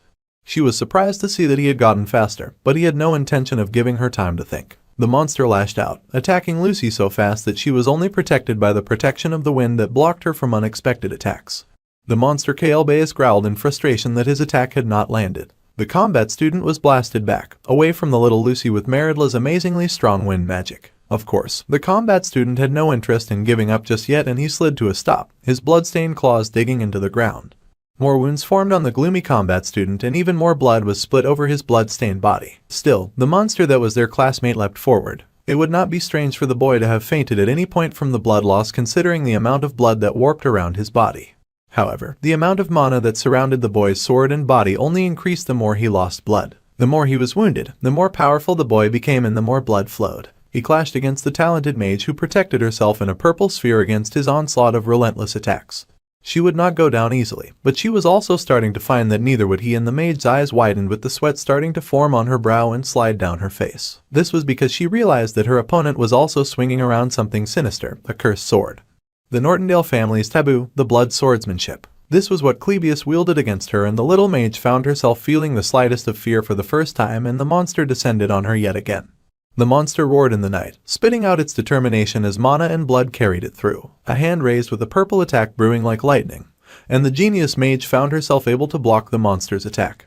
Multiple magical circles manifested around the struggling boy, and Lucy knew she could no longer take it easy on her opponent. Her hand closed into a lightning-charged fist, and Clebius knew pain like no other, as a lightning strike was unleashed on him by all the purple magic circles that he controlled. The boy was zapped, and yet the genius mage found her eyes widening in horror when she realized that for some reason, not only was he the opponent still standing, but he had become even more ferocious than before. The gloomy combat student roared, looking more monster than a man with each passing second. The maid's lips wobbled as she charged her hand with even more power. She was desperately trying not to kill her schoolmate as she raised the intensity of each attack. Still, the combat genius attempted to cut through the attack, fighting with a swing of his blood sword at the attack. The blast was increased in intensity, and once again the Genus mage's attack hit the combat student full force. A large display of purple power engulfed him. It was a terrifying sight, an attack that very few would survive. Clebius fell to the ground, his hair soaked and fell over his face. His body was beaten and damn near broken. Blood swordsmanship was the kind that used the blood flowing from a person's body as a new mana source. It was a taboo among taboos. As long as the blood bubbled within Clebius' body,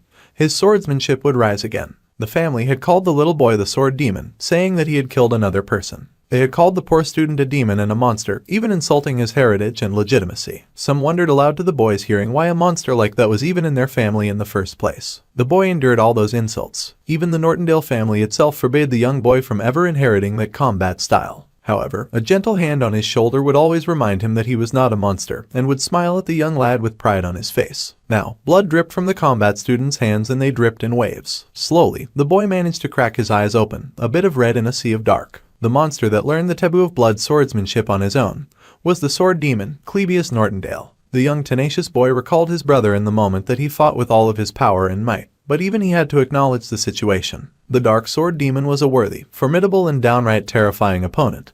But the real monster here was the mage who lifted her hands again, shiny purple light dancing at the tip. Lucy stared at her manic opponent with determination in her eyes as she once again charged up for another strike against him. She fought like she wanted him dead, but she just wanted him to stop moving. The genius mage summoned divine punishment, and her opponent could only brace for impact. Meanwhile, Siggs was running ahead, dragging the exhausted Tanya along with him. The little noble girl huffed and panted in fear as she raced after him, and he reminded her that they were almost there. Suddenly, the wolf boy paused as he noticed something. There was someone standing at the door, smiling smugly as she informed the two that if they went through the door at the end of this hallway, they could escape. It was Lortel, the foxy merchant. She had popped out during all of the commotions, and Ziggs had to pause with his sword drawn and hesitant and distressed. Foxy went on to say that there were a lot of blocked roads, so the little blonde was lucky and she should make sure to thank the wolf boy for coming with her. Then, someone called out to Lortel, knowing that she had surely heard the news about Ed, and they already knew how fond she was of him. However, the foxy redhead just smiled and said that he was not sure. The wolf boy was apprehensive, asking the redhead what he would do if the little blonde had shown up here by herself. The redhead was silent for a moment, before finally confessing that she would definitely have ripped the little girl to shreds, with a murderous look in her eyes. Siggs reminded the merchant that much would be too rash a behavior, and the redhead agreed that he was right. Instead of killing the little noble, she would happily start instead with ripping the girl's fingernails. Foxy was not sure that was enough to make the little girl confess, nor what she would confess. Horrified by the many stages of Ed's crazy girlfriends that she had to go through, the little blonde cried and squeaked that it was not her. She was not responsible for her brother's death. However, her guardian wolf boy assured her that it was fine. The redhead was going to let them go simply because she could not beat Ziggs in a battle anyway. However, even the wolf boy found that very suspicious, and on instinct his body froze. See, everyone in Sylvania knew that making an enemy of Lortel Ketchelm was a very foolish choice. The moment that girl began to show hostility to a person, That was the moment a person could never tell what might be waiting for them behind the next door. The wolf boy was hesitant and he had no idea what he was supposed to do in this situation. Tanya's guardian was frozen and was now deep in thought on what would be the wisest course of action here. However, he had not caught on yet as to why he and the girl he was protecting were still safe. He had no idea how it was possible that he could spend this time frozen in thought. The wolf boy had no idea of the sacrifice that Clebius was making for his sake, and it brought Elvira to tears. The alchemist begged her friend to stop, asking just how many times he was going to get hit by this high-level magic. The sword demon had fallen to his knees yet again, barely keeping himself upright by leaning on his sword. The boy was a tattered bleeding mess, and still, his eyes glowed with a red hue. The boy could recall a memory of someone calling his name so dearly. He had been told not to blame himself too much, and that it was the fault of the people who had wanted to test his power, not his own. His brother had told the young boy to lift his head and to not think of his powers as a curse. As far as his brother was concerned, the little Clebius was the hero that charged forward with the conviction to hold the line against an army bearing down on him like a mountain. This was the power of their progenitor, Belcus Nortondale, and it had been used to protect the family. With that power, the older brother believed that his young brother could also become a hero like him. Now, the dark-haired gloomy hero swayed, cursing as his bleeding fingers dug into the hard ground. The sword demon believed now that his brother had been wrong. Once again, Clebius channeled his blood and leapt into the fray like a man on a mission. The Nortondale family had a sword demon and said the demon raced through the night, through the rain and through the pain towards his opponent. Even if he acted like a human, once he lost rationality, his surroundings became a sea of blood. Whenever the boy lost himself and swung his sword, everybody died. An antiquated concept like morality did not apply to a monster who bathed his surroundings in blood. Once again, lightning shot at the crazed fighter, this time shining blue with a sharp electric charge as it tore through the air and tore through the sword demon as well. The boy spat blood and all his wounds bled simultaneously as he was once again hit with a strong attack. Despite that, the boy flew forward, bursting towards the genius mage and once again raising his sword. The girl found herself so focused on the monster boy that he worked hard to buy time. Once again, the monster fighter was zapped, the charge tearing through his skin and worsening his wounds. As they fought, Lucy found herself watching the boy with an unreadable expression on her face. Suddenly, her eyes widened, and her shock grew when a blade swiped close to her neck. It was the closest that anyone had ever come to her, not counting the one time that Taylor almost struck her. The combat student sliced towards the mage, displaying power that dared to defy the impossible as well as achieve the improbable. With determination shining in those red eyes, he was determined to become a hero with his power. However, those red eyes and a face stained with blood had once regarded the brother that he so dearly loved, coughing out blood. The taller boy had held his younger brother's blood-stained sword and said that it was a relief. The brother was relieved that his little brother had been the one to kill him and not someone else, since he could at least forgive Clebius. So, the brother had clutched his little boy and told his younger sibling not to blame himself for what had occurred. His older brother had died with a smile, and the combat student could not help but think that the true hero had died that day. The younger boy then started with horror in his red eyes as tears flowed down his cheeks. The hero had died at the hands of a monster. Now, the boy had stopped with his sword so close to Lucy's neck. He cursed as he had finally closed the distance and breached the gap that kept him away from Lucy. He was seconds from breaking through her defensive shield, but his whole body ached and his conscience had once again awoken. The poor boy could not go on any longer. His blood-stained hands trembled as he registered that he did not want to become a hero. The dark-haired boy's only desire was to not become a monster. With that, the boy fell forward, sword lowering in defeat, and he crashed to the ground in front of Lucy, unable to do her harm. Still, tears fell from the eyes of the boy who lay on the muddy ground. He had managed to do his part, and most of the students had been evacuated from the danger zone by the maids. Clebius had fought hard and he had fought well. So, he let his consciousness slip and his body stayed slumped before the tiny genius feet. In blood swordsmanship, the amount of mana surrounded the sword and body as one became more wounded and as more blood flowed. Ironically, the closer a person was to death, the more power they would possess. However, even that great power was insignificant in the face of Lucy. Perhaps due to the complacency of the strong, or the determination of the weak, a moment occurred that could never be repeated, and for the first time ever the little mage had been cut by an opponent in battle, a small slice on her neck. For the first time in her life, the little mage definitely could have died against an opponent. The little girl had lived her entire life as part of the strong, and her hand brushed her wound as she could never get used to the feeling of being weak. The fear of death that she had experienced for the first time made her determine that she had to kill the weak who no longer had the ability or will to fight. She feared the repeat of such an incident ever occurring again, and so she gathered a storm of power in her hands and prepared to strike the fallen sword demon. However, an arrow fired just in front of the fallen Clebius, and the broken boy groaned, cursing in surprise, taking the words right out of the tiny mage's lips. Just as he had thought, the mage found a figure standing before them both, cloaked in a hood that was tugged by the wind and the rain. The figure was an archer that they recognized well, and the dark-haired combat student cursed as something he suspected was confirmed. The cause of all this chaos was alive after all, and he looked pissed. Meanwhile, the wolfhound of the school still found himself frozen in the hallway with Tanya behind him and Lortel in his path. The young lad was unsure of what his next move should be and he ground his teeth in rage as he tried to figure it out. There was no time to waste and Lucy was almost upon them. He needed to hurry up and decide the next course of action. Then, the wolf spoke to the redhead when suddenly the window beside them exploded into a million different shards. The wolf was shocked, even the fox was shocked, and everyone was shocked as Janica of all people came crashing in through the window. The spirit sorcerer landed right on top of the foxy merchant, wiping out the tense situation that they had all been stranded in. The spirit sorcerer was quite surprised to see Lortel there and called out to her in a casual greeting. The foxy merchant was also surprised to see the talented spirit sorcerer. Then, the spirit sorcerer proceeded to shake the rain out of her hair like a happy dog. Then, the spirit sorcerer noted Tanya and immediately pointed at the blonde, loudly declaring that she had found her, much to the girl's dismay and Ziggs's apprehension. There was silence as the four regarded each other for a moment, with the blonde noble trembling like a leaf. The foxy merchant watched the spirit sorcerer in awe, noting that she seemed fine even after hearing the news about Ed, which was very unlike Janica. This made the smart merchant feel suspicious immediately. The merchant thought perhaps the sorcerer had gone crazy, and if not, there was one other option. The spirit sorcerer was hesitant as she mumbled that she was misinterpreting the situation. However, the wolf Merylda appeared beside her and said that if anything, the spirit sorcerer had arrived right on time. Ed had also arrived right on time and he clutched his bow with his might as he stood in the rain, standing before Lucy. He was alive all that time and Clebius cursed to see him. The combat student took a moment to cough blood and the MC regarded him, asking if that was really the gloomy combat student that he knew. The gloomy dark-haired boy groaned that he was aware of what he looked like. He had gotten very beaten up, and he knew that all that fighting was for nothing and that he would never be able to even reach the talented mage's toes, even if he put his life on the line.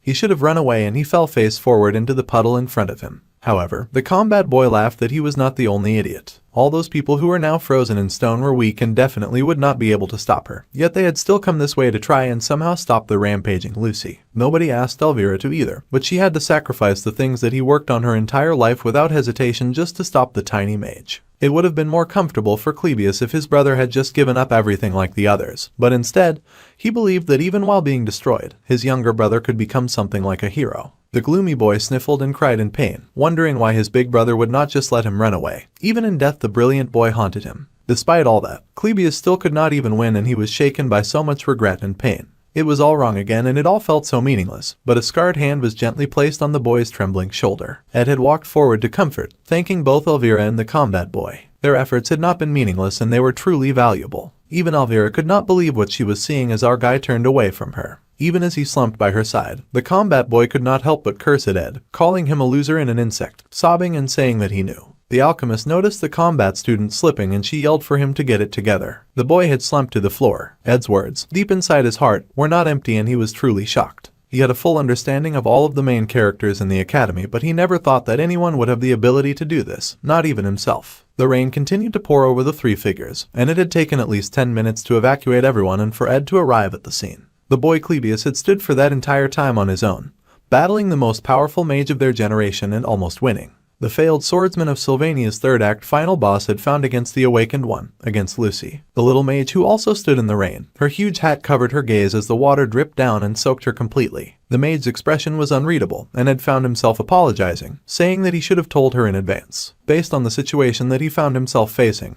He had just had to die. However, he was also in an extreme situation where his life had been at risk, so he did not have the time to reach out to her. The MC had not been able to prepare anything in advance and he was sorry that he had not been able to let her know. However, he was interrupted as that giant hat flew right to the talented mage's head. The genius mage, who always seemed so untouchable and strong, suddenly felt so small in his arms as she grabbed his cloak tight. The little girl shook as she held him, telling him that he had thought that he was dead. However, he reassured her that he was still there. His scarred hands held her little shoulders as he told her to look clearly at him. He was right there, and he held her tight in his arms. The two embraced in the rain as few onlookers watched, and all was well once more. After entering civilization, Ziggs was confident that nothing would ever cause him to feel fear again. However, facing the spirit Merylda, who regarded them and announced that she had found Tanya, and that she had been looking for the little girl, along with Janica and Lortel, was a whole different ballgame. Ziggs had found himself in a very difficult situation, and these two already were not in their right minds because of the news of Ed's death. If so, he was not sure how the situation would end.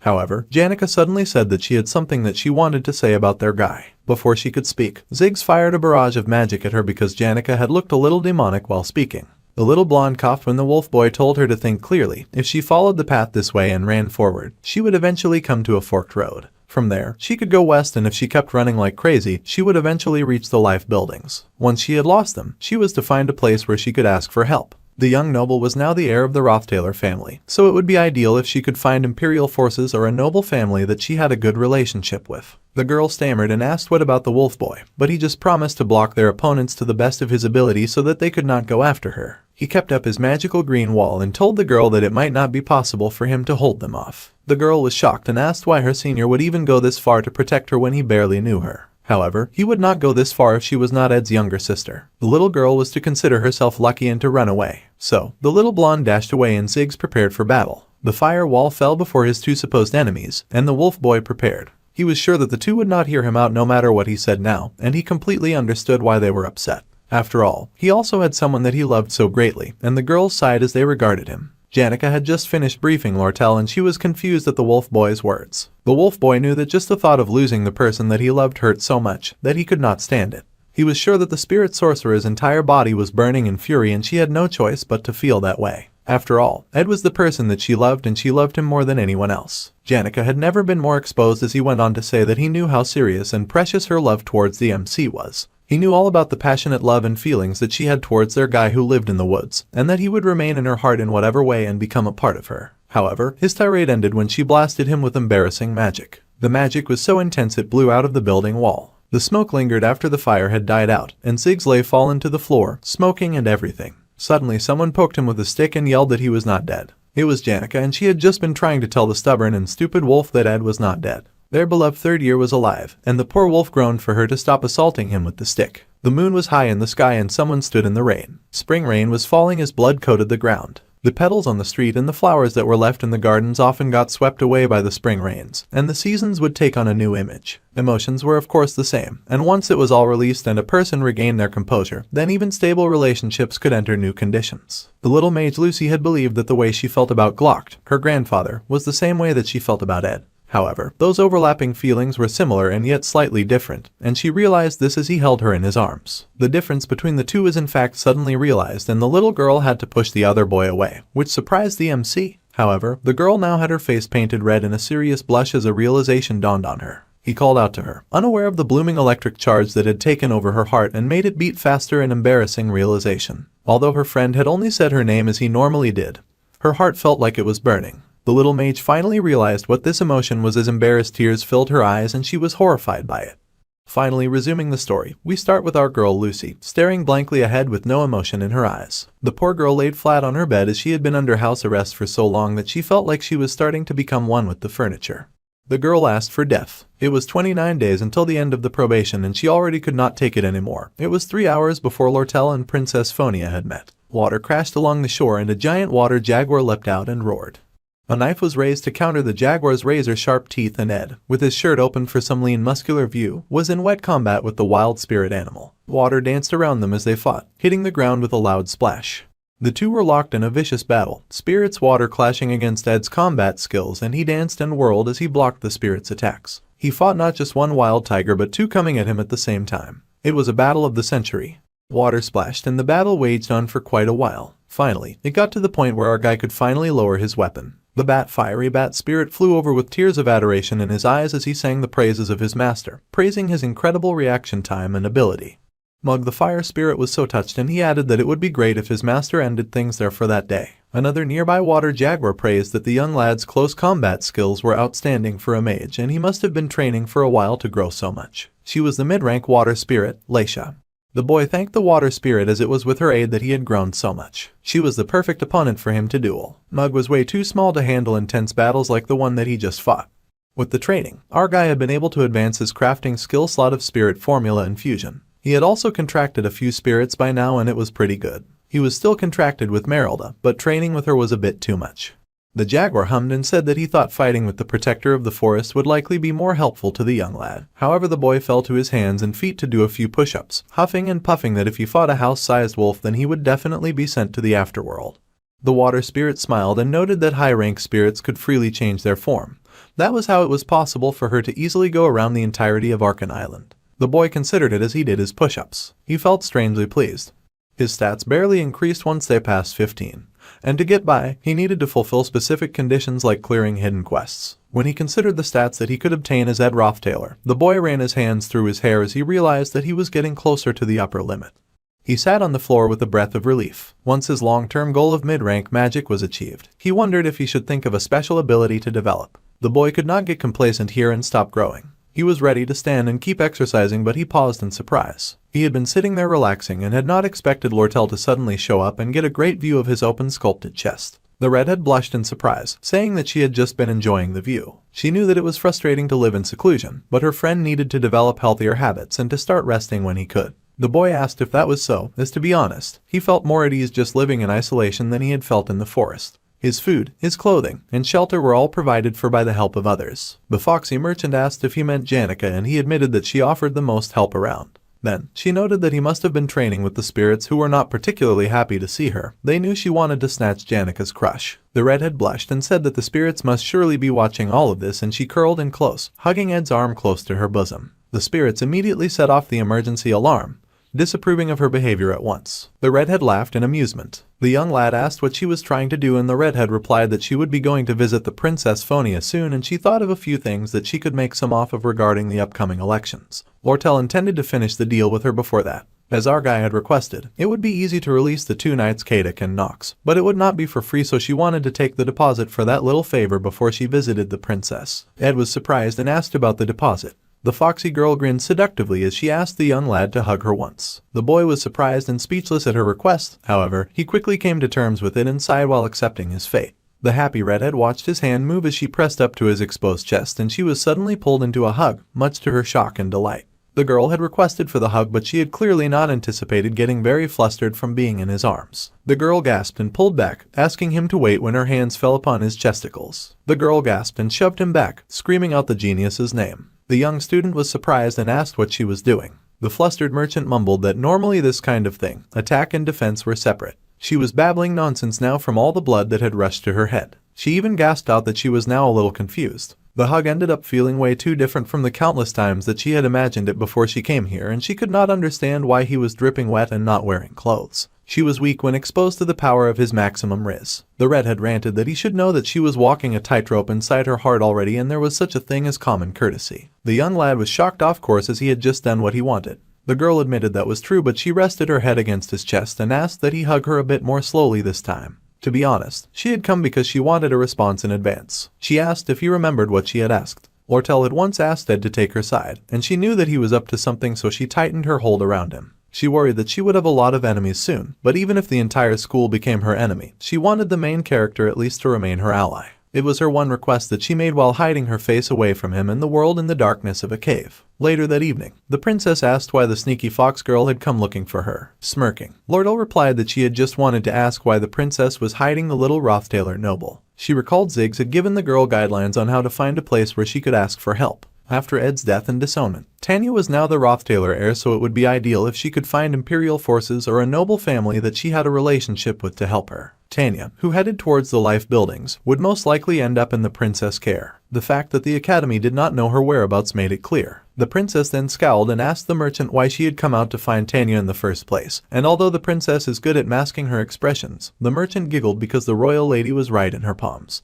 The foxy redhead smiled and asked what the princess would do if she told her that she had business with the little noble. As the princess was aware, the redhead was opportunistic and petty. Although the fox merchant acted weak to those who she could not dare touch, she was cruel to those weaker than she was. The princess knew this all very well. The Rothtailor family had enough power that even the royal family could not recklessly touch them, so the princess was not sure whether their heir, Tanya, was truly weaker than the merchant. It was an issue that the princess felt like Lortel should consider a bit more. The redhead agreed that she could not touch the Rothtailor family, but she also happened to have the economy of the life buildings in her hands, and in such a situation, Tanya was considered much weaker. Of course, the redhead added that if the princess tried to take the young noble's side, it would be hard for the foxy merchant to get to her. Then again, Foxy added that she had known that the princess would come out like this, so she had been properly preparing. The redhead then wickedly announced that she was going to run for student council president, and if she was the student council president as well as the association leader, then Tanya would have to come to her. Then, Lortel would have the higher power. It was a situation where Fonia could not keep hiding the Rothtailor heiress forever. The noble family's vassals had already been arrested, and all routes outside of Arkan Island were within Lortel's hands. Lortel Ketchon's feelings towards Ed Rothtailor had always appeared to the princes as special feelings. Based on the circumstantial evidence, she must think that poor Tanya was the culprit behind her brother's unfortunate demise. It was not a great situation, and the two blondes sat together to ponder their next step. The girl thanked the princess for telling her about it as she hugged her knees. The princess had no choice but to finally ask the noble girl if she was not the one to kill her brother, then did she have an idea who might have done it. The little noble girl stared at the floor, and then she suddenly announced that it was her, much to the princess' bewildered shock. The reason Kadak and Nox came to Sylvania in the first place was under the pretext to assist her with the elections, and the one who gave the order was the patriarch of Rothtailor, Crepin Rothtailor. The little girl knew that their father did not care about Ed, and the reason he suddenly made this extreme choice was probably because she mentioned her brother within her letter to him. The one who had ended up causing her brother's dreadful ending ended up being her after all, and the little girl began to cry once more. The princess told the sobbing girl that it was not a crime, but the Rothtailor noble sobbed that she could not just stay like this. Once again, Fiona was surprised to hear this, and she asked if the girl had some kind of plan. In the land of learning, Sylvania, Ed did not give up and showed her how much a person can change as long as they are alive. There was only one way for the little noble to survive, and she wiped the tears from her eyes. She needed to find out the truth behind her brother's murder. The little girl was determined to run in the student council president election. The princess reminded the young girl that it would not be easy, as she was already currently a suspect in the murder of her own family member. The little girl knew that it would not be easy, but when considering those who had helped her while she had been backed into this corner, and for her brother's sake, she could not continue to sit and do nothing. So, the princess made the decision to publicly support the girl, much to her surprise. Tanya turned to the princess, asking why Fiona would go so far. Even the princess was unsure why she was fighting so hard for the little noble girl. Well, the princess patted the girl's hands and explained that she also had a debt that he could not pay back to Ed Rothtailor. With a dazzling smile, the princess made her pledge. The next day, the sun shone bright over the town, and the assistants in the Merchants Guild informed Lortel that they had gathered all of the related submitted documents. The worker asked the redhead if she truly was going to run in the elections. They had obtained information that Tanya would also be running, and there were rumors that the Princess Phonia would be supporting her too. This news made the foxy girl smile. Since the little noble girl was suspected to have murdered her brother, many did not think that she would receive much support. However, the association leader Lortel was doing most of the work herself, and she was losing a lot of sleep. Her workers were worried about her. The association leader's secretary Liema was especially very worried. She asked if her boss truly thought it was possible to be the association leader and the student council president. The redhead reminded her secretary to only ask necessary questions, and the girl panicked and apologized, saying that she would submit the documents to the academy immediately. The redhead took a deep breath after her secretary left. The student council president elections at Sylvania Academy would begin with Ed Rothtailor dead. Lortel laughed at the silly question that her secretary had asked, and the secretary would find out very soon about the twisted scenario that was urgently passing by with every minute and second in Lortel's hands. Meanwhile, deep inside of the dungeons, the Rothtailor vassals were locked away, and one of them cursed in regret of their very pathetic fate. The man guessed that Duke Crepin's judgment was indeed correct. Even though he was not fully developed on a technical level, to have that ability to respond and that level of battle proficiency meant that if the young Ed had lived, he could have been a great threat to the Rothtailor family. That was something that could not go unchecked. The other vassal agreed that this judgment was true, and it was not just the boy's abilities that were outstanding. The spirit sorcerer who summoned a spirit with the resolve to burn through all of her mana, and the mage who resolved to take revenge without hesitation in the name of the disowned boy. Judging from how the orange-haired boy was able to build deep relationships with such powerful people, the young boy's potential could not have been predicted. They were aware of what a terrible human the delinquent heir of the Rothtailor family was, but still, they were curious about why the patriarch would order them to assassinate him. However, they could now make a cautious guess about why. It was now a possibility that the young lad, with that much ability, had thought of opposing the patriarch and feigned lunacy after being named heir in order to run away to Sylvania. The child could have been raising his forces within the school, but it was pointless to think of that possibility now. A guard then stood and said that was correct. The most important thing now was that the two vassals left this place and reported to their patriarch. The two were shocked, but the guard told them not to worry. It was just that there were those who would benefit from the confusion of the two vassals escaping. That is why the figure in armor was helping them out. The two men were speechless, but the guard just smiled and introduced himself as Dune with jangling keys in his hands. He was a mere decoy of the Alt Trading Company. Meanwhile, still stuck in confinement, thoughts of Ed and Jerky kept swimming around in little Lucy's head. She sighed and mumbled to Belle. However, the maid reminded the little that she had 24 days and 3 hours left in confinement. The tiny mage was speechless for a moment at this announcement. Then she cried for the maid to kill her, and the maid sparkled as she said that she still could not do that. She even apologized to the poor wailing girl who was forced to stay put as the construction around the broken hostel went on. A beautiful lady with long silvery hair walked past everyone, her hair dancing as she walked. All who saw her thought she was gorgeous and that she had a very fascinating aura. Her shiny silver hair that glowed in the light was attractive to everyone. Suddenly, the girl disappeared right before their eyes. She seemed to be around the age of a student, but she was not in uniform, so the saintess in disguise really wondered who that beautiful damsel was. There was still so much that the brunette did not know, and since there was lots to learn, she was determined to live each day to its fullest. The girl got all pumped and excited, as she knew there would never be another time like this in her whole life. The girl fell silent for a moment at those very depressing words. Then, she sighed heavily as she stared at the pamphlet in her hands. She had thought that she would be able to meet Tanya immediately after Awfully's Hall was retaken, but the noble's whereabouts were still largely unknown by most of the students and staff. However, the saintess had been surprised to hear that the blonde was one of the student council president candidates in the academy newsletter. However, it was indeed a very immense relief that the girl was at least safe if she was running for a position. What was really shocking to the brunette was the news of the third-year student passing away. The vassals of the Rothtaler family that excommunicated him were the likely culprits. The scenery of that hut during the winter blizzard and the sight of the boy who made her think of the meaning of freedom. It was a feeling that the girl could still recall like it had just happened. However, the blonde noble girl had been her first friend at the academy, and Tanya was now being named as one of the culprits who had a hand in his murder. The brunette strongly believed in her friend, but with the news that the vassals escaped prison, the opinion of the blonde girl within the academy was getting worse as people were horrified that she would kill her own brother. The atmosphere of the academy after the loss of Ed was tense, dark, and quite uncomfortable. It was all very gloomy. Meanwhile, the principal hummed and said that it was an incredible amount of work, but in the end, it was related to Ed Rothtaler's death. The principal would like one professor to take on the responsibility of getting the work done.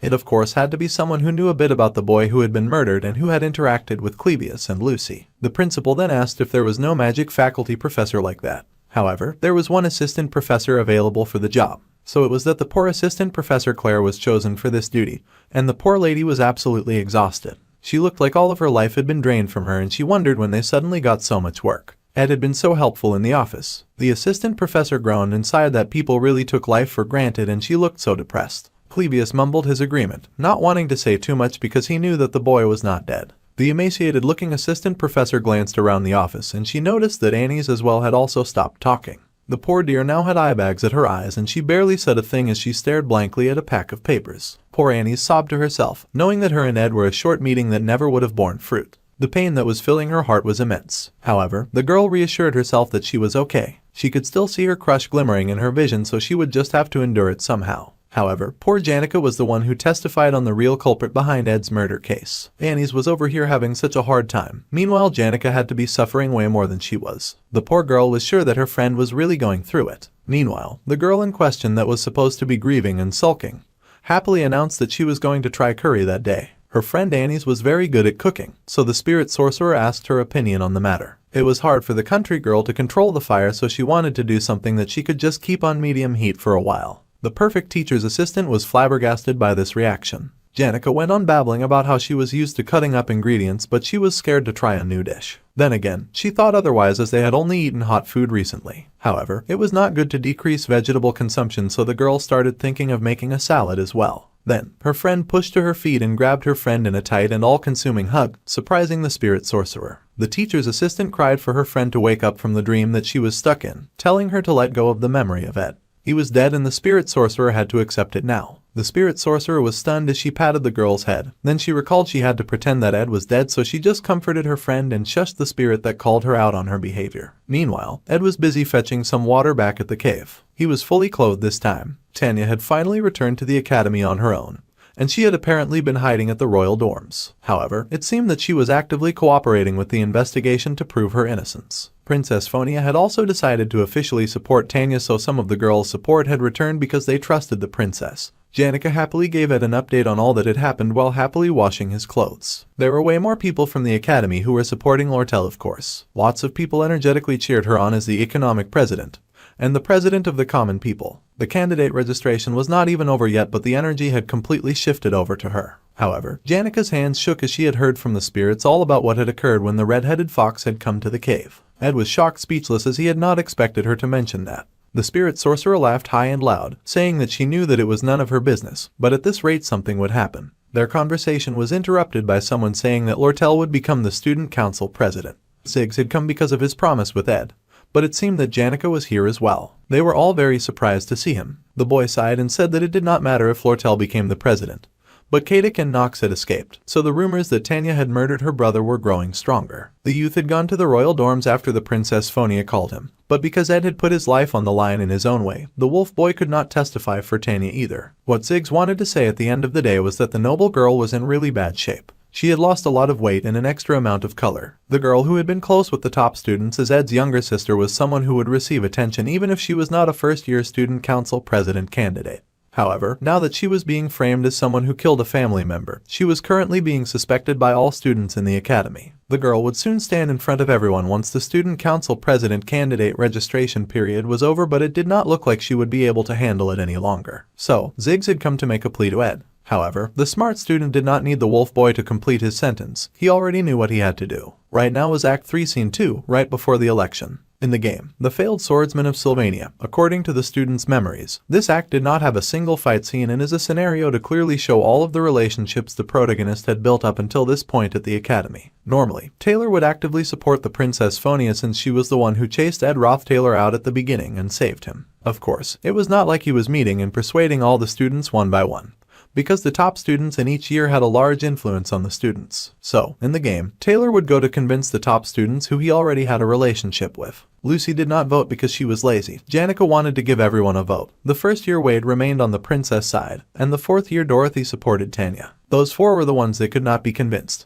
However, the ones who could be convinced were the two top students from each year, making a total of 8 people. In the elections, as long as a person can get 5 of these 8 on their side, then victory is possible. Winning the elections like this, Princess Phonia became the president and Taylor obtains the necessary power of the royal family, who would become his biggest supporting force until the end. In the fourth act, he especially needs the royal family's power to go against Crepin Roth Taylor, as well as during the battle against the final boss. Maintaining the flow in a scenario like this was a matter of life and death. Although at a small scale, it could be a weapon for a person's own gains, and it was the most assured way of guaranteeing survival in the great trials ahead. Although the smaller aspects had changed a lot, Ed needed to make sure that the overall flow for the future was consistent. Princess Phonia had to become the student council president. If he just did like this, the opinion about Tanya would continue to get worse, and in order to prevent Lortel from winning, Princess Phonia might actually decide to run. It might be better to secretly let the princess know that he was alive and then convince her to run for the presidency seat, and then convince all of the top students that he had connections with to stir up the pot.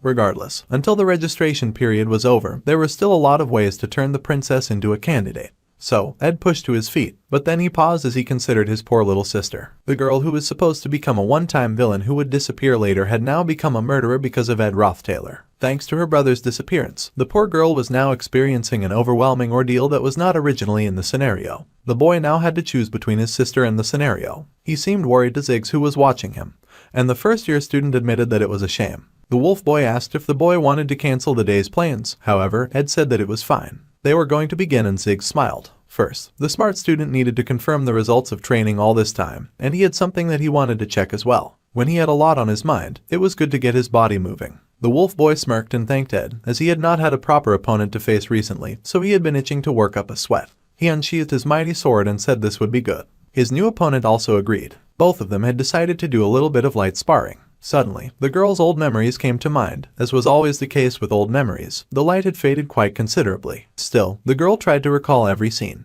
The 3 siblings, hand in hand, had walked to the hill that was covered in blooming flowers. Arwen, Tanya and Ed had walked together, their younger sister safely held by the guiding hand of both older siblings. Perhaps that was the little girl's last happy memory. Ever since then, the young noble's life had been filled with great responsibility and heavy pressures. There had once been happier days, but now she heard the screaming as the students yelled for the young girl to step down. They yelled and called her a murderer. They gathered in front of the princess home and screamed at the young Tanya, who watched them through the window. The blonde heiress could not help but wonder how things had ended up like this. Helping Tanya, who was being driven into a corner, would have a huge influence on the flow of the scenario, so this made Ed feel a little hesitant. Even more so with the way things had already been twisted, with many things still having unknown causes. Now, the smart student faced off against the wolf boy, and Ziggs got ready to begin, raising his heavy sword to the sky. Other than Lucy, Ziggs Ethelstein was the strongest second year who was a comrade to Taylor until the end. However, due to the exhaustion and incompatibility, he should have lost to Wade in the scenario. The boy swung his mighty sword, announcing his attack as he charged at Ed.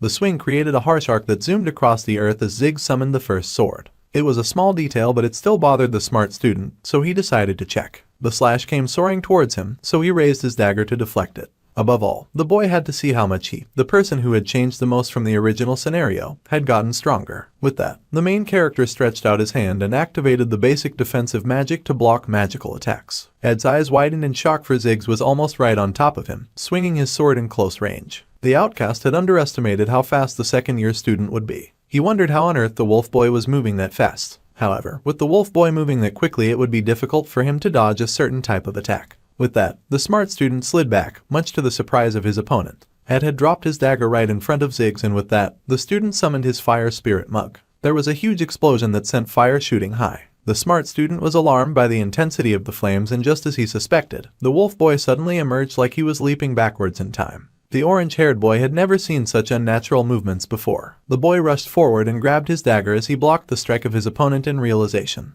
The main character swiped in an arch that had the mage boy leaping back, and the MC realized that Ziggs was using telekinesis magic to move his own body during the battle. No matter how much of a grasp he had on his own magic and physical abilities, those were not movements that could be replicated. What the wolf boy was doing now was out of this world. A person should also need a battle sense of this that surpasses simple theory, and the wolf boy possessed battle experience in waves. The dark-haired boy then turned the ice spear towards the main character using the mid-rank magic, and our guy raised his hand to block the attack. Ed barely managed to dodge as he realized that Ziggs was now attacking with no mercy. He wondered if his opponent had really assumed that he could dodge such a wild attack. In reality, the MC was barely keeping up with all the wild attacks. However, the sudden ice wall was an obvious diversion, a strategic move to activate greater magic to buy time for a larger spell. The orange-haired boy commented that he thought that this was supposed to be a light spar. However, his opponent replied that he had also thought this would be a light spar, but then Ed unleashed bombs on him and he was just responding in kind. The wolf boy had been planning on using a single blade, but he thought now that practice should be a bit more like the real thing. With that line of thinking, he activated his very powerful and supercharged advanced mana armament with a grin on his face. The battle raged on between the two boys in the mix of fiery orange explosions and blue magic. Janica seemed to notice the spar and then giggled to herself, wondering if it was okay to put carrots in the curry. She was so busy in her little housewife fantasy of hoping her crush did not dislike carrots that she was barely paying attention to the fighting happening down below. She was sure her sweet and darling crush would be hungry once the duel ended, so she had to hurry up and make the grub as soon as possible. The clash and the crashing went on as the two boys fought with a mix of magic and strength, the landscape cracking and trembling in their wake. The main character started looking strained as he fought against the wolf boy, panic in his eyes as he barely kept up with the talented top of the class. There was a huge blast and the MC fell back with the blue shards scattering around him. However, Ed was not done just yet, and he pulled out his blue water arrow with determination burning in his eyes. He fired, powering the shot with mana, and it flew sailing away from the boy to slam against the shield that Ziggs had put up. Mana armament, as the name suggested, was the type to create armaments out of the user's mana. Most mages did not need to arm themselves in such a diverse way, so there was no reason for them to use this difficult high-rank magic. Therefore, as the solo mage who could use all types of weapons without limitations, this was Ziggs' unique magic. The main character faced this special magic head-on, firing arrow after arrow at the wolf boy, and each shot curved in a delicate arc through the air while the dark-haired boy charged still for his opponent. The two were locked in what almost looked like a death match, with their eyes burning with the drive for victory, and the orange-haired kid groaned when he saw the wolf boy was using telekinesis again. The movements could not be followed nor predicted, and Ziggs was coming for him at his blind spot. The MC's eyes widened with shock, and the blessing of the wind, activated immediately, formed to deal with unexpected attacks. The enemy was to be blown away by the wind, and the wolf boy found himself wrapped in a volcanic torrent of air. The boy groaned as he was blown away far from Ed, and growled as he suffered lacerations from the wind's harsh protective temper. The boy managed to still land on his feet, sliding to a halt some distance away from Ed. Ziggs slid to stop on a particularly soggy piece of wet ground, and the water activated immediately, much to the boy's surprise as he wondered when Ed had the time to set such a thing up. The outcast noble rushed to the opportunity to manifest a waterhead, and the wolf boy found himself transported to a world of clouds and water. Soon, the waters around him began to bubble and jerk and toss, and soon it took up the form of a grand and mighty beast, roaring out at him. However, the wolf boy was unmoved as the jaguar water spirit rose behind him. He growled and turned swiftly, dodging the water attack and stomping hard on the puddle. However, something still arced overhead, and the wolf boy's eyes widened as Ed suddenly appeared and nearly blasted his face with a ball of fire. It was mid-rank magic, particle explosion, and it did go off, throwing the boy into the distance. As the main character had expected, Ziggs was strong, and he had relearned that as his heavy breaths fell, exhausted from dueling with the boy. If the younger boy had learned mana armament, then he had gotten just as strong as expected for the scenario. At this rate, Taylor's party would never have a problem facing enemies. Suddenly, Ed found his thoughts interrupted with shock and horror when saw the second-year student was still standing. The dark-haired boy coughed out that it was just as he thought. He thought that his senior was incredible. Though covered in blood, bruised and battered, Ziggs pushed to his feet and said with glowing dangerous eyes that he just could not let his guard down. The boy stepped forward and suddenly declared that he would now get serious in their fight against each other, smiling like a behemoth from the underworld. The boy then activated convergence before Ed could protest and gathered mana in one place. The third year was horrified and he sent Laisha to block the damage. The water spirit charged with her scary fangs open in a roar, but Ziggs' even scarier magic tore through everything. It was only the beginning of the third act, but the ability that Zik was showing now during this duel was considered the maximum expected for the coming scenario. Ed was both amazed and absolutely horrified. He had never thought that he would see this amazing form so soon. In Act 4, Scene 7 of the Failed Swordsman of Sylvania, this had been Ziggs' final battle pattern that could be witnessed during the Gregol Cathedral infiltration battle. Now that absolutely terrifying form was being unleashed in front of the orange-haired student, and the dark-haired boy lifted the terrifying weapon high in the air. It was called the Nature's Lance. Rather than having a ridiculous mental battle, he thought that crushing him with the difference in their power would be the best way to deal with someone like Ed. The power rushed right at the main character who stood before the incoming wave, and the boy groaned as he pulled forth fire to defend himself. The two powers clashing caused an explosion like never before, and it echoed through the entire environment, blasting light in the sky. The attack that the wolf boy shot was too fast, and by now Ed was far out of mana. Particle explosion was not mana efficient, but he had no choice but to expend that. The problem now was the second attack that was coming, and Ziggs tossed off his school jacket to launch it. The fist of the main character hit the ground and light danced around his hand as he worked hard in this battle. The world around him was lit up in bright colors of blue and purple as the MC activated his last-ditch attack. The boy huffed and puffed as his magic just barely managed to block the second stream of the wolf boy's awesome power. The smart student had used the impact amplifying wave ball, which was a magic engineering tool. The wolf boy took note and declared that the fact that Ed was now utilizing a magic engineering tool in their battle could only mean that he was all out of mana. Instead of then ending the little sparring session like a normal person, Ziggs instead bellowed that this was the end, and he attacked full force. He leapt with his lance right at the boy, who could only face the incoming weapon without protection or guard. However, the wolf boy suddenly froze in frustrated surprise. His opponent refused to fall and was somehow now using wind magic. However, Ed was out of magic, so that could not be possible. The senior growled and pointed his fist at the junior and fired an attack. Since the dark-haired junior was going all out at full force, the senior had no choice but to do the same. So, the main character used the legendary rank magic engineering tool, Glass Golden Phoenix Ring, and he could not have it, rendering him unable to use mana for a long period like last time. He had to use the least amount of mana as possible, just enough to slightly manifest it. It was with great struggle that Ed somehow managed to achieve that, and he gritted his teeth as it summoned it forth. Someone then sighed in relief and Ed's eyes widened in surprise. Without the altar of substitution, Lucy or Janika's mana, the main character had finally summoned a strange-looking lady in white robes. The lady smiled, telling the smart student that this achievement was a very great stride. It was to the main character's shock that he realized that he had summoned the human personification of Merylda. The big golden speakers in the compound announced that was all, and the students gathered around threw their hands into the air and screamed their cheers. There was a huge gathering of students, and one white-haired boy asked what was even the point of having 4 candidates. The result of the election was clear to see, and the student council president was sure to be the red-headed merchant Lortel. The students yelled and cheered, and her people admitted that it was easy to feel Lortel's sincerity when she spoke. With her leadership ability from running the trading companies, she would definitely do well as a president. The company leader seemed the best option for sure. One of the students asked worriedly what the member of the company would do if the merchant truly became the president, and the man replied that it just meant that nobody within Sylvania Academy would be able to stop their company leader. As the redhead walked away from the podium, many people cheered and delighted in her. She was a fan favorite among many of the students. Suddenly, the foxy lady stopped and gazed with disgust as she took a look at the little Tanya. The redhead said that the blonde did a good job with her nails, and the little noble steeled herself despite the merchant's disapproval. The fox smirked, asking the shivering girl what was wrong as she seemed nervous. The girl was shaky, but she said with pride that she did not kill her older brother. So, with confidence, the girl climbed those steps to face her accusers. The redhead smirked as she watched the girl stalk away, and the little girl with her golden curls faced all the students who glared accusingly at her. Tanya cleared her throat and then yelled out a greeting to all who had gathered. She announced her name and that she was currently running for the student council president. There was huge silence at this announcement, but that was to be expected as they hated her. The girl had finally come up to the podium, so that was a huge success in her books. She kept up her mask, and some thought that she was acting like nothing was wrong right till the end. The redhead wondered if this was because the young noble wanted to prove her innocence, or if it was because she really had no talent for politics. However, it was already 10 minutes since Tanya's speech began and not a single person had reacted. The blonde girl was basically talking to herself. The only good thing was that no one had yet to yell at her with curses or hate. There was silence among all the students, and fighting back tears, the little blonde announced the end of her speech. Just as she concluded, a shout raised from the crowd and someone yelled, calling the poor girl a murderer. The girl's eyes nearly blacked out with fear from the accusation. The longer she stood there, the more the students rained papers at her in hate. They yelled for her to explain the murder charges against her and that they said it had to do with internal conflicts in the Roththaler family. They asked if she planned on denying everything after all. They yelled that they knew all the information in the student newspaper, and they asked if she was not going to say a single word about her murder charges. The girl tried to thank them for listening to her speech, but yet another paper hit her head and she flinched. The girl tripped on a bottle that had been thrown on stage, and gracelessly the little girl fell to hit the floor. The students looked pointed and laughed mockingly, entertaining themselves with the little girl's downfall. They laughed and mocked her, saying they could not hold back their laughter.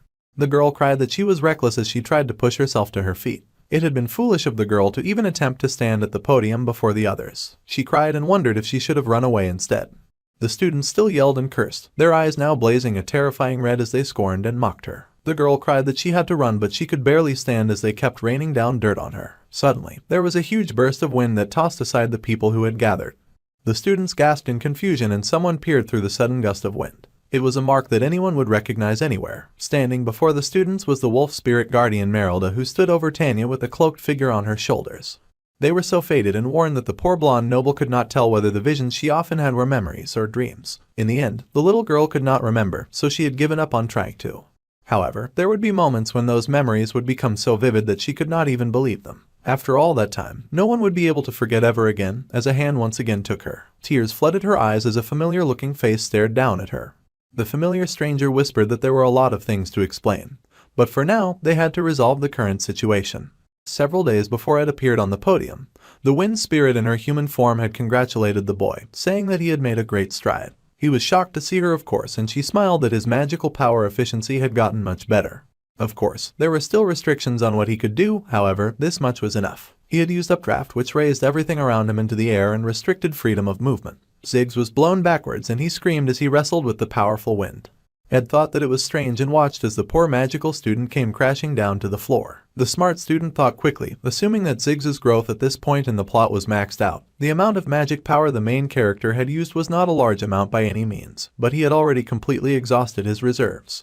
The spirit explained to the boy that the efficiency was good, but she sighed that she did not want that particular form. Using every possible magic technique available to him, and with Merylda using a cheat-level secret technique, the result should be Ed's victory. Meanwhile, Merylda was still whining and growling about how she hated the small mouth and the lack of fur, and the loss of her tail made it hard for her to keep her balance. Suddenly, the spirit's eyes widened and green power surged from Ed as he charged with the intent to win. The lady was shocked and alarmed, noting that it was really hard to move with this form. The main character showed no mercy and very shamelessly hit the lady with his magical glowing green ball. Magic danced near Ed's fleshy neck. However, it came to a stop as Ziggs had suddenly appeared, pushing forward to defend the wind spirit but stopping shy of slicing our guy's head off. After a beat, the main character raised his hands in defeat, soaked and covered in sweat and blood. The boy admitted that he had learnt something that day. Ziggs could not believe that Ed had trained himself this much in barely a year. Merylda was still pretty upset at the sudden attack while the wolf boy was struggling to catch his breath. Ziggs had grown stronger, even more so than in the scenario, and Ed wondered why his calculations were so wrong.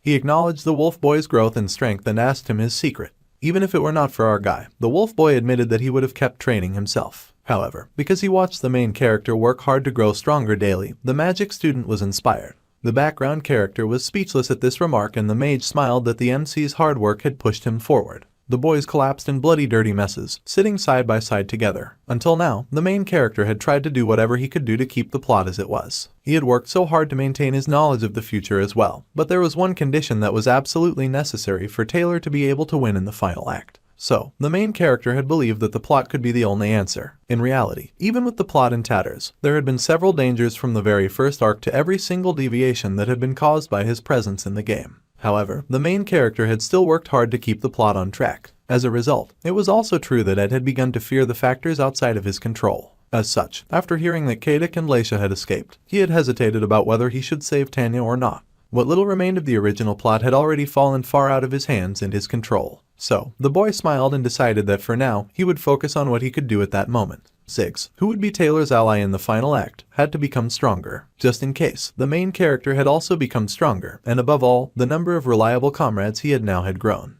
The boy smiled now as he thought that he might be naive to think this, but he was sure it was okay to think this way sometimes. Deviating from the original plot, showing up to Tanya's rescue on the back of the giant spirit wolf did not mean that they would have to meet a bad end. The students were astounded to suddenly see Merylda, and many of them started to flee the scene. However, someone yelled for everyone to calm down. It was a cocky purple-haired student and he grinned, saying that he had seen that high-rank spirit before. That is when the other students started paying attention and they realized that they recognized Merylda. There was hardly anyone that could handle that particular strong spirit. Many students had taken elemental studies before, so they knew that person could be no one else but Ed Rothtailor. Every student was absolutely shocked to see the boy suddenly appear as he yanked the cloak off his head and held his little sister close. Both siblings stood near the podium and everyone cheered in shock to see that the boy was alive. The main character then grabbed the microphone and greeted all the students gathered. He introduced himself and then revealed that he was not at all murdered by Tanya Rothtailor. Lortel smirked as it was all going according to plan. To start with, the boy supported his sister more than anyone else. Besides, Janica, the third-year top student, Lucy, the second top student, and the Imperial Princess Phonia had already declared their support.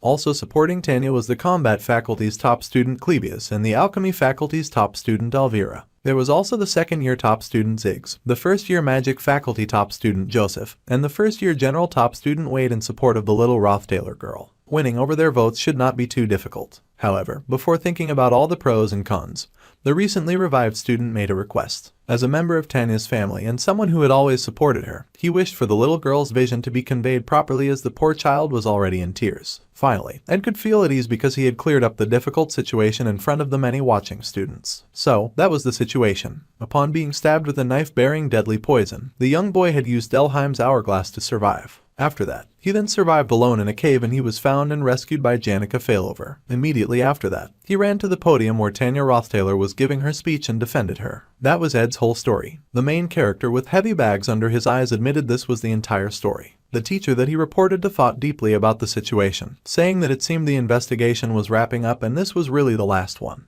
The young lad had stopped counting the number of interrogations after he hit the double digits as every teacher wanted to know what had happened. The boy was so sick of this, he could not believe that it was finally over. Suddenly, the last teacher spoke, addressing the Magic Faculty's third-year student, Ed Rothtailor. Unfortunately, the very last person who would interrogate him turned out to be the principal himself. The principal, Obel Fursius, asked the boy to enter. The principal had read all of the investigation data concerning this very delicate case, and noted that the young boy had truly suffered a lot.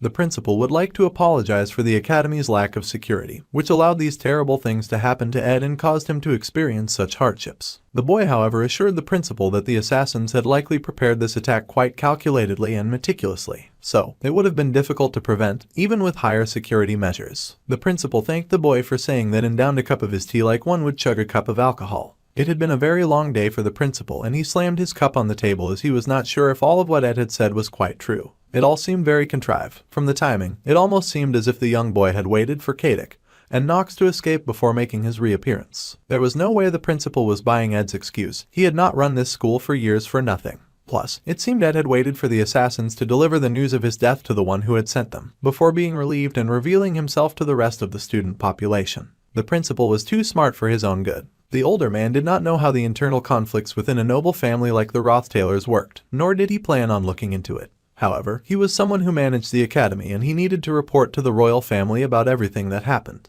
If he were to report that the boy had come back alive, then the Rothtailor family, who was a major force behind the royal family, would also find out that the young boy was alive, in a way that was slightly different from what the young man had intended. He was sure. Ed indeed was sweating about this prospect. The young lad then suggested that the principal postpone his report until later, and the principal asked if there was a reason that he should take such a risk. The main character was sure that the man had already guessed, but the one who had planned the young boy's death was none other than the patriarch of the Rothtailor family, and the actual authority behind the royal family, his father, Crepin Rothtailor. The boy huffed and said that he was not interested in business outside of the academy, and the boy was speechless. Then, he hurried to explain that the noble family that they spoke of was pivotal to the royal family, and they would want this to pass by quietly without receiving any news. If it became an issue later on, it was okay if the principal reported it. The boy continued to make his defense when the principal suddenly silenced him by calling his name. The principal said that from what he could see, the boy's grades had increased significantly and his reputation among the students had rebounded impressively. Even his sister's future looked rather promising, and the boy had a good reputation among all the top students as well. It was almost as if the boy had suddenly become a different person, and these words chilled the young student to the bone. It was hard to come up with a counter-argument when the principal was right. As the man had always said, Sylvania was always on the side of the students, even more so for students as capable as Ed. Slamming down the report, the principal extended a hand with a smile, after nearly giving Ed a heart attack. The principal said that he would see the boy later and he would remember his name. It seemed that the principal Obel had caught on to the entire situation, and even so, he was overlooking this. Thanks to that, the fact that the main character was alive would not be exposed outside of the academy. Thanks to Ed finally showing up, Tanya's popularity had massively boomed once again, to the point that the young saintess explained to visiting guest students that the noble's schedule was finished for that day, so the other students were not allowed to bother her and the noble would not be accepting wrongful gifts. The poor guy with the gifts slunk away sadly, and the main character wondered if it was really okay to have the saintess act as a bodyguard for his sister. Suddenly, someone called that they were waiting. They had been shocked when they heard that the boy had been called by the principal. Of course, the speaker was none other than the boy's little sister, and the boy admitted that he had heard that it was basically confirmed that Tanya would be elected. He gave her an early congratulations as her day to shine had finally come. The girl beamed and laughed, saying that she could not be at ease just yet. Her innocence had been proven, and 8 of the 12 top students, the majority within the 3 faculties and 4 years, supported Tanya. However, the reason that Tanya, who was once hated, could receive such an overwhelming amount of votes, the most decisive reason that is, was Lortel's collapse. The fox merchant had made it seem like it was a one-on-one fight between her and Tanya. When she did that, the other minor candidates ended up forgotten. Thus, it became a two-way fight between the two of them. At the perfect timing, when both Lortel and Tanya had similar levels of support, an article was released for all the students to see. It stated that Lortel had been embezzling the trading company's funds and threatening their clients. In the end, amidst the disgrace, she stepped down from the race. In the end, only Tanya's supporters remained and she was basically winning by a landslide. Thanks to the election and the investigation, the siblings had barely had any time to talk to each other. There would be many opportunities for them to talk. However, what the little girl really wanted to do was to express her gratitude. The boy pointed out that she had said that enough times when he had first showed up, and she basically bent over backwards crying her thanks on the day of her speech. The girl protested that it was back then and it did not count. The girl sighed and then called her brother. A question like the one she was going to ask might seem offensive, and it did not seem good, so she was going to hold it in. But she could not bear to go without the answer any longer, so she had a question for him. During his announcement at the election, she asked why he had taken her side like that. If he was hiding, he did not have to step out and reveal himself there. His doing it like that made it seem like he just could not stand the injustice that she was experiencing or something like that. That was what she had thought at least, and her brother looked at her with a difficult expression. He admitted that was exactly why he did it, and it made her heart clench. They were family, he added, so of course he had to take her side, and he smiled at her with pride. The girl beamed with tears beading in her eyes. Well, she was the student council president now, so she planned on doing her work professionally. However, it was okay to be a little biased towards her brother. After all, she was human too. She beamed and asked her brother to tell her even if she was in danger. If possible, she would help him out as much as she could. He smiled as she walked away, a fondness sparkling in his eyes as she left. Ed smiled brightly, but his smile dissipated when he heard someone mockingly repeating his words. He glanced over and spotted Lortel, who giggled and said it must be nice to be family. The girl was cloaked in red with a teasing smile, and the boy asked how long she had been there. The girl grinned and replied that she'd been there since he started saying embarrassing things to his sister. The rumors she had been hearing lately had been crazy, and he worried about her safety and health. The girl whipped off her cloak with a bright smile, laughing in amusement as she said that it all went according to plan. The incident that confirmed Tanya's election was the scandal about the trading company's embezzlement and abuse against its clients. However, those scandals had been purposely publicized by Lortel. She had purposefully made it a two-way fight against Tanya in order to erase the existence of the other candidates. The foxy merchant went to the princess to show her hostility against the young Rothtailor in order to get the girl to run for president.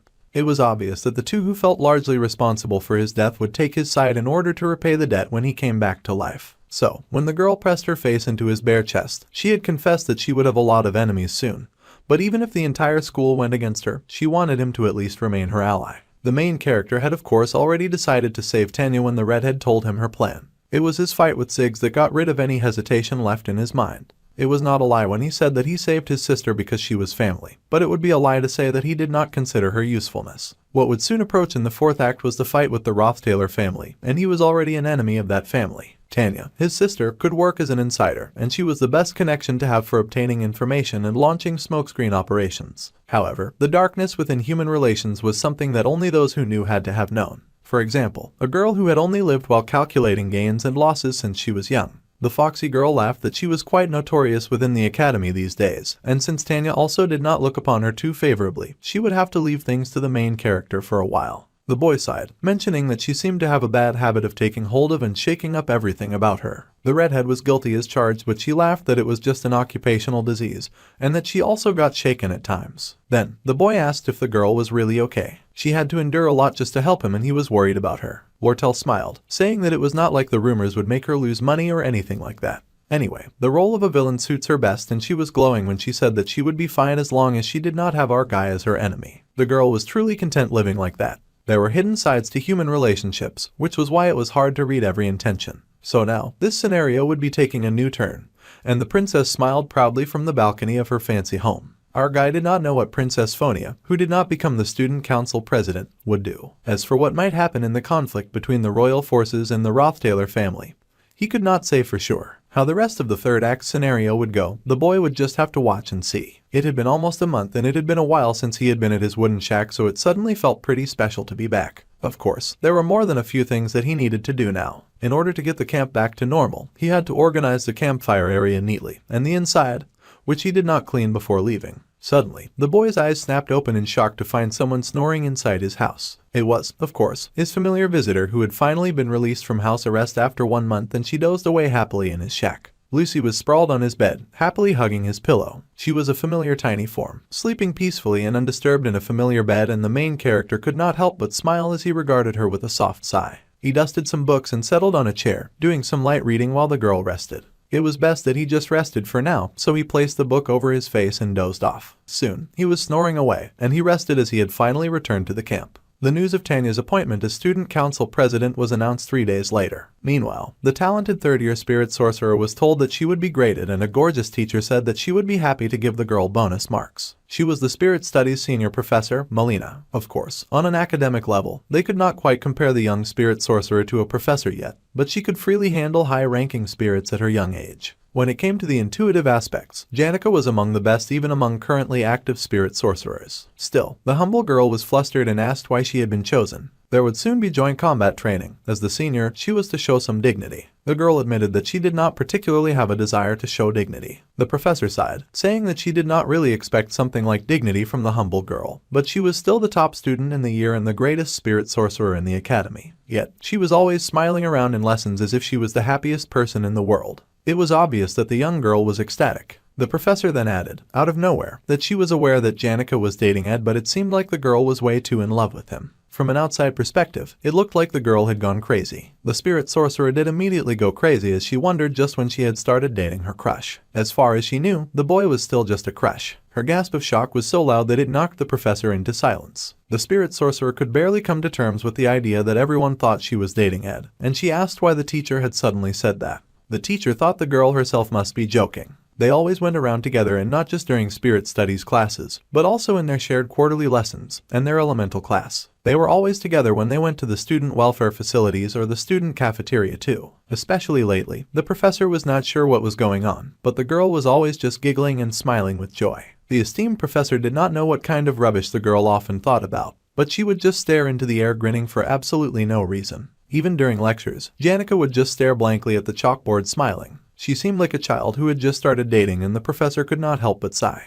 The spirit sorcerer was extra flustered by this news and begged the professor not to mention her love-drunk habits to the other students. The teacher sighed that she was not usually interested in the dating rumors of children. However, the professor added, and Janica's eyes widened as she heard that everyone already thought that the two were dating. Janica looked around in horror to see that indeed every student in the room felt the same way. The spirit sorcerer's face flushed pink in embarrassment because they all truly thought that the two were a couple. The poor gifted girl was left speechless. The Eastern Spart region, a place that could only be reached on horseback after riding from the capital for 3 days and nights. The southern mountain range in Eastern Spart was known as the land of farming, Pulin. If they follow Pulin streams and go deep into the ridge, they would find Torin, a small mountain farming village with no more than 300 people. Janica Failover, who began to see spirits the moment she could babble, was clearly a genius among geniuses who would bring light to this village. The young girl laughed as she raced through the streets, with spirits following her at every turn. Every so often, outsiders would visit the village. In particular, Janica remembered a certain male boy. He was the only person who spoke to the young girl formally. Due to the fact that all of the village youths had left for the city, Janica had lived as the village's beloved youngest her entire life. So, formal speech was unfamiliar to her. Of course, perhaps because of her characteristic friendliness, the male boy eventually became comfortable with the little girl. He would tell the young genius of the big cities that existed outside of Pulin.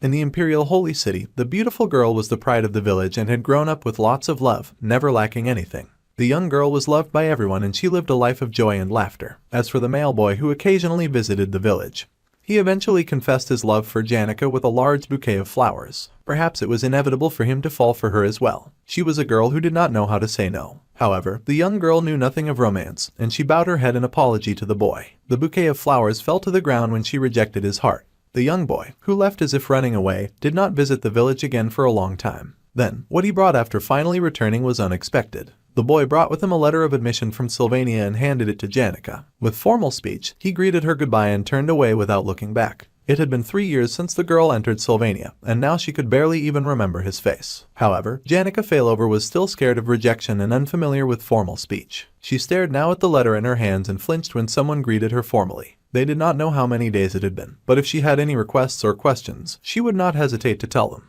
The administration office of Trix Hall said that after checking, they could quickly deal with it if it was an administrative task. So, about that, the girl blushed nervously. She had received a leave request from the Trix dorms. The lady at the administrative office said that she did not know what the girl was torn up over, but if she really did not know, she could ask those around her for advice. There were a lot of people who would jump in and help her if she just asked for assistance. The lady was sure they would hear out the talented spirit sorcerer. The girl always had a lot of people around her in the past. However, as someone who found attention burdensome and wanted to run away because of it, bringing up a conversation was difficult, even if the people were her own close friends. Annie scolded the girl, saying that she should have caught on to the fact that he was alive when she saw Janica giggling all day long. The spirit sorcerer apologized that she had her reasons and her friend's eyes widened in surprise. Annie's was sure that Janica had no choice, but now she wondered what was worrying Janica as her friend once again looked anxious and unsure. The spirit sorcerer struggled with bringing up her problems. As the teaching assistant was aware, the spirit sorcerer remained really bad at rejecting the requests of others. Receiving requests made it difficult for the one who got them to reject. The teaching assistant stood and yelled that it was because Janica went about accepting all of Ed's requests, that she had basically become that guy's maid. He could live in seclusion, so she had no reason to keep cooking for him and helping him with the housekeeping. Her friend was now concerned and asked just what Ed had asked for now and how hard it would be to grant his request. The spirit sorcerer hurried into the defensive, saying it was not like that, and she had only helped him out because she wanted to. This time, she had something to ask of him. Since they were so close with each other and so comfortable with each other, their relationship made it a little difficult for Janica to make her request. Annie's wondered what her friend was on about this time. Then, the teaching assistant suggested putting a bit of distance between herself and her crush. This suggestion surprised Janica, and the noble went on to say that doing this should make it easier for the spirit sorcerer to reject and make requests. It seemed there was a need for the two to be less intimate with each other, and if they were too conscious of each other for way too long, it might end with her heart ceasing to flutter as hard as it once did before. Even as she gave this advice, the teaching assistant wondered if it was even possible for Janica to put any distance between herself and Ed. In the first place, she felt she was asking for the impossible. However, if they became too distant, then the talented forest student would end up alone. Putting some distance might make the boy perk up a bit. The girl was barely finished talking when the spirit sorcerer suddenly energetically voiced her thanks, much to her friend's surprise. The sparkling girl thought that it was a good idea, so she would get going now. This was met with absolute shock from her friend. Before the teaching assistant could process what was happening, Janica was wishing her goodbye and skipping away, much to the girl's shock. Annie's finger dropped slowly in confusion and now she panicked, worrying about if she had given her friend really bad advice. She panicked and wondered what she had done. Meanwhile, our guy was going over his skills as usual. His magical engineering crafting skill had once again improved significantly and he had collected a lot of crafting formulas. Making all of them was physically impossible, but the item that he wanted the most was the thunderstruck 1,000-year-old wooden cane. The crafting formula for the item itself was pretty simple, but it was still a cane with a very high force rank. It had the ability to amplify the sensitivity of spirits of all attributes and amplify the mana efficiency of spirit magic. The reason the main character understood this cane was because the ingredients were very difficult to obtain. The branch needed for the cane was not just from a normal tree, and he needed a branch from a tree that had lived for over 1,000 years and had been struck by thunder. Even though it was an item that came into the protagonist's inventory as a quest reward for the final chapter of the third act, in reality, the material was not something that could be found or bought. The 1,000-year-old trees may not be common, but there were at least a few of them in the northern forest. The issue right now was thunder, and Ed glanced behind him with a bored expression on his face. The sun was shining so brightly that Lucy was dozing under the sun like a cat. There was no sign of thunder anywhere. Then the boy called Lucy, who grimaced slightly in her sleep. The girl cracked an eye open and looked toward the person who dared disturb her sleep. Ed's face was hovering over her all of a sudden, very up close and personal. The little mage was so shocked that she flew up into the tree like a frightened cat. The boy was a little surprised by this reaction as it was not the first time he had woken her from sleep, so he did not know why she was acting so shocked. Then, he figured it was rude either way and apologized for surprising Lucy, who was blushing up a storm. The girl panted for her dear life, shocked by the sudden scare. Then she said it was fine for him to speak from there, it was okay, she could hear him. Still a little concerned, Ed said that it was fine and there was no rush so they could talk much later. After all, it was time for him to get going. Once he was gone, the girl fell from the tree. Later that day, Janica popped into the woods, greeting Ed with a smile, and the boy greeted her, noting that she had arrived a bit late. The girl laughed and pointed out that she was just 10 minutes late. The boy had expected her to take the easy way and asked if something had happened during her journey to him. However, the girl just smiled proudly, beaming like a little lantern. She said she had no reason to be late and that she was just late because she wanted to be. This was what the girl believed putting distance was about. Ed saw nothing wrong with it and said that it was normal, especially considering how busy the other girl was. He thanked her for coming all that way to help him with sensitivity training. Then, he asked if she wanted some tea, which greatly surprised the girl. Then she beamed with joy, thanking him. Then she realized that even if she was putting distance, her talented crush was making no effort to put any distance between them. Later that evening, they focused on training and the spirit sorcerer stared in awe that Ed was getting very skilled at handling spirits now. It had not even been that long, so she was very impressed. It would take some more time with Merylda, but now that his understanding of even Mug the fire spirit had increased, then it would barely take any mana. She was glad that Mug had such high compatibility with her crush. The fire spirit was also happy and cried from the barrage of compliments that he was getting.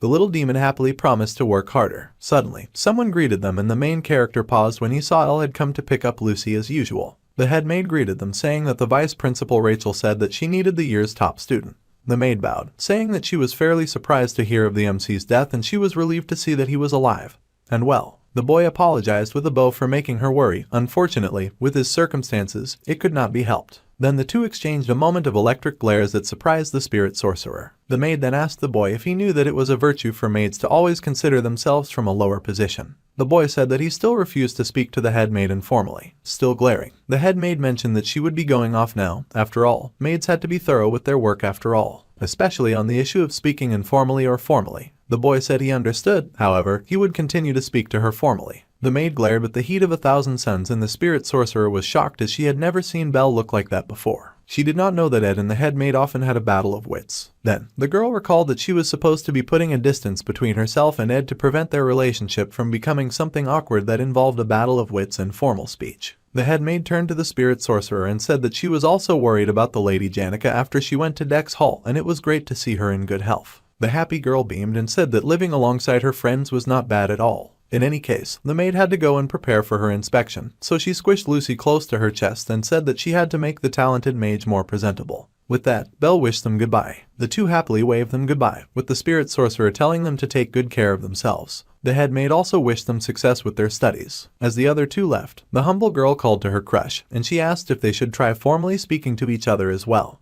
The boy was confused about this request and wondered why they suddenly had to speak formally with each other. The girl explained that rather than just speaking formally, since it had not been that long since they had met, even though an entire school year had passed, she suggested that it was not like it was awkward.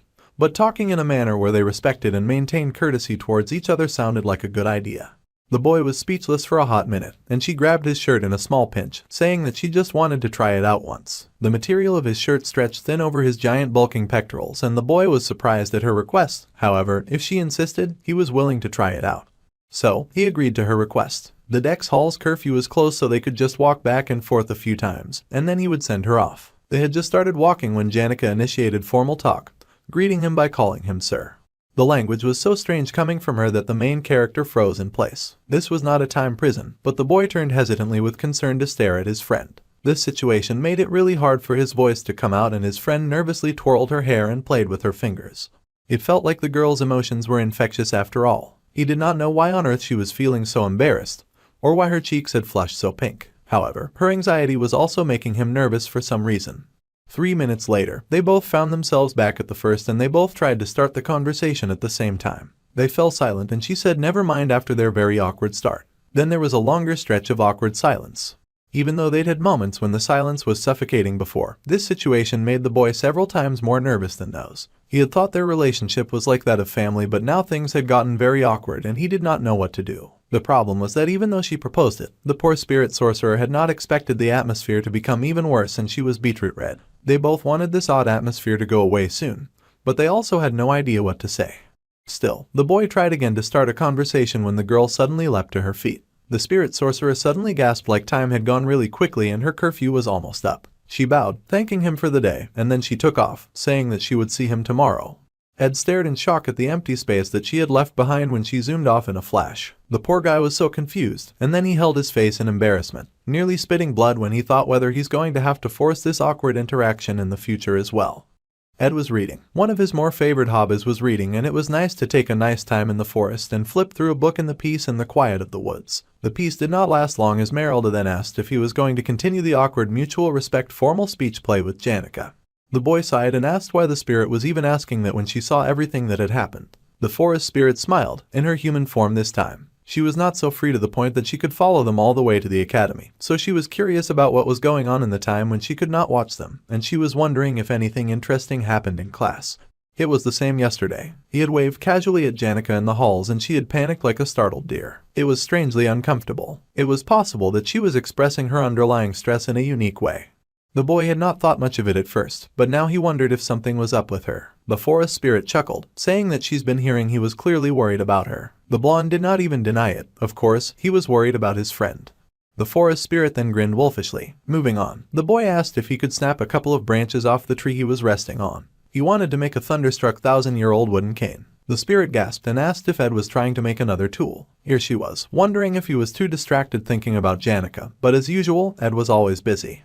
The spirit sighed and said that the boy did not need her permission for a few branches. He was a little surprised to hear this since it was called the Merylda Guardian Tree. The lady hummed, saying that it was a bit convoluted. If she was to be exact, she was protecting the forest because of an old friend. The friend had decided to put her name on this tree as they pleased. An old friend could be anyone, and Ed acknowledged that the spirit had lived a very long life, so it was a given that she would have many relationships. Then Merylda smiled and said problem 1. She asked him why it was that spirits would often take the form of animals. The forest spirit had the form of a human from the start and she'd already told Ed that was not easy. The reason spirits take the shape of animals is because animals are the most familiar and convenient in terms of access. Hence, they have an easier time copying their forms. Then, just as the forest spirit had to do the same thing to gain a human form, it made her wonder who she had copied. The boy figured who knew and the spirit smirked, pointing out that she had made a contract with him, so she could read his thoughts. Ed asked what that meant and she smirked. The girl smiled and said that she had taken on a form that was the closest to his ideal type. This was stunning news to Ed, who paused to consider his taste. It was very unexpected as he had hardly taken the time to consider such things. The forest spirit giggled and said that of course, it was unexpected. After all, she had just lied. The student was speechless, then he asked if she was joking. The forest spirit giggled, saying that reading his thoughts was not plausible and transformation was a very difficult kind of magic, so she could not just copy anyone. Merylda had lived for a very long time, so long to the point that Sylvania Academy's rises and falls simply seemed cute to her. The beautiful spirit was ancient. She had met a child back when Arkan Island was uninhabited before the academy was established. The girl did not dress fancy and she was always easygoing. The appearance that the spirit wore now was designed after that girl. She was the most special and unique person that the spirit had ever met. The main character had started putting pieces together and he asked about the identity of the girl. Infusing mana into this guardian tree and using it as an energy source, the girl established the school and had Merylda protect the forest. That lady cloaked in white with power flowing off her in waves. This was not a relationship that could be learned in the game. Now, he knew how the forest spirit and the school were connected. The unparalleled mage and scholar, the great sage Sylvania. In the dark of the night, the light of the fire kept the circle of Ed's house warm. The young lad was peeling an apple when someone familiar greeted him. It was Janica and she nervously said hello. He also politely greeted her with an internal sigh. He then asked if she wanted some apples, correcting his speech to be a bit more formal. They were still doing their dance of formal speech and keeping an awkward distance. They sat on separate logs by the fire, both saying nothing for a while. Then he asked her to pass her plate and the spirit sorcerer held it out without making any eye contact. It was awkward as they both ate their apples in silence, the sorcerer nibbling on hers while the main character went on saying nothing. Neither of them knew what to do about the situation. He would prefer that they either speak formally or not. They needed to make up their minds about that and then stick with it. The spirit sorcerer was shaking and Ed noticed her trembling. The blonde then asked if she was okay, asking if she was hurt somewhere. The girl sighed and said that she just thought it would be difficult to say this while looking at him. So, she tucked her head between her arms. She called her friend the young Master Ed, and admitted that there was something she would like to ask, though it was a question that might sound really strange. So, the spirit sorcerer just wanted him to hear her out until the end before replying. please. The boy sighed in relief and figured that no matter what, regardless of what he looked like now, he was an adult. If it was something she was having such difficulty bringing up, then he hoped he would not be taken aback and just listen. Then, with her face flushed a brilliant bright pink, Janica asked what he would think of her leaving Dex Hall to come live with him at the camp in the woods. The blonde stared at her with the most unreadable serious expression she had ever seen, and he somehow managed to cut his finger at her question. The girl screamed in horror as blood gushed from his hand, squealing and asking if he was okay. The boy didn't even seem able to process the pain as he was still pondering what she'd just said. The light of the campfire was warm, whether it was living outside or fighting. Since he had lived like this for 1 year, the boy thought that by now he could fend off any situation smoothly. However, it was a relief that he cut his finger. It gave him time to organize his thoughts. Now that his finger was bandaged, the main character could tackle the girl's question. First, this was probably something she expected him to say anyway, but he would still address it. While he wondered if there was any purpose in saying this outright, Ed admitted that he thought of Janica as someone who was incredibly kind and sincere. She blushed as he went on to say that he was sure it was not just him who thought of her like that. However, he just so happened to like her a lot. Janica saw stars at this confession and her face heated quickly. Unaware of the spirit sorcerer flaming up beside him, Ed went on to say that he felt the need to express the fact that he was a man. The main character wanted his friend to listen carefully. He did not know how she thought of herself, but she had quite a lovely charm, and she was very beautiful. Bro was just spitting out compliments like they were air grenades, oblivious to the effect that he was having on poor Janica. While he could stay considerate and gentle at the moment, Ed admitted that he did not know what may happen if they lived under the same roof. The poor girl was under attack and begged for some mercy so she could catch her breath. The boy went on, oblivious to her struggles, saying that if he was to be precise, men in general were similar in some ways, and he was thankful that she trusted him. The spirit sorcerer could not take it anymore and interrupted the boy, saying that still, if it was him, then she was okay with it. This left the boy speechless with a strawberry blush on his cheeks. It was finally happening. Someone had caught Ed by surprise and was making him blush. Janica was so shocked by her own words that she was also left blushing and speechless. For a moment, the two just stared at each other, looking completely stupefied. For a while, it felt as if the spirit sorcerer and the main character were balancing on the tightrope of a strange boundary. The boy lowered his head as he stood, a dark shadow surrounding him as the girl called out with worry. Speaking in a polite manner without rhyme or reason made things feel both familiar and unfamiliar. After the arduous and grueling student council president election and just when he felt at ease and a sense of freedom after returning to camp, Janica's sudden proposal of cohabitation came out of nowhere to Ed. The girl was flushed like a little tomato and panicking at his sudden silence. She was unsure if she could endure this or restrain herself now. The situation was practically urging her, enticing her to let go of her rationality, and this was the result. Her friend called out her name, however, and then settled down beside her on the same log. Out of care and kindness, Ed then asked if the spirit sorcerer was going through something difficult. The girl was surprised by this question. Usually, whenever something unexpected happened, there would be a reason behind it. Considering how the spirit sorcerer was saying something like this out of the blue, the main character then had to consider if there was a factor behind the scenes that he did not know about. The girl was in disbelief at how someone so smart could also be so very stupid. She smiled in amusement and laughed at Ed, saying that there was nothing that he did not know. The girl sighed, admitting that she must have wanted to run away. See, she missed the days back when she had a single room in Opheles Hall. Now she wondered if she sounded like an idiot. From the beginning, the talented spirit sorcerer, who even went berserk because of the pressure of everyone's eyes, living in the normal dorms of Dex Hall was no easy task. For an entire year, she endured everyone's relentless gaze, forcing herself to smile kindly in response. The camp had been like a refuge for the girl, so she guessed that she wanted to escape there if it was possible. She was sure that it must have been burdensome for him to hear her silly request, and she was backing out already. It was not something that would get resolved by escaping, and it would just be a burden to her crush. Still, Janica had wanted to ask just once. She laughed at herself and the youth sighed in relief. He admitted that it was definitely burdensome and the girl's eyes flooded with pain to hear these words. However, the blonde also added that the issue of it being a burden to him was completely unrelated. The spirit sorcerer was surprised to hear this, so the blonde explained that life was about being a burden to others while carrying the burden of others. Of course, he really thought the burden was not worth carrying.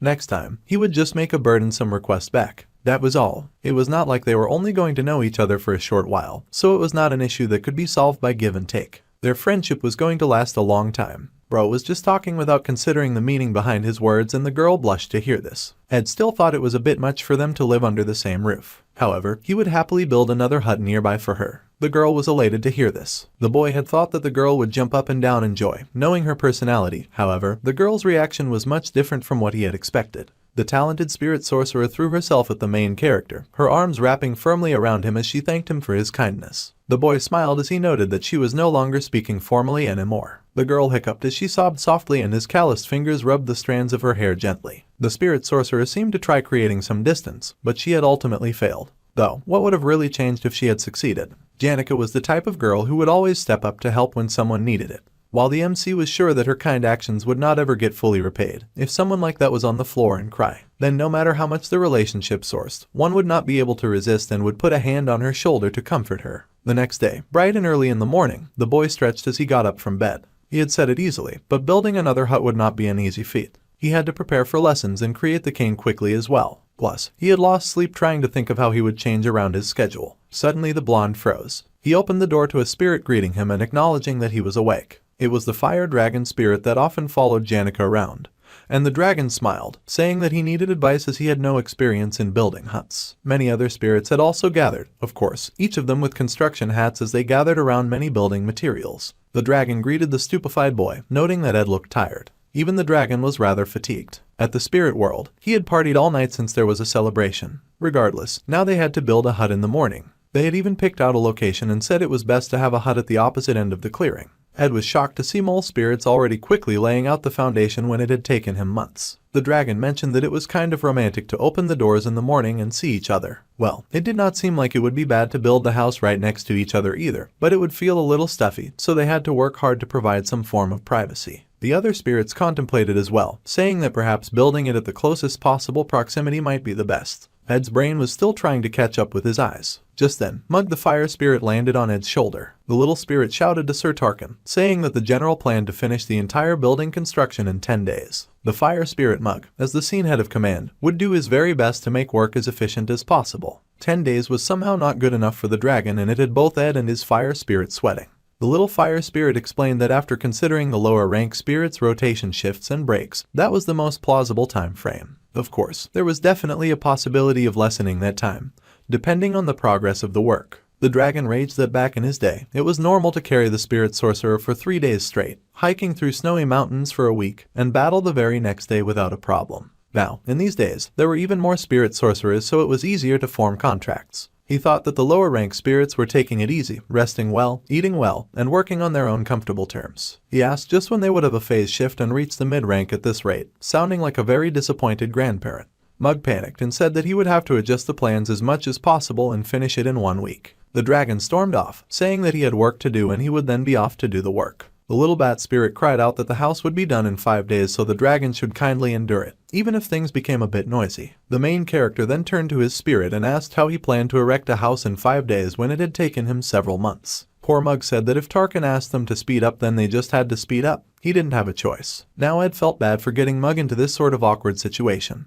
The main character sighed as he fetched out his tools, but it was a relief that his busy schedule got resolved. Now, he had the time to make the thunderstruck 1,000-year-old wooden cane. There were a lot of things that made the youth want to repay the kind spirit sorcerer. Giving her a place in the camp was not enough. Despite her having many canes from her friends and family, and his own uncertainty about whether or not she would like it considering that she used an oak cane, Ed still hoped as he carved the branch that he had taken from the tree. He worked really hard with a smile on his face, hoping that Janice would like it. Meanwhile, Lucy could not sleep. The little talented mage stared ahead, angry at all of the ruckus that was going on at Ed's camp. The spirits marched all through the camp, making so much noise as they worked to complete their building project. The construction work that lasted all day long was a huge contributory factor to her lack of sleep. The girl gritted her teeth and glared at the workers, but the true cause of her dissatisfaction was Janica happily sitting on a pile of logs and kicking her feet in bliss. The spirit sorcerer noticed the little mage and happily called out to her with a smile on her face. Janica always greeted the talented mage warmly, but the two already had a battle of wits before. Although the spirit sorcerer was bad at expressing things that were unpleasant, she could not lose, and she smiled haughtily down at Lucy. The girl was practically glowing as she stared at her rival, her nose in the air in delight as she announced that she would be living in the woods now. That was unacceptable to the mage, who yanked at her hat with great displeasure. Meanwhile, Ed was oblivious to the battle of wits happening on his property. The boy had borrowed a bunch of elemental magic books, and he hefted the pile of them in his arms. This was because he thought that he should learn some new magic, and he'd taken some from the faculty building in the Eastern Square. The young lad wanted to learn more about particle explosion.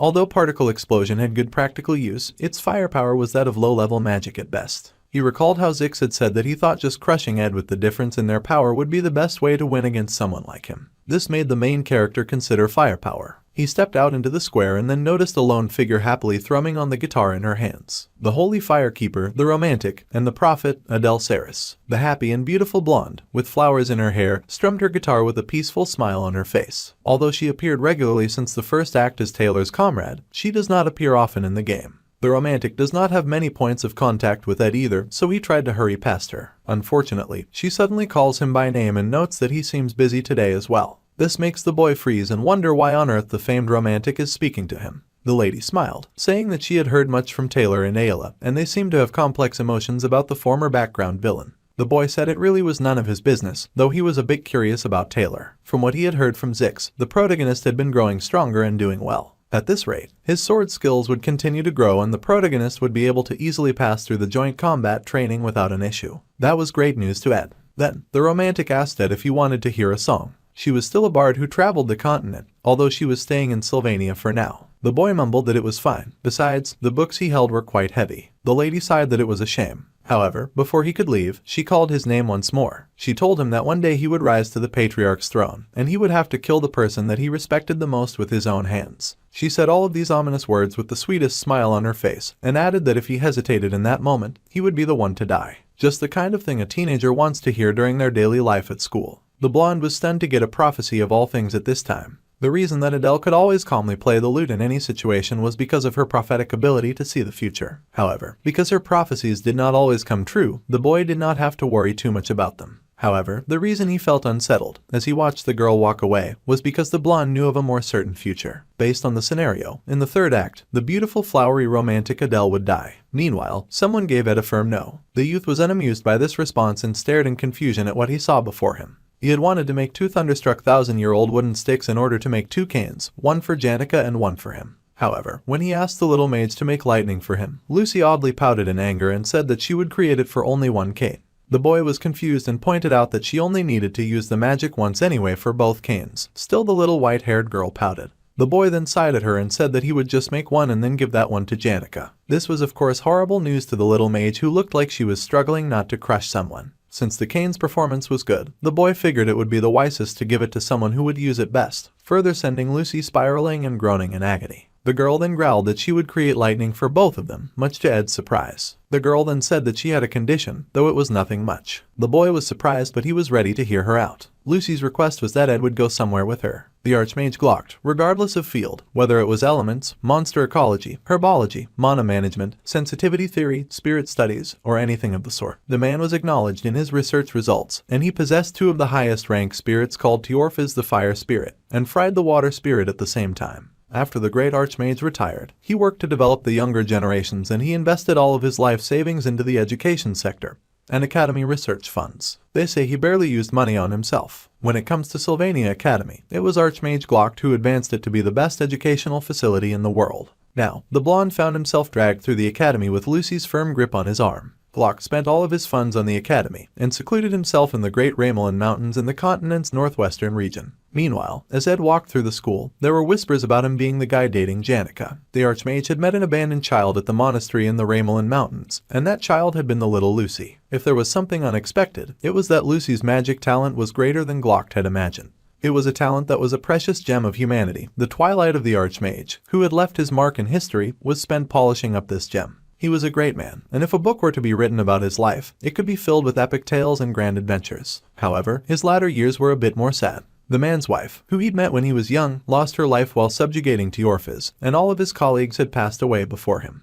Eventually, the only people who remained around him were those who revered him, and those who wanted to use his fame, which was probably why he built a hut in the mountains to seclude himself. However, the true relief in his life was the little hand that would rest upon his shaky hands as he worked. There was someone beside him who could continue his will. On a rainy day and in a shabby hut, the Archmage Glock passed away with a smile on his face, knowing that he had Lucy. That was how Archmage Glock's journey ended and how the little girl's journey began, although it was over now. The boy was confused about that, so Lucy asked if he knew where the old man's hometown was. Ed was unsure, but from what he learned in history class, he guessed that it was the lawless area of Kohelton. The little girl said that the history books were wrong and that was just where the old man had spent his youth. In truth, the Archmage's real hometown was here in Arkan Island, the same place where he had built his school. Lucy took Ed to the beach and they stared out at the waters that glistened in the light of the setting sun. The little girl stared out at the waters and admitted that she did not know what was so entertaining. But whenever he talked about living in Arkan Island, he was so earnest, and even until the moment he died, he worried about this school. She said that the old man was such a fool. His heart's hometown was Arkan Island, there was no helping it. Lucy told Ed about the journey that she had no choice but to embark on. At the time, the young Lucy only had the shabby hut and the cold corpse of the old man left. She covered his corpse with a blanket and tied it up with leather ropes, before freezing him with ice magic. Although most mages would get tired of maintaining the ice magic for even just 1 hour, that was already possible for Lucy at this stage, as she tied a rope connecting her to the coffin, and floated the coffin after her as she walked through the woods. This was a story that sent goosebumps down a person's spine. Glock's hut was in the Ramelin Mountains in the northwest of the continent, so she had headed south of there. She passed the Urakel Forest, Great Lake Aka, the land of alchemy Crete. Lucy also passed the Malin Plains, the holy city Carpia, and the Denken wetlands to finally reach the Kol Empire's borders. After that, she passed the Teldanil Viscounty, following the river downstream from there, and took her past the merchant city Oldek, the Owlin County, the Island Barony, the Sale Viscounty, the Rothtaylor Duchy, the Feder Marquisy, and the Tiz County. Then she passed the Janet Mountains, Dres River, and Zahal Margrave's territory, and headed southwest, passing by Cranpel Forest. After opening a world map, you'd have to draw a straight line with a quill for some time before you could reach Mexus Bridge that connects to Arkan Island. That journey she set forth on while using magic to maintain her master's corpse, and even using it to move her own body, had taken her 3 months, and she had gotten a bit lost. It took the little mage a week to just find that. The boy was speechless as he stared forward. She was pointing to something that looked rather dark and shadowy. According to that old man's records, this was the place where the Archmage and the Great Sage taught each other and trained. This was where her journey ended. Before them was a makeshift grave with a long staff stuck out of it, with many flowers decorating the grave marker. Near the grave was a small collection of books, including the introduction to a spectral magic written, of course, by Glock Elderveen. The boy was surprised to see the book. Glock's travelogue of southern views, which included his thoughts of magic within the southern continent, sold for 7,000 golden coins. That was more money than the main character had ever had since coming to that world. That was not even one of history's greatest books. His posthumous book, which included his analysis of a spectral magic, must have a worth that Ed could not even calculate. Lucy said that the main character could take the book. It was all things that she already knew how to do, so she did not need it. She remembered all of the words that her grandfather left behind. The little girl had not even lived half the life given to her, and she might begin a new journey.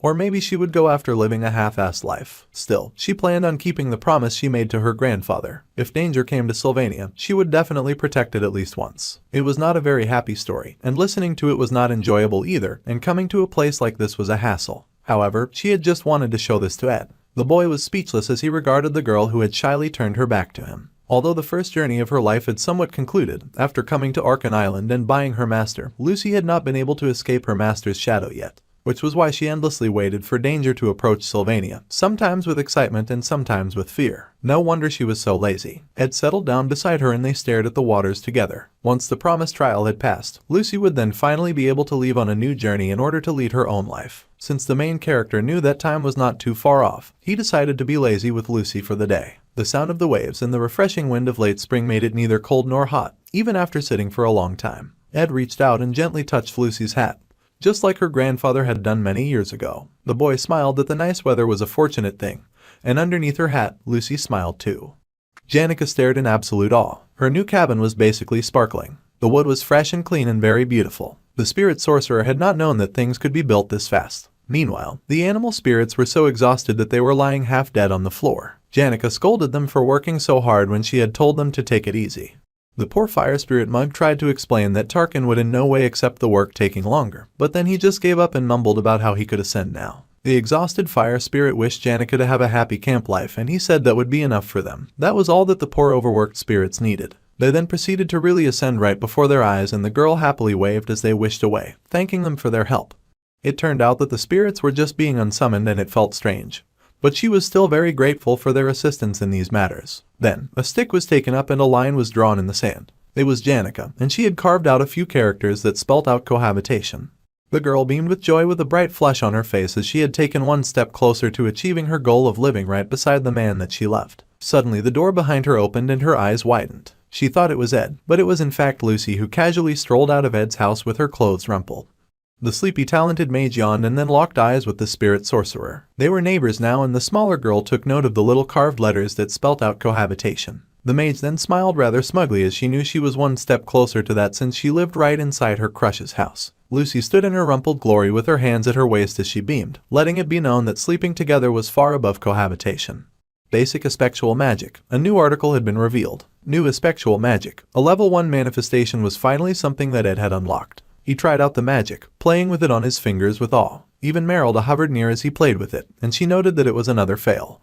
Aspectual magic was a lot more difficult than she had expected, and she asked if the main character could even get a grasp on the mana flow. The blonde boy studied and worked with Lucy casually napping on his lap. He was not sure about the new form of magic, but he had to at least try. The talented mage yawned and said that for aspectual magic, it was important to understand the principles first. Magic was a study in which both theory and senses coexist. He will get a feel for it after repeated practice. Just for a spin, Lucy tested out controlling the axe and a few objects around the camp. Completely showing off, she lifted a bunch of things and commended some of his repeated practicing. The boy admitted that he had done it 2 or 3 times as he patted her head, and the girl blushed in surprise. The blonde admitted that it would have been easy for a genius like Lucy, and who would have known that Glock's introduction to aspectual magic would exist. Meanwhile, the silver-haired mage was suffering under the sweet attention of her crush's pats. The lad had thought of aspectual magic as the kind of thing that could not be learned in the game. Aspectual magic was magic that needed to easily manipulate time, space, and your mind, so when it came to it, it was the greatest in power. However, because it went against providence and the natural order, it was the most difficult and unresearched magic.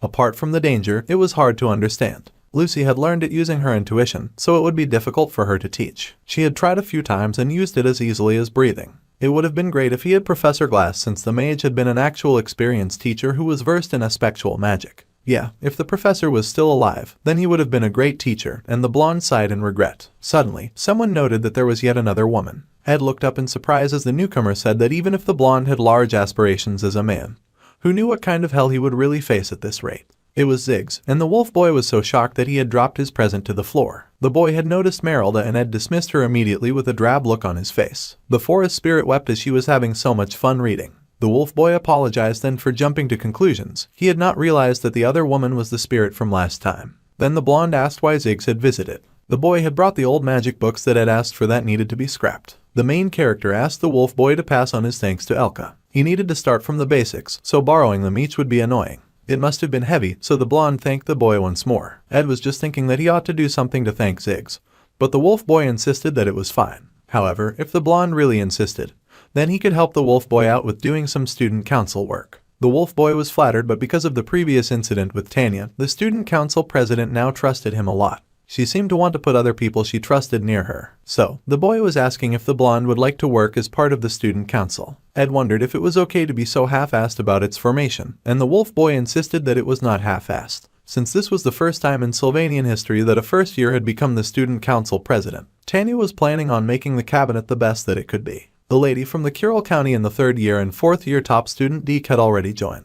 In the future, she wanted 1st year magic faculty top student Joseph, 3rd year top assistant Annie's, 4th year top alchemy faculty student Dorothy, and Ed as well. Tanya was only gathering trustworthy and talented people. However, Ziggs already guessed that Ed would reject the role anyway. Ed considered rejecting the role, and the wolf boy sighed. The blonde did magic engineering, spirit sorcery, stamina training, camping, and academy scholarship student work. He was also training in a new type of magic, so there was no helping it. The wolf boy sighed that he expected Ed to reject the role, but the student council president would be disappointed. Meanwhile, Ed had not even given a response, and he was flabbergasted to hear that the wolf boy expected the rejection anyway. After saving Tanya and having the scenario turn into something unknown, small predictions felt meaningless. Ziggs joining the student council was unexpected in the first place, and the entire list he stated was also unexpected. According to the timeline, the joint combat training would be happening soon, and this was supposed to be the biggest event before the 3rd act's final event, which was supposed to be Lucy's subjugation. This event, which happened again for the second 9-year seniors who were the generation of the protagonist, had an incident where 1st year alchemy top student, Claude, loses in the final battle and drinks the forbidden drug called Evil God's Blood. The main character remembered that event well as one with an unpleasant ending. However, the scenario was now far out of Ed's hands. Whether it flowed as he knew it or flowed in a completely new direction, it was all unknown. Meanwhile, a cart with intricately designed wheels rolled on the road. It was in fact a mighty chariot. Unless mages spent all night casting weight lightning magic, this was a giant carriage that could never move. The might of the forces guarding him was like that of an army, so the holy city's citizens saw this grand approaching carriage and called it the Wheeled Palace. Due to the resources being used becoming a waste, this palace did not often go far from the holy imperial capital, and it had just 2 people sitting at the top. It was further than one of the men expected, and he laughed that it was a relief that they could see the Saintess situation coming all this way. The first man was the Archbishop Verdio, and the second person thanked Verdio for planning a visit to the nearby noble territories as it made the planning perfect. The bigger man with the fancy garments was the Holy Pope Eldine. The Pope smiled, feeling quite pleased that they would be at Sylvania soon. Since the Holy Pope would be visiting, there must be no problems with the preparations. There was so much to do and everyone was working to make sure that everything would be spick and span. Tanya worried that the Holy Pope Eldine, who ruled the Holy City Carpia, and the Archbishop Verdio, who assisted the Holy Pope, would both be visiting at once. The goal of their visit was to spread the word about the grace of the god, Telos, and to perform new baptisms, but these were all just for appearances. The student council was in a state of panic as everyone rushed around to prepare. The really important part was the meeting request. They were worried about Saintess Clara since she was like the heart of the order. Then Tanya realized that there was one more meeting request. For some reason, the Holy Pope really wanted to meet the second-year student Adele. Anyway, they had to plan Tanya's schedule out such that she could also meet the Saintess. Today, the Holy Pope would be visiting them all the way from the Holy Imperial Capital, which was why instead of Kylie, the secret Saintess student had to set aside her disguise and let the maids comb her hair as she would be presented in her true face, and by her true name in front of the students for the first time in a while. Today was the day of the joint combat training as well, and it would unfortunately overlap with the Pope's visit, so Kylie would not be able to attend. The girl was a little sorrowful as she found it very unfortunate. She had been looking forward to interacting with the other grades after all. The sulky girl did not want to return to the Holy Imperial Capital, and student life was like a dream, and she had not even been able to meet the person that she was supposed to meet yet.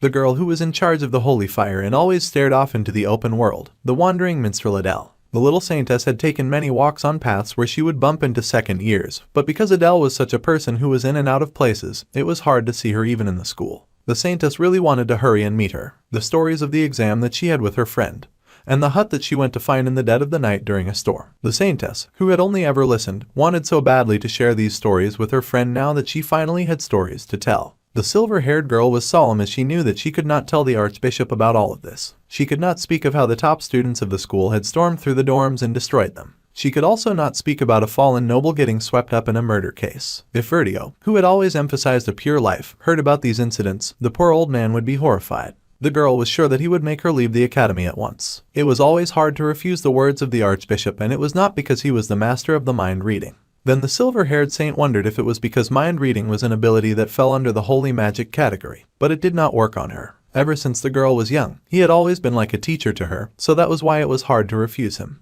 Done with dressing the saint, Belle, the head maid, then informed the Saintess that she could eat comfortably. This made Clarice a little flustered as she had not realized that her nerves were obvious. Well, it was fine for now, as long as she kept the condition that once her identity got caught by another student, she would have to give up her student life. Suddenly, her eyes widened as she recalled that Ed Rothtaylor in fact knew her true identity, so that condition had technically already been met. Of course, it did not seem like he would spill the beans. But what would she do if her Snoopy grandpa Verdio happened to meet the young noble? The Saintess panicked at the thought of Verdio somehow finding out that the blonde noble knew of her true identity through mind reading. Meanwhile, Belle was casually asking if the silver-haired girl would like a cup of tea. The girl was trembling and dismissed the tea as her mind wandered to dark thoughts. However, she did have one request, and the Saintess asked the maid to help her prepare to go out. The maid pointed out that they did not have much time, but she did wonder where Clarice suddenly wanted to go in such a hurry. Then the pure maiden uttered the forbidden words, making it clear that she wanted to see Ed Rothtaylor, and that she thought that she would calm down if she met him. Clarice said this with the sweetest look on her face, adding that she needed to meet him right away, as quickly as possible, and the maid was stunned to hear this. Belle did not know why, but as she thought of the boy's track record in making ladies turn into blushing and crying messes, the last thing she wanted was for Ed and the Saintess to meet. Meanwhile, the joint combat training match list was out for the students, and they all gathered around in awe to figure out who they had been matched to fight against. Janica sighed that she did not have any challengers for the joint combat training, and Ed asked if she had anyone that she would want to challenge. In truth, the spirit sorcerer thought that sounded a little arrogant.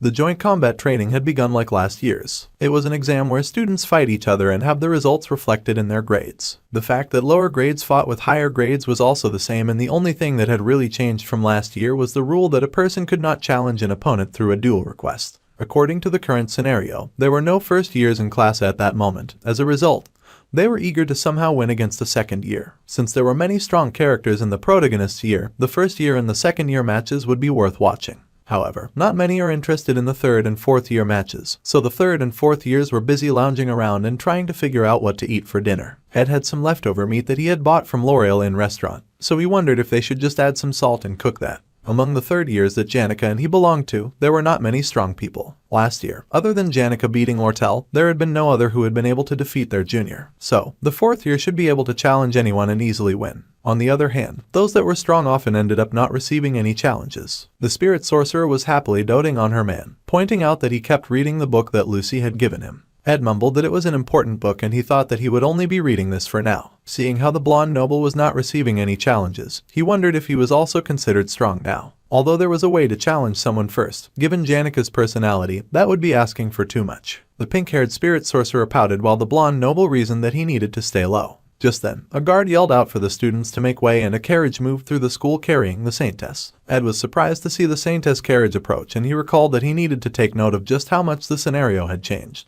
First of all, it was strange for Clarice to move around at this time. After all, the Saintess preferred to keep her appearances to a minimum and only before a select few. The girl would not be participating in the joint combat training because it overlapped with the Holy Pope's visit, and the boy wondered if the Pope's visit had somehow gotten delayed. The Mick was busy pondering what variable had been big enough to change the Pope's arrival, and he wondered what could have changed. That is also when the boy suddenly noticed that the Saintess was in fact making a beeline for their table. The pure maiden that sparkled like the sun smiled and said that she had planned to send a letter, but she wanted to hurry and meet him, so she had decided to just come. Then she smiled like a bright angel and greeted Ed by name. The Saintess spoke quickly, saying that she could not stay long, but it would be great to share a short conversation with him. The boy was stunned and said that it was an honor. Meanwhile, Janica was over the moon at meeting the saint and she stuttered out her name with a red blush on her face, saying that it was an honor to meet the Saintess up close. Even if she lived in the countryside, a quarter of the Empire's population were believers of the Telos order, so that kind of reaction to meeting the Saintess was entirely normal. And the main character was at a loss when Janica turned to him in a panic, silently asking what she should do. Meanwhile, seeing the pure maiden with her silvery hair and her perfect smile made it hard to believe that she was the same person as Kylie Etch. Through a house of rigorous training, all of her movements had come to exude elegance with no disturbances in emotion. The young blonde had heard that the Holy Pope and the Archbishop were coming to visit soon, and he asked if it was really okay for the Saintess to be with them. However, Clarice replied that the place the Holy Pope was visiting was called Trix Hall, so it was quite a relief that it coincided with where she was. It was time for the matches for the joint combat training to be announced, so she had thought that the boy would be in the area. The Saintess had guessed correctly, and the boy now wondered why she had come to see him. Although the Holy Pope was very sharp and intelligent, the Archbishop video was also quite intelligent.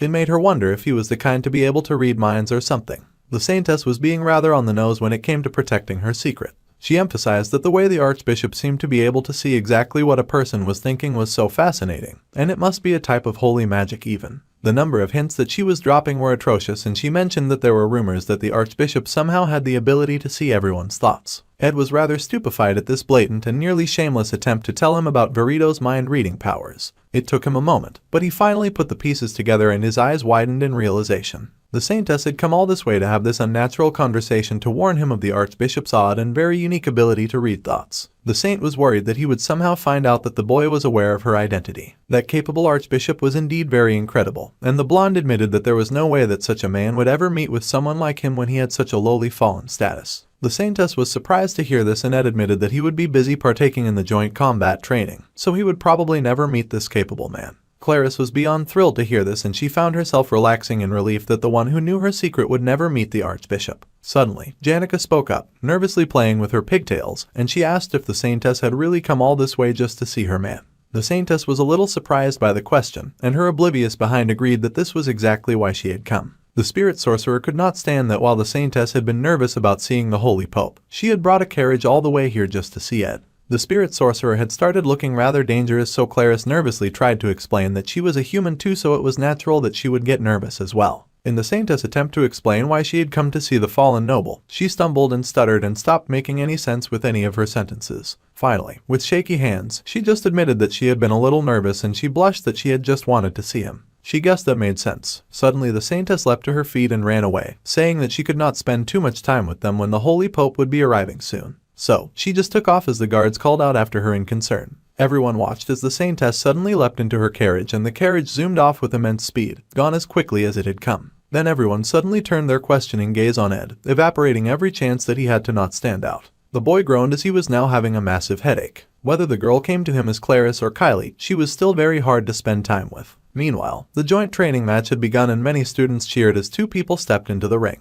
There was talk of how Ed had not sent any challenge requests either, but there were rumors about how the third year was pretty strong among some of the new students. Of course, they guessed that the blonde was just considered strong among those third-year weaklings. The blonde looked in great despair as he regarded his opponent's shining and dangerous weapon, a large battle axe. His opponent grinned, telling the lad to prepare himself. For the first and second year matches, there was a rule that they could not use mid-rank magic or sharpened blades. However, it was completely different for the upper grades. The giant of a student laughed like a pirate from the Grand Line and said that he would make it clear before the match. The fourth-year combat student, and the rank 2 student in his faculty was called Kordek, and he was a man who never let his guard down against his juniors. Kordek made it known that he was Kordek Valadirk. Some of the students were alarmed. They knew that people could not use sharpened weapons because they had the ability to kill, but a blunt weapon could cause so much serious damage. Lots of people were terrified at the very thought of having to go against the fourth-year combat student. So, the announcer made it known that the third-year Ed Rothtailor would now be battling the fourth-year Kordek Valadirk,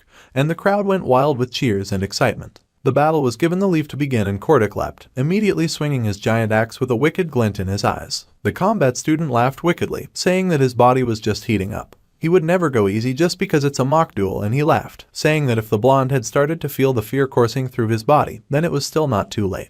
However, the blonde just scoffed in major annoyance and he raised his hand, blasting fire magic. The scorch hit the axe attack, blocking the axe from making contact with the third-year student. The main character used the mid-rank magic, particle explosion, and the fourth-year squealed as he took a face full of ire. The fourth-year coughed inside the cloud of smoke, wincing in pain as he wondered what kind of mage would react with that much speed. The fourth year grit his teeth in pain as he considers the third year. Until last year, there had been nothing much, but now he sees his opponent summoning both fire and water spirits while he is still down. Kordek could not believe what he was facing, and he wondered just where a monster like Ed had even come from. The explosion of both fire and water was immense, nearly covering the whole stage as the combat fourth year was bombarded with attacks. The watching students gulped in awe and intimidation. It had taken about 5 seconds for the fallen blonde noble to thoroughly deal with the laughing and boasting fourth-year combat student. The main character had been careful to ensure that his opponent would not get seriously hurt. He mentally apologized if his opponent had wanted to fight some more, but the blonde had no intention of dragging out this fight, and he congratulated his spirits on the good work that they had done. Suddenly, the auditorium erupted in cheers and shouts. The main character sighed internally as he could not focus on the fight because he had been busy thinking about other things. After the Saintess's explosive visit, the boy had taken the directionally challenged Janica to the stadium, and on his way to fight Kordek at the other stadium, he had met someone completely unexpected. It was Adele, and the free musician happily played her little instrument while gleefully giggling about meeting Ed again. He had asked the girl what she was doing there in Glocked Hall when all the second years should be in Nail Hall. The girl just smiled and called it a coincidence. She had heard even the way the wind blows is fate, so they must be quite closely connected. The blonde did not know how to respond to that as he was not crazy about connecting with any more strange women. He realized that Adele was in fact uncomfortable. Once the joint combat training was over, he knew that Adele Saris would die. The girl leapt off the window and bowed with a cheery greeting, saying that she had to go. Normally, the boy would weigh the scenarios and just let things play out as they should. But the scenarios had already greatly shifted once he made Tanya become the student council president. Thinking that it was arrogant to try and influence things that he had no power over, and thinking of those who he had to let go of like Professor Glocked, the blonde noble could not just turn his back on the girl and let her die. Now, it was difficult for him to let things pass and his hands shook. He had called out and the girl had turned curiously. The main character struggled with his words for a moment before finally speaking and telling the girl that she would die soon. That must be hard to believe, and he had no idea how he would convince her. However, the musician just responded that she was aware of that. With a bright smile that truly surprised the main character, the girl admitted that she knew that she would die. Ed raced out of the combat hall in search of her, wondering if she possessed someone like he did. He worried and ran through the halls, knowing that he needed to find Taylor, in order to see how much the scenario had shifted, and then Adele. However, the fallen noble did not get far before he noticed a switch in the atmosphere and a shake in the floor beneath him. An earthquake had started and the students around him panicked. Even the main character was shocked. Even if the scenario had changed greatly, using predictions and his imagination, the blonde had prepared thoroughly. He flung open the window in confusion so that he could understand what was happening right then. It was something that was far past the realm of his imagination. There was ice rising outside the window, a grand and magic blue wall of power. Ed stared in shock and he wondered why that was here at a time like this. A being known to have gone extinct even within legend, a great calamity that could not be stopped through human force alone. The great creature broke through the earth and threw the school in turmoil. The high-class Sylvania Academy was such an unsafe place for any serious parent to send their children, unless they wanted them to get real-life experience of fighting monsters and having near-death experiences, for the failed swordsman of Sylvania's final boss rose from the earth. The sacred lance dragon had awoken and it towered over the school like a living mountain. The failed swordsman of Sylvania, the second joint combat training. In that scene, the protagonist Taylor would crush all the strongest freshmen. Then, finally, he would take down Claude of the Faculty of Alchemy, who drank the evil god's blood and exited the exam room, only to hear news of Adele's death. At the time, how Adele died was not well known, and the innocent and childlike Claris completely lost trust in the Order, becoming an entirely different person. The players of the game considered Claris's sudden change a complete destruction of her character and named her the Faithless Saintess. In order to contain the Faithless Saintess that now opposed them, the Order then dispatched troops to Arkan Island. In the end, the one that went berserk and single-handedly destroyed the Order's forces was the Act 3's final boss, an awakened Lucy. That was how Act 3 was originally meant to go. However, now a giant-scaled creature stretched forth its wings and roared. Thunder clapped, lightning slashed through the atmosphere, and a chill overtook the school as the sacred lance dragon arose. The creature was massive, and massive was an understatement as it dwarfed the entire school. The dragon was called Wellbrock. The creature was the boss of Act 5, and he was supposed to appear at the end of the main story of the failed swordsman of Sylvania. Ed was horrified to see him now, and the tides had shifted way more than they should. That great beast was a walking hazard and was way too big to even exist inside the school without causing damage. Even the very waters surrounding the school shifted each time that the beast lifted its foot. Students and structures went flying each time the monster so much as breathed in the wrong direction, and many of them shouted with pain. The creature was not using magic, it was no more than an insignificant movement, but they could barely stand even that. By taking just one step forward, students were sent running as everything around them broke to pieces and they hurried to not get caught in the catastrophe of the monster's wake. Ed groaned as students screamed around him, falling to his hands and knees as he tried to steady himself. Half of the dormitory was already reduced to ashes just by the creature lifting its foot from the after and bringing it to the shore. The building crumbled around them, and students panicked. The main character had only managed to survive the initial fall because he was in the faculty building. Many students raced through the school, but Ed ran ahead, his survival based on nothing more than luck. The boy leapt right out of an open window, using his arms to shield himself. He may not be able to use magic for several years. He might even end up never being able to use magic ever again. However, if that was the case, even if it meant putting his life on the line, the boy was not going to stop. He unleashed the maximum output of his power, firing directly at the beast, doing everything in his power to protect the school. Nerylda, the forest wolf spirit, was summoned, and she launched right at the giant. The boy knew that he would die either way in a battle against such a giant beast, so in that case, he would not stand by and do nothing. Meanwhile, in Trix Hall, someone yelled for the Saintess to run. She knew that she had to get away, and she asked for the servants to quickly gather the others. The knights fought hard and told the Saintess to take their hands. They would escort her to the carriage that they had prepared. However, before the knight could finish his sentence, the beast took one step forward, its toenails piercing the knight and turning his body into a shish kebab right in front of the formerly sheltered girl. Sylvania should revoke its title as the safest school cause that gory sight surpassed anything that the Saintess had seen before. A holy bubble of spiritual magic surrounded her, and she squealed, falling back as the beast stepped forward, eliminating the knights who wanted to save her. There was dust everywhere, and the girl cried in terror and horror. She had no idea what was going on, and it had to be the worst day of her life. She saw scales embedded in the bodies of the knights and realized that they had been killed by the creature's mere act of shaking off its giant scales. Still, the other knights pulled the girl forward, telling her that they needed to leave immediately. Claris followed as he directed, but was at a loss, wondering what wicked person had created such a horrific thing. The knight yelled for Marv to prepare the carriage, ignoring the fact that he was covered with blood. The man in question stumbled as he came forward, rubbing at his bleeding shoulder as he explained that the carriage had already been destroyed. Instead, he asked the girl to take the well-trained horse and to flee. The horse would surely take her across the Mexus Bridge and outside Arkan Island. The man's blood-covered hands gave her the reins, and the poor girl cried that she had never learned how to ride a horse. Still, the men insisted, telling her to grab the reins and to hold on tightly to the horse's neck. Even though they were both heavily injured, for the sake of their duty, they fought to get her to safety. The girl was put on the horse, and with one smack, the horse went riding off with the instruction to take the Saintess outside the castle. The girl squealed as she held onto the horse for dear life, crying as she glanced back at those who risked their lives to save her. Claris had always thought that it was an exaggerated tale, like something one would hear from the myths. She could not believe that such a terrifying creature was real. Now, looking at all the fallen corpses around her, the girl recalled the story that the Archbishop would read to her back then. The story of Wellbrook, the sacred lance dragon that now caused so much carnage as the princess rode to safety. Every time the dragon would spew out his magic-laden breath, which resembled that of the sun,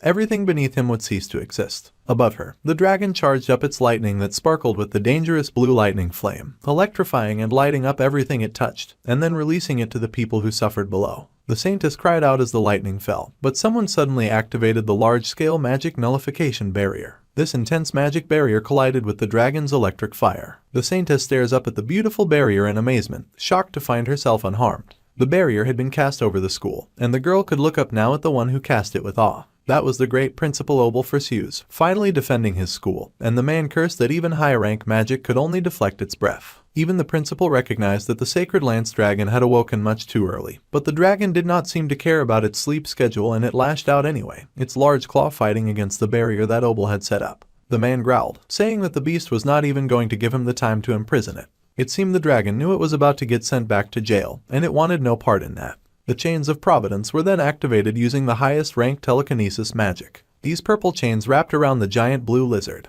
One day, just once, when this school was faced with a great threat, Lucy wanted the chance to lend them her strength. The young girl breathed in relief that she had come in time to lend her chains in aid, though this was not what she'd had in mind when it came to helping the school. The most powerful mage in the school was finally on the scene, and she was finally battling against something at her level. Now she could put her skills to good use. The dragon, of course, was not at all pleased to see the school's hero, and he made his protest known with a very loud roar. The chains began to fracture and shock. Something that had never happened before was beginning to occur. Lucy's magic for the first time had been defeated by the power of another. The chains fell apart, much to the shock of the young girl who stared in shock at her defeat. The blast of purple power was met by the beast's giant claw, and the genius mage went skyrocketing as the creature successfully broke some part of the barrier. Debris came down as magic collided, and even the poor saintess was thrown right from her horse. The poor thing squealed as she flew, further roughing up that really nice dress that she wore. This was no setting for a lady, and it was a foe like none they had ever faced. Meanwhile, the genius mage was surrounded by her little magical barrier, and she stared up in surprise at the beast. However, the principal thanked the girl for buying him time.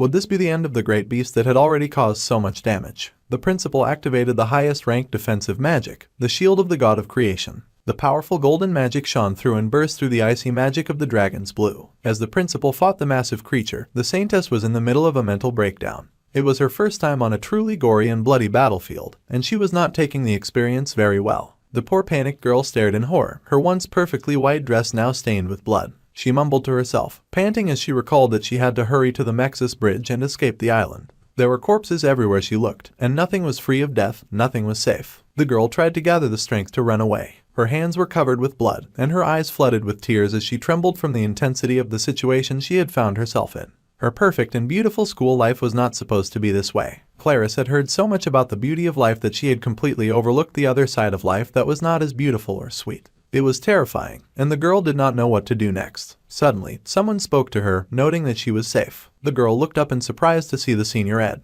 The boy was also covered in blood, and his arm was painted in lines of magic that showed that he'd pushed himself a little too hard. However, the blonde was just relieved to find that the saintess was safe. He then asked if she was hurt, stretching out his battered hand to help her. The girl was stunned, asking how he had known that she was here. The boy then reminded her that she had planned on meeting important guests, so he had a feeling that she would be at the Trix Hall. The saintess shakily tried to explain that she was riding a horse to the Mexus bridge. However, going over there was pointless. That area was too crowded, and even if she were to leave the island, she would not be able to escape the dragon's range, so she would have ended up dying in vain.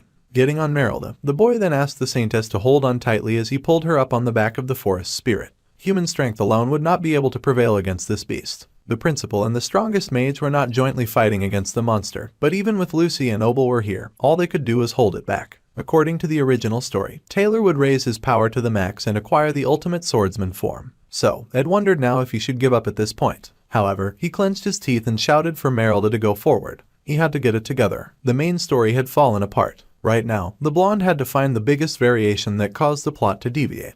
He had to leave the fighters behind and charge forward. He was sure that would lead to a method to lure the sacred lance dragon back to slumber. At first, the boy had thought that this new variation was also somehow his fault. That was because up until now, if things had not gone according to the original plot, it was because he had something to do with it. However, even if the flap of a butterfly's wings could cause a tornado, the world ending was a bit too much. The finale of Act 5 should not be happening in Act 3, no matter what the fallen noble did. First, he needed to confirm who it was that summoned the sacred lance dragon. He had to acquire information about the major characters of Act 3 in order of importance. Adele, the Saintess Clarice, the hero Taylor, and the avenging Lucy. Lucy was currently fighting against the sacred lance dragon. Clarice did not seem to know anything, and she was really going through it right now. Meanwhile, Taylor, the protagonist, was an exception. The boy was likely running himself ragged trying to save people right now. That meant that the only other person besides him who could be changing the plot would be Adele, the traveling musician. That is when Ed made a connection that made his eyes widen. There was a lot of destruction in Nail Hall, and many students cried to each other, telling each other to run away. However, one pair of feet surged forward, seemingly unbothered by the chaos. Adele had come to the Nail Hall training room at 1 in the afternoon. She was to wait until her opponent for the next match was decided. The girl had received that note from her challenger, Clarice. However, the combat training had been cancelled due to a sudden change in the Saintess' plans. The musician thought it was a shame that they could not meet. However, the musician smiled that fate would have them meet one day. Darkly, she added that it had always been that way. The game's final boss, Wellbrock, suddenly awoke in the middle of Act 3. Fighting against that ferocious beast was impossible, and instead, there was a possibility of sealing him away if Ed could somehow find the reason for his awakening. Taking a look at the prominent characters of Act 3, it could not be Lucy or Taylor causing the shift in narration. It also was not Clarice. The only real difference in the story could be caused by Adele, the traveling musician of love, who was supposed to die in the current arc. Her attitude had been rather calm, even though she knew of her upcoming death. If our blonde MC was able to find her, he was sure that the truth would then be revealed. For now, he needed to take the poor traumatized Saintess to a safe place and to hurry and find Adele. However, the boy did not have much time, and he hurried away quickly on the mighty Wind Wolf. They had finally arrived at a safe place, and that is where he quickly deposited the Saintess, as the magical barrier protecting the Awfullies Hall was still active. It was best for the young Saintess to stay there and to wait a while. Suddenly, the blonde realized that the barrier was indeed active, but the first attack stage was a bombardment of Wellbrock's scales and the barrier had failed to block that. This created a terrible situation where everyone inside the Awfullies Hall was in danger, but fortunately, not everyone would have died from a fatal hit. The magical barrier was indeed still active, and the two hurried through the halls. There had to be someone maintaining the barrier spell inside the maintenance room on the top floor. They hurried to find the survivor on the top floor, and the young student was horrified to find the pierced form of Miss Bell, the head maid and manager of Awfullies Hall. The Saintess wanted to hurry to use holy magic and save the injured maiden. However, the situation was hopeless. The maid had already fallen victim to the first attack, and she had crawled to the top floor in that state, just in case there were other survivors. The maid did her duty to the students in the hall, sacrificing her life as she coughed up blood and pushed a golden key to Ed's burnt hand. In this moment, the injured maid would likely say something about simply doing what she had to do. A small tear slid down the maiden's eyes, and the Saintess sobbed in pain and horror, wondering how such a thing could happen. The ever-diligent and trustworthy Belle closed her eyes, and the main character's eyes darkened. Clarice was in denial. She could not accept that the head maid would not be all right, and the boy gritted his teeth, grabbing the girl and pulling her along. Belle was the first time that Ed had failed to save someone. They had to do what they had to do. First, since there was high-level magic active in her room, as long as it was not directly attacked, it should be safe. The Saintess had to keep a strong heart, and he would go out to figure out how to solve the situation. Clarice panicked, saying that it was too dangerous outside. However, he yelled at the sheltered girl to look out of the window. If they left things like this, then things would only get worse for everyone else. The boy's eyes then widened as he did indeed look outside the window, and he saw before him a marvelous sight. Aspectual magic was being used, formed in a beautiful bright blue. It was no normal aspectual magic circle either. The boy immediately raced to the shelves and started tossing books, surprising the Saintess, who was still trying to keep up with everything happening around her. The boy was sure that what he searched for would be in this room, and he read through all the titles of the books as he tossed them aside. Finally, he found Glock's Introduction to Aspectual Magic. The Sacred Lance Dragon was suddenly resurrected, Adele disappeared, and Clarice knew nothing. The situation required a lot of deep and critical thinking. Finally, the aspectual magic circle had materialized in the skies above. This was neither Obel nor Lucy's method, and it was a method of application that the boy had never seen before. The great dragon prepared to shoot yet another massive fireball from its giant throat. The fire descended, fortunately blocked by the barrier that the principal and the powerful mage prodigy were maintaining. The principal struggled against the great beast, knowing that he would be unable to block it all, and he panicked to see the fireball shooting off in the wrong direction. Finally, Ed understood the situation. It had all been twisted from the beginning. This was not part of the original story. The Saintess asked her senior if he had figured something out, when suddenly Awfullies Hall was bathed in a bright blue light.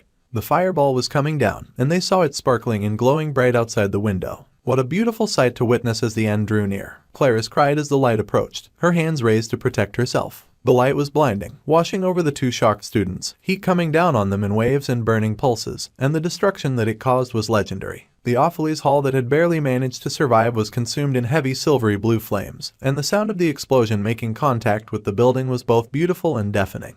Awfullies Hall came down to rubble and ashes, and among the fallen bricks and stones, the Saintess Clarice managed to crack open her eyes. The girl's eyes widened when she saw droplets of blood fall over her face. She should not be alive, not after an explosion of that magnitude. The answer to her survival was Ed, who stood above her, his body wrecked in red bruises as he coughed out blood on the trembling saintess. Tired and exhausted, the boy breathed out that no matter what happened, if the saintess did not feel like she could handle something, she had to ask for help right away. She did not need to handle everything on her own. That was rich coming from a dude who just took a dragon-sized grenade for her on his own. The girl stared in horror at her senior, tears sliding down her cheeks, begging him not to give up. The boy mumbled out the numbers of 1, 6, and 0. Clarice did not care. She did not want to listen. Shakily, she tried to heal his wounds and save his life, begging him to stay alive. However, the boy was losing too much blood. There was no way for this to work. He fell forward into the arms of the crying girl, his body weak and his strength drained. The girl cried out for him, but the blonde's eyes had already gone dark. However, the blue spectral magic that floated in the center above the school began to twitch and move like a tide. The magical field around it expanded and grew to a great dynamic height, and the saintess cried as she held the boy in her arms. She did not understand why so many people had lost their lives just to protect her. Even her precious senior had sacrificed to keep her safe. She begged him not to die, holding his body in his arms and praying for him to survive. The girl cried and apologized, wishing that she had been more, that she could have done something significant to help. There was a moment of dark depression, when suddenly the saintess' eyes snapped open. The girl sat there with her eyes red from tears, and she stared in wonder and shock. She was seated once more at the tea party with Ed, with her guards keeping the people from getting close to her. It was mere minutes before the disaster struck the school. The students mumbled just like they had done in the past, asking why the saintess had come. Clarice was speechless, wondering what was going on. Janica was busy blushing about the saintess, just like before, and Ed was also clueless, asking what the saintess had come to speak about. The girl suddenly leapt across the table in a very not saint-like manner, and she grabbed the boy by the shirt in shock, staring at him as she fought back tears. She even tore open his shirt. The girl was not here to play. The boy was horrified, though. Sure enough, as she stared at his naked abs, she saw that his body was not harmed and he did not have any of the injuries that she had expected to find. The students were shocked. The guards were shocked. Janica was shocked. Everyone was shocked. And Clarice was busy being shocked for a completely different reason. The spirit sorcerer immediately protested the saintess' rough handling of her crush right in front of her, especially in broad daylight. However, the beautiful girl with long silver hair suddenly leapt back with an unreadable expression on her face. The girl took shaky deep breaths, and she wondered if everything that had happened had just been a dream. A terrible nightmare or a premonition. It had felt so real, and tears gathered in her eyes as she recalled holding her senior's dead body and watching the light die from his eyes. She had seen Belle die, and she had experienced that fear like it had been real. She could even see the marks of Ed's bloody hands on her skin. Tears gathered and Clarice shook as she realized that she had come back to the past. That morning, Clarice remembered that she had briefly conversed with Senior Ed in order to prevent him from meeting Vertio, the mind reader. It all played out like a movie that she had watched before. She had then gone to the Trix Hall, and while she had been waiting for the Pope, sipping tea and looking pretty, a huge rumble had echoed through the school, shaking the very foundation. The dragon spread its wings, roaring out in the night with a great cry. The girl had stared in horror at this majestic beast, and she realized that she was going to die. Spikes rained down, debris of the building piercing through the men that guarded her and bringing death all around her. She remembered her knights falling and the floor getting painted red. Everyone had fallen one by one in order to save her. Even the boy Ed had fallen into her arms. Now she was back at the beginning, knowing that everyone was fated to die. At this rate, everyone would truly die. And the saintess shook as she stared at the bloody fingerprints on her arms, shaking as tears fell down her face. The blonde nervously buttoned up his shirt, still shaken by the girl's actions, and he called out to her since she did not seem to be doing very well. The silver-haired girl then suddenly grabbed his arm and yelled that they had to run, escaping with the blonde in tow. The boy was shocked, wondering why the girl was pulling him away, but he could not pull back as it would be rude to shake off the saintess. Suddenly, he got shoved into the golden carriage, even as he tried to tell the girl that she had to get to the Trix Hall in order to meet the Holy Pope. The girl cried that she would take responsibility for everything, so they must hurry to the Mexis Bridge as fast as possible. The carriage took off immediately, leaving a shocking wave of dust behind it, much to the surprise of the watching students. The saintess had just kidnapped the main character, and Janica was horrified, just staring after them, wondering if they were eloping now. Meanwhile, the boy had no idea why he had been kidnapped, and he was still stuck in the carriage, riding fast in a new direction. He did not know why the sweet girl was crying, and he tried to explain that this scandalous behavior would cause a huge number of problems. However, with her face in her hands, the poor girl wept and explained that a great dragon would soon descend upon the skies of this very Arkan island and most of them would die. The blonde was absolutely stupefied to hear this. The saintess revealed that she had already died once, and now she had returned to the past. The boy had saved her. Back then, he had looked like he had realized something. However, before he could share that information, he was crushed by the falling rubble, and the boy had died in her place. Of course, the girl took his hands, saying that it made sense if he did not understand what she was talking about right now. No doubt that she sounded crazy, but her senior had said something before he had died. Ed had said back then that regardless of what happened, she had to come to him for help, and that she should tell him that no matter what. The boy was stupefied as he stared at the crying saintess, wondering just how he was supposed to respond when she said something like that. Looking out now, they were fast approaching the Mexis Bridge, and the blonde noble noticed that there were inspection personnel coming out of the Mexis Bridge. They would have to wait for a moment. Besides, going this way was a mistake to begin with, and he was still pushing for her to turn around and meet the Holy Pope. However, the girl had started counting, mentioning the numbers 1 and 5 over and over again. 1, 5, 0, 0, 1, 6, 0. Those were the words that he had spoken to her before he had died, and like a sleeper agent, Ed's eyes widened in shock as reality registered. Meanwhile, the carriage driver sighed about how crowded it was out there, and he started telling the saintess that it seemed that due to the Holy Pope's visit, merchandise from the alt trading company was backed up. It looked like it might take a while for them to get through. Suddenly, Ed bellowed that they needed to get through. It was like all of his memories had reset, and he yelled that it was an emergency. They needed to get past the obstacle as best as they could, and they needed to move fast. The driver tried to protest that the academic society would have complaints, but the boy screamed that the saintess was in danger. In fact, all of them were in danger and they had to speed up immediately. As long as it was possible, the driver was to do everything that he could to break through. Nothing else mattered.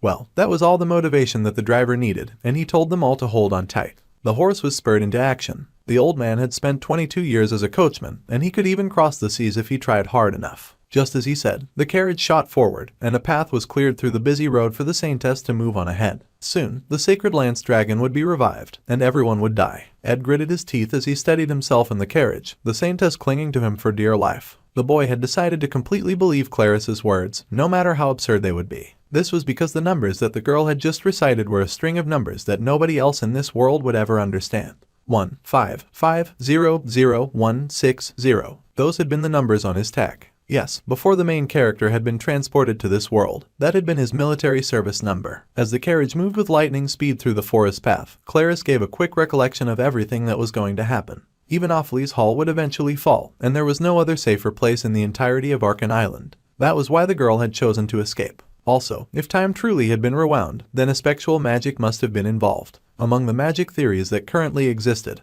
only a spectral magic could interfere with the flow of time. The main character was starting to persevere, and he asked the saintess if she was even listening to a word that he said as she clung so desperately to him. The girl replied that she was listening, but she needed to stay in his arms for just a little while. He was talking about a spectral magic. The blonde confirmed that in that turning back time on such a large scale should have been impossible with a human's magic power. However, if something like that did indeed happen, then it could only mean something very important. However, before Ed could complete that train of thought, there was a huge roar and something burst out from right in front of them. A giant blue dragon that surpassed the scale of the landscape. A monster of rage and power, and the girl put her hand over her head, crying out in fear as the monster from the nightmare returned. This time was different, though they had managed to escape from the school, and they should have left Arkan Island by now, so the girl desperately hoped that they would be fine. However, it happened again. The monster had popped up from nowhere, and it would wreak havoc all over the famous magical school. When the girl opened her eyes, she found herself once again safe inside a bubble of magic while the landscape around her was in ruins.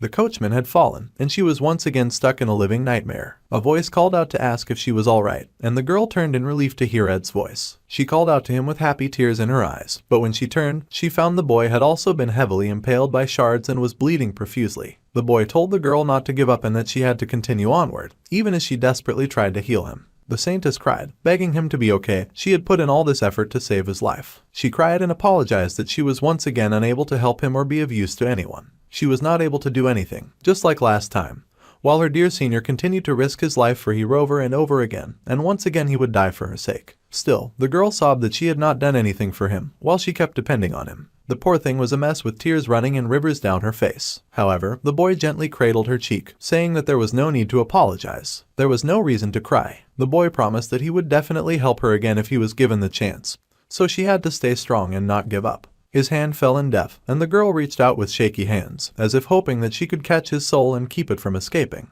The girl called out to the boy who was slumped against the beautiful silver carriage, and her body began to shake as she stared at him, pained and horrified. Her cursed blessing had kept her safe and also made sure that she would witness the death of her friend once again. Instead of doing something like her, a brave boy had died once again. Clarice cried heavily, wishing again that she could change things, and blew magic bubbles around her as the giant dragon flapped its wings. The Saintess wished that she could just return to the past once more, and a bright light covered the area, blindingly bright in its magnificence as it covered the landscape. Once again, the Saintess' eyes snapped open in great surprise. The blonde called to her, looking as drab as ever, and he spoke to her, asking why she had come to speak with him. He wanted to know what she wanted to talk about, and again the silver-haired beauty was speechless for a moment. Grateful tears fell down her cheek as she leapt once more to hug him, much to the horror and surprise of everyone around her. It was scandalous, but Clarice did not care. The girl had already sworn to save the boy no matter what it cost her to achieve it. Once again, she rushed the boy into the carriage, even though he had no idea why she was acting crazy all of a sudden. The girl said that this time they would go in the other direction. She begged the carriage to hurry to the east, hoping that it would buy them the time that they needed. She had explained the situation to Senior Ed while escaping inside the carriage, and they decided on a place to hide.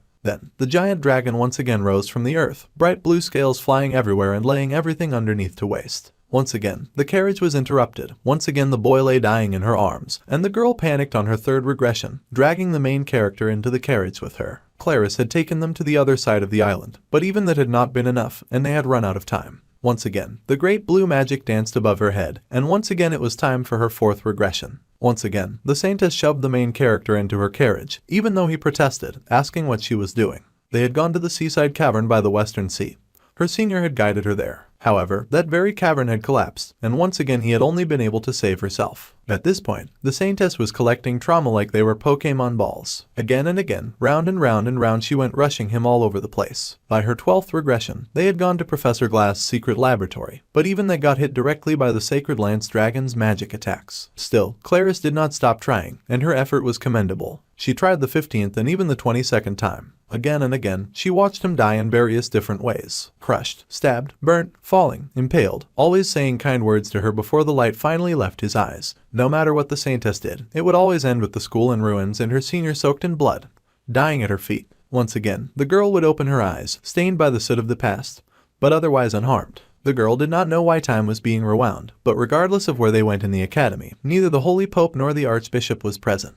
Above all, wherever they ran to, Ed Rothtaylor would always somehow die. The main character looked at the crying girl with concern in his eyes. They had repeated this day dozens of times, but the boy would always save her and die in her place. She had seen it happen over and over again, and Clarice was tired of it. She recited the numbers as usual, but did not know what she was supposed to do now. Once again, they were at the Mexus Bridge, waiting for the inspection officials, and the girl accepted her fate. She was sure that her senior would yell out the window for the carriage to speed up. However, the blonde instead called for the carriage to stop. The boy got off, and he also told the Saintess to come down. He did not know how many times she had tried to stop this disaster. However, he did know one thing. She needed to rest. The beautiful Saintess did not understand why the main character had stopped the carriage in such a dire situation, as this was her first time experiencing this. However, the boy smiled and said that he knew a couple of people worth asking for help from. Something had changed, and it was time to stop doing this on their own. The beautiful Saintess was shocked at this new change in attitude.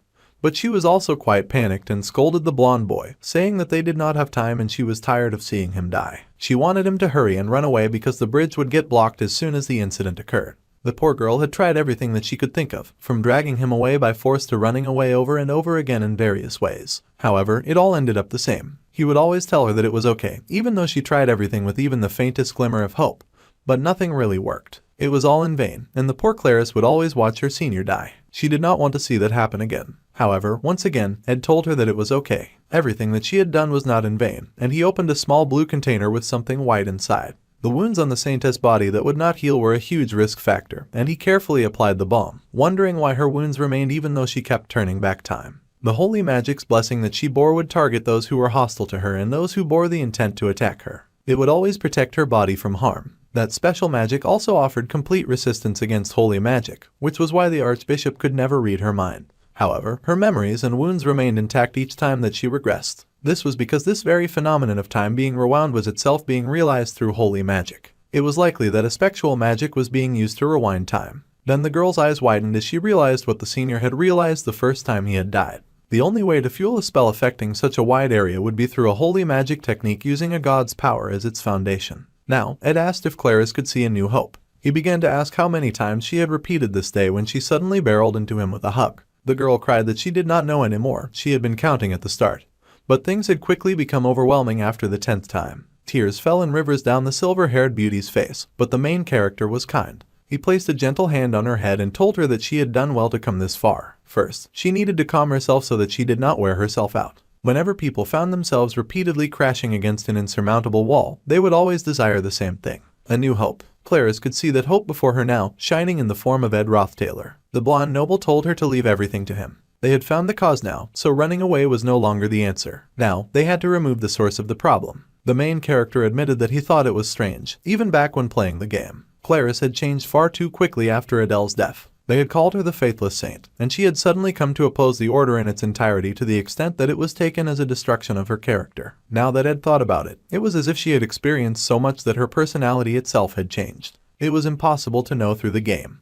But if Clarice had to experience this indescribable hell a countless number of times before learning that the order was behind it, then her shift into the Faithless Saint suddenly made perfect sense. If so, then Ed could easily conclude that nothing had changed from the original story. They were now at Nail Hull. Considering all the information that they had gathered so far, what Clarice must do now was also clear. Even if she ran away from the Holy Land's dragon, time would turn back, and they could not eradicate the dragon itself either. So, the blonde asked the silver-haired beauty to listen closely. They would stop the resurrection of the Holy Land's dragon. First, they had to find the Holy Pope and the Archbishop, as they would be capable of this level of holy magic. The Saintess had asked countless times while repeating this day, but no one seemed to know where they were. That was indeed quite strange. Given their high status, each and every move of theirs should draw plenty of ears and eyes. The blonde was so busy rushing through the school that he did not realize how scandalous it looked for the Saintess to be clutching at his giant chest as they ran everywhere. The Saintess and Ed Rothtaylor together, that was a shock for both Taylor and Wade, who had been in the middle of a sparring session. The scene in Act 3, Chapter 5, where the protagonist was to awaken his swordsman form and easily take victory. However, Taylor swiftly got bonked on the head by Wade for easily getting distracted by the weird pair canoodling in public. The Saintess absolutely refused to let go of the blonde. At any rate, Ed guessed that the story had changed a little,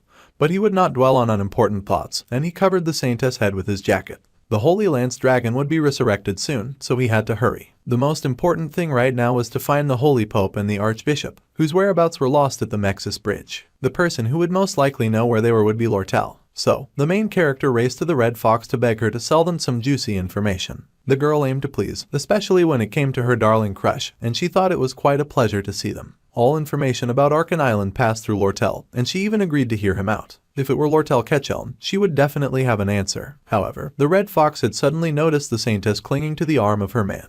Ed was busy thinking that the Merchant Guild would definitely be able to remain calm, no matter the situation. However, with eyes that shone with the light of jealous rage, she asked the blonde noble about all the studying that he had been doing on a daily basis, and if he had somehow picked up a hypnosis spell along the way. Why it was their universe's version of the Virgin Mary, clinging to him like he was a man of faith. Now Lortel thought that Ed was truly rotten for aiming for the Saintess of all people. He quickly cleared up the air in the conversation, saying that he needed to find someone at that moment. See, Ed needed to find them before the joint combat training at the latest. He would pay however much money that the merchant required for the information. The merchant was absolutely speechless and stupefied. She almost looked offended that he was willing to do anything to help that girl on his arm and wanted to know what was going on. Later, near the Mexis Bridge, at the carriage depot, Lortel, the acting company leader, was contacted. As she ordered, her worker had gathered all the witness information from near the Mexis Bridge, and now the redhead wanted to discuss the price. She even planned on charging a bit extra that day. First off, the boy had said that this was an emergency, so she had withdrawn from her last spar and accompanied him. She could understand him, since this is just how he was. However, seeing how the Saintess had changed so suddenly, to the point of nearly crying from separation anxiety just because he could not see him, Lortel failed to understand what exactly was going on.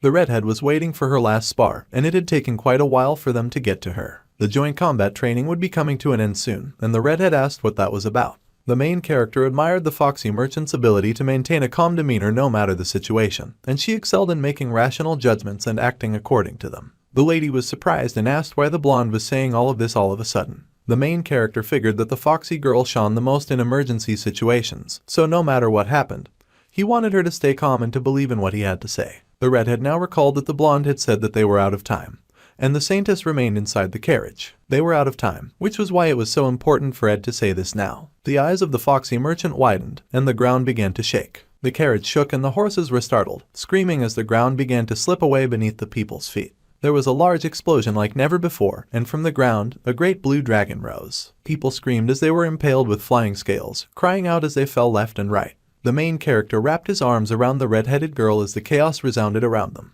The girl's eyes widened in shock and horror. The great lance dragon was forever an amazing sight, a wing that spanned even greater than the tallest building in the academy and a presence that shook the very earth as it pulled itself from the ground. Magic scales flung from the body and lightning sparked the sky in multiple colors of blues and purples. The great dragon was huge, powerful, terrifying, and very, very ugly, towering over the school like a living and breathing natural disaster. Just its existence uprooted the foundation of the academy, and many buildings collapsed like a pack of cards. The redhead winced, wondering what on earth was going on. Her eyes cracked open, and she saw her crush stained with blood, protecting her body with hers. Her eyes flooded with tears, horrified to see her crush suffering so much. But he just stared at her with determination in his eyes and asked how much she would charge for the information that he wanted. The girl was speechless. There was a scale embedded in his back, and there was a moment where she tried to catch her breath as water ran down her cheeks. Then, the redhead merchant could not help but smile. Compared to her life, it looked like she would have to pay him back instead, since he had risked so much to keep her alive. Ed said that he did not need anything as he took the information from her. It was a rather lucrative deal. According to the 13 witness testimonies, the Holy Pope and the Archbishop had used a concealment rune and went down isolated roads while accompanied by troops. Their destination had been the academic cathedral within the faculty building, and Ed studied the note with a serious expression on his face. He glanced at the carriages and was not so surprised when a hand burst through the metal, punching the door right off. Clarice called out for him and rushed right at him, crying and sobbing for him not to die. She panicked because he was bleeding and she was being so shameless that even Lortel had to avert her eyes for a moment.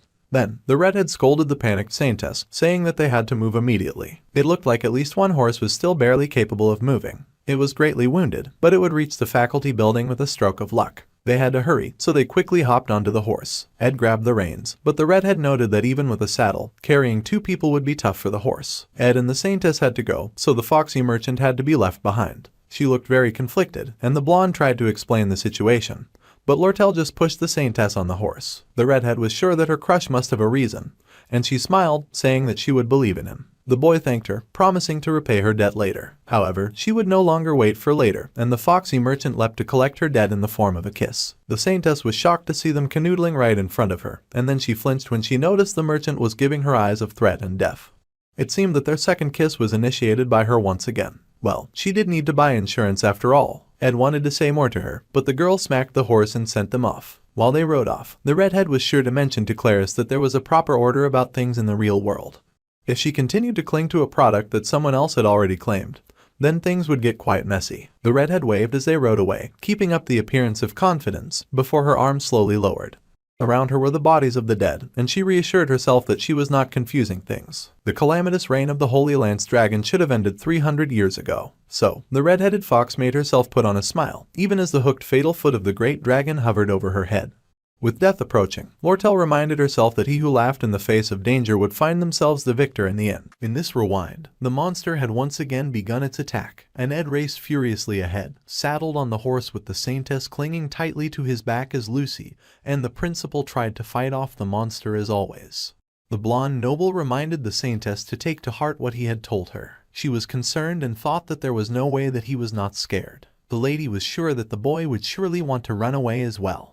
She had no idea how he was so steadfast as he raced ahead despite the havoc being wreaked around them. The horse screamed as it was hit by the falling debris, and the poor creature collapsed. Before they fell, the main character grabbed the saintess, and the two leapt off the creature, hitting the ground with his back to protect the girl in his arms. The boy coughed and struggled for a moment, and the girl, as well, clung to him in fear. She gasped when she opened her eyes to see him bleeding, but the boy brushed it off, saying that he had been hurt far worse than this more than a few times before. The lady was amazed, wondering how he was so strong. More importantly, they had finally arrived at the Academy Cathedral, which just so happened to be exactly where they had been trying to go. Within the long history and grand scale of the Holy Imperial Capital, the cathedral members were revered as the greatest of holy sorcerers. The warriors were strong enough that, were they to be gathered together, even Lucy would have a hard time fending them off. Those warriors were also loyal to the point of always being prepared to lay down their lives for Telos. An honorable title held by only 8 people, and one of such warriors leapt from above and landed before them, his white cloak flapping at his back and spreading like pure white wings. The apostles of Telos were truly a formidable bunch. The saintess stepped up and stuttered as she asked the apostle before her to kindly step away from the entrance in that instant. The apostles' only weakness was their religious devotion, and they would gladly give up their lives at the saintess' word. However, the apostle before them apologized because he could not follow her order. He was following the commands of his holiday, the Holy Pope Eldine. The orders were simple, no one was to pass. This was for the sake of even the saintess. However, Ed did not have the patience to listen to any of this nonsense while his friends were dying around him. Instantly, he pulled his blade, nearly blinding the apostle, but the apostle was no slouch, and he quickly deflected the attack. The boy yelled that they had to break through no matter what, but the apostle insisted that they could not pass. An impact-amplifying wave ball was tossed at the apostle, and then an explosion went off as the saintess ran forward, safe inside her little golden bubble of protection. The apostle was blasted back and was then attacked by the main character's powerful wind blade. The apostle once again was able to deflect that attack, but his distraction had given room for the saintess to get inside. Then, the guardian turned to the main character, asking exactly who he was. The boy was clearly overexerting himself, and he had already lost a lot of blood. It would be best if Ed just gave up already, but suddenly the apostle's words were frozen. A vast aura of magic bubbled around Ed, flooding the area with an eerie blue light. The boy's hands curled into a fist before the apostle, and he growled that he was not finished yet. He charged up his magical arrow and prepared to shoot. The apostle responded by unlocking his own magic, charging his being with the holy body awakening magic. With his lance at the ready, the holy apostle was ready to strike, though he regretted that he might have to kill the boy before him. The main character was unbothered by this declaration and also charged up his attack. Blue hit gold, and the apostle guarded against the attack with all of his might, gritting his teeth and focusing his energy. He was an honorable apostle of Telos, Lightspeed Tal'Darak, and he swore to take the boy's life. In a large explosion of magic, the gold seemed to overpower the main character, and Ed fell back. The boy's eyes widened in shock as blood fell from him in waves, felled by the apostle's blow. As Ed went down, the words he had spoken to the saintess echoed in his mind. He had told the pure silver-haired girl to listen closely. He was already wrong about a few guesses he had made about the situation. This did not mean that she should give up. Rather, she needed to use this opportunity to break through. Even if she had repeated this day countless times, her body and her mind had not been restored. The boy did not know how long she would be able to hold out, but the saintess had to come to a perfect understanding of exactly what was going on if they ever hoped to beat the monster. The saintess needed more than anything to hold her heart steady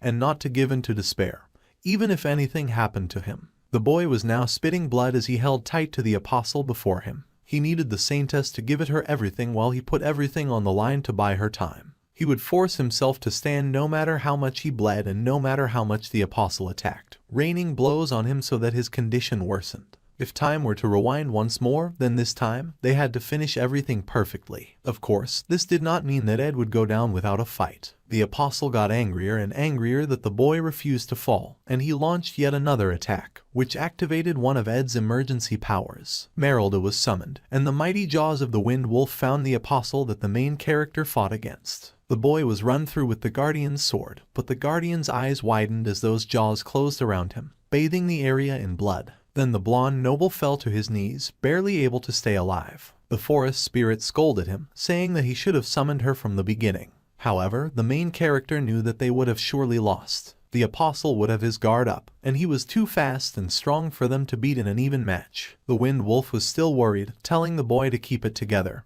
And, surely, he was trying his best. Blood ran over his eyes from his forehead, and he coughed up even more blood, staring ahead as the cathedral before them flooded with golden light. It seemed that the saintess had finally been successful. That was such a relief. The spirit called out the boy's name as he started to fade away, his head drooping, his body tired. Meanwhile, inside the cathedral, the saintess had come to a giant locked door, and she screamed for it to be opened. The door was locked, but she had been to this area plenty of times before. Past this door was a large corridor, and past it was a sacred chamber. It was sacred, so, surely, she would be able to access it. Channeling her strength, the pure saintess pushed her powers into the door. There was a loud explosion as the door fell apart, and she panted heavily as she pushed forward. However, her eyes widened in horror when she noticed something. There was blood dripping to the floor, and she stared ahead to see a familiar ponytail covered in blood. It was Adele who stumbled forward with blood dripping from her head to her toes. The saintess grabbed the love of her life, calling out to the girl that she admired so much. The pure girl asked what had happened and who had done this to the beautiful musician.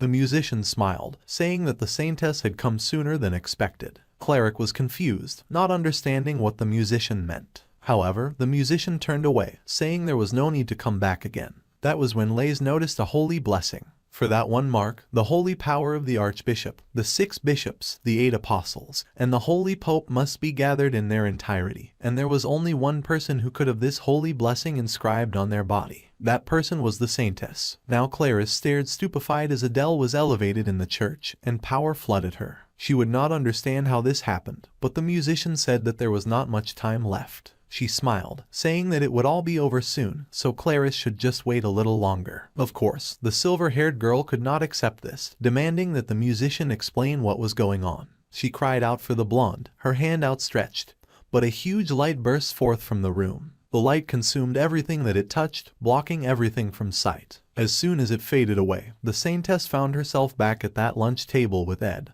and he asked why she had come to speak with him. The Saintess was back at the beginning with no answers, and she pushed to her feet in complete frustration. Gritting her teeth, Clarice said that she did have a question after all. Her hands curled into fists, and she growled, saying that this time, she would tell him everything that she had learnt. Her first memory was seeing seagulls flying high in the skies above the harbor. The sounds of children laughing as they played followed soon after. She had called to the children, telling them not to run or they would get hurt. They could end up tripping over a rock, so it was best that they watch where they were going carefully. She then turned and smiled at the children. Her parents had run away from their homeland to the trade city of Oldek while seeking refuge from the war. Unfortunately, that had not changed much, if anything at all. They were all still rather desolate, and her parents were used and scammed. In the end, they spent their day barely being able to even afford a piece of bread a day. The little girl had one day settled down to a very nice meal of sandwiches, cookies and milk, and her father called to her. He said that he had something to take care of, so he would be back soon. All she had to do was to just wait here for him.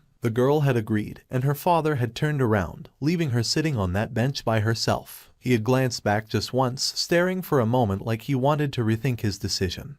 But with a groan of pain, he turned and left. The girl sat and ate a luxurious sandwich that she would never have been able to eat normally. Strangely enough, tasted of nothing at all as she watched her father walk away, barely concealing the tears that he cried. After sitting by the seaside for a bit, the girl stood. The children had not listened to her advice, and just as she had predicted, one of them had fallen. Still, the bright-eyed girl forged ahead, not slightly glum or withdrawn. She had become an orphan, so she headed to the Deldaros orphanage. The sole virtue in the trade city of Oldek was faith. This applied even to the children who worked hard and did all sorts of manual labor. The orphanage, which received support from the Telos order, was still on the better side. The reason being that, because they were considered servants of God, the children were able to rest when they were made to pray in the chapel. After picking up a loot case aside at the dock, the light girl had learnt to play hymns on it. This allowed her to spend even more time at the church, distancing her just a little from the strenuous labor. Then one day, the Archbishop Verdio was congratulated on his entry into the Holy Imperial Capital. The people rushed to pay double the offerings that they paid to the merchants if he would just let them into the Holy Imperial Capital. The Archbishop had laughed that there was no need for that, joyfully greeting all those around him as he accepted their offerings. An accidental shift in where he had been standing knocked down a candle in the church, and a fire was started, much to everyone's dismay. However, someone suddenly tossed water over the fire that had appeared, drenching the Archbishop thoroughly. The surprised man turned in shock, staring at the little girl who was just happy that she had stopped the altar room from catching fire. The girl had prepared buckets and buckets in advance, like she had known precisely what would happen.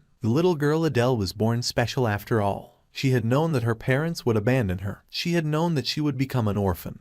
And she had known that a fire would start on that day. The little girl shrugged when the Archbishop questioned her, saying that she had seen it in a dream. She sometimes had dreams like this twice a month, although she could not see her own future. Suddenly, the little girl's hands were grabbed, and the Archbishop declared that it was a true honor to have met the vessel that would stand at the top of the order before anyone else. The Archbishop was elated with tears beating at his eyes as he called her the Saintess of Telos. It had all happened overnight. Suddenly, Adele had over a dozen attendants, luxurious meals, and the overwhelming respect of high-ranking clergymen. She had to pray every day, receive lessons on etiquette, and sacrifice time for sleep in order to study. It was incomparable to the life in poverty that she had once lived, and she was bathed in holy light every day. The Saintess Adele received baptisms thrice from the Holy Pope, the Archbishop, and the greatest apostle. She carried on the will of the Holy Imperial Capital and bore the Holy Magic's blessing on my body. With the baptisms and the blessing, her holy power grew stronger, and finally, she had completed every procedure except for the baptism of the stigmata,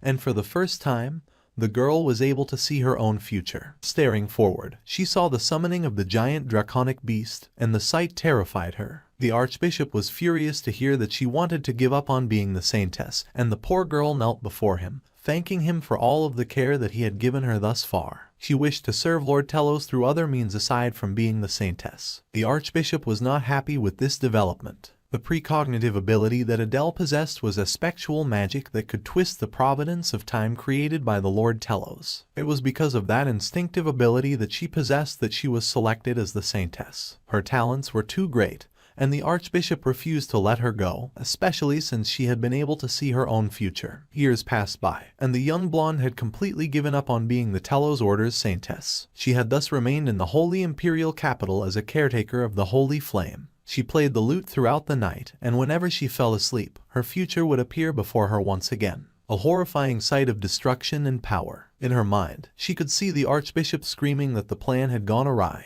They intended to calm the god-eating Holy Lance Dragon of creation, and to do that, they would offer the saintess as a sacrifice. Adele had been able to hear many terrifying things while she was in the Holy Imperial Capital. The world was coming to peace. This was all thanks to the extraordinary, wise rule of the Holy Emperor Clol. However, in a peaceful world, no one would seek out God. As a result, the Holy Pope's influence was reduced. So, Verito, who was a clergyman as well as a businessman, knew all too well what it was that they needed. In order to inspire prayers, the church needed chaos and the fear of ruin to sweep across the land. Then they would hope and pray for the miracle of God. They would revive the Holy Lance Dragon, which had been sealed on Arkan Island, in order to plant terror in the people's hearts. This terrifying monster would then be felled by the Order. They would show a miracle by subjugating that very disaster. It was indeed a very stupid plan. Archbishop Verito was searching for a saintess as a sacrifice in order to seal the Holy Lance Dragon from the very beginning. That sacrifice was supposed to be poor Adele, and she saw her future covered in blood as she gave up her life for the archbishop's selfish power grab plan. The girl had thought that by running away, she had stopped that future from ever occurring. However, several years later, the image remained the same. The girl they had selected as the new sacrifice was not as talented as the golden musician was at a spectral magic. However, Clarice was still a young girl with an incredible gift for holy magic. Her countenance and grace, her intelligence and personality, anyone looking at her would think that she was born to be the saintess. That girl would come to her window and ask Adele what she had to do to live a pure life. That question nagged deep into the blonde's heart. She was filled with the urge to warn the silver-haired girl. The blonde had run away, so now this young girl would take her place. The blonde's struggle to survive would now lead to Clarice's death. This was why the blonde had smiled and said that she would rather die in the sewers than live as a blank, pure white canvas. With every song that she sang to the new saintess, she encouraged her to run away. She wanted the new girl to desire the outside world and to flee from the honey trap that the archbishop had put her in. Adele sang of golden fields and golden cities, urging Clarice to run away over and over again. As long as the girl went anywhere but the church, then everything would be fine. Adele sang and drew closer, begging deep in her heart as she sang of knowledge and scholarly lands. More than anything, she also wanted Clarice to run away from her fate. Every night, the blonde would sing of freedom and romanticism, hoping that the silver-haired girl would run away. However, guilt would stab into her heart every time she saw the young girl smile, because she knew that all of this was nothing more than lies and pure hypocrisy. Early one morning, Adele ran away again. She could no longer take the guilt that stabbed into her heart. In this way, she had become a wandering minstrel. Her final destination had been Sylvania Academy. The girl stumbled through the school, soaked in blood, and people gathered around her in concern, calling out to her and asking if she was okay. Obviously, the girl was not okay. At first, she had not understood the timing of the Holy Lance Dragon's revival. Now, though, she was aware of precisely when and how everything would take place. When she made her way into the chapel, the third apostle of Telos, Taldarak, would speak. He would tell her that outsiders are forbidden from entering.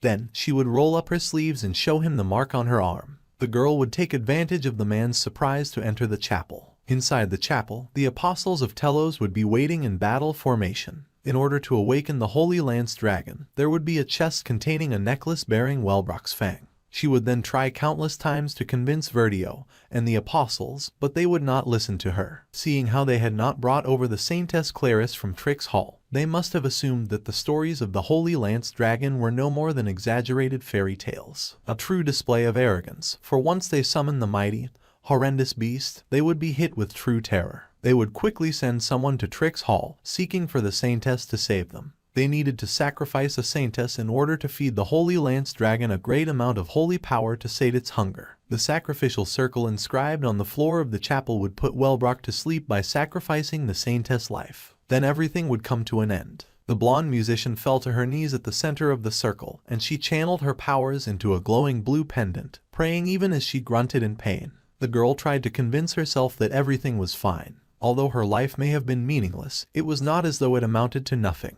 It may have all been built on lies, but she had seen the light in Claris's eyes. However, what the girl could not have predicted was that the blessing of her holy magic would protect her body from the necklace. The aspectual magic within her was activated and pushed to its limits when she made contact with the magic circle. Aspectual magic used holy magic as its fuel to wrap itself around the world's flow of time. Again and again and again. The blonde had been surprised that Claris was able to burst in last time, but she did not have much holy power left. Now, she just had to repeat this process 1 or 2 more times. It would be over after 1 or 2 more deaths, though it was so exhausting to die over and over again. Once she had used up all of her holy power, even these loops would come to an end. So, Adele pushed forward, dripping blood with each step she took towards the chapel. Finally, her long struggle would be over. However, a hand came before she could reach the chapel, and the blonde girl looked up in surprise to see Ed. The boy was sweating as he had clearly moved as fast as he could to get there, and he asked the girl if she preferred water or orange juice. The archbishop was as unrepentant as ever, refusing to accept that they would be unable to stop the Holy Lance Dragon.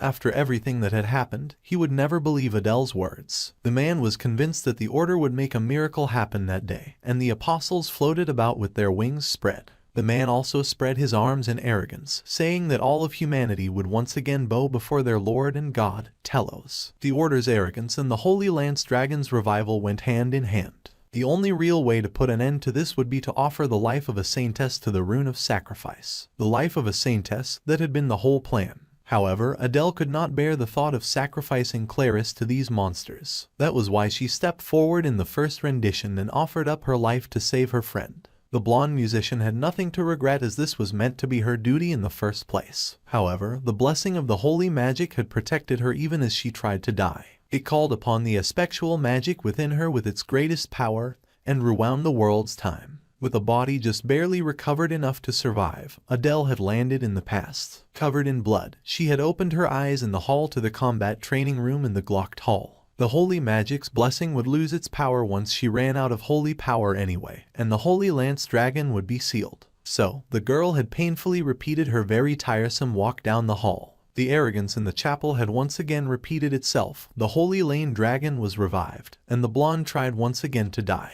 In the worship hall, after everyone had left to find Claris, the blonde had placed herself in the rune of sacrifice. Once again, Adele had tried to die. Once again, she was spat back in that hall. Again and again and again, like clockwork spun and powered by the mad need to protect Claris's life, Adele would return to the rune of sacrifice and try to save the world all on her own. This was her punishment, and she should never have tried to pass on her duties to someone else. She should have embraced her future and her death. That was what she thought. Thinking about it that way made it all a bit easier. This circle of repetition would not last forever. There was a limit to holy power after all. So, Adele once more picked up her bloody lute and dragged herself to the chapel. She had given up on convincing Verdio by now. If it was impossible to stop him, then this time, the moment she entered the cathedral, she would throw herself into the rune of sacrifice without any hesitation. She would stop the revival of the Holy Lance Dragon from the get-go and make sure none of the terrible things would ever come to pass. The girl was almost there when she had fallen into Ed's arms, and she stared in confusion, wondering why that man was there. The blonde noble helped the poor girl to a seat nearby. Adele still tried to explain, saying that there was something that she needed to do at that moment. However, Ed just offered her a glass and told her squarely that she was going to die soon.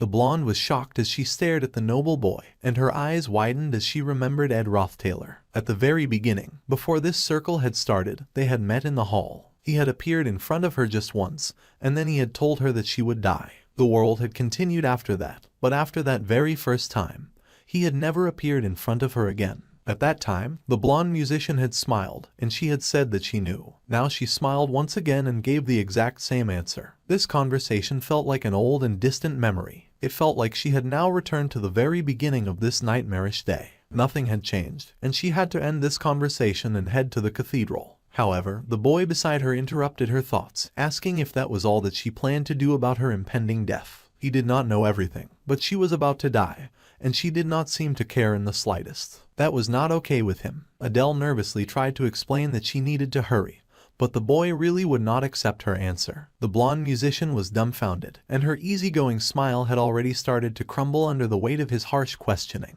She had confirmed it countless times through these unending loops. The musician knew that she was definitely going to die, and she had known that many years ago when she sang to Clarice about freedom. Even back then, there was nothing that she wanted to say. Now, Ed had appeared in her visions. The blonde noble dominated her train of thought as he pushed, asking if she truly had nothing else to say. Now, the girl wondered if she truly did have something to say, but she had sung instead, and Clarice had smiled for her. That should have been enough. Yet, the main character loomed in her head, asking if that was truly enough for her. The blonde cried out, telling him to just stop. He cried for him to leave her alone. Adele cried for the little girl who had been left alone on the bench by her father, staring ahead at the back that had abandoned her. Back then, she had whispered a small thanks, and the boy appeared then too, asking if that was truly all that she wanted to say. When her father had looked back, her eyes had wanted to fill with tears, and she wondered if thanks was truly what she wanted to say as she had watched her father's hesitant back. She had not wanted to thank him at all. She had wanted to scream for him to stay with her. At the end of these countless lies, her bloody hands now shook with the cup of orange juice settled in them.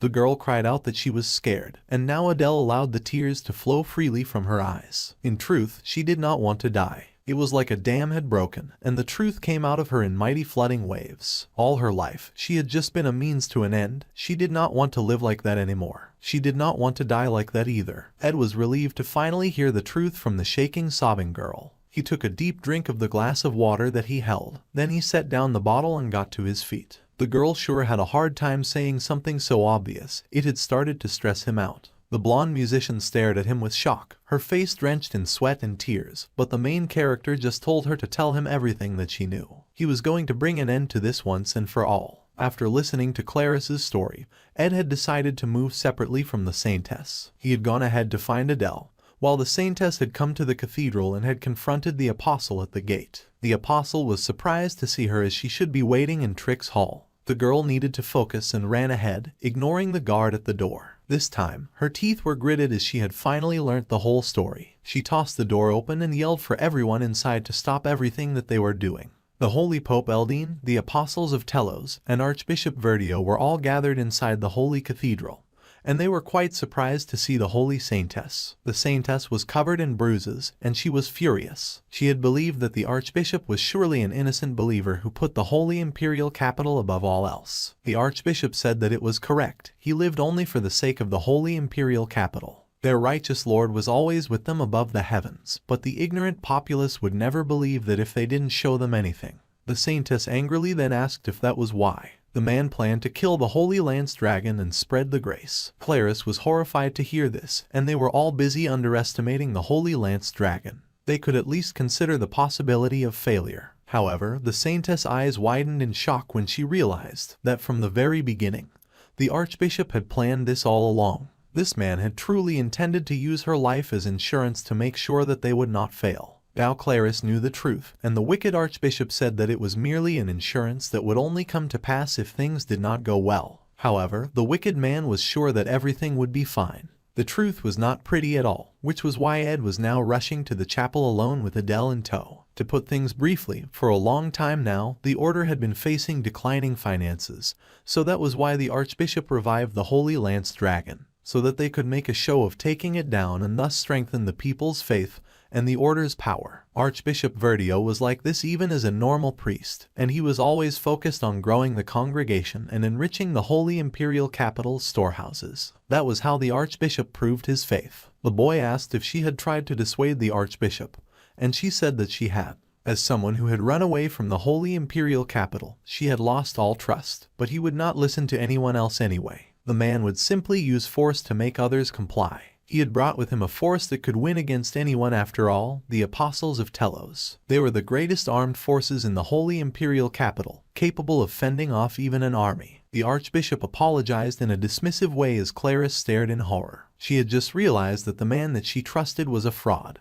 and he told her that it would not take very long, so he would like for Het to stay asleep for a while. Considering the strength of the Apostles, the bloodied musician sighed that there was nothing that could be done. However, she was surprised when Ed suddenly scooped her up and kept on running. Force was really the least of his concerns right now. After all, a high-ranking electric magic suddenly struck the chapel from above like an almighty laser beam. It cut right through the roof of the chapel and created a giant hole, shocking the Archbishop Verdio. The man was furious, demanding who had shown up at this time, asking if they did not fear the Lord Telos. The one person with arrogance enough to defy the gods easily replied that she did not fear Telos at all. In fact, she easily knocked the apostles down from the sky and took her rightful place as Queen of Levitation. The other apostles were overwhelmed by her might, as she took a graceful landing on the chapel floor. Lucy was here, and she declared that she was in fact an atheist. With an explosive landing that shattered the roof of the church and laid waste to the apostles that stood in her way, Lucy declared that she had never been much of a believer. However, she did believe that those who had sinned definitely deserved to be punished for it, and her eyes flamed with purple malice. The Archbishop was not having it, and he yelled, asking why she would call him a sinner. However, the powerful mage did not have time to answer his questions, and she tossed one of the winged apostles into the wall so casually. It was engraved in both the temple and in their laws. A swell of magic gathered in Lucy's hand as power flamed around her. She stared into the eyes of the shocked and terrified man, accusing him of the sin of arrogance. The Archbishop yelled in outrage, asking the gifted mage what exactly she thought that she was doing. The girl had truly turned from the grace of their Lord Telos, and he once again cast out the apostles to do the fighting for him. Lord forbid he tried to defend himself with his own hands. Fortunately for him, the apostles of Telos were truly zealous, and they charged ahead. Their determination was not wavered by the sight of their fallen colleagues, and they rushed to fight Lucy with all of their might. Reuben led the charge, meeting the powerful mage first, and he raised his mighty sword to bring her down and stop her onslaught of attacks. As Telos willed, he would fight to his last breath. Lucy did not serve a particular god, but she had her own will and determination. A flick of her fingers sent magic dancing in the air, and the poor apostle was roasted by her attack. He screamed in pain as the mage's purple aura flooded him. Reuben could barely stand, holding himself up with his sword after her attack. Fortunately, he did not have to worry about that because the lightspeed apostle Taldarak then chose that moment to make his appearance. Taldarak was furious that Lucy would come into their sacred ground and taint their holy chapel. He raised his weapon that glowed golden like many of the holy apostles, and he swore to be her end. The apostle flew at her with his lance poised to strike, but Lucy was unbothered by his approach. When it came to this battle, it would never be a matter of speed. The talented girl, beloved and feared by all, activated her spatial leap and zapped away from where she had been standing, shocking the charging apostle. The girl had the power to manipulate space itself, and within seconds, she was behind him. Another lazy flick of her fingers, and Taldarak was zapped as well, screaming in agony as her magic consumed him. The apostle put on a brave fight, but the pain he felt when faced with the might of the talented mage's magic was indescribable. The Archbishop was horrified to see his best fighters fall. The apostles of Telos were each individually hailed as some of the strongest people in the nation, and yet they were getting batted around by a teenage girl who had not even completed high school. Not even 6 of them were enough to stand against her might. The Archbishop could not believe it, and he wondered how this could even be possible. His eyes widened as he realized that he had an even more important question to answer. He wondered how the girl had even known to attack this place. In order to raise the authority of the Order, they had planned to revive the Holy Lance Dragon and strike it down. Their very stupid idea was to take place on the stage that was Arkan Island, which was filled with lots of students and innocent lives to save. They could not afford any part of this plan leaking. However, the plan had failed, and the Archbishop grabbed his magical box, instantly shutting it. They needed to secure a path to retreat, and their priority now was to protect His Holiness, the Holy Pope Eldine. Lucy scowled to see the man running away, as she had no intention of letting him escape. With a wave of her hand, the powerful mage activated Time Prison, the chronistic aspectual magic. The bishop squealed in horror, crying for Brother Taldarak to come save him like he was some damsel in distress. It was frankly embarrassing. Fortunately for that guy, the Apostle Taldarak was really dedicated, because he popped out at the call of the bishop. All of this was for the sake of their Lord Telos. The apostle spread his holy wings and withstood the onslaught of magical power waves, protecting the archbishop as he made his desperate, cowardly escape. The cowardly man was not done calling for help, and he yelled for Cleve to snatch the saintess. The man did exactly that and snatched up Clarice, hauling the girl over his shoulder. The girl cried for him to unhand her, but of course, the archbishop ranked fairly higher than the saintess. They had to bring the necklace, which was physical evidence, and the witness, who was the saintess, with them, so that no word of their evil and dastardly plan would ever get out. If they pressured the academy while using the Holy Pope's authority, then, regardless of what Lucy said, they would surely be ignored. The archbishop had already thought of a sneaky and disgusting escape plan like this. If Lucy was not already disgusted with him, she surely would be now. The girl then activated her high-ranking electric magic and sent down purple divine punishment on those scampering rats. Her magic flew after the archbishop and the two apostles who fled with him. The electric magic danced in the air, seeking out her targets. The apostle's golden glow of power did its best fighting back, but there was very little in this world that could overpower the mage when she got serious. One of the apostles was seized, and he cried out in pain as attack magic coursed through him, yelling for his cohorts to hurry up and escape. The other apostles who were still standing gathered the Pope and fled as the apostle who sacrificed himself yelled for them to escape and gather at the agreed-upon location. Regardless of what may come, the ever-faithful apostle was willing to even give his life so that the order would be victorious. The mage tusked in annoyance to see that her targets were indeed succeeding in getting away.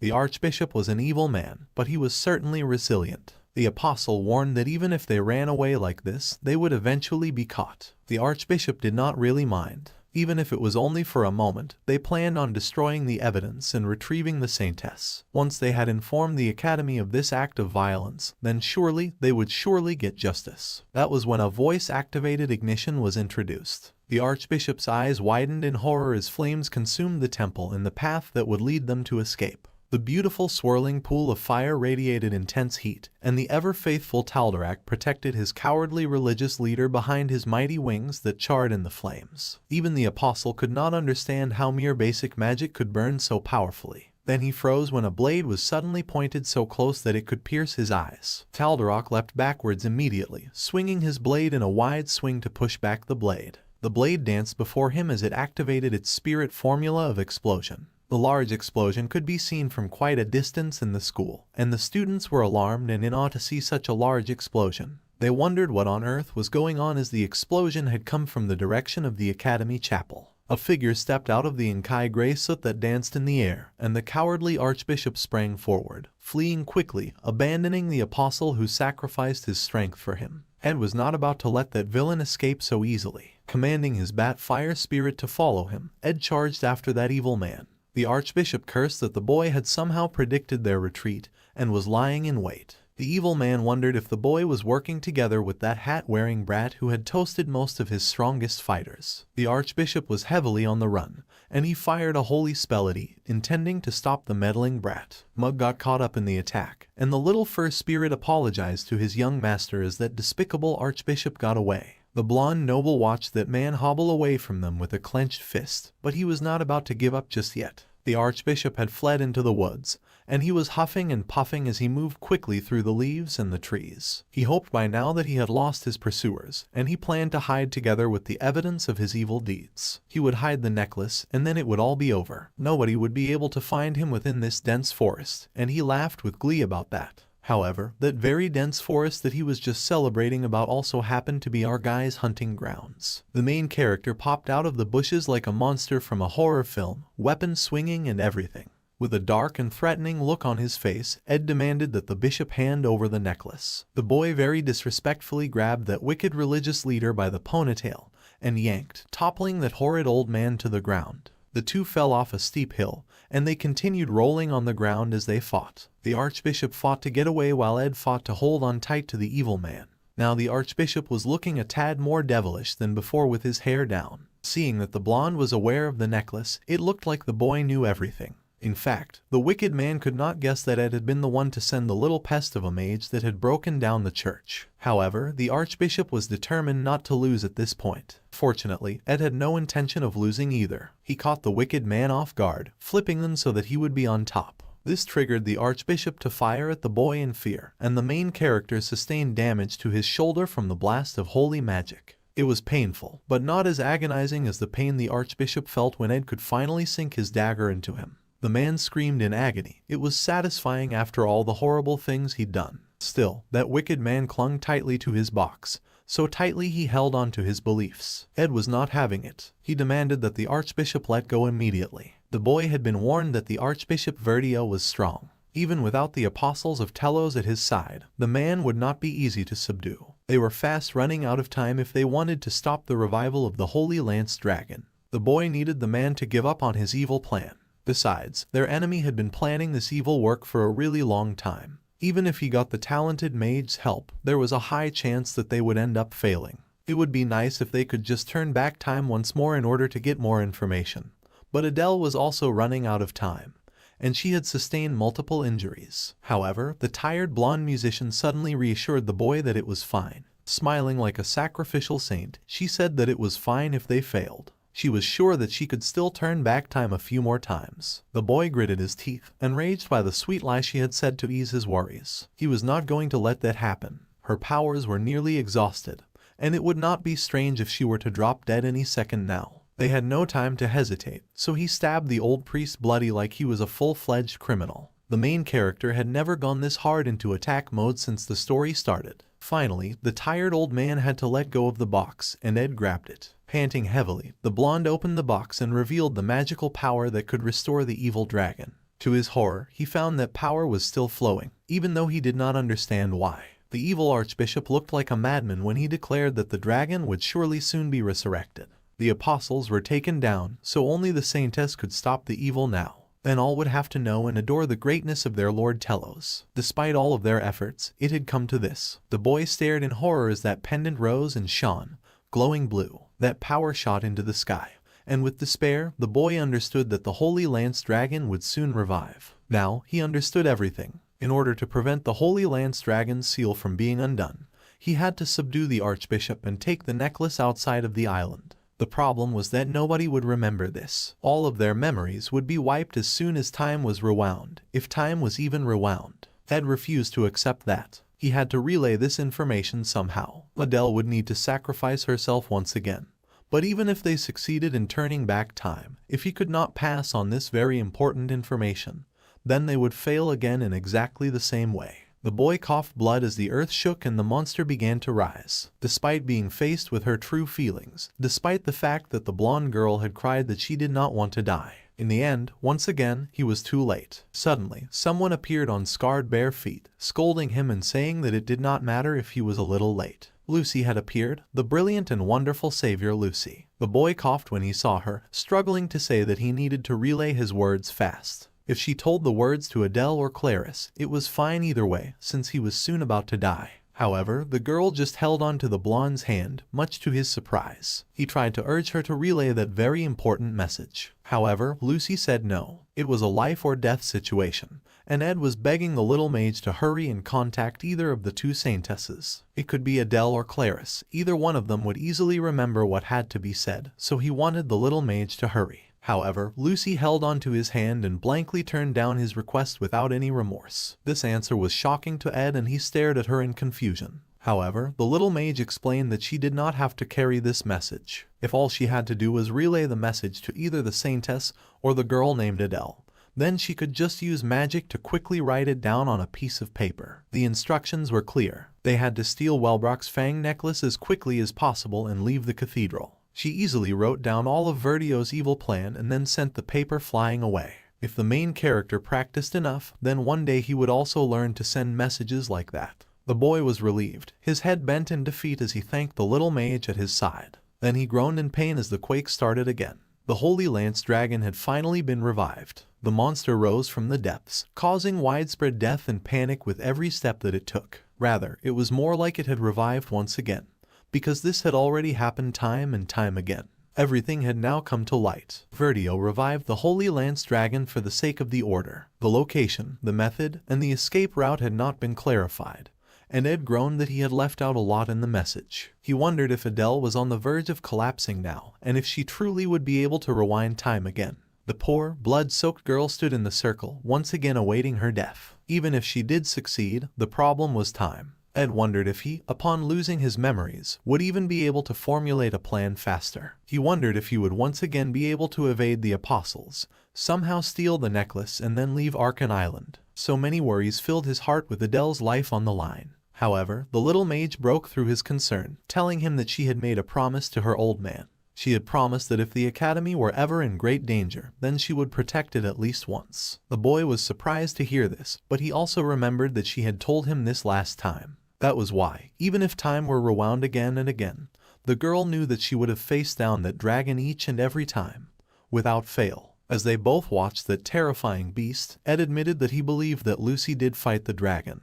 No matter how many times it appeared, she never backed down. The young mage had come to this academy to keep her final promise to the old man. She thought perhaps she had been here all this while, waiting for this very day. Now, she was done with this very tiresome waiting. However, if time was rewound once more, stopping it would be pointless. So, this time, just once, Lucy was going to allow herself to be a little selfish. This time, the tiny mage would rather be fine with dying in her man's arms. So, she curled up in the boy's arms, much to his surprise. They were surely to eventually forget that treasured memory, and they would not even remember that this intimate moment happened. In that case, there was something that she wanted to say. Something that Lucy could never find the right time to say. The thick walls that the little mage had built around them had started to collapse, felled by the mighty fall of the dragon's scales around them. It was embarrassing and not very romantic. This very moment itself told the boy all that he needed to know as he sat soaked in blood by the tree, with the cat-like girl curled in his arms, her huge hat beside them. It may be that Lucy would never be able to tell Ed these words otherwise,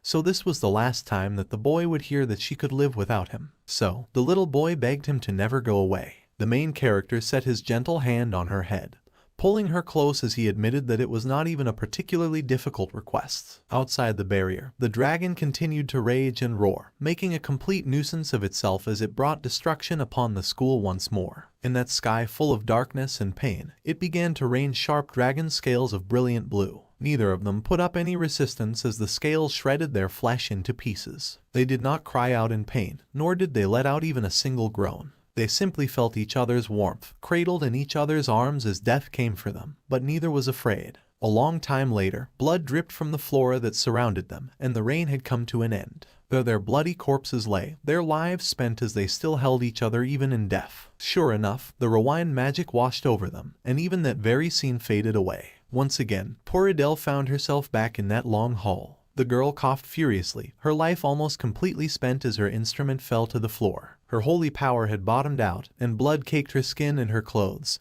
soaking them almost completely. She could no longer affect the flow of time, and she could no longer peer into the future. Finally, the tired girl could die one last time. In the end, Adele stared ahead, knowing that she was unable to stop the Holy Lance Dragon's revival. That she was able to meet Clarice one last time was painful, but it still made her feel so happy. It was a shame that she had not gotten the opportunity to see that bright girl smile one last time. Even if it were a lie, it would have been nice if she had been able to sing for the pure saintess. On the other hand, her last encounter with Ed Rothtailor had been completely awful. The slightest flicker of the desire to survive destroyed all of her resolve. However, this intense agony that she now felt due to throwing herself into the fire again and again could not easily be dispelled. At this rate, she could die any second. This was what reminded her so naturally of what she had to do. More than anything, no matter how much it hurt, Adele had to move. She pushed and moved because it was her duty to stop the Holy Lance Dragon's revival and make it so that it would never happen.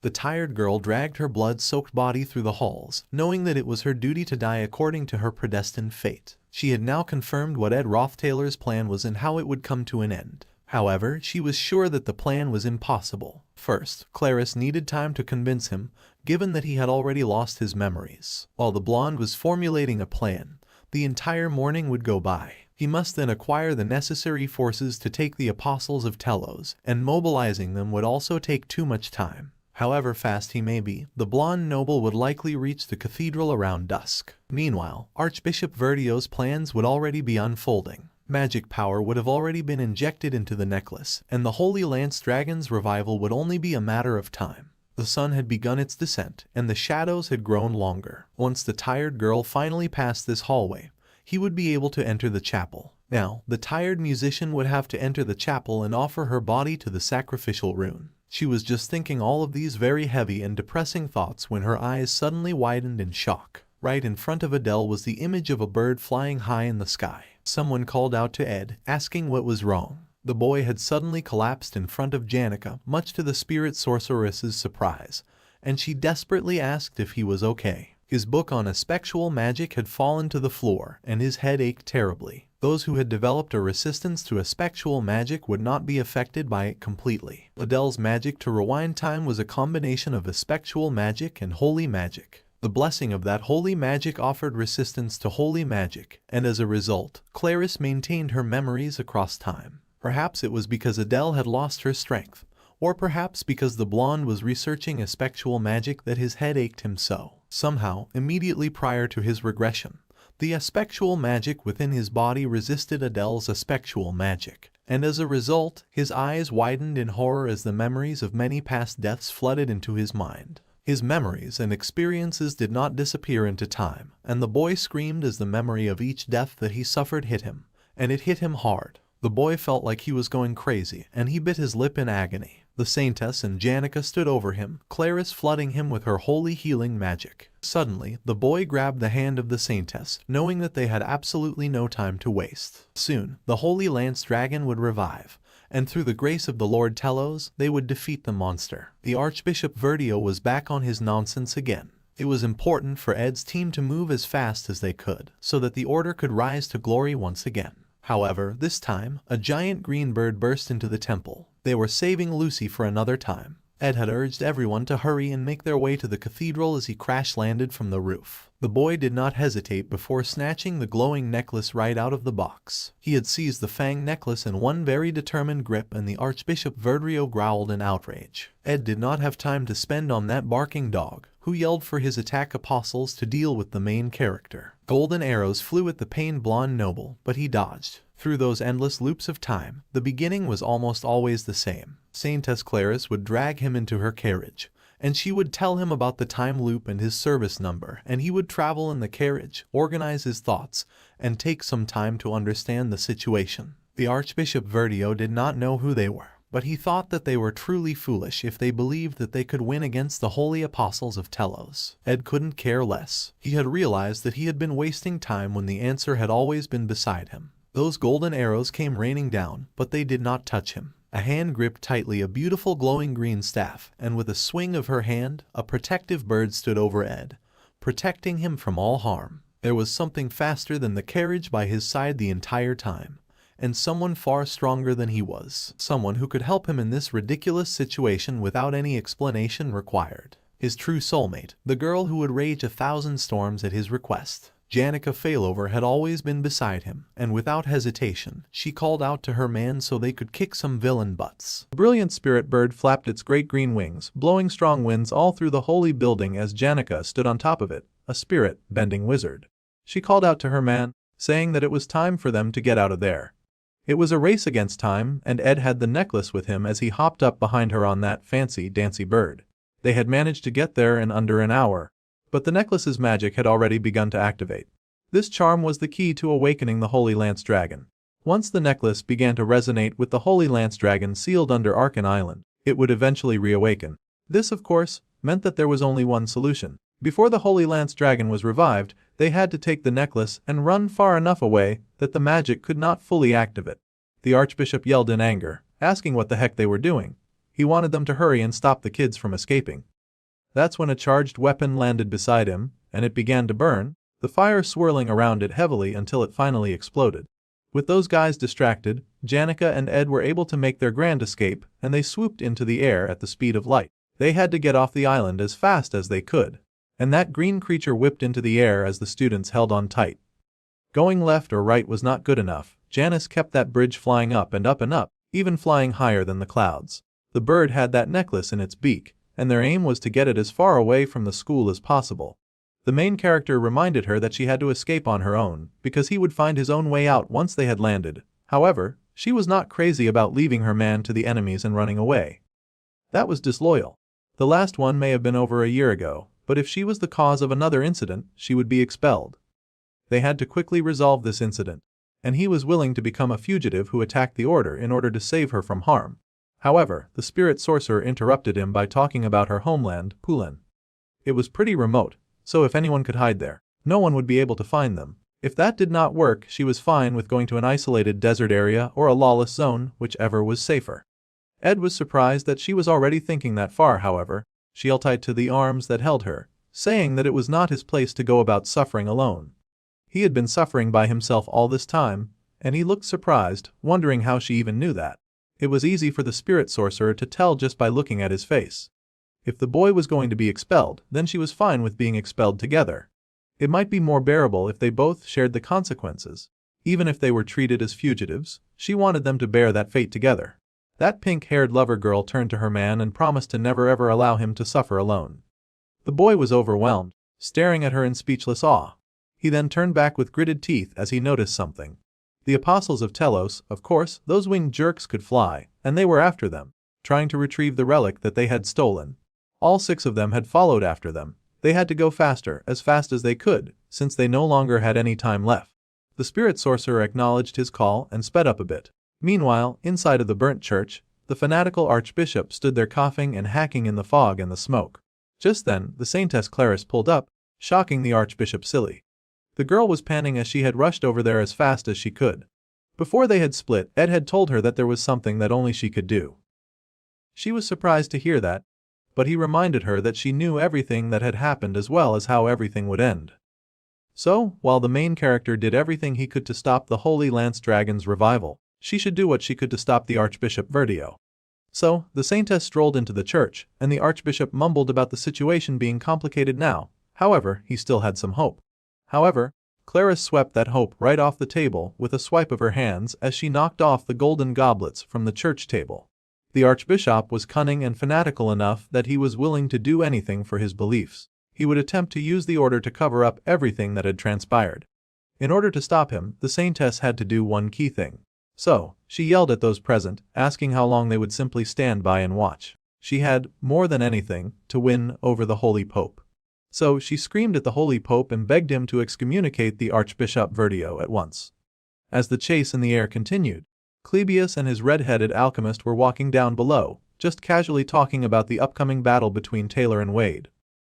Meanwhile, the spirit sorcerer and the main character were busy fighting for their lives in the air.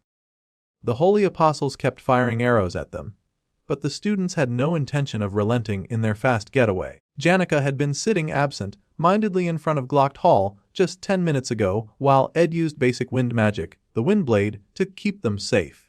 They kept flying and bobbing and weaving. But when Ed tuned back, his eyes widened in alarm when he saw the firepower that was headed in their direction. They could not dodge that attack. The blow hit them hard, and the bird disintegrated, Janica falling right from the sky with a scream, Ed falling along with her, and the necklace was airborne. They had come this far, they could not fail now. Ed dove forward, calling out to the spirit sorcerer as she fell. Girl, boy and ancient necklace, all of them falling together, sure to meet their end if they hit the ground, but Ed would not allow it. He pushed forward, swimming in the air to get closer to her. The two disappeared into the clouds, but his outstretched hand had been able to seize her, and his other hand seized the necklace. They were still on track with their plan, just a little delayed. The boy held the pink-haired girl close in his arms as they continued to fall, holding her close as he got her, determined not to let any harm come to her. The holy apostles remained on their tail, yelling for them to be caught since the necklace was their priority. Goodness forbid they prioritize saving the lives of innocent students. Janica suddenly spoke, surprising the man. With a smile, she asked the boy if he could take care of the rest. He was confused and a little terrified by her question, but suddenly she pushed away from him, falling free in the air as she plummeted away from him. The girl, with a bright smile and shining eyes, told the main character that she truly believed in him. Thanks to that, she would do what she had to do. A golden spark danced in her hands, and she activated a hidden power that filled the surrounding area with light. The bright light in the sky was seen by the students down below, staring in awe at the light that shone as bright as the sun. The flow of air in the atmosphere was shifting as they watched, spinning and swirling into a familiar circle. The air above the academy began to fill with all kinds of winged spirits. The apostles were shocked to see so many apparitions. However, even among these numerous spirits, there was a single spirit that stood out from the rest. Despite it being a clear sunny day, the people below looked up aghast and in shock. Well, that was mostly Clebius. But still, they could not believe what they were seeing as they were suddenly denied the light of the sun. Rising from the waters with a beautiful blue tail was a creature bigger than any they had ever seen. Some would say that it was the first of the spirits, as it was the first of all the water spirits to gain life. The giant was a unique existence in nature, the only of its kind and the strongest water spirit. It was called Freed. Most of the spirits that had appeared in the air were lower ranked spirits, but there were too many of them, and the holy apostles were having a bit of an issue fighting them. It felt like there were hundreds of them. As if that was not enough, a giant whale of a spirit suddenly appeared and deflected many of the apostles' shots. Two figures sat on top of the giant whale. Ed and Janica were still together. The main character held the necklace high, and he could definitely feel it losing its magical power. At this rate, they would be able to stop the Holy Lance Dragon's revival. However, the spirit sorcerer was sweating profusely. Her face flushed red as she struggled. It made the main character worry about just how much magic power she was even using to power this mass manifestation of spirits. Janica was not that sure, but she had a sure feeling that she was going to be bedridden for a while after this. She was already starting to slump, and he hurried to catch her. He worried if she was all right, and he hurried to check to see if her fever's high was gone. The girl squeaked at him, coming so close and putting his hands all over her. The pink-haired girl flushed just as bright as her hair, and she tried to mumble that her fever would just get worse if he went ahead and touched her like that. The apostles were still on their tail. Those guys would not just let it go. Their only hope was to attack the main body. One of the apostles was ready to open a path for Taldarak, so he was to charge forward and fight the enemy head-on. The apostles fired relentlessly, releasing a barrage of attacks that was sure to open up a path for Taldarak to pass through and stop the thieves. The apostles of Telos fought valiantly, and the third seat, Lightspeed Taldarak, charged fast through the path that they had created for him. The Lightspeed Holy Apostle blasted past all those manifested spirits and shot straight for the giant whale. The angry apostle asked the students if they were the ones controlling all these spirits. This was dangerous, and the apostle told the slumped girl that he did not like killing. However, the girl had left him no choice, and the apostle was willing to strike her down. However, Ed and the fire dragon spirit were not about to let such a threat slide. They showed up behind the holy apostle, burning fierce orange flames, and Ed commanded the fire dragon to get that fanatical soldier. The orange-haired man turned in shock to see them, gasping and growling in rage as he swung his axe. However, the dragon easily caught the weapon in his fanged grip, and the main character leapt from the top of the dragon and snapped up behind the holy apostle, arm muscles tight around their enemy's neck with as much determination and resilience as the guy who was attacking them. In this battle, none of neither side had any intention of giving up. Though he was restrained, the holy apostle got all fired up and started to glow as he charged his body full of energy. The bright glow overtook his whole frame, and the man began to burn brightly, casting his glow upon even the student who restrained him. The magic attack was so strong that even the fire dragon suffered from it, and Janica started feeling faint. Still, the pink-haired girl stayed steady and strong, refusing to let go of the power that she needed to maintain. The pink-haired girl cried out for the fire dragon Terran to please protect Ed. A blast of golden power flowed around the flying whale. The golden power trailed from the sky and crash-landed below, rocks rising from the floor. Large waves of smoke rose from the rubble, and a being with wings staggered to its feet. It seemed the holy apostle still refused to go down to this very point. Taldarak was impressed that they had dared to summon such a high-ranking spirit. Despite doing that, he was also amazed that she could somehow also control another high-ranking spirit to ensure that her man stayed protected. Despite falling from such a tall height, Ed Roth-Taylor remained upright. It was indeed such a frightening talent. However, as one of the apostles of Telos, he was determined to carry out the will of God, because that very power made him so much more stronger. The apostle demanded that Ed hand over that necklace immediately, saying that he would end the boy and Janica along with him if they did not relent. However, the student would never let go, never give up the necklace. because to do so would mean sacrificing the lives of all of the people he cared about. They had come too far, and it was much too late to regress anymore. The boy no longer possessed Delheim's hourglass, and although his dozens of deaths were still fresh and painful in his mind, he could not risk the possibility of anyone else dying. That was why Ed stood firm with the fire dragon burning brightly behind him. No matter what happened to him right now, Ed Rothtailor would survive. Now that they had left Arkan Island, the magic readings had gone down, but unless they could get further away, the sacred lance dragon would resurrect soon.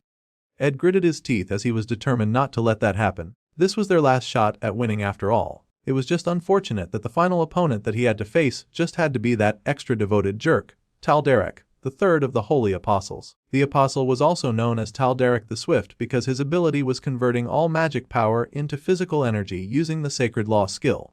Ed remembered all this because of his memories from the previous loops. The Golden Espadale's top speed surpasses even the speed of sound, and the man moved lightning fast, faster than a student would be able to keep up with. Dodging an attack like that, using only the naked eye, was downright impossible, and Ed's eyes widened in horror when the Apostle suddenly manifested behind him, holy weapon swinging. If the main character could not see his attacks anyway, then he would just close his eyes, and as that Apostle came lunging and charging, it activated the protection of the wind, blocking out an attack that would have surely taken the blonde noble's head off. Marilda appeared, double-teaming with Tarkin to fight off the resilient Holy Apostle. The protection of the wind was activated for any unexpected attack, and it was a counterattack that the blonde could only use once. But its power was strong, and the main character had to take advantage of that to aim for the tiny opening that this attack provided. He charged up power in his hand and pointed right at his opponent, activating the intermediate magic of focused explosion. The force of that firepower blew the fighting Apostle sky high. The blast was lethal and sent that angel sliding back, but the stubborn jerk was somehow still standing, refusing to go down. The Apostle's eyes gleamed golden, and he cursed at the little boy in a very unholy fashion. Since the boy was going to go this far to resist, then he had no intention of holding back. Ed was also going through a lot, as his chronic issue was the fact that he absolutely lacked any decent form of firepower. However, Tarkin pulled up like an avenging angel, saying that Ed could just leave all of his firepower problems to him. The great fire dragon was impervious to magic, and it had an overwhelming amount of firepower. In that moment, the dragon let loose a stream of flames, hitting right at the Apostle before he could recover. Tal'Darik was bathed in fire, an attack that would surely knock out anyone else. However, even though the fire dragon was strong, the angel emerged from the flames, covered in his shield of holy magic. His wings spread as he sent down a powerful strike at his opponents, beating down the dragon and shutting its gaping maw. Their opponent was not one that they could easily defeat, and he was the fastest among the physical warriors, Tal'Darik the Swift. The dragon had tried his best, but there was only so much that he could do against an opponent that strong. The dragon apologized as he faded away. Considering that the really powerful girl was controlling high-level spirits at the same time, the magic that he gave to Tarkin had finally been exhausted, as it had been pushed to its limit. They had finally reached the worst-case scenario, and their opponent was still standing. Ed faced off against the Holy Apostle, both of their weapons drawn as they stood surrounded by a wall of flame. The main character raised his bow and fired his arrow. The special rods charged with power flew right at the Apostle, but the seasoned warrior easily dodged the attacks. The blonde called for the fire to ignite, and the Apostle noted that the boy was using both water magic and fire magic. It was truly impressive, and they came together to make up a wall of steam to block off the man's sight. However, in the end, the Apostle dismissed the attack as nothing but an obvious trick, and he sliced through the steam, slicing Ed in the same vein, hurting the boy as he fell backwards in pain. It was as the boy expected, gritting his teeth in pain as he hit the ground. Tal'Darik, the Holy Apostle, was strong. In the end, there was only one way to win this battle. In the previous time loop, Marilda had been the one to finish the fight by showing up in a surprise attack to devour the Apostle whole. However, right now, the Golden Phoenix Ring was being used by Janica to keep all the other Apostles at bay. And he had never managed to summon the powerful wolf fully by himself before. There had to be a way. The boy grunted as he put up his shield to block the Apostle's attack, but he had no idea how long he would last. As this went on, he had to find a way to figure out his success. Still, the Apostle continued his relentless, shameless attack on the young boy, refusing to let up even for a second. The fighter stabbed his lance into the earth and used the momentum from pushing himself up to kick down his young opponent, shattering his shield in the process. The boy coughed and spat blood, fighting on the edge at this point, and wondering if there was truly no way to win against the Apostle. The boy crashed to the ground, his clothes in tatters, his face bleeding, his body as he fought to catch his breath. The Apostle landed before the boy. declaring that his end had come, and he swung his weapon with the power of holy violence. That familiar sensation was now returning to Ed, pushing its way into his brain as he stared at the man about to kill him. That sensation was death, and it had come for him once more, just like it had repeatedly for every time that they had repeated this day. The memories of dying again and again flooded into him, and those memories turned out to be a total cheat code to boost up his spiritual understanding. One by one, each spiritual factor began to go up, and it increased in a resounding chorus until the realization dawned on Ed. As death approached, the boy was unafraid, and the apostle froze when he realized something. Whether it was divine magic or spirit resonance, the way to learn magic was no different. Everyone had to fail repeatedly, and the main character had amassed a countless number of failures, piled up with grit and determination, a desperate struggle without giving up, a history of seemingly meaningless effort. Using the power of all the many times that he had failed, Ed called upon the great wind spirit Marilda. Sure enough, the wolf appeared, biting deep into the apostle's wing, which was what had stopped Tolderak in his tracks in the first place. The wolf had appeared in complete manifestation, which was also known as repetition leading to mastery. While the apostle was distracted, Ed jerked up and slammed his head against his opponents. And he apostle growled and coughed, spitting blood in rage. It made sense that no one could do it well from the start, and they would never know if it would even work out. However, failure did not matter, and Ed knew this as the battle against the apostle raged on. Nothing was truly different, everyone fought to survive for their own reasons, just to keep themselves alive. Now the apostle found himself surrounded by every spirit that Ed owned, overwhelmed and enraged he was by this realization. However, the blonde had him cornered now, and he raised his weapon like an executioner. There were countless people in this world who struggled desperately just to hang on to their lives, and the boy brought down the glowing blue arrow, stabbing right through the apostle's chest. The man trembled as the spirit arrow sank through him. Struggle was a part of life, and the blonde knew firsthand about struggle as he beat that arrow deep into Taldarak's chest. He beat his opponent so hard that his fist turned into a bloody mess. Struggle was a part of life, and so was twisting and strangling a person's body with clenched teeth. Only then could a person truly gain life. The boy panted heavily as he stepped away from the fallen body of the apostle, and he stumbled away, Marilda following close after him. There was not much time left, and the boy still desperately had things that he to do. He panted as he glanced at the amulet in his hand.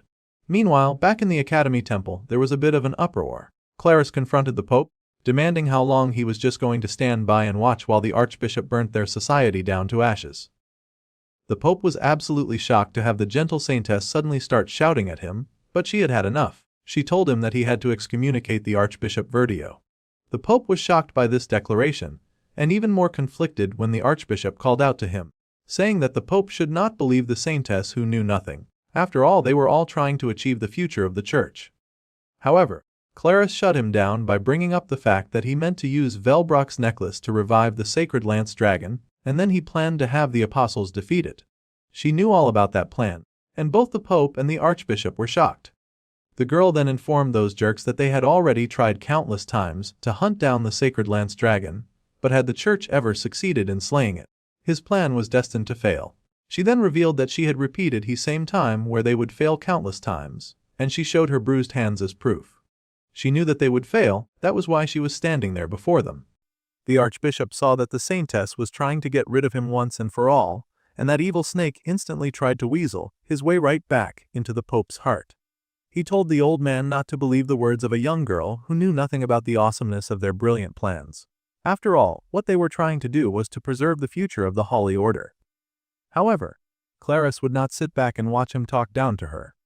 She knew everything about their nefarious plan to use Velbrock's necklace to revive the Holy Lance Dragon, and then they would have the apostles defeat him. Now both the Pope and the Archbishop were so shocked to hear that the young girl was so knowledgeable. They could not believe that she knew all this. Despite countless attempts to subjugate the Holy Lance Dragon, they had never once succeeded in the very stupid plan that they hatched to restore glory to their order. The only thing that they would achieve was bloodshed, sorrow, and a lot of death. The Archbishop, of course, could not stand to hear that his plan was always destined to fail. Clarice knew this well because she was standing in front of them, simply because they had already failed time and time again. She had repeated the same moment over and over again, and she had her bruised and scarred hands to show as proof. In the end, the only remaining option was to offer the saintess to the rune of sacrifice to save their pathetic lives. Confronted with the true horror of their plan, the Archbishop and Pope stumbled over defending their actions. However, the saintess would not stand for their blubbering and madness. She told them that if it was truly the will of the god Telos, she would gladly offer up her life. However, she also knew that their wicked plan would cost the lives of countless innocent people who did not deserve to die.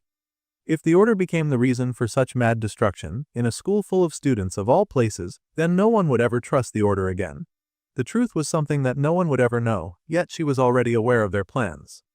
If she was to die for the sake of their evil plot, the person who had brought her to that place, Ed Rothtaylor, and the person that she had come all this way to save, the musician Saintess Adele, would sing the song of truth, and it would echo across the entire continent, completely ruining the image of the Temple of Telos forever. It was not just the Saintess that was at stake now, as she swore that the entire world would come to distrust the order of Telos. The Archbishop Verdio refused to listen, and he focused only on the fact that the people that she mentioned were likely still within Arkan Island. The Saintess distrusted the order, but they could use the authority of the Holy Pope right away to get the evil plan back in motion. However, the Pope stopped him right there. For decades, the old man had remained the Holy Pope, unable to choose between doctrine and reality. He had lived the life of a pathetic coward, and whenever someone stepped forward, he was a pitiful old man who would simply follow behind, doing anything he could for the temple that he loved and served. He had done that for so long that he now had to place the future of the order in the hands of someone with greater conviction. Saintess Clarice was clearly the star that currently shone the brightest in the order. He would happily follow her will from now on, and the Pope and the Saintess found solidarity between each other. The Saintess then glared at Verdio, telling the evil old man that his plan never succeeded. Not even once in all of the terrible lives that she had to repeat, and this time was not any different.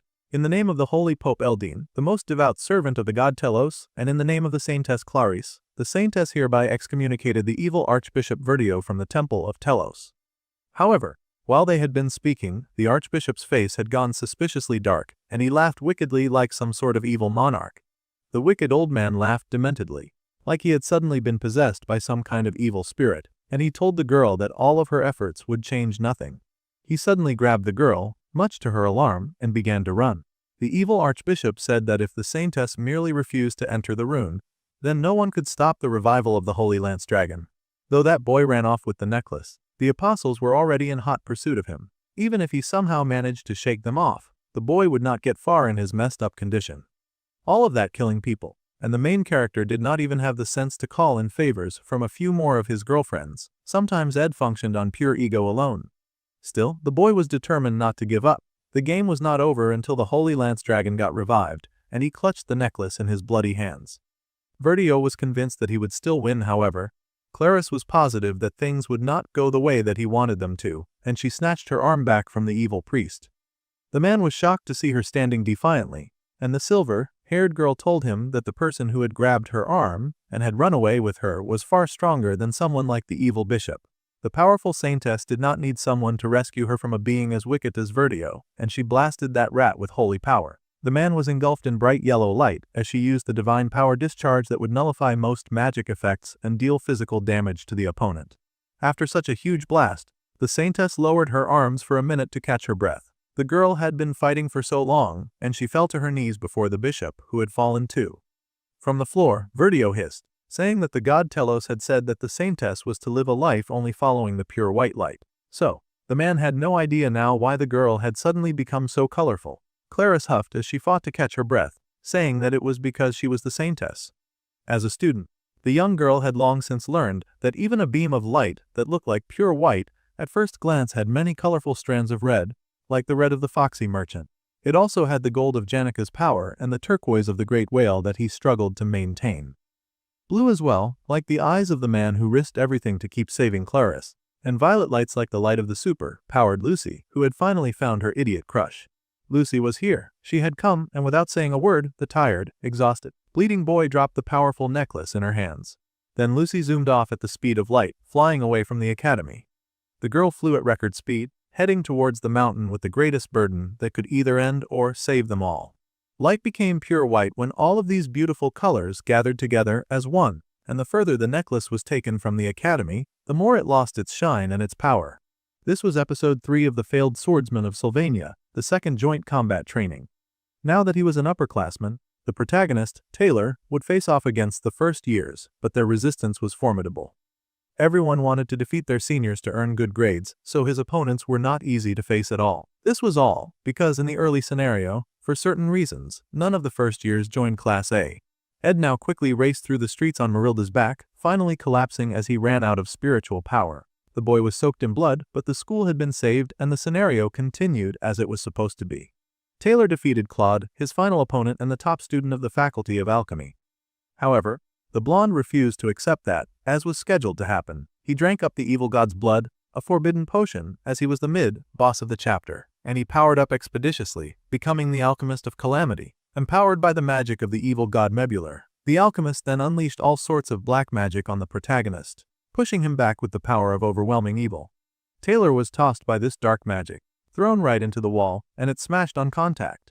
An endless string of trials was something that the dark-haired boy was rather familiar with. As the episode was nearing its end, the protagonist had already faced off against numerous enemies, and he could barely stand. Quite similar to his #1 fan who now struggled through the streets, the wind wolf dissipating from under him as he continued to lose strength to fight. Still, the blonde pushed to his feet, struggling to keep moving, because no matter how hard the trial that Taylor faced, the scenario would continue and the boy would keep fighting. The dark-haired protagonist flew forward, swinging his weapon of justice, and he attacked that black magic head-on, slicing and dicing it as he wanted. The possessed alchemist watched in shock as the determined protagonist came closer. Using elemental flash of the raging golden storms, Taylor sliced through the blackness of his opponent's heart and scattered the evil of the black magician in the wind. The protagonist's elemental slash had now evolved and could cut through all elements, even darkness itself. The slash was so powerful and overwhelming that the force of that golden light could be seen from miles away. Ed saw it as he dragged his bloody body through the school. In the original scenario, this was how Episode 3, the second joint combat training, would end. The protagonist's foe fell as he left the stage. Taylor, once a laughingstock of the army for being a failed swordsman, was now a fully recognized powerhouse and acknowledged by all of his peers. The students now happily celebrated Taylor, and so did the faculty and comrades alike. The boy held up his shining sword, stained from the efforts of battle but standing strong and resilient, just like the protagonist himself. The boy's name was now etched into everyone's eyes and memories. However, the joy would not last for long. As Taylor exited the testing arena, his eyes would widen, and he would then receive the news of a comrade's death. The bard and prophet, Adele, who marched to the temple to sit in the summoning circle and die for the final time. Adele Saris was to die.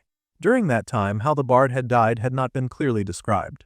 Now, in the present day, the girl gave up as she fell towards the summoning circle, willing to end her life like this. Originally, Adele was a character meant to exit the story in this way. However, before she could sacrifice her life for the last time, a bloody hand reached out and grabbed the girl, yanking her away from the dark fate that she had chosen for her life. The girl's eyes widened in shock as she was flung to the ground by a very angry and very tired Ed. The girl opened tear-filled eyes with blood streaking down her face, and she looked upon the tired blonde noble who had fought so hard to save her life. The original storyline had already changed. Taylor and his companions would come outside and never receive any news of someone's death. They would continue their joy and merriment, and Verdio would scream his rage in the temple, roaring at the failure of his plan. Though there were rumors of a disturbance within the order, the disturbance was swiftly handled as an internal matter by a well-deserved punch to the Dark Archbishop's face. The man went crashing to the ground, and the Saintess, as well as the Pope, were safe and secure. As a result, the so-called Saintess of Distrust never came to be, and the Holy Lance Dragon did not revive earlier than expected. The summoning necklace sank into the depths of the sea, to be forgotten until later. With the Saintess of Distrust erased, the Order's army never descended on Arkan Island, and the rampaging boss of Episode 3, Awakened Lucy, would never appear. So, the talented mage would not have to die a tragic death. Perhaps even more had happened now than in the original scenario. The mage now stared ahead at the setting sun, her face flushing red as she recalled how she had clung to her crush in one of her past lives. Little Lucy looked out into the sun and mumbled about how much she wanted beef jerky. Despite all that had happened so far, the academy would remain peaceful, and everyone would be okay. 2 days had passed after that very unfortunate incident, and there was a knock on the door as someone called to check to see if Janica was feeling better. The spirit sorcerer panicked when she heard her crush's voice, telling him not to come in yet because she was trying to wash up. Still, she could not really see well yet. The price of borrowing that much magic from the future was really high, and the spirit sorcerer currently could not use magic for a while, and her vision was still rather poor. The supreme rank spirit Freed, who stopped the 5 apostles, apparently crashed into the forest outside of Arkan Island. Janica, who fainted after that overwhelming feat, woke to find herself in a cabin, though she does not know how. It turns out that it was Lucy who found her and very carefully carried her back. Turns out that she could be soft with the other girl after all. Anyway, Ed was glad that everything turned out okay, and the pink-haired girl reminded him that if anything like that ever happened again, then he had to come to find her first. The boy glanced behind him while listening to her rant and took note of Belle standing shyly behind him, thanking her for coming. Once a person became the head maid, they did not really do housework anymore. However, judging by her expression, Belle clearly had no intention of backing down, and she must have wanted to do chores for a while. Now she'd arrived at their little camp with a basket and eager eyes. The head maid asked the blonde noble if he was doing all right, as she was fine with taking care of him too. The boy assured her that he was fine and that he was just worried because Janice still could not see well. However, the head mage said that she wanted to ask if the boy had anything else on his mind. Ed thought about it for a hot minute and then he said no. The maid understood that the boy was a tad reluctant to share, agreeing that right now they had to prioritize taking care of the young Janica anyway. The maid stepped in and reminded the blonde noble that they would have to help her change her clothes and to wipe her sweat as well. The boy said that was obvious, and he wasn't bothered about helping out in that way. Then again, Belle added that it was not like he would make such a mistake and fell silent for a moment while she stepped into Janica's cabin. Suddenly, the head maid popped out once more, reminding the young lad that he was in his teenage years. If not now, then there was no other expected time for him to make all sorts of perverse mistakes. She told him that perhaps sometimes he should definitely listen to his inner voice once in a while. The main character immediately shut the door on her nonsense advice. He did not need to hear any of that. He scolded her and told her to stop saying weird stuff and to hurry up and help Janica. The head maid hummed from inside as the boy turned curiously. She said it was a shame. Suddenly, the door swung open again as the maid realized one happy and glorious thing. The boy had finally spoken informally to her. She was thrilled. The young lad was speechless at her glee for a moment, and then he just stalked away. With the boy gone, the maid turned back to scolding Janica for staying in a dusty place with drifting air, as it was not fit for a patient. Honestly, she'd be better off in the academy infirmary. Immediately the head maid got down to fussing, throwing open the windows to air out that stuffed cabin immediately. Ed was slightly intimidated when he heard how into helping out she was. He could still hear the maid, and then Janica freaking out that the maid was doing all this while she was trying to change her clothes. Belle, quick-witted as always, seemed to have quickly and easily figured out that Ed was troubled. Trying to wash Janica with the door and window open was rather insane. The maid was doing too much. However, thanks to that, the day passed in a flash with no time to think about anything else. Even though he had only skipped camp chores for 2 days, it felt like he had been away for at least a month. The boy sat by the warmth of the fire, noticing then that he was running low on firewood. Suddenly he heard some rustling nearby and someone appeared in the camp. The boy was surprised to see Kylie, who was also kind of the saintess in disguise. The young girl was not in disguise anymore and revealed her silver hair. The saintess Clarice had come to the class, clutching her friend's guitar to her chest. She had come to deliver the good news. Archbishop Verdi had been officially excommunicated. The evil man was being escorted to the holy capital by the Pope and the apostles. The punishment after that would be up to the Pope. The main character asked if the saintess still trusted the church, especially since Pope Eldian admitted to his own complacency. The girl believed that it was just one archbishop with wrong ideas who managed to wield a faltering church's power. Perhaps this incident could be a turning point for the church to head in a new and better direction. The lady was willing to give them another chance and the main character nodded in silent acceptance of this decision. As for Adele, the blonde bard had mysteriously disappeared. It made the saintess a little downhearted. She had used her status as a saintess to look for her, but there was no trace of her anywhere. The blonde main character asked Clarice if there was something that she wanted to tell the traveling bard, and the saintess sighed. At first, she'd wanted to tell her I do everything that she had gone through after leaving the holy capital. However, her priority had changed now. The silver-haired girl now just wanted to say her appreciation to her idol. With a blush on her face, the silver-haired girl decided to leave her guitar by her side since Adele had been everywhere already and might choose this camp as her next stop. The saintess then stood as Ed escorted her off the campsite. The girl asked the main character if he would be staying at this camp over the summer break, and he admitted that he did not really have anywhere else to go. Then the saintess shyly requested a small favor. With a blush on her cheeks, she asked if her senior could possibly treat her like a junior from now on and not a saint. The boy said that's how he's always treated her, and when he was with Kylie, it came naturally anyway. That was true, but the girl smiled as what she meant was that if the boy ever needed help, she was more than happy to help and he should not hesitate to ask her for assistance. The saintess could not promise to repay all of his kindness, but she did swear to do all that she could. The main character was silent as he watched the silver-haired girl walk away, and he stayed there until she disappeared into the distance. Finally, someone said that it was time for her to get going. After all, if she stayed any longer, she would bump into Clarice again. Ed asked if she'd be okay, and lo and behold, the tired bard was in fact hiding out in his house. It seemed every girl had been in there at this point, and the bard laughed that her holy magic and divine power had not yet returned. However, she could move around now. The main character asked if it truly was fine for her to leave like this without seeing Clarice, maybe saying a few goodbyes, but the bard said that it was fine. She did not have any songs left to sing for her, perhaps because she could tell that she did not have the guts to lie to her anymore. Now that Adele thought about it, it was all a lie from the start. Saying that she praised the god Telos, the stories about traveling the world, the songs that she had sung about praising freedom, every song that she had played on that lute had been a very painful lie. Ed asked if that was truly so, and Adele tightened her hold on the lute in front of her. The main character glanced and the girl in shock when she tossed the beloved instrument right into the fire with a smile on her face. The blonde girl admitted that she now planned to travel to every place that she had lied about in her songs to Clarice. It was going to be a long journey, so she was leaving behind this heavy baggage that she had carried with her everywhere. Up until now, the bard's journey was all about running from her fate.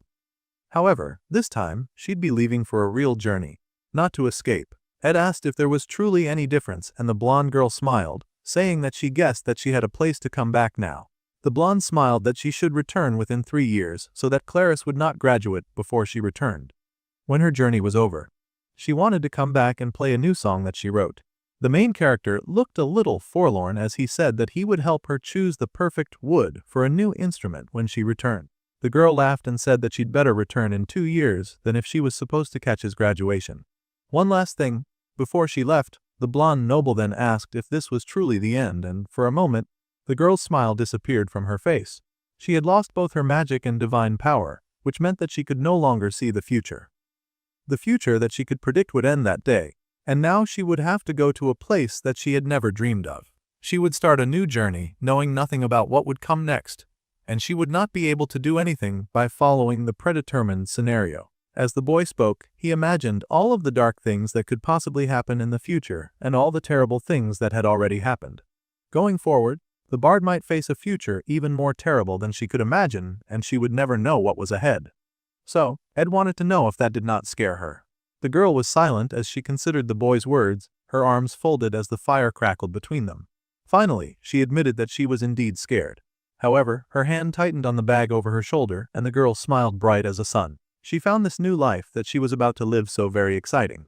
So much had changed in Ed's life. Just now, he had spoken to a girl who should have died in the original story. He was not talking about the scenario, but a moment of choice carved out by limited time. The boy had been forced to choose between leaving Arkan Island to prevent the resurrection of the Sacred Lance Dragon, or risking it all to save Adele. At that moment, the boy had chosen to stop the Sacred Lance Dragon resurrection. In other words, he had chosen to sacrifice Adele. If the blonde bard's holy power had weakened, and if Lucy had not kept her memories like he had, then the boy would have surely abandoned Adele for his own survival. That was a very haunting truth, but it was also the kind of person that he was. In time of war, it was the nature of people to hide behind the excuse of survival. During a time like that, values like compassion, duty, fellowship, and friendship were things that he could easily turn his back on. The memory flashed to a time of war, a soldier with a gas mask crying tears as he gunned down his enemies. Looking back, Ed was not very proud of the life that he had lived before, and there was a shadow over his eyes. Suddenly, sandaled feet stepped out to join him as he now faced summer break. So far, so much has changed. Ed Roth Taylor, who should not exist at the academy, has become an honor student with Janica, the boss of Act 1 by his side, her head lying on his shoulders. Lucy, the boss of Act 3, had vanished from the story, but even so there was definitely something that had not changed as Janica and Ed cuddled by the warmth of the fire under the bright night sky, whether it meant twisting predetermined history or turning a blind eye to someone's sacrifice. No matter what, the main character was determined to survive. Darkness fell upon the camp, and the fire warmed the setting. So much in the story had already changed. Adele the Bard was gone, and the scenario that the main character knew had completely changed. The closest major event to the boy now was the battle that was supposed to happen was the battle to defeat Lucy. The skill points and experience, and all the unique skills to be had there, would be a great help for the upcoming 4th chapter. The fact that Taylor's growth had been stunted was a big source of anxiety for the main character, of course. After all, They needed the protagonist to be strong enough to defeat the big bad at the end. The main character could not cling to this twisted story for too long, but the protagonist's growth was supposed to be his insurance of a happy ending, especially against the battle with Lucy. It was an important event that would allow Lucy to let go of Glocked and all the burdens that she had carried for so long. The main character also thought that it would help him gauge where they were if he talked to her. However, Lucy, who always stuck around, napping, had not come to the camp in many days. This was another difficult cause for concern. It made Ed roll around in his sleep as he worried and wondered if things truly were okay like this. It seemed that he was also battling his own demons, because he was sweating hard just trying to sleep. No matter how he tried to dismiss his friends, the isekai victim could not stop worrying. Nothing had gone to plan, and too much of the main storyline had changed. Suddenly, the boy's eyes snapped open, and he bolted upright, harshly panting as he struggled to catch his breath. A nightmare was not a good sign when he was already fighting for his life. The boy groaned and wondered how long it had been. He did not fully remember, but the dream was definitely a nightmare. After the upcoming final exams, the school break would come. Ed sat by the fire, trying to do some reading to clear his head. He wondered if he was getting bad dreams now, because of the sudden relaxing environment. It felt like dark shadows were sneaking around and stealing into his territory, trying to steal away the bits and pieces of peace and tranquility that he had left. The shadow was like a real living thing, blotting out the light from the fire and stealing its warmth as well. Now, the boy could remember. He could remember his life before he had come to this world. The boy had lived in a world of fear, and chaos, and death, which was probably why he so deeply feared getting thrown back into that kind of hell a second time. He dreamt of those bad memories every night. His days were getting so dark and bleak that people around had started to notice. Their favorite blonde genius seemed troubled lately. The boy had said that he was okay, but Zix had a bad feeling about all of this. Although everything seemed to be normal on the outside, the boy was always busy, and he did what he needed to within the camp as well, while also working diligently and attending all his classes and studying. This was just an assumption, but to the wolf boy, it seemed their favorite hero had a lot on his mind. Even his little sister was worried about him. The wolf boy was worried too, though he was worried about something else. Everyone sort of understood that the youth had complicated relationships after all. The boy had a lot of mad and powerful women in his life, and they barely held back. Lucy the prodigy, Janica the mad spirit sorcerer, and the red fox merchant. His sister was well aware of all the scary women that her brother had in his life. Well, the blonde being troubled was not at all a common occurrence. This meant that some of those warmongers, disguised as teenage girls, might just see this as an opportunity. The competition might even get more heated. Zix was just about right about his assumption, because suddenly Janica showed up to sit by his side. The girl had taken a big hit after their last serious fight, so she was also slowly healing. The happy spirit sorcerer confessed to her crush that she thought that she could handle lower-level spirits now. The boy was happy to hear that, though he was worried because she was still kind of half-blind. The pink had admitted that she was worried that her mana would get all twisted, but she was still going to try since her crush was there, and just his pheromones were enough to fill her with the healing energy to be a better person. She needed to get back to classes as well. Exams were coming up, and she not gotten a scholarship just to fail at school. The boy admitted that this was true, so they would happily begin. The two got busy with their little practice session, and Janica got busy pulling up spirits with her staff. The sweet spirit sorcerer usually did not need this full recitation to summon lower spirits. However, since it had been a while, she had decided to be cautious. The girl had learnt a lot from her past mistakes, and she was determined not to repeat any of them. As she recited, Ed realized that the spell sounded suspiciously familiar. A bright light flashed, and a spirit appeared in a flash of light. It was the boy's very familiar bat bodyguard, and he was thrilled to be back. The girl was lightheaded just from that small summoning spell. The situation really was serious if that was enough to throw her off balance for a bit. The bat squealed for his lady as she tipped backwards, a hand on her head, as his face was flushed with pain. Fortunately, a romantic hand swooped in and caught her before she fell. Her crush was by her side, asking if she was all right. It was the most charming interaction that they'd had in a while, and Janica was flustered beyond measure. Meanwhile, Ed was completely focused on being worried, and even asking if she could hear him. The boy commanded Mug to beat it before he accidentally drained even more of her energy. It had been a while since he had been summoned, so the bat was sad to go. Still, it had taken more mana than expected to summon Mug, so the girl had been surprised. The boy was worried and asked if she had not fully recovered yet. She also seemed to be running a fever as well. The girl just kept getting hotter because her crush would not take his hands off her. Honestly, she would recover if he would just give her a moment to do just that. Suddenly, a voice interrupted their little romantic cuddle, saying that she'd known about this, but it was still weird to see it in person. Lortel had arrived, the red fox merchant not very pleased to see another lady cuddling her chosen man. She had come over to see their man, of course, because they could all tell that he was struggling through post-traumatic stress disorder. The girl had even prepared herself for what she would see when she came, but clearly she did not shield her heart enough. There was a nice, bright and shiny new house erected right beside Ed's. The rumors were really true and Janica had moved into the neighborhood like she was making her territory. The fox merchant could not believe her shamelessness. Instantly, Lortel demanded an explanation for why this happened, though she was not even sure that she wanted to know. Janica recognized the fox merchant's voice because that was unfortunately all she could work with these days, as she was still trying to recover. Summoning that whale had really sucked the life out of her. The fox merchant greeted the spirit sorcerer, and then the Pinkett smiled.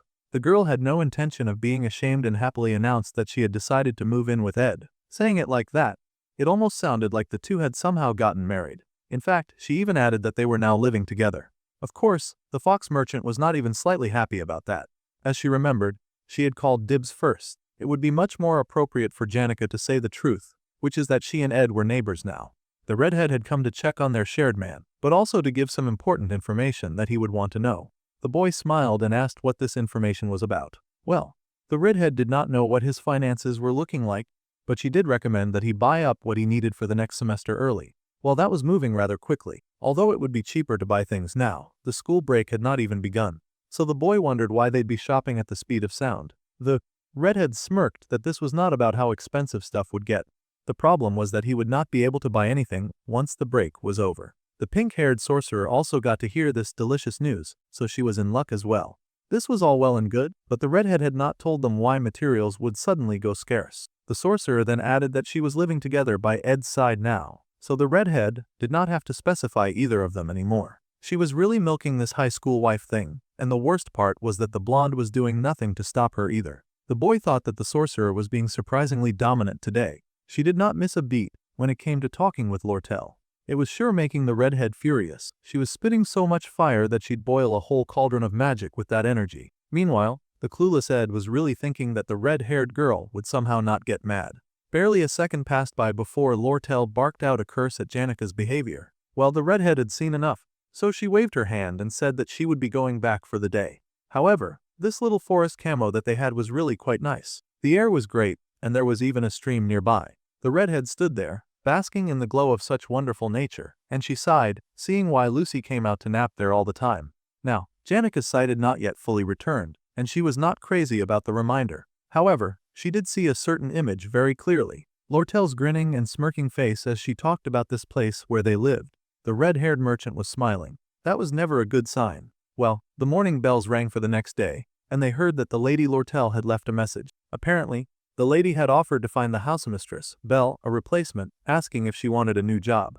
It was a really preposterous offer. The pay that the fox merchant was offering was also quite large and ludicrous. One would think that she was trying to buy Belle. The head maid was already used to the students in the campus doing weird things, but even this sudden offer was weird, even for the red-haired girl. She took the envelope and checked out the offer. 3 Flen gold coins were no small amount, but she had worked in that hall for many years. No matter how much the merchant offered, Belle would not just suddenly change jobs. The maid who had handed her the letter laughed that she did not mean to pry. But when she had seen the offer, she could not believe her eyes. The merchant was going to pay 3 Flen gold coins daily. That price was not for a month, or for a week, but every day. The chief maid was struggling to resist this offer very much. This was truly a test of her pride and loyalty, because it was really hard to let go of that kind of daily charge offered. The maid waited to see the chief maid's response. The chief maid was taking so long staring at that offer that the other maid began to worry that she was really going to quit.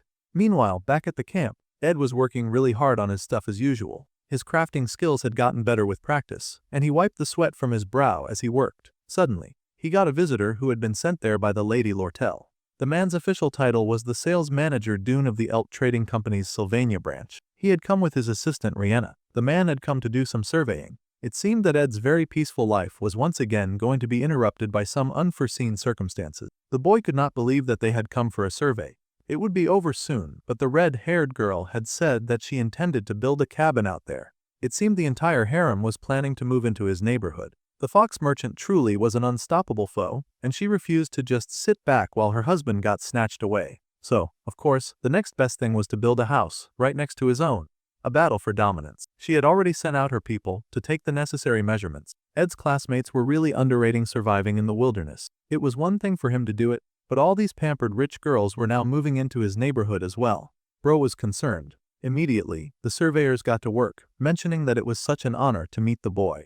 It felt weird to have seniors be polite to him, but they also seemed about his age, so he asked them to relax a bit.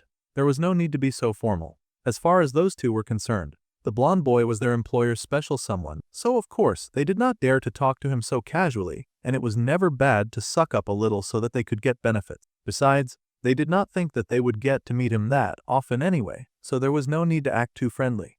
Their sweet Lady Lortel did not really like to send her employees out into the sticks either. This surprised the young genius, and he asked if there was a reason why. Well, the man said that their boss happened to be very aware of the vast difference between her personality at work and her personality when she existed anywhere near the genius blonde. She acted way too much like her age whenever she was around the young genius, which made their boss very embarrassed. Valid reasons to not let her employees hang around her whenever she was at school, especially because when she was at work, the Frosty Fox merchant was like a cold-hearted ice demon with iron flowing through her veins. Ed could not help but mention that it really sounded like the loud-mouthed surveyor really lacked some respect for his employer. The man just laughed and said that calling his boss an ice demon was, in fact, a compliment. Either way, if there was anything that they could help the young lad with, their company was happy to assist, especially if it was something that the boy did not deem quite fit to discuss with the lady directly. All the genius had to do was call for Dune. Just to show off some of his skills, Dune the surveyor pulled out a fancy-looking bottle and showed off a drink that cost about 1 gold coin, even in the old black markets. It was quite strong, so it was best not to give it to anyone who did not drink.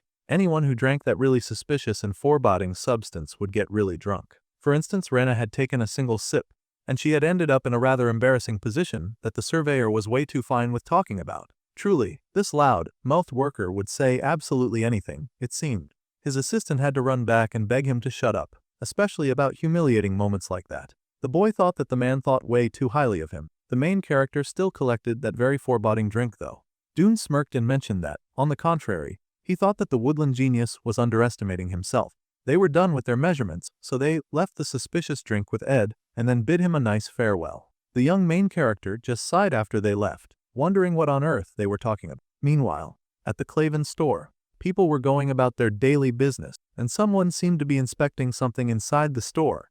According to the crafty redhead, the boy was advised to buy things ahead of the semester. He could make most things himself already, thanks to his growth in his crafting skills, so he should mostly buy consumables to help him make them. However, glancing behind him, he wondered why he had been followed to the store. It was yet another of his admirers, and this time it was the hesitant Anis, who also happened to be Janika's friend. The girl sighed and immediately spat out a script that she had probably rehearsed about how she had come out to buy a couple of things and had not expected to see him there. It was such a coincidence. Also, he had not come by the lab recently, and they worried that he was very busy. Plus, she had heard about what happened to Janica and how she was seriously hurt and injured. Well, the girl was quite surprised when her friend had suddenly announced that she would be living at Ed's camp, but it seemed like she was settling in quite well, and she was sure that the boy was also going through a lot. Anis was fully aware of his situation, so she had explained it to their professor as well, and they all wanted him to take care of himself since Clibius and Onyx were picking up the slack, and they were good at getting work done. Besides, the boy needed scholarships to make life easier after all. She sure had said a lot. The boy barely had any more questions to ask, so he just thanked her after a moment of silence. Just like that, the nerdy girl was ready to get going and run away. But unfortunately for her, she hit a snag and bumped into something. Her things fell from her hands, but it was fine, because the blonde swooped in to catch them. Our guy told her to be a bit more careful with that nonchalant look on his face. However, now that he looked at her bag of ingredients, it was all sorts of rotten food, and it looked like spinach that she had dug up herself. She even had moldy bread. Ed almost felt bad for saving all of that junk. He did not ask too many questions and just handed the package back to her. The girl sighed that he could look. It was not like she was buying anything special anyway. It did not matter, and there was no reason for her to try to impress him. Even if she was poor, she was not ashamed of it. Though as she said all that, she could not even look him in the eye. It was kind of funny that she would say that, considering the fact that he was pretty poor, too. The girl was so upset about the situation that tears burned in her eyes. Finally, the poor girl could not take it anymore, and she sank to her knees, wishing death to come quickly since that would be easier than having to deal with something this embarrassing. She even apologized for the situation. Anis Helion was a commoner who was more noble than most nobles. The girl was smart and diligent, able to think for herself and great at problem solving. However, Her family went bankrupt as soon as she entered the academy, forcing her to work too. The boy had thought that she would be having a hard time, but it seemed she was having things even worse than he was, and he lived in a camp that he built by himself. Somehow, the girl bought a cookie for him, and he thanked her, though it almost felt wrong to take stuff from her when she was clearly struggling, though it would be much more rude to not take it at all. The girl had been sharing a bakery membership with Clara, though the main character felt like he could have gotten by without knowing this fact. Still, at least it was helping the nervous nerd to calm down. The girl mumbled about how there was a new professor coming in to replace the Professor Glast, who had committed a fancy suicide during one of the past arcs. It was thanks to that guy that Ed had been able to grow his magical engineering though. The genius girl had come to buy some supplies to prepare for the new professor, since they were low on them. It also seemed like the boy had been doing a lot of shopping as well. The boy admitted that he did not buy a lot, and he had just heard that the price of school supplies was going to rise soon. Annis admitted that she checked prices every day, and it looked like everything was 10% more expensive than last month. The boy was surprised that she was even checking every day. Well, the girl had slowly gotten over her embarrassment, so she yelled at him for asking like she was doing too much. However, he assured her that though it sounded weird, he thought that the two of them were quite similar. After all, they were both pretty smart and equally as broke. If they got sick, they would not be able to work, and if the girl lost her dorm, she would not be able to attend the academy anymore. The girl had pushed through even sickness, just so that she could afford her way of life. She got used to a stressful way of living, and the boy guessed that the girl worked even when she was sick. Survival, that word did not mean the same to everyone, especially to Ed, who was living in a cabin out in the woods, preparing for a scenario that he hoped to survive. The last arc, in which he had died multiple times, had also not really helped his mood or his optimism. To Annis Heelan, this academy was the forest. It was the jungle that she lived in. The girl smiled suddenly, sighing softly and brushing her fingers through her hair, a sunny smile on her face because she was blushing over the boy's compliment. The girl had actually thought the same about him the first time that they had met. Anyways, they should now buy things for the next semester before they get any more expensive, so she would be heading out for now. Besides, if whoever's doing this can sway prices this wildly, it must be the ELT Trading Company. However, at this rate, that company was sure to clash with the student council. No one was sure why they were doing this now to squeeze profits, but she was also sure that they had a plan. The leader of the ELT was probably smarter than her anyway. Annis happily waved goodbye and thanked the boy for warning her about the price hike. The boy watched her go, but he was also curious about the moves being made by the ELT Trading Company. He wondered why they would do all this to raise the prices of school supplies. When a person was curious about something, the best way to learn about it was to just ask directly. So, the main character walked all the way back to his camp. The Clunchu drinks apparently were not great as gifts. The lady at the camp sighed that if Dune was going to embezzle funds, they should have bought some wine instead. Being more expensive doesn't mean that it's better. Lortel was, of course, at camp, checking out that suspicious drink. The boy sighed in Zaid that was his, though it had come from her either way. Apparently, her mouthy surveyor sometimes had the habit of stealing funds here and there, bringing in items like this. He did not even realize that she knew that he was doing that. The blonde asked the foxy merchant why she let such theft slide, and she just chuckled that she was waiting for the opportunity to use it against him if he ever overstepped. It was a bad habit of her. Regardless of who it was, she needed insurance to be able to fully trust someone. It was weird to say that the camp boy was the first time she trusted someone without insurance. He was special, and she had not yet found anything to hold him in place just yet. That being said, the girl was willing to offer a weakness for a weakness, if just so that she could gain the ability to hold the boy as her rightful property, just as she so desired. She was sure that he had a lot to ask her after all. Meanwhile, at the professor dormitories, the boy and girl had started taking a little stroll. Following her around, he had ended up at the professor's dorms. There were not many people there, so it was a good place to talk. This classical scheme was quite unlike her, and he wondered why things would suddenly become unavailable after the break was over. The boy asked if she was planning to buy up and hoard all the school supplies. Yeah. Well, she was the only one who could set the prices freely on this island. It never occurred to her that he would be curious about the inner workings of ELT. It was rare for him to delve so deeply into the inner workings of her company. Oh, she wondered if he was worried about her.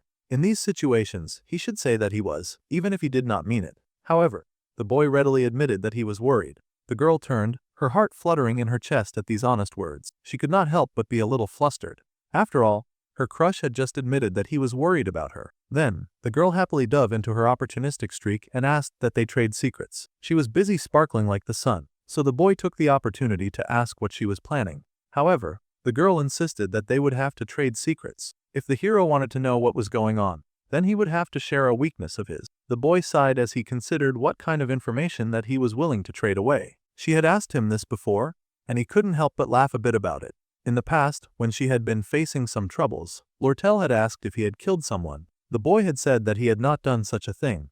Now, he once again referenced that question. All those years in military service were about to pay off. The girl laughed when she called up that memory, as the question now sounded very foolish to her. Well, the boy admitted that he had lied to her. Back in the past, and even now in this new world, when he had faced that one faithful apostle, Ed Rothtaylor had killed someone before. In fact, he had killed countless number of people. That was his secret.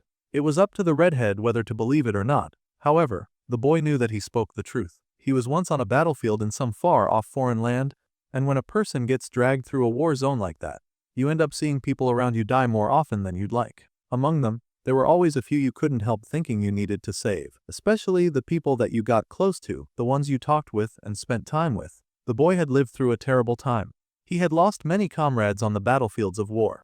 At first, during such times, a soldier would grit their teeth and try to keep their friends alive.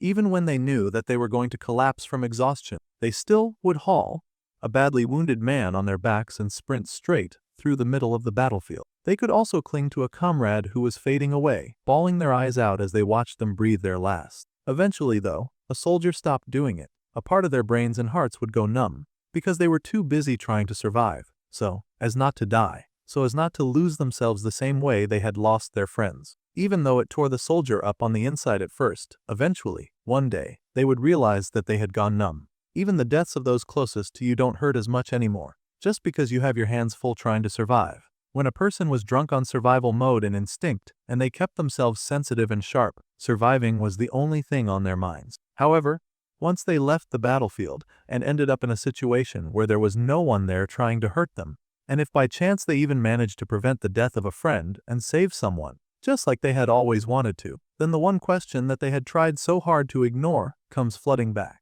A question that haunted every soldier eventually. The question of how things would have gone if they had not looked away from someone who needed help. Then maybe they could have saved them. That was why the war nightmares came flooding back. That was why these days Ed felt more and more haunted. He had taken so many lives that now the blood on his back held close to his skin, and he could still scent the fire of war, as well as the pain of regret. If only things had been different, he could not stop himself from wondering how things would be if they had been different. He was the one who had killed all those lives. Now, his hands shook as he had come to his conclusion, a long time ago, that they were key characters in the scenario and people that he could influence. He made up all kinds of reasons and even lied to himself every time to push them away. However, in the end, he decided that he would never become comrades with anyone. Unfortunately, with the passage of time, he seemed to have forgotten that resolve, which probably meant that he had gotten quite dull. This was his weakness. The girl had been expecting some kind of juicy secret, but the blonde had really just trauma dumped on her. Still, he looked relieved to have finally been able to get that off his chest. For a while underneath the moonlit night, there was an earth-shattering silence. Well, after that very pregnant pause, the redhead sat up and figured that it was time for her to fulfill her end of the bargain. He had asked why she was buying up the school supplies and books. Well, the lady had received a report that a little rat had slipped into the trading company. Now that was rather interesting. This was a process of flushing out that rat. For the past few days, the inventory counts for school supplies and books in the warehouse have not been matching. That would obviously mean that some greedy ingrate is going into her warehouse to siphon her property. That sort of loser behavior was completely unacceptable. The hero went for the most obvious option, instantly suspecting Dune since he was known to embezzle funds. Lortel shut down that idea. Dune was a loudmouth, but he was not bold, and he only ever indulged in small luxuries and never went beyond that. The person she was hunting was far more malicious. When the prices rise, they would likely sell before they did and run. That was when they would catch the rat that was trying to sabotage her. Plus, she would probably end up killing someone again. The boy looked horrified, which was rich considering the very cold confession that he had just made. Back then, they had said something like this. When she asked if he had ever killed someone, the girl had admittedly never killed anyone with her own hands, but if she could count the killing of the people that she had failed to save, then just like him, she had probably killed a lot of people too. Something that the redhead girl had hoped to be a bit more flirtatious had turned into a really deep topic, but it was great that they both had someone that they could talk to about this with. The redhead was mostly the type of person who looked away from people and only judged them by the numbers in her accounting ledger. She was the golden daughter with a tight noose around her neck. For a long time, she had also pushed herself forward by believing strongly that everyone was like that. a merchant who recognized a child's talent and bribed her biological parents to make her his adopted daughter. Poor parents who lived off a day's worth of begging, eating rotten bread in the corner of the slums. In the end, they did not even realize that they would be killed to keep information from leaking while selling their daughter away. Her parents had truly been pitiful people. All of them must be accomplices. The girl then asked the main character if he knew just how much money that her parents had got from selling her. They got 3 Flen gold coins. That was how much that she was worth. It felt just like yesterday that she was a girl sold off for 3 gold coins. The girl now held those coins fondly in her hand as she smiled. Now she was someone who could designate 3 gold coins as a daily wage just to scout someone that she liked. It was really funny. Still, 3 gold coins a day was kind of a lot after all. She was sure the person she was trying to recruit would refuse, but that was fine too. Dealing with the rat that crawled into the merchantry and managing Dune, who was always plotting to stab them in the back. None of that bothered her. The redhead did not expect anything from anyone, and she did not trust anyone either. He knew the reason after all. The boy said that it was because she did not want to be disappointed. Lortel smiled, saying that this was the reason she was always alone too. That was her weakness. So, from the start, the beautiful fox had carved time out of her schedule and asked him for a night walk for a reason. The pretty girl did have ears after all. In fact, she could hear a little wider and farther than ordinary people. And now she could cuddle freely on Ed's big arm. It seemed like the girl had heard the rumors that the boy was looking rather depressed lately, or like he had been drained of energy. So, in a way, she had gotten him to talk about his feelings, just so that she could help him get over his difficulties. Apparently, among the children of noble families, there was a ritual when they married, where they would exchange their weaknesses with each other. Now that was rather interesting. This was because when both sides knew each other's weak points, they would become that much closer, or so they say. The academy at night was rather quiet. A place that was usually so crowded became so empty, it made a person feel like they had been left alone in the world. For him, it felt like that even during the day. But sometimes that feeling was needed. The happy redhead cuddled with her crush, asking if he knew as well. Sometimes, this kind of solitude was comfortable. They were the same. It seemed that every 5 business days, Ed was finding more and more things that he had in common with all the girls on campus. The next morning, someone apologized to the redhead. Honestly, that would be good for them since the wage was high, but they took pride in working at Ophilis Hall. It was Belle, of course, and she deeply bowed her apology. She was well aware that she was not always treated fairly, and sometimes she was dissatisfied, sometimes it was hard, and sometimes she was exhausted. However, despite all this, she wanted to keep taking responsibility for Ophilis Hall. A daily wage of 3 gold coins was a bold offer, the greatest that the redhead had ever made, so this rejection truly pained her. A person could not convert the noble conviction that she had towards her work into money after all. Lortel greatly admired the chief maid's resilience and loyalty. In that case, the redhead asked if the maid was interested in a side job. The maid was surprised at such an offer. The redhead had heard that lately they had been making time to go and nurse Janica. In that case, the redhead asked that the maid do the same for her and just drop by regularly once in a while and manage things for her in that way. The maid could come comfortably whenever she had time to take care of what needed taking care of, and then she could leave. Something like that. So simple, and only twice a week. The redhead begged with the cutest eyes that her foxy heart could muster, pleading to the maid's sweet generosity. They could surely do things like that. Well, the maid valiantly tried to resist, but the red-haired girl continued to dial up the charm until the maid found herself saying that much could not be so bad. Since those were the terms, the redhead pulled up a contract right away. She was suspiciously ready to go lightning fast. The wicked merchant had the maid sign at the right places as soon as possible. Thanks to that, from now on, the redhead smiled and told her to please take care of her villa and the nearby camp. The maid would see her at the camp. With that, the door was suddenly slammed in her face. Ti suddenly felt like poor Belle had just sold away her human rights. She had taken up a side job for 1 gold coin. The fox even had the contract ready to go from the start. The poor maid realized that she had gotten played. It had only been a few days since the blonde had entered this slump, thinking back on old memories. However, when he looked at other people living busily, it brought him back to reality. Janica was slowly getting better, and it looked like her ability to summon higher level spirits was coming back. Life at the academy would not come to a stop, and the house that Lortel was building kept proceeding at a normal rate. So, the main character made up his mind that he would not stay gloomy and weighed down anymore. More precisely, the man did not have time for that. It was final season now, and the boy was busy carving and crafting things in his front yard. He needed to hurry and finish the staff too. It would be vacation time soon. That seemed to worry him. He needed to make all the preparations that he could before then, in order to face what was coming. Meanwhile, Ed's sister, in her room, was reading a letter from her father. It had been a while since she had gotten such a thing.